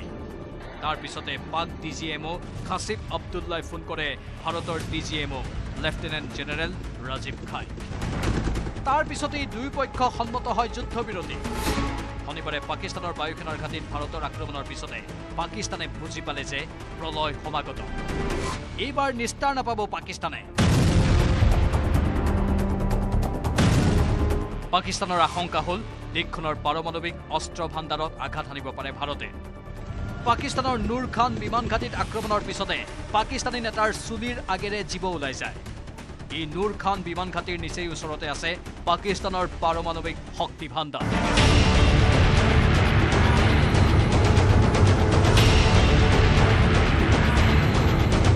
পাকিস্তানৰ 9টা বিমান ঘাটিত যি আক্ৰমণ ভাৰতে চলালে সেয়া দেখি আমেৰিকাৰ বুজিবলৈ বাকী নাথাকিল যে ইমানতে ভাৰতক ক্ষান্ত নকৰিলে দুই দেশৰ মাজত পাৰমাণৱিক যুদ্ধ হৈ যাব পাৰে।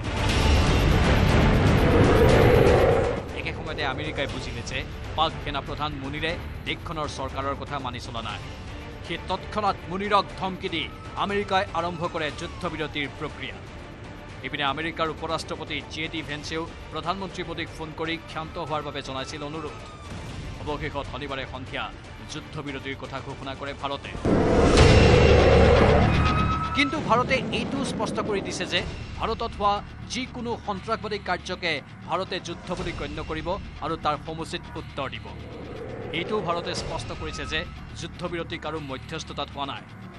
ভাৰতে এইটো স্পষ্ট কৰি দিছে দেশৰ সাৰ্বভৌমত্ব আৰু জনতাৰ ৰক্ষাৰ ক্ষেত্ৰত শত্ৰুক আক্ৰমণ বা প্ৰত্যাক্ৰমণৰ বাবে ভাৰতে কাৰো অনুমতিৰ বাবে অপেক্ষা নকৰে।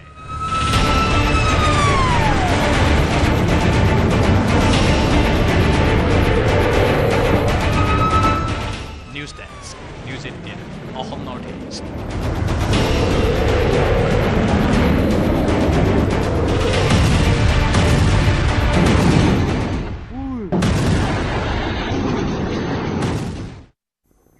ভাৰত পাকিস্তানৰ যুদ্ধবিৰতিৰ প্ৰক্ৰিয়াত হঠাতে কিয় চামিল হ'ল আমেৰিকা? এদিন আগলৈ ভাৰত আৰু পাকিস্তানৰ মাজত সংঘাত দুই দেশৰ আভ্যন্তৰীণ বিষয় বুলি কৈ থকা আমেৰিকাই কিয় চামিল হ'ব লগা হ'ল এই প্ৰক্ৰিয়াত? যুদ্ধবিৰতি প্ৰক্ৰিয়াত চামিল হোৱাই নহয়, অত্যুৎসাহী হৈ মাৰ্কিন ৰাষ্ট্ৰপতি ডোনাল্ড ট্ৰাম্পে ছ'চিয়েল মিডিয়া যোগে ঘোষণা কৰে ভাৰত আৰু পাকিস্তানৰ যুদ্ধবিৰতিৰ কথা। ভাৰতে পাকিস্তানৰ বায়ুসেনা বাহিনীৰ 9টাকৈ এয়াৰবেছ ধ্বংস কৰি দিয়াৰ পিছত ভয়ত তত নোহোৱা হৈ পৰে পাকিস্তানৰ। লগে লগে চীন আৰু আমেৰিকাৰ শৰণাপন্ন হয় পাকিস্তান। অকল সেয়াই নহয়, পশ্চিমৰ সংবাদ মাধ্যমৰ জৰিয়তে এটা কথা উলিয়াই দিয়ে যে পাকিস্তানে ভাৰতৰ বিৰুদ্ধে পাৰমাণৱিক অস্ত্ৰ ব্যৱহাৰ কৰিব। তাৰ সমান্তৰালভাৱে পাকিস্তানে আৰু এটা কথা উলিয়াই শুকুৰবাৰে পাকিস্তানে পাৰমাণৱিক অস্ত্ৰ কমিটিৰ বৈঠকৰ আহ্বান কৰিছে। সেই কথাও পশ্চিমৰ সংবাদ মাধ্যমত প্ৰকাশ পোৱাত প্ৰচণ্ড চাপৰ সন্মুখীন হয় আমেৰিকাকে ধৰি পাৰমাণৱিক অস্ত্ৰ সম্পন্ন দেশসমূহ। লগে লগে আমেৰিকাই ভাৰত আৰু পাকিস্তানৰ সৈতে যোগাযোগ কৰি সংঘাত স্তিমিত কৰিবলৈ আহ্বান জনায়। শনিবাৰে দিনৰ দিনটো এই ক্ষেত্ৰত সক্ৰিয় হৈ থাকে আমেৰিকা। আৰু এদিন আগলৈ আমেৰিকাৰ উপৰাষ্ট্ৰপতি JD ভেন্সে কৈছিল যে ভাৰত আৰু পাকিস্তানৰ মাজৰ সংঘাত দুই দেশৰ আভ্যন্তৰীণ বিষয়, তাত কোনো কাৰণতে মূৰ গুজিব নোখোজে আমেৰিকাই। মাৰ্কিন সংবাদ মাধ্যমত দিয়া এটা সাক্ষাৎকাৰত এই কথা কৈছিল মাৰ্কিন উপৰাষ্ট্ৰপতিগৰাকীয়ে।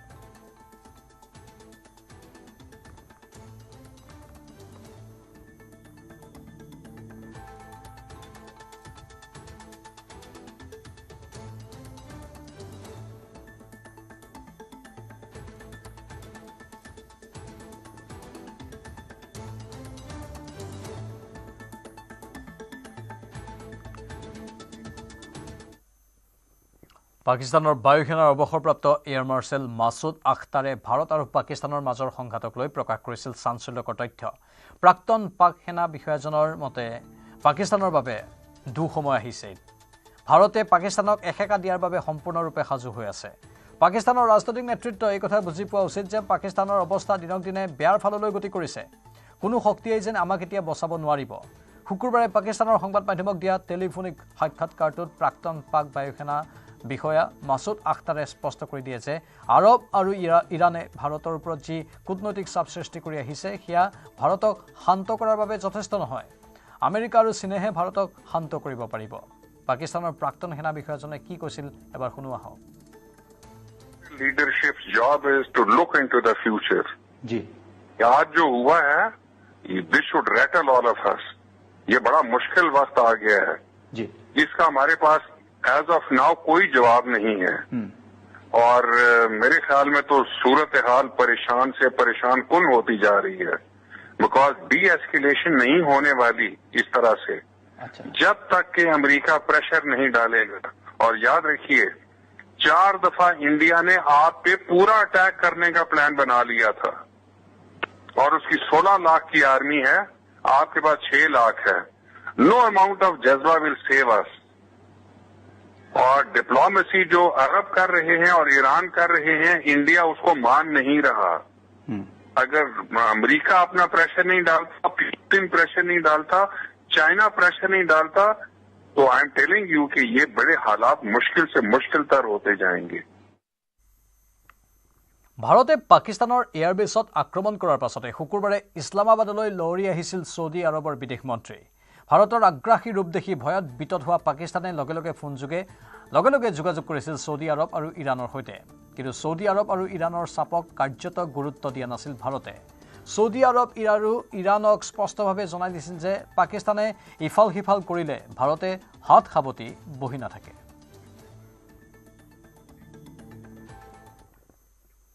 তুৰ্কী আৰু আজাৰবাইজান বিপদৰ সময়ত ভাৰতক পিঠি দিয়া দেশ এই দুখন। পাকিস্তানৰ প্ৰতি তুৰ্কী আৰু আজাৰবাইজান আগবঢ়াইছিল পূৰ্ণ সমৰ্থন। 2023 চনত ভূঁইকঁপত বিধ্বস্ত হৈ পৰিছিল তুৰ্কী। যি বিধ্বস্ত তুৰ্কীক সেই সময়ত সাহায্য আগবঢ়োৱা প্ৰথমখন দেশেই আছিল ভাৰত। কিন্তু সেই তুৰ্কীয়ে পাকিস্তানৰ স্বাৰ্থত বিশ্বাসঘাতকতা কৰে ভাৰতক। সহায় কৰা ভাৰতকে ধৰাশায়ী কৰিবলৈ ড্ৰোন পঠিয়াই দিয়ে পাকিস্তানক। আনহাতে আজাৰবাইজানেও প্ৰতি সময়তে পাকিস্তানৰ ৰক্ষকৰ দৰে থিয় দিয়া দেখা যায়। এই দুয়োখন দেশৰ পৰ্যটনো চহকী কৰি আছে ভাৰতে। এই দেশৰ বহুখিনি ৰাজহ সংগ্ৰহ হয় ভাৰতৰ ৰাইজৰ টকাৰে। কিন্তু উপকাৰীক অজগৰে খোৱাৰ দৰে এই দুই দেশে নিজৰ দুমুখীয়া চৰিত্ৰ দেখুৱালে ভাৰতৰ সংকটৰ সময়ত। বছৰি প্ৰায় 3 লাখ ভাৰতীয় লোক এই দুই দেশলৈ যায় ফুৰিবলৈ, অৱসৰ বিনোদন কৰিবলৈ। লাখ লাখ টকা দুই দেশে উপাৰ্জন কৰে ভাৰতৰ পৰা। কিন্তু পাকিস্তানক সহায় কৰি যেন এতিয়া আৰ্থিক সংকটৰ সন্মুখীন হোৱা উপক্ৰম হৈছে এই দুই দেশ। কাৰণ ভাৰতৰ কেইবাটাও মুখ্য ট্ৰেভেল এজেন্সিয়ে তুৰ্কী আৰু আজাৰবাইজানৰ ট্ৰেভেল পেকেজ স্থগিত ৰাখিছে। পাকিস্তানক সহায় কৰাৰ ফল এতিয়া হাতে হাতে পাব তুৰ্কী আৰু আজাৰবাইজানে।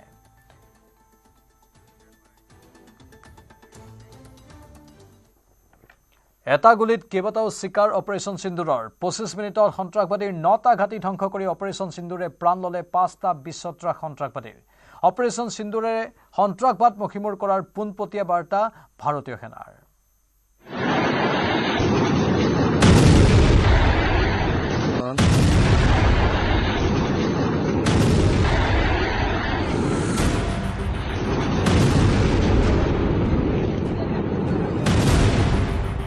অপাৰেশ্যন সিন্দুৰ মাত্ৰ এটা আক্ৰমণ নহয়, এইটো আছিল বৰ্বৰ সন্ত্ৰাসবাদীক এক সমুচিত প্ৰত্যুত্তৰ।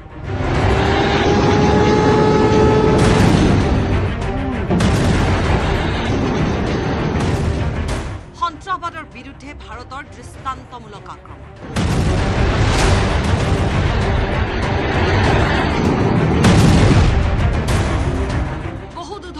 সন্ত্ৰাসবাদীক একেলগে নিপাত, পাকিস্তানৰ ভিতৰত সঠিক টাৰ্গেটত আঘাত।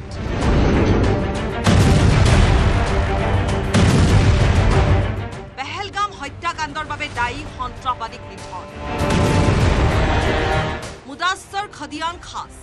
অৰ্থাৎ আবু জুন্দাল লস্কৰী তৈবাৰ মুখ্য অপাৰেটিভ মুৰিদকে।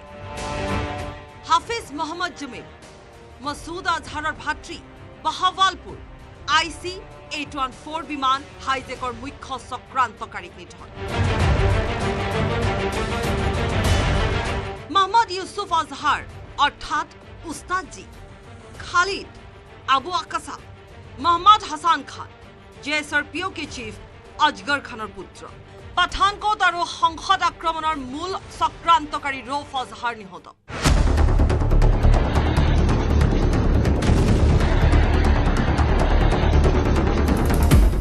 26/11 মুম্বাই আক্ৰমণৰ প্ৰশিক্ষণ শিবিৰ সম্পূৰ্ণ ধ্বংস। আজমল কাছাব, ডেভিড হেডলিৰ দৰে হত্যাকাৰী গঢ় দিয়া সন্ত্ৰাসবাদী ঘাটি এতিয়া চাই। পুৰণি আঘাত, নতুন প্ৰতিকাৰ। ডেনিয়েল পাৰ্ল হত্যাৰ সৈতে জড়িত নেটৱৰ্ক ধ্বংস। JSR আৰু আল কায়দাৰ সংযুক্ত ঘাটি ধ্বংস বিশ্বলৈ বাৰ্তা নো মোৰ সেফ হেভেন ফৰ টেৰৰিষ্ট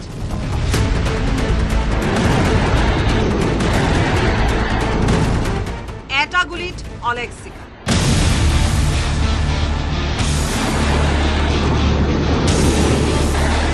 পাঁচতকৈ অধিক শীৰ্ষ সন্ত্ৰাসবাদীৰ মৃত্যু নতকৈ অধিক সন্ত্ৰাসবাদী কেম্প ধ্বংস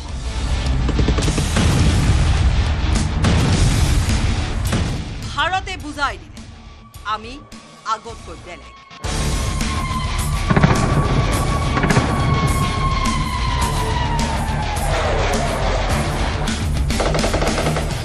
news desk report news 18 Assam north east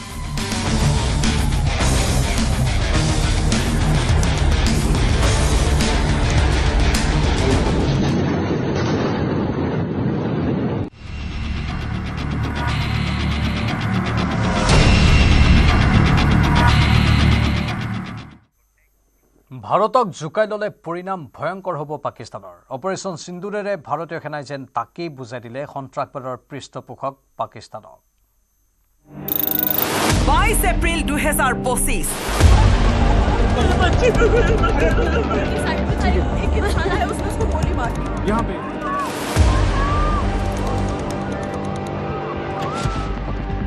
Jammu কাশ্মীৰৰ পেহেলগামত সংঘটিত সন্ত্ৰাসবাদীৰ নিৰ্মম আক্ৰমণত 26 জন নিৰীহ পৰ্যটক নিহত হোৱাৰ পিছত ভাৰতীয় সেনাই আৰম্ভ কৰে অপাৰেশ্যন সিন্দুৰ নামেৰে সুনিৰ্দিষ্ট আৰু সুপৰিকল্পিত অভিযান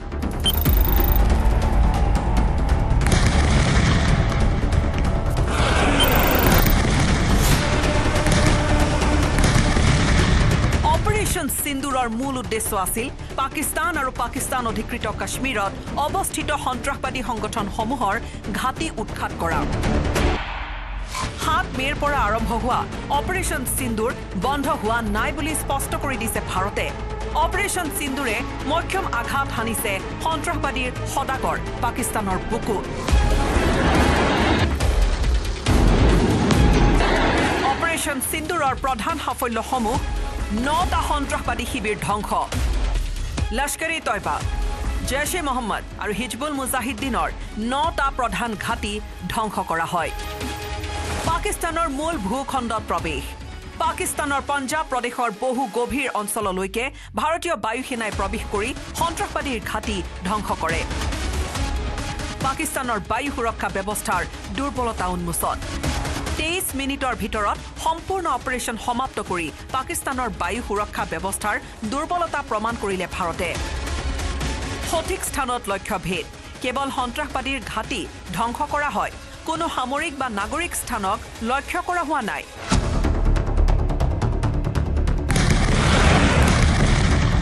অপাৰেশ্যনত বহু প্ৰধান সন্ত্ৰাসবাদী নেতা নিহত হয়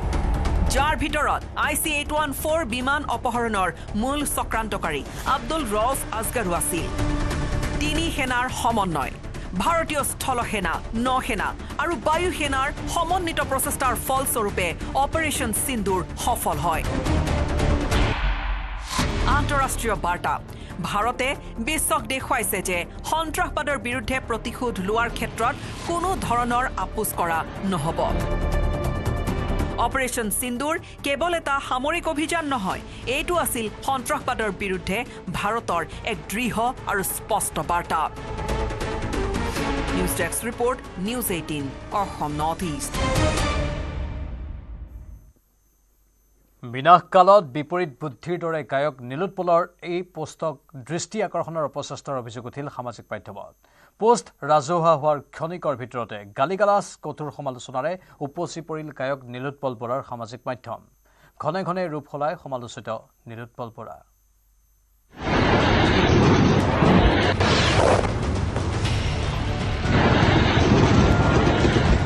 চৰাই মৰে ৰৈ মানুহ মৰে কৈ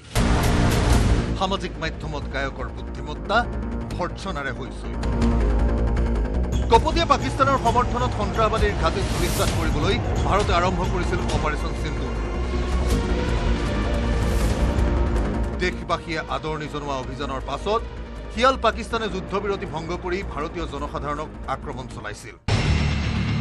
সন্ত্ৰাসবাদীক তোপ কৰিবলৈ নিদিয়া পাকিস্তানে যুদ্ধবিৰতি উলংঘা কৰাৰ পাছতে ভাৰতেও দিছিল সমুচিত প্ৰত্যুত্তৰ চেগা চৰুকাকৈ চলি থকা যুদ্ধ সদৃশ পৰিস্থিতিত ভাৰতীয় সেনাৰ বিজয় কামনা সমগ্ৰ দেশত তাৰ মাজতে ভাৰত বিৰোধী শক্তিক সমৰ্থন জনোৱাৰ বাসনাৰে পুষ্ট অসমীয়া গায়ক নীলোৎপল বৰাৰ যুদ্ধবিৰোধিতাৰে সামাজিক মাধ্যমত মন্তব্য গানেৰে জনতাৰ বুকুত ঘৰ সজা নীলোৎপলক মুহূৰ্ততে বুকুৰ ঘৰৰ পৰা বাহিৰ কৰি দিলে সংবেদনশীল নেটিজেনে বিনাশকালত বিপৰীত বুদ্ধিৰ দৰে গায়ক নীলোৎপলৰ এই পোষ্টক দৃষ্টি আকৰ্ষণৰ অপচেষ্টাৰ অভিযোগ উঠিল সামাজিক মাধ্যমত পোষ্ট ৰাজহুৱা হোৱাৰ ক্ষণিকৰ ভিতৰতে গালি গালাজ কঠোৰ সমালোচনাৰে উপচি পৰিল গায়ক নীলোৎপল বৰাৰ সামাজিক মাধ্যম শিল খাবলৈ নাপাই অৰু তললৈ যোৱাৰ দৰে কাণ্ড কৰা গায়ক নীলোৎপলে 2-3 ঘণ্টাৰ ভিতৰতে গোটালে প্ৰায় 1000 মান গালি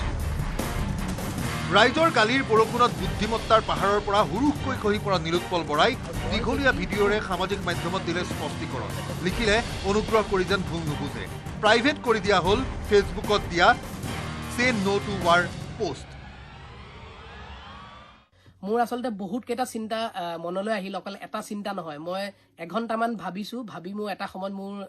ব্ৰেইনটোৱে কাম কৰা নাই তাৰপিছত মই সে নো টু ৱাৰ বুলি লিখি দিলোঁ মোৰ যদি ক'ৰবাত ভুল হ'ল আপোনালোকে শুধৰাই দিব আৰু মোক ক্ষমা কৰি দিব যদি মই ভুল কৰিছোঁ আৰু যদি আগন্তুক সময়ত মই কোৱা কথাখিনি যদি সকলোৱে অনুভৱ কৰে যে নীলোৎপলে ঠিকেই কৈছিলে তেতিয়া মই আজি প্ৰাইভেট কৰি থোৱা পোষ্টটো মই আপোনালোকৰ মাজলৈ আকৌ উলিয়াই দিম স্পৰ্শকাতৰ সময়ত সংবেদনশীল ভাৰতীয়ক আঘাত কৰি অনুতাপ কৰাৰ পৰিৱৰ্তে গায়ক ব্যস্ত নিজৰ পোষ্টৰ ন্যায় প্ৰদান কৰাত বহুতে সামাজিক মাধ্যমত ক'লে সে নো টু নীলোৎপল কাকতলীয়াভাৱে আমেৰিকাৰ ৰাষ্ট্ৰপতিয়ে অনাধিকাৰ হস্তক্ষেপেৰে সামাজিক মাধ্যমত জনালে যুদ্ধবিৰতিৰ বাবে সাজু ভাৰত পাকিস্তান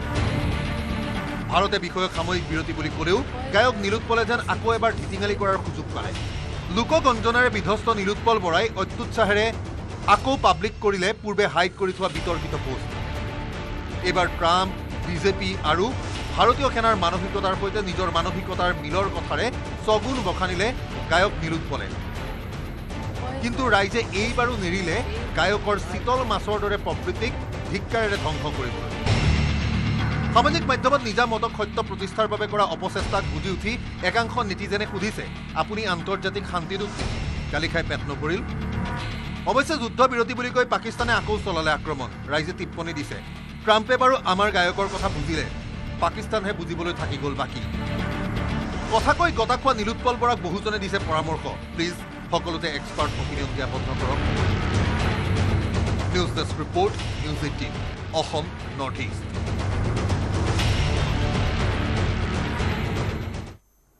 ভাৰত আৰু পাকিস্তানৰ মাজত উত্তেজনাময় পৰিস্থিতি কিছু হাম কটাৰ পিছতে বন্ধ হৈ থকা IPL মেটছসমূহ পুনৰ অনুষ্ঠিত হ'ব সকলো ঠিকে থাকিলে অহা 17 মে'ৰ পৰা IPL মেটছ পুনৰ আৰম্ভ হোৱাৰ সম্ভাৱনা আছে ভাৰত পাকিস্তানৰ মাজত যুদ্ধবিৰতি কাৰ্যকৰী হোৱাৰ পাছতেই এতিয়া ক্ৰিকেট প্ৰেমীৰ মাজত প্ৰশ্ন পুনৰ অনুষ্ঠিত হ'বনে IPL ভাৰত পাকিস্তানৰ মাজত সংঘাতৰ বাবে অনিৰ্দিষ্ট কাললৈ পিছুৱাই দিয়া হৈছিল IPLৰ খেলখন কিন্তু যুদ্ধবিৰতি কাৰ্যকৰী হোৱাৰ পাছতেই BCCI বাকি থকা খেলসমূহ পুনৰ অনুষ্ঠিত কৰিবলৈ যুঁজা চলাইছে অনুষ্ঠিত কৰিছে ইখনৰ পিছত সিখন বৈঠক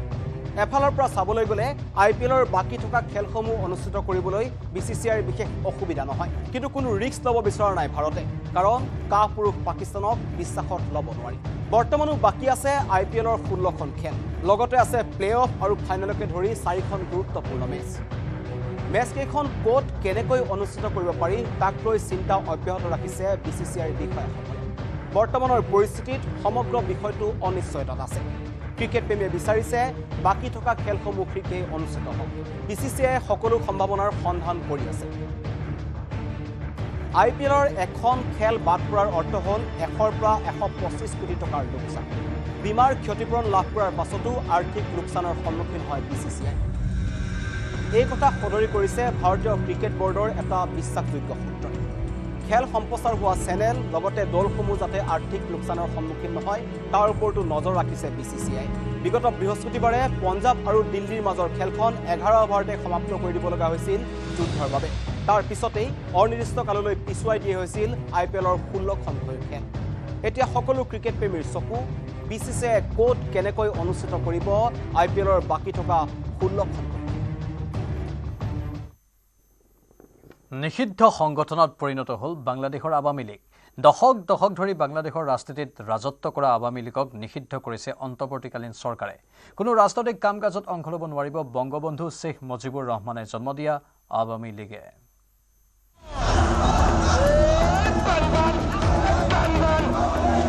নিষিদ্ধ হ'ল বাংলাদেশৰ আৱামী লীগ। ৰাজনীতিত অংশ ল'ব নোৱাৰিব আৱামী লীগে। শীঘ্ৰেই শ্বেখ হাছিনাকো ঘূৰাই অনাৰ চেষ্টা দেশলৈ।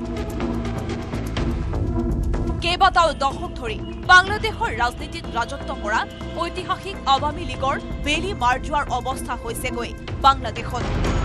অন্তৰ্বৰ্তীকালীন চৰকাৰৰ এক সিদ্ধান্ত অনুসৰি এতিয়াৰে পৰা কোনো ধৰণৰ ৰাজনৈতিক কামত অংশগ্ৰহণ কৰিব নোৱাৰিব বংগবন্ধু শ্বেখ মুজিবুৰ ৰহমানে জন্ম দিয়া আৱামী লীগে। সম্পূৰ্ণৰূপে দলটোক নিষিদ্ধ কৰা হৈছে বাংলাদেশত। কেইবাটাও দশক ইতিহাসৰ অন্যতম সাক্ষী আৱামী লীগ। 1971 চনৰ স্বাধীনতাৰ পূৰ্বেই জন্ম হৈছিল আৱামী লীগৰ। বংগবন্ধু শ্বেখ মুজিবুৰ ৰহমানে জন্ম দিয়া দলটো এতিয়া বাংলাদেশৰ এটা নিষিদ্ধ সংগঠনত পৰিণত হ'ল। আৱামী লীগৰ সকলো কাৰ্যসূচীত চৰকাৰৰ নিষেধাজ্ঞা। বিগত কেইবাদিনো ধৰি আৱামী লীগক নিষিদ্ধ কৰিবলৈ বাংলাদেশত হৈছিল প্ৰতিবাদ। ছাত্ৰ জনতাৰ প্ৰতিবাদৰ পাছতে অন্তৰ্বৰ্তীকালীন চৰকাৰৰ এখন জৰুৰী বৈঠকত লোৱা হৈছিল এই সিদ্ধান্ত। আৱামী লীগৰ নেতা সদস্যৰ বিৰুদ্ধে ইতিমধ্যেই আন্তৰ্জাতিক অপৰাধ আদালতত চলি আছে গোচৰ। অভিযুক্ত নেতাসকলৰ বিচাৰ প্ৰক্ৰিয়া সম্পন্ন নোহোৱা পৰ্যন্ত বাংলাদেশৰ নিৰাপত্তা আৰু সাৰ্বভৌমত্ব ৰক্ষা কৰাৰ বাবে নিষিদ্ধ কৰা হৈছে দলটোক। কেইবাটাও গুৰুতৰ অভিযোগ অনা হৈছিল আৱামী লীগৰ নেতা কৰ্মীৰ বিৰুদ্ধে। আন্তর্জাতিক অপরাধ ট্রাইব্যুনাল কোন রাজনৈতিক দল তার অঙ্গ সংগঠন বা সমর্থক গোষ্ঠীকে শাস্তি দিতে পারবে। বাংলাদেশের আওয়ামী লীগ ও তার নেতাদের বিচার কার্য সম্পন্ন না হওয়া পর্যন্ত দেশের নিরাপত্তা ও সার্বভৌমত্ব রক্ষা, জুলাই আন্দোলনের নেতাকর্মীদের নিরাপত্তা এবং আন্তর্জাতিক অপরাধ ট্রাইব্যুনালের বাদী ও সাক্ষীদের সুরক্ষার জন্য সন্ত্রাস বিরোধী আইনের অধীনে সাইবার স্পেস সহ আওয়ামী লীগের যাবতীয় কার্যক্রম নিষিদ্ধ করার সিদ্ধান্ত গ্রহণ করা হয়েছে। গণহত্যাকাৰী ফেচিবাদী আখ্যা দিয়া আৱামী লীগক নিষিদ্ধ ঘোষণা কৰাৰ পাছতে আনন্দৰ ঢল বৈছে বাংলাদেশত। ছাত্ৰ আন্দোলনকাৰী সকলোৱে শ্লোগান দিয়ে বাংলাদেশৰ ৰাজপথত অনন্য পৰিৱেশৰ সৃষ্টি কৰে। ইফালে ভাৰতত আশ্ৰয় লৈ থকা প্ৰাক্তন প্ৰধানমন্ত্ৰী শ্বেখ হাছিনাক ঘূৰাই আনিবলৈ ইণ্টাৰপলৰ ওচৰত আৰ্জি দাখিল কৰিছে চৰকাৰে। ইণ্টাৰপলে আন্তৰ্জাতিক আইন অনুসৰি সকলো চালিজাৰি চোৱাৰ পাছতহে ব্যৱস্থা গ্ৰহণ কৰে। গতিকে বাংলাদেশ চৰকাৰৰ আৰ্জিক কি ধৰণে লয় ইণ্টাৰপলে সেয়া অনুমান কৰিব পৰা নাযায়। কিন্তু বাংলাদেশৰ মুক্তি আন্দোলনৰ সময়তে গঠন হোৱা আৱামী লীগৰ নিষেধাজ্ঞাই ইতিহাসৰ এটা পৃষ্ঠা যে বন্ধ হৈ পৰিল সেয়া নিশ্চিত হ'ল। Bureau' report news 18 Assam north east. Super প্ৰাইমত এইখিনিতে সময় বাণিজ্যিক বিৰতিৰ।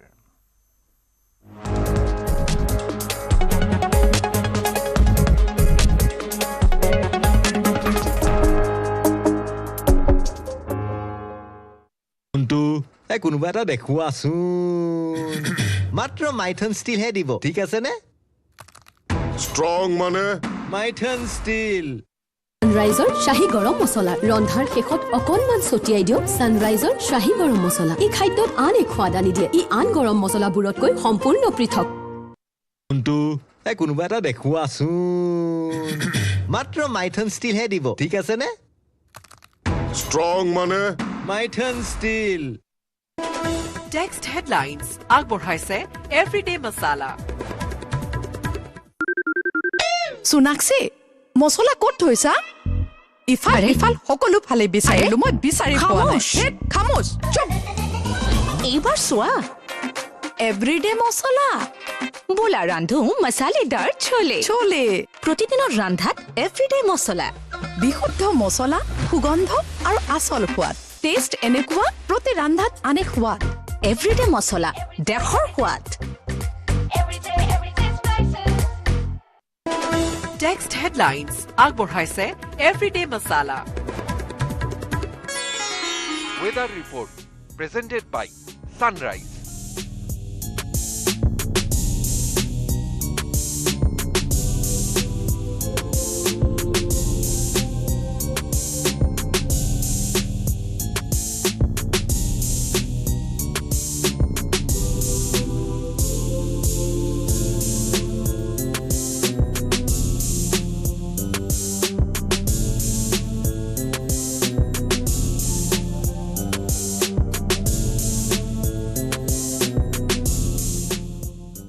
Weather report presented by Sunrise. কোনটো কোনোবা এটা দেখুৱাচোন মাত্ৰ মাইথন ষ্টিল হে দিব ঠিক আছে নে ষ্ট্ৰং মানে মাইথন ষ্টিল জন্মদাত্ৰীৰ আশীষ লৈ দেশমাতৃৰ সেৱালৈ ওলাল এজন জোৱান ভাৰত পাকিস্তানত যুদ্ধৰ দামামা যুদ্ধৰ বাবে সাজু নলবাৰীৰ CRPF জোৱান এমাহৰ ছুটি আধাতে সামৰি ওলাল যুদ্ধলৈ দামোদৰ ৰাজবংশী বিগত 20 বছৰৰো অধিক সময় দেশমাতৃৰ সেৱাত নিয়োজিত হৈ আছে নলবাৰীৰ দিহজাৰীৰ এইজন CRPF জোৱান এমাহৰ ছুটিলৈ ঘৰলৈ আহিছিল দামোদৰ কিন্তু যুদ্ধৰ দামামা বাজি উঠাৰ লগে লগে বাতিল হ'ল তেওঁৰ ছুটি নিৰ্দেশ আহিল 24 ঘণ্টাৰ ভিতৰতে কাশ্মীৰলৈ যোৱাৰ নিৰ্দেশ পোৱাৰ লগে লগে পলম নকৰি যুদ্ধলৈ বুলি ওলাল দামোদৰ ৰাজবংশী বিচাৰিলে সকলোৰে আশীৰ্বাদ কালি মোৰ হঠাৎ ফোন আহিছে যে আমাৰ ভাৰত আৰু পাকিস্তানৰ যুদ্ধ আৰম্ভ হৈছে গতিকে মই যাব লাগে যেনেকৈ নহওক মোক 24 ঘণ্টা সময় দিছে তে এতিয়া মই যাবলৈ ওলাইছোঁ কাৰণ মই CRPFত চাকৰি কৰোঁ মোৰ বেটেলিয়ন হ'ল 98 বেটেলিয়ন জম্মু কাশ্মীৰ হ'ল মোৰ কুপৱাৰা ডিষ্ট্ৰিক্ট পাকিস্তান সীমা এতিয়া মই ছুটি মানে কি শেষ হোৱাই নাই ছুটি এৰি মই যাব লগা হ'ল কাৰণ আগতে দেশৰ সেৱা পিছতে আপোনাৰ ঘৰৰ যেটা মই আপোনালোকে আশীৰ্বাদ কৰক বা ৰাজ্যে যাতে মোক আশীৰ্বাদ দিয়ে যাতে আমি সমাজৰ বা দেশখনৰ হয় যুঁজি যাতে দেশখনক উদ্ধাৰ কৰিব পাৰোঁ আৰু মই অতি সোনকালে যাতে ঘৰলৈ ঘূৰি আহিব পাৰোঁ মাতৃৰ আশীষ লৈ এইদৰে সামৰিক পোছাকতে দামোদৰ ওলাল কাশ্মীৰলৈ অশ্ৰুসিক্ত নয়নেৰে পৰিয়ালে বিদায় দিলে দেশক সেৱা কৰিবলৈ পত্নী কন্যা মাতৃয়ে আৱৰি থকা পৰিয়ালটোৰ সৈতে সময় কটাবলৈ আহি আধাতে সামৰিলে ছুটি কাৰণ এওঁলোক হৈছে দেশৰ অতন্ত্ৰ প্ৰহৰী যাৰ বাবে গৌৰৱান্বিত আমি প্ৰতিগৰাকী নিপাত যাওক সন্ত্ৰাসবাদী পেহেলগামৰ নিহতই পাওক শান্তি ভাৰতীয় সেনাৰ পক্ষত প্ৰতিপলে আছে দেশবাসী নলবাৰীৰ পৰা কৈলাশ ডেকাৰ report News 18 Assam north east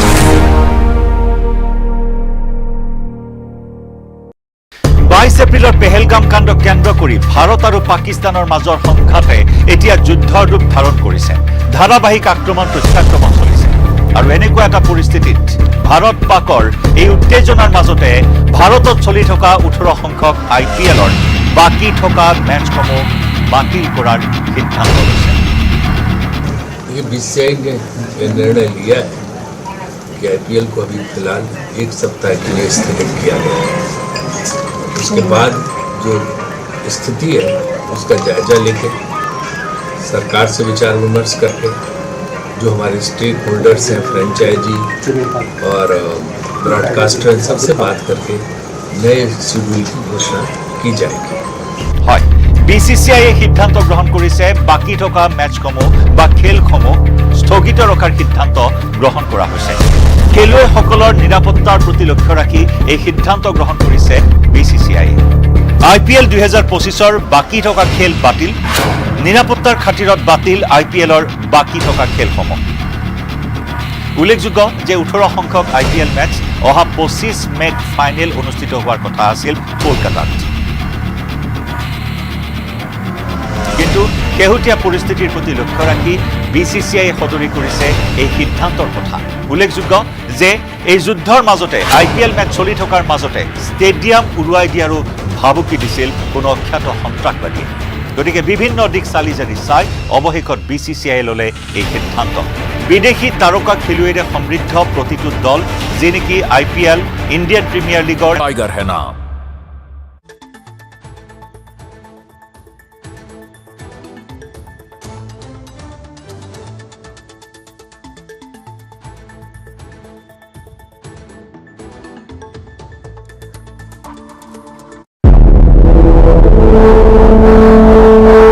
জন্মদাত্ৰীৰ আশীষ লৈ দেশমাতৃৰ সেৱালৈ ওলাল এজন জোৱান ভাৰত পাকিস্তানত যুদ্ধৰ দামামা যুদ্ধৰ বাবে সাজু নলবাৰীৰ CRPF জোৱান এমাহৰ ছুটি আধাতে সামৰি ওলাল যুদ্ধলৈ দামোদৰ ৰাজবংশী বিগত 20 বছৰৰো অধিক সময় দেশমাতৃৰ সেৱাত নিয়োজিত হৈ আছে নলবাৰীৰ দিহজাৰীৰ এইজন CRPF জোৱান এমাহৰ ছুটিলৈ ঘৰলৈ আহিছিল দামোদৰ কিন্তু যুদ্ধৰ দামামা বাজি উঠাৰ লগে লগে বাতিল হ'ল তেওঁৰ ছুটি নিৰ্দেশ আহিল 24 ঘণ্টাৰ ভিতৰতে কাশ্মীৰলৈ যোৱাৰ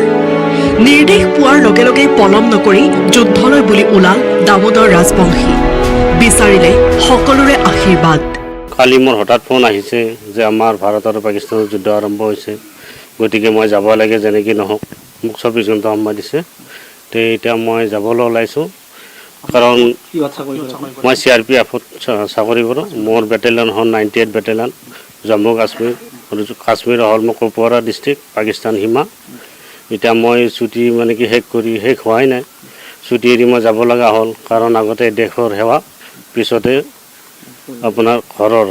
যেটা মই আপোনালোকে আশীৰ্বাদ কৰক বা ৰাজ্যে যাতে মোক আশীৰ্বাদ দিয়ে যাতে আমি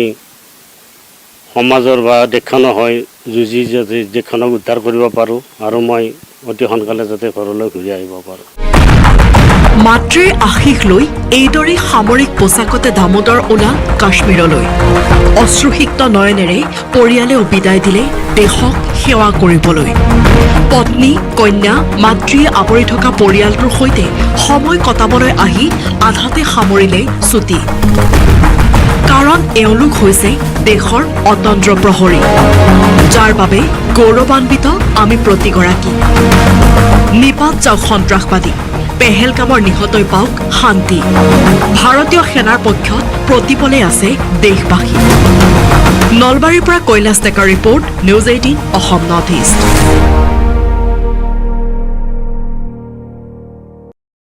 22 এপ্ৰিলৰ পেহেলগাম কাণ্ড কেন্দ্ৰ কৰি ভাৰত আৰু পাকিস্তানৰ মাজৰ সংঘাতে এতিয়া যুদ্ধৰ ৰূপ ধাৰণ কৰিছে ধাৰাবাহিক আক্ৰমণ প্ৰত্যাক্ৰমণ চলিছে আৰু এনেকুৱা এটা পৰিস্থিতিত ভাৰত পাকৰ এই উত্তেজনাৰ মাজতে ভাৰতত চলি থকা 18 সংখ্যক IPLৰ বাকি থকা মেচসমূহ বাতিল কৰাৰ সিদ্ধান্ত লৈছে ये BCCI ने निर्णय लिया है कि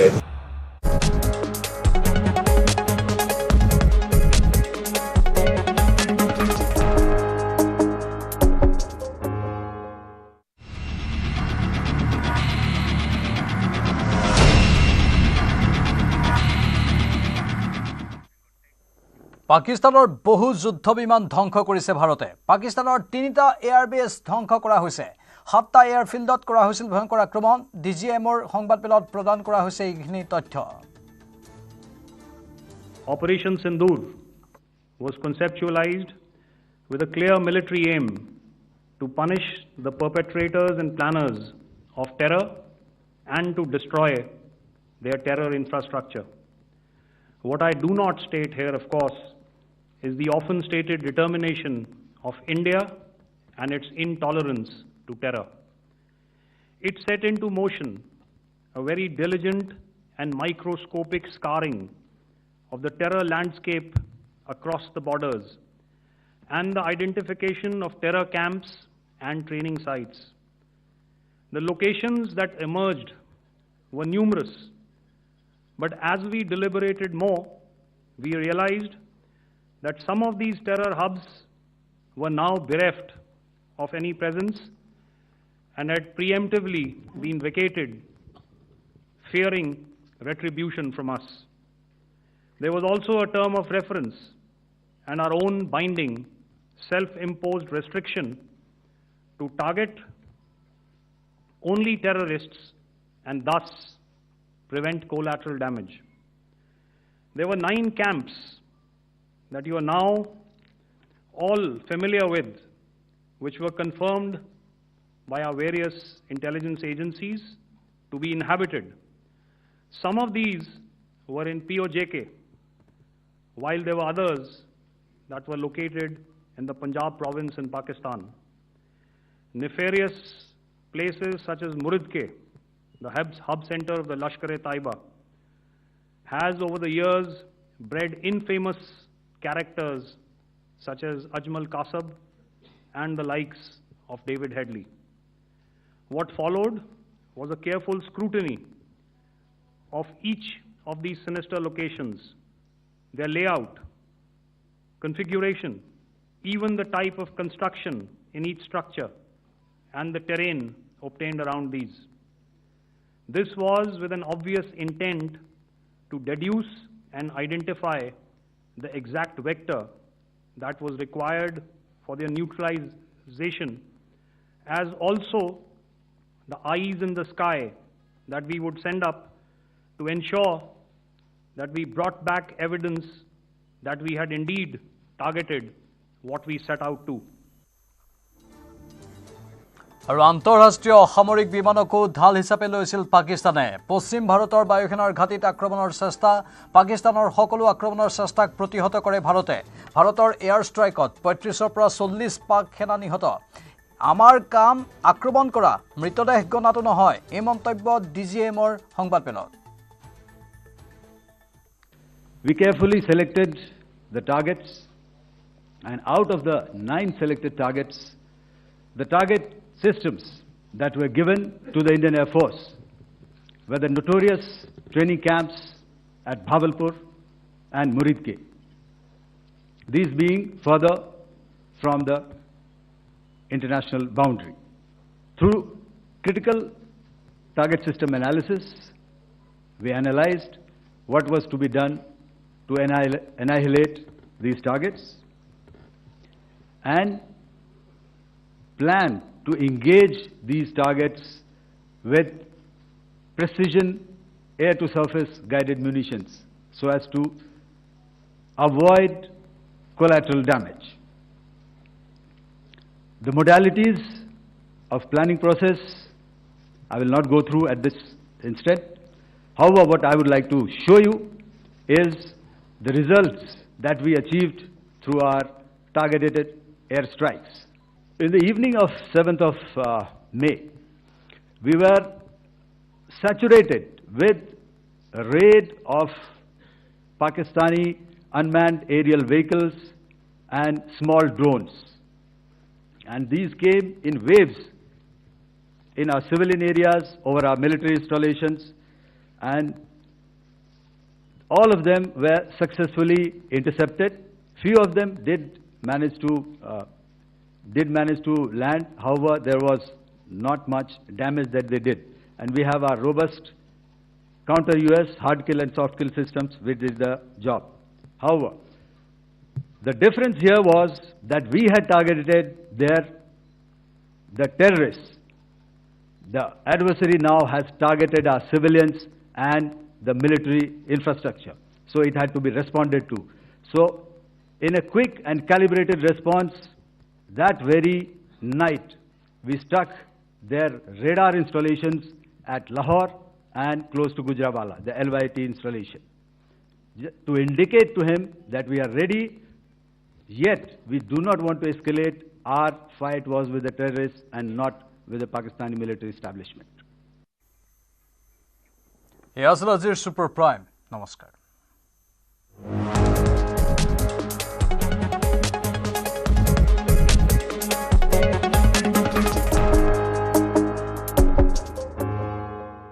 কোনটো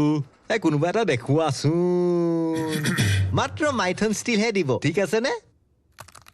ষ্ট্ৰং মানে মাইথন ষ্টিল শুনা শুনা ভোজন প্ৰিয় শুনা মন্দি শুনা যিয়েই না ৰান্ধা কিয় লং তৰাই দিবা ইলিশ পস্ত সৰিয়হ বতা যিমান লাগে লোৱা মিছা মাছ মাংস ভজা জুতি লগাই খোৱা আহা জুতি লগাই খোৱা আহা জুতি লগাই খোৱা লং তৰাই খাতি খানি সৰিয়হ তেলৰ টেষ্ট যিয়ে খাব সিয়ে ক'ব লং তৰাই বেষ্ট লং তৰাই সৰিয়হৰ তেল প্ৰতি সোৱাদে তোমাকে বিচাৰে আহা লং তৰাই বেষ্ট আহা লং তৰাই বেষ্ট শাহী গৰম মছলা ৰন্ধাৰ শেষত অকণমান ছটিয়াই দিয়ক ছানৰাইজৰ শাহী গৰম মছলা এই খাদ্যত আন এক সোৱাদ আনি দিয়ে ই আন গৰম মছলাবোৰতকৈ সম্পূৰ্ণ পৃথক টেক্সট হেডলাইন্স আগবঢ়াইছে এভৰিডে মছালা সোনাক্ষী মছলা ক'ত থৈছা ইফাল ইফাল সকলো ফালে বিচাৰিলো মই বিচাৰি পোৱা নাই খামোচ চুপ এইবাৰ চোৱা এভৰিডে মছলা বোলা ৰান্ধো মছালেদাৰ ছোলে ছোলে প্ৰতিদিনৰ ৰান্ধাত এভৰিডে মছলা বিশুদ্ধ মছলা সুগন্ধ আৰু আচল সোৱাদ টেষ্ট এনেকুৱা প্ৰতি ৰান্ধাত আনে সোৱাদ এভৰিডে মছলা দেশৰ সোৱাদ টেক্সট হেডলাইন্স আগবঢ়াইছে এভৰিডে মছালা কোনটো কোনোবা এটা দেখুৱাচোন মাত্ৰ মাইথন ষ্টিলহে দিব ঠিক আছে নে স্ট্রং মানে Maithan steel Weather report presented by Sunrise.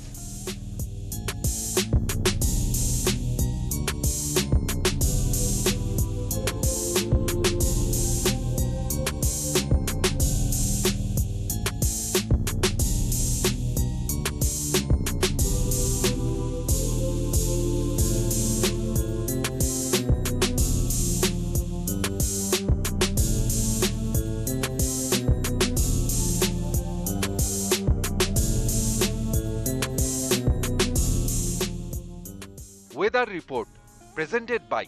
Sunrise. কোনটো কোনোবা এটা দেখুৱাচোন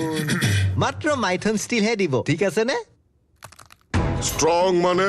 মাইথন ষ্টিল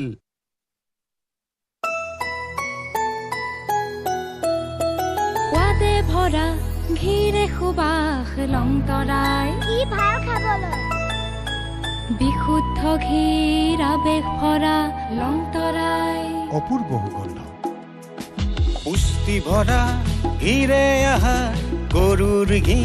প্ৰিয় আমাৰ লং তৰাই ইয়াকে বোলে বিশুদ্ধ ঘি বিশুদ্ধ ঘিৰ নাম কলে বুজাও লং তৰাই লং তৰাই সদায় খাবলৈ মন যায় লং তৰাই লং তৰাই লং তৰাই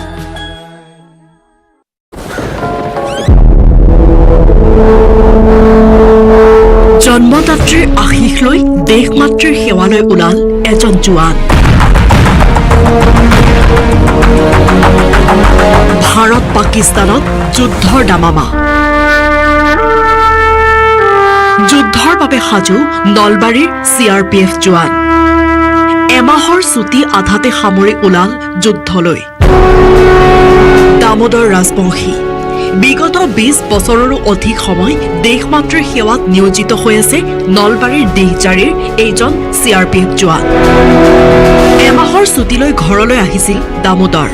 কিন্তু যুদ্ধৰ দামামা বাজি উঠাৰ লগে লগে বাতিল হ'ল তেওঁৰ ছুটি নিৰ্দেশ আহিল 24 ঘণ্টাৰ ভিতৰতে কাশ্মীৰলৈ যোৱাৰ নিৰ্দেশ পোৱাৰ লগে লগে পলম নকৰি যুদ্ধলৈ বুলি ওলাল দামোদৰ ৰাজবংশী বিচাৰিলে সকলোৰে আশীৰ্বাদ কালি মোৰ হঠাৎ ফোন আহিছে যে আমাৰ ভাৰত আৰু পাকিস্তানৰ যুদ্ধ আৰম্ভ হৈছে গতিকে মই যাব লাগে যেনেকৈ নহওক মোক 24 ঘণ্টা সময় দিছে তো এতিয়া মই যাবলৈ ওলাইছোঁ কাৰণ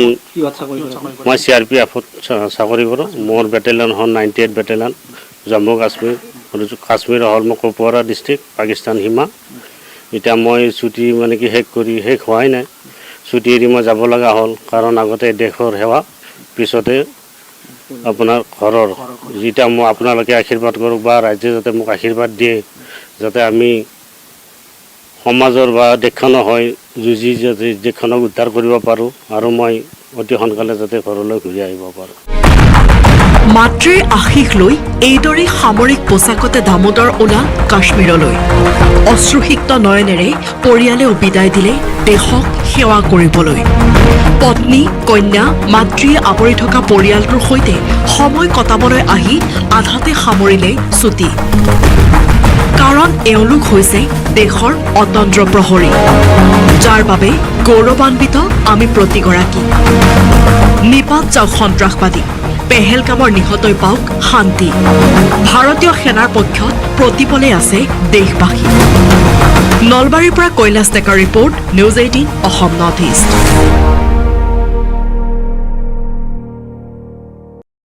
22 এপ্ৰিলৰ পেহেলগাম কাণ্ড কেন্দ্ৰ কৰি ভাৰত আৰু পাকিস্তানৰ মাজৰ সংঘাতে এতিয়া যুদ্ধৰ ৰূপ ধাৰণ কৰিছে ধাৰাবাহিক আক্ৰমণ প্ৰত্যাক্ৰমণ চলিছে আৰু এনেকুৱা এটা পৰিস্থিতিত ভাৰত পাকৰ এই উত্তেজনাৰ মাজতে ভাৰতত চলি থকা 18 সংখ্যক IPLৰ বাকি থকা মেচসমূহ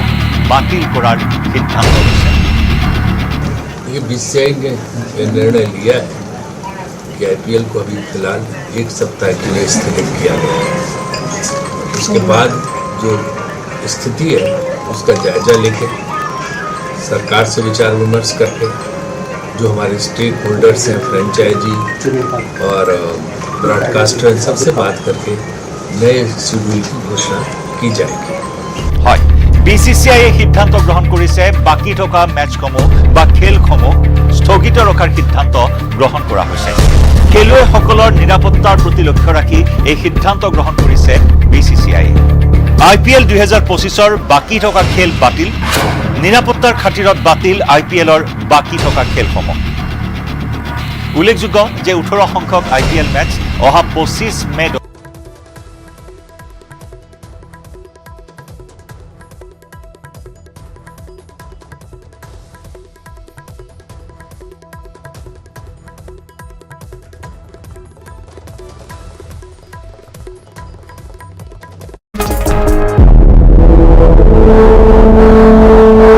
জন্মদাত্ৰীৰ আশীষ লৈ দেশ মাতৃৰ সেৱালৈ ওলাল এজন জোৱান